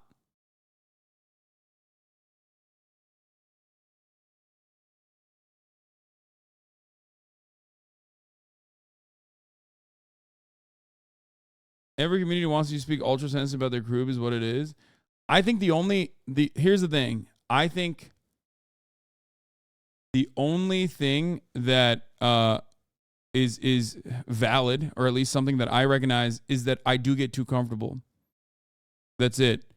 And I do think that given, again, the optics of the situation, okay, the optics of this, when I get too comfortable, that can translate to people that don't know me and don't know my background or don't know what I fucking advocate for as like a person who is, you know, incredibly and profoundly out of pocket. Okay? Chatter calls you out for having blind spots, proceeds to have a blind spot. But I don't know. I don't know what that means. I don't know what like your token like that person said that and then fucked off. I don't know what that means. You should have more non-political content to create fans who aren't so annoying. I know. I want to.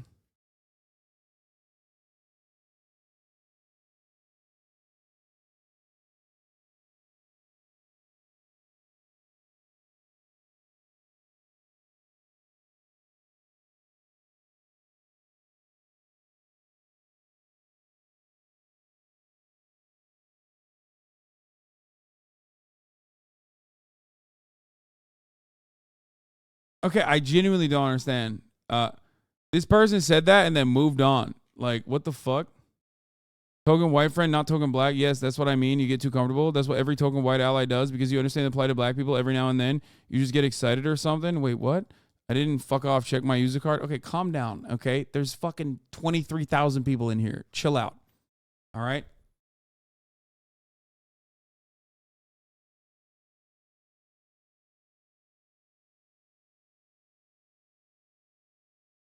Yes, that's a bit of an issue. I think that's why you're able to get away with trans jokes with your white trans audience, but not as much with the black one. Yeah, I think that's what it is.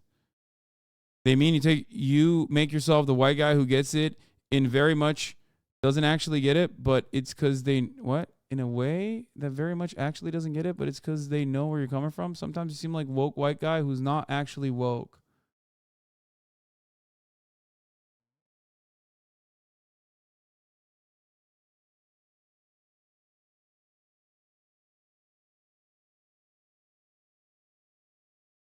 They're saying that you don't act like you know that you're white.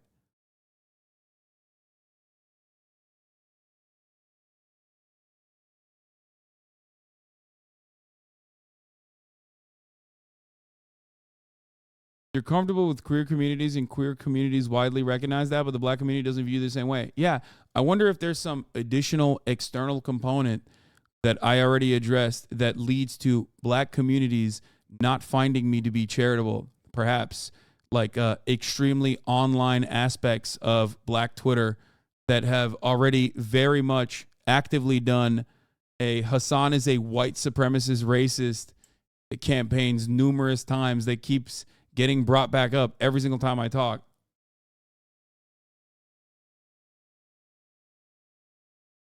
I think they mean you keep doing Wakanda forever during Black History Month. Wait, what? You just, what the fuck? What are you talking about?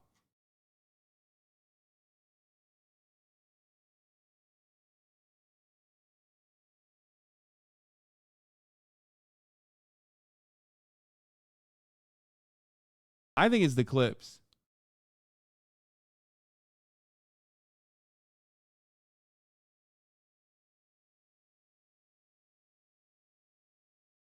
That's what I think. Don't people forget that black people can be hyper online cringe lords too? Yeah, 100%. I recognize that.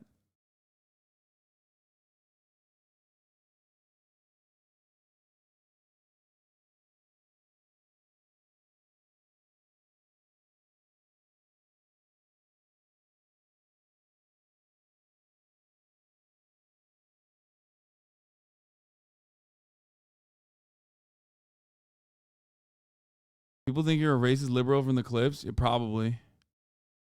I do think that. That's what it is. And there's not much I can do because this community is very white. Let's be real.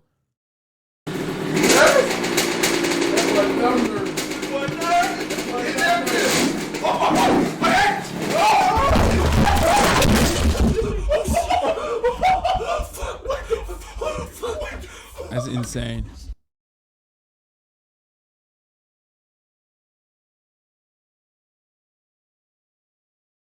Just spend time around black people off stream. It takes a while. What the fuck? What is this?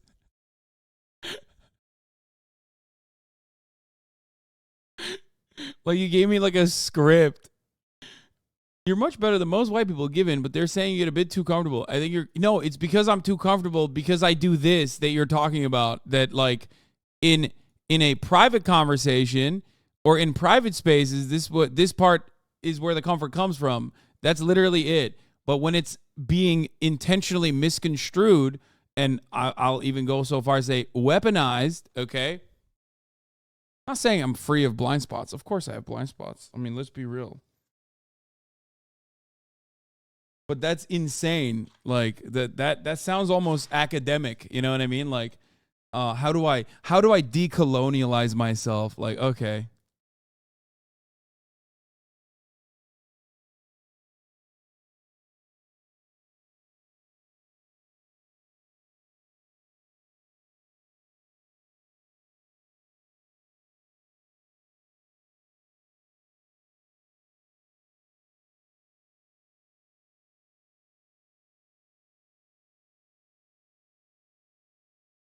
I've been here for 2 years. I wouldn't be if you were anti-black. You do get too comfortable, but you're willing and trying to listen. That's all we ask. The issue is too nuanced for chat.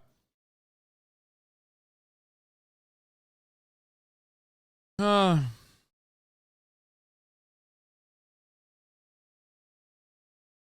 is exactly like when you say just be normal, just be normal. I am normal. I'm also fucking asking chatters in Twitch chat what they perceive as my biggest or why I am perceived in such a way by, again, extremely online people in black Twitter. Of course. Of course I have blind spots too, but that Nicki Minaj tweet is a perfect example. You have no business making a crack about a bus at any point. You didn't send it, and that's great. But that moment has been profoundly impactful to the perception of you. Yeah, I mean, look. to me, maybe this is a blind spot, but that comes across as fucking ridiculous. And it comes across as ridiculous to a broader audience, including a lot of the black people in this community that were here at the time as well. Like, the fact that it was like literally weaponized, okay? The fact that it was literally clipped and weaponized against me by barbs that were trying to defend Nicki Minaj, hyping up Tucker Carlson. As I was saying, Tucker Carlson's a fucking white supremacist. Like, that's crazy. You know what I mean? Like, that's a ridiculous bar that none of you would ever clear. Okay? You wouldn't. You would never clear that. Like, that's so crazy. I need to appeal to the sensibilities of people who are intentionally misconstruing what I say. Our teacher daycare is open 11 every day at 11 a.m. PST.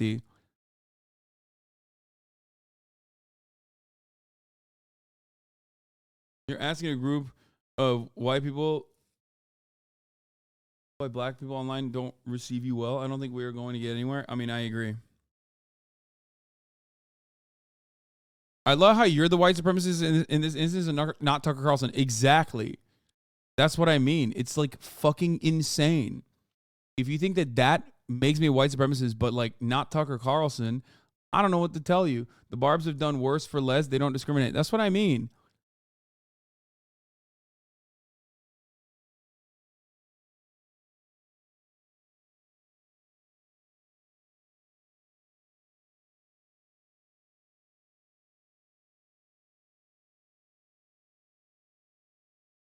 What? A blind spot I can think of is you've said some kind of crazy things about people like Candace Owens and Jason Whitlock. I get it, and I've said words about them, but seeing the clips out of context looks kind of wild. Like what? There's one tweet where I said Candace Owens is Tommy Lauren doing blackface or something that like people bring up all the time, and they say like that's fucking unacceptable. She's a white supremacist. Corny on Lane, thank you for the 10 gift the subs. I think that's what it is. It's just that like it's the same that goes for. And that one wasn't even like, that was literally on the edge. Like that wasn't beyond. You know what I mean?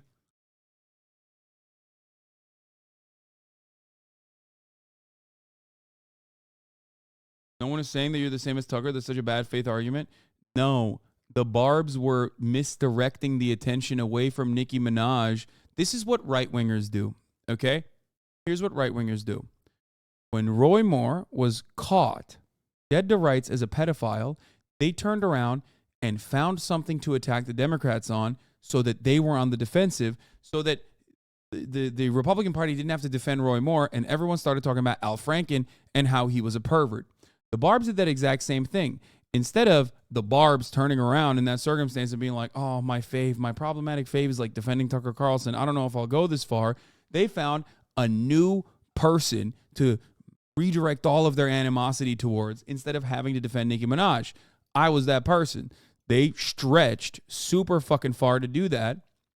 And to this day, I think it's a fucking ridiculous thing to like constantly bring up and say, look at him, he's racist. Because for that one moment, there are thousands of hours of commentary and a million other things that I've done over the course of the past fucking 10 years that I've been working as a political commentator that you could point to that counters that infinitely more effectively.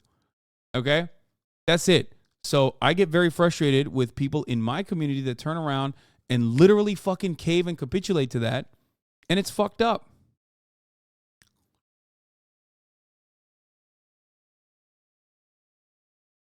Yeah, as a black chatter, I think the issue is that the majority of black people online who aren't a part of your community like us don't know your whole POV and why you're so comfortable. We get it, but if they don't know you, some people might feel some type of way about your racially charged comments, even if they're correct. Yeah. That's it.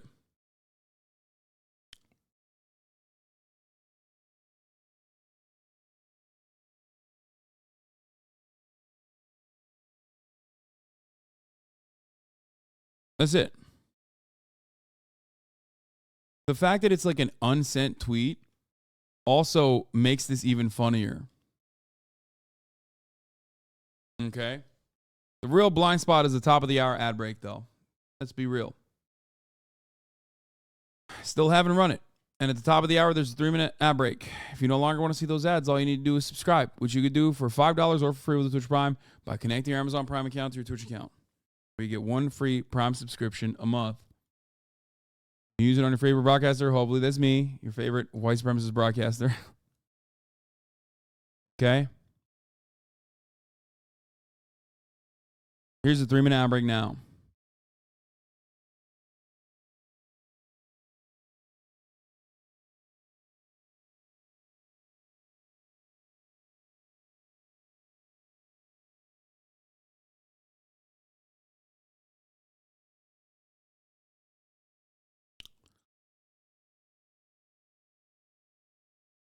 One do-rag stream and all this will be resolved. Yeah, that's definitely not happening. Because that would not resolve. It would make it worse. Because there's kind of disrespectful to do that during Black Issues. Come on, you're joking, right? Bro, look at this. Look, this is what I mean. He's like, came back just in time for that 10-10. Kind of disrespectful to do that during Black Issues. You're memeing. Other motherfuckers will take that seriously. HVS12, thank you for the 25. Get the subs.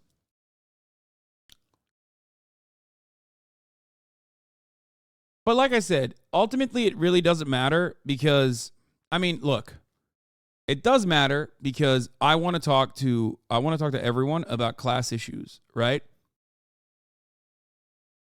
But if I'm talking about racial inequality, if I'm talking about racial inequality in America, I'm not talking to black people anyway. I'm talking to white people. Black people already know what racial inequality looks like. They live it every day. When I'm talking about trans issues, I'm not talking to trans people. I'm talking to transphobic people. Trans people already know what transphobia looks like anyway. Okay? My job is to educate transphobic people. My job is to educate racist people to try to change their minds. Okay? A lot of people don't even like that concept as a whole, and that's understandable. I personally think it's valuable. Okay? So that's it. So for that purpose, I don't really hate that.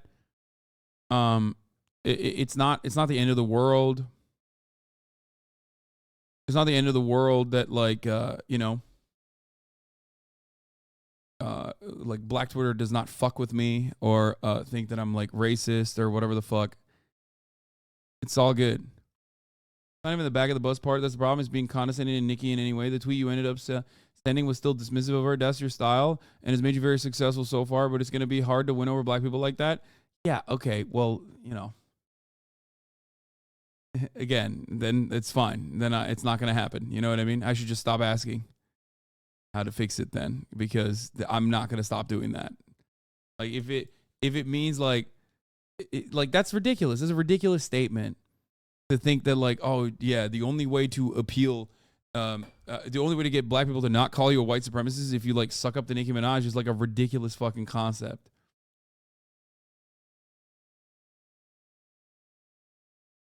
Especially in that, if in that moment they're like fucking defending Tucker Carlson, who is literally using them,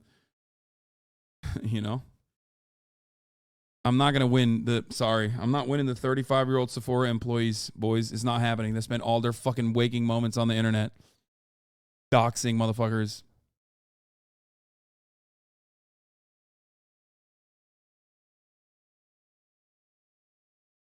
It is what it is.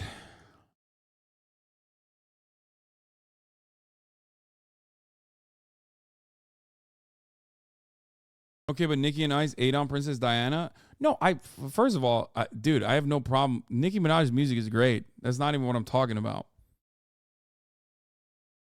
Wait, they didn't actually defend him. You're just saying that as an example, right? No, she did. She did, and they did too. No, I've never talked shit about Nicki Minaj's music. Nicki Minaj's music is great.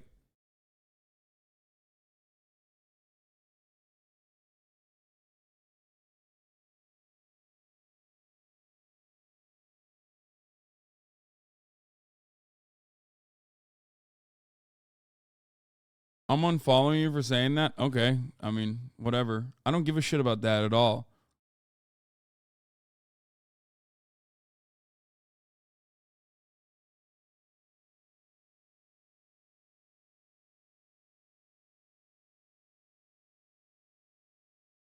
I also think that black creators still have to lean on their I'm not racist white viewers and you don't appeal to that category. Bro, that's crazy, okay? That's not true. There are non-political content creators who have probably said infinitely worse shit, who don't have a fucking long-ass history of like doing advocacy, that they have no problem. It's politics. That's what it is. Politics is what has gotten me recognized as like a person who does politics. All right, we're done. We're done with this conversation. I don't want to have this anymore. It's annoying.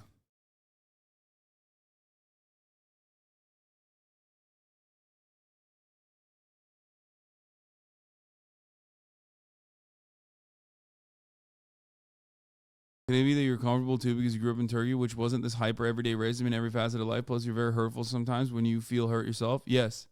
No, that is what it is. It's both an advantage and disadvantage in the way that I analyze these situations for sure. Man, I'm tired of not selling any lemonade. Top of the hour lemonade, $5 a month. Young man, I would like to support your business. So would I. So would I. This feels wrong, but the money kind of helps. I already ran the top of the hour ad break, but when you get old, will you become a conservative grifter? What do you mean when I get old? 1, I'm already old. 2, I'm already a conservative grifter. The One Piece major characters Warlord tier maker. I'm not going to do that right now. I don't have enough time.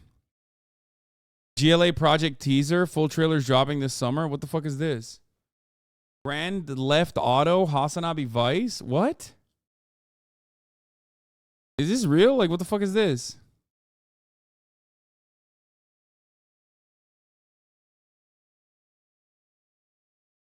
HasanAbi statue I made. I hope you like it. Wait, actually?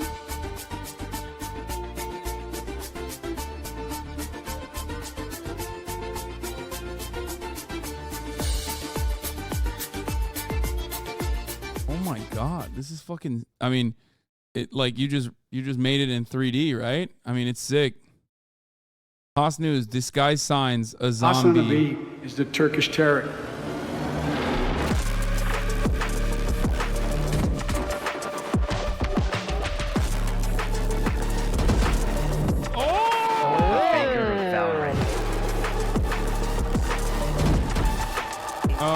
I fucking destroyed.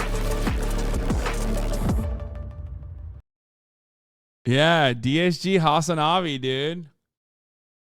The fucking Turkish terror, baby. Let's go. For my favorite union supporting himbo. Oh my god, this is fucking sick. Yo, I love your art style. Feed not kill. DSG dick sucking gang? No, you fucking weirdo. No, disguised. DSG, disguised toes. He's always watching Monka W. Sir, I've just been informed that the second Twitch CEO watches your streams. Okay, first of all, I don't even know if the first Twitch CEO was watching my streams. Speaking of fucking Twitch CEOs watching my streams and Austinox informing me, how about Austinox inform me when the fucking latest vlog video that I made 2-3 weeks ago at this point, when the fuck that will be uploaded? That's what I want to know. Hold on.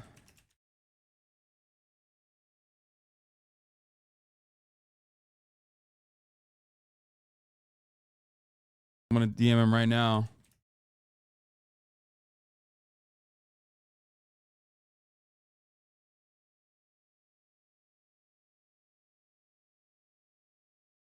Are we doing a creative crash bracket yet? No. Peepo Smile. Enemy Team Saikuno. Freelo Hassan. Hoss W emote by Devin Art. Wait, how is this a W?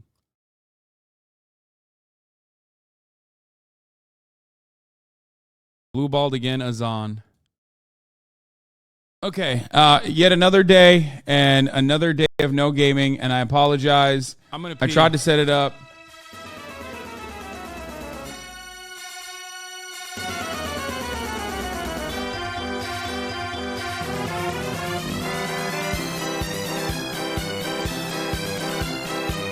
Anyway, love you guys. After leftovers tomorrow, I will see you here. Okay, it's Thursday. We're going to fucking shift gears. Hopefully there won't be as much news so we can do some more fun reacts. Reacts like I have lined up here. And also some gaming. I promise, dude. It's going to fucking happen, okay? I love you guys. Bye.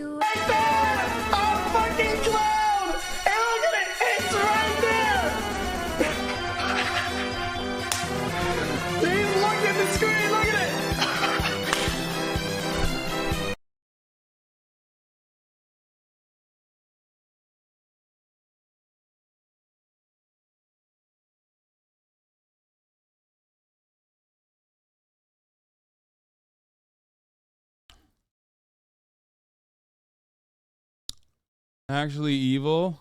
Notice how he left for this one? Yeah, I did because I had to pee. No, I'm not going to watch Crimes. I got to leave soon. You missed it? Watch it? Okay, I'll watch it the third time. Okay, yet another day and another day of no gaming, and I apologize. I tried to set it up. No Spanish British is on.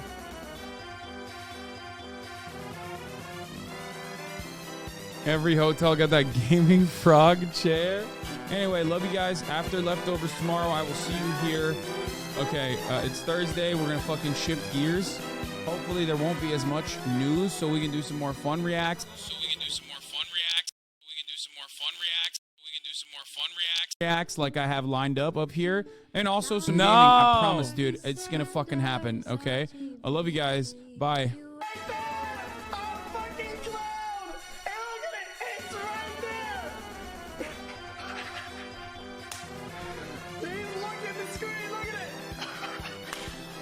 Okay, chill, dude. Okay, that's ruthless. The Irish slip up. What is this? Joe Biden talking about his distant cousin Rob Kearney being an Irish rugby team? And they beat the hell out of black and tans. Oh my God. I, like all of you, take pride in my Irish ancestry. As long as I can remember, it's sort of part of my soul. That's right. My grandfather, Ambrose Finnegan, every time I walk out of his house, he'd say, Joey, Ambrose remember, Finnegan. best drop of blood in you is Irish. They're hopeful people. They're optimistic. All the difficulties they've been through, the resilience that they've shown. You know, when you're here, you wonder why anyone would ever want to leave. I mean it. So it's good to be back. Anyway, there you go. That's what Joe Brandon said. Where his father's side is from. The town is a sister city of the president's native state. Oh my God, they fucked this shit up, bro. What the fuck? Bro! Yo! Stop. That's not a good painting. Beat the hell out of black and tans. Huh? He's out here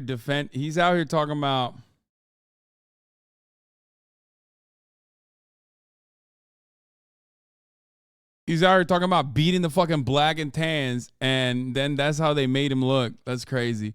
Hasan's a grifter. Silly little edit. You could sell conservatives literally anything, dude. Remember? Hold on. I'm going to do it. Do you ever get tired of our communist overlord Jeffrey Jebediah Bezos forcing you to watch 3 minutes of ads at the top of the goddamn hour? Do you ever say to yourself, I want to make sure that this young buck, Hank Pecker, and his broadcast is viewed uninterrupted? And all you need to do is subscribe for $5, $5 American dollars. You'll be able to avoid the top of the hour ad. You can also make sure you don't have $5 because Deborah took all your goddamn money during divorce code, including the children. You can use a Twitch Prime. Get back at Deborah. Use her Twitch Prime. By that I mean take her Amazon Prime account, connect it to your goddamn, and you get one free Prime subscription a month. And if that don't happen, you can just simply get gifted a sub. Put your hands up in the air and pray God that one of these rich patriots gift you a goddamn sub. Thank you, G-Vebs, Junior Turtle, Spike Spiegel, and thank you, Speed Race, patriotic donators. Hell yeah, baby.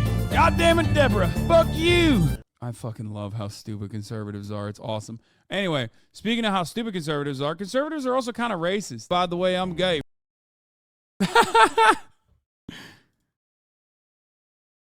Oh my God. Zylax, thank you for the 100 gifted. Holy shit. God damn.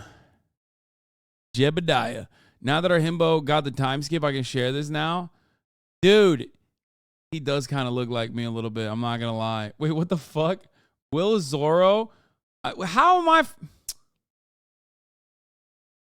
At least Ludwig is Tony Chopper, so I'll take it. You know what I mean?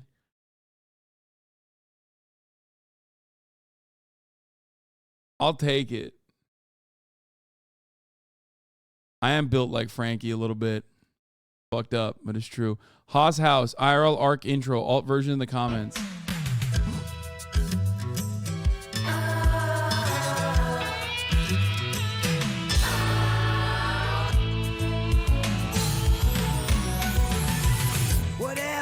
unpredictability. The milkman, the paper boy, evening TV. Did I get delivered here? Somebody tell me, please. This old world's confusing me. Clouds as mean as you've ever seen. Ain't a bird who knows your tune. Then a little voice inside you whispers, don't sell your dreams so soon. Everywhere you look, there's a heart, a hand to hold on to. Everywhere you look, there's a face of somebody who needs you. Everywhere you look, This is so good. lost out there and you're all alone. Life is waiting to carry you home. Everywhere you look. New intro unlocked for the stream.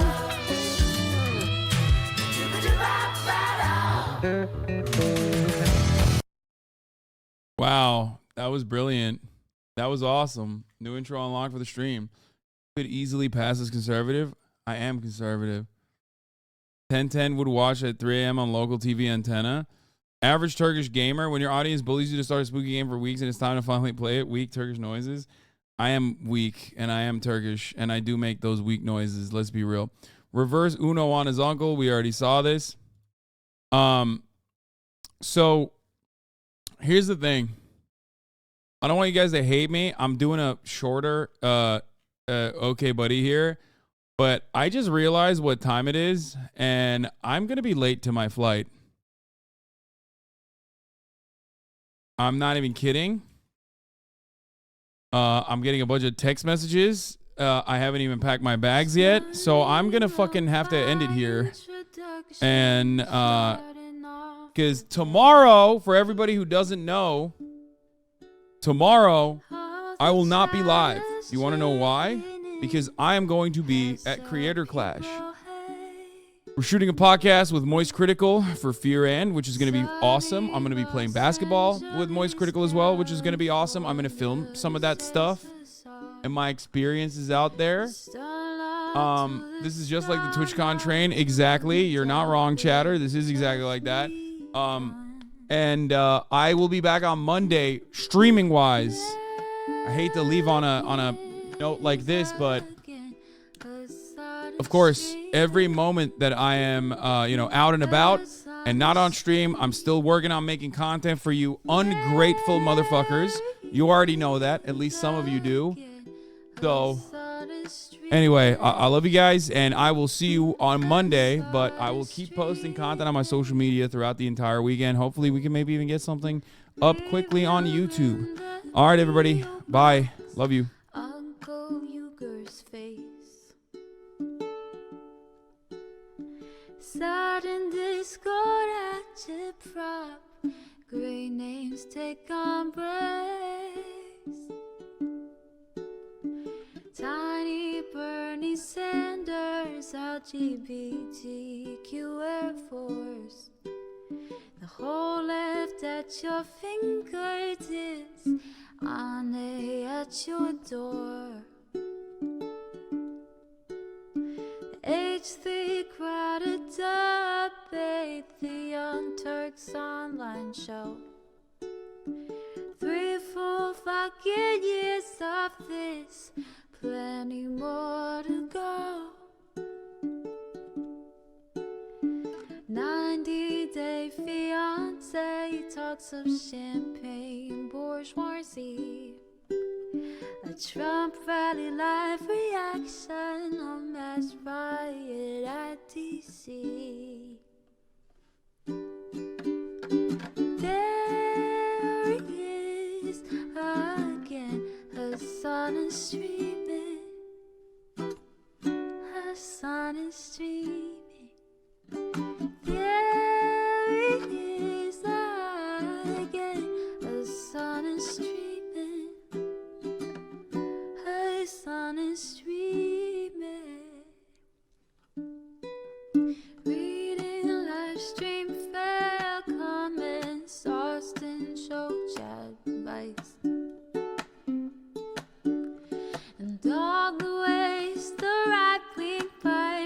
can suck you in a lie. JCS reactor frame gets broken, cover blown. A full-blown mass pandemic monster streaming at your home. Total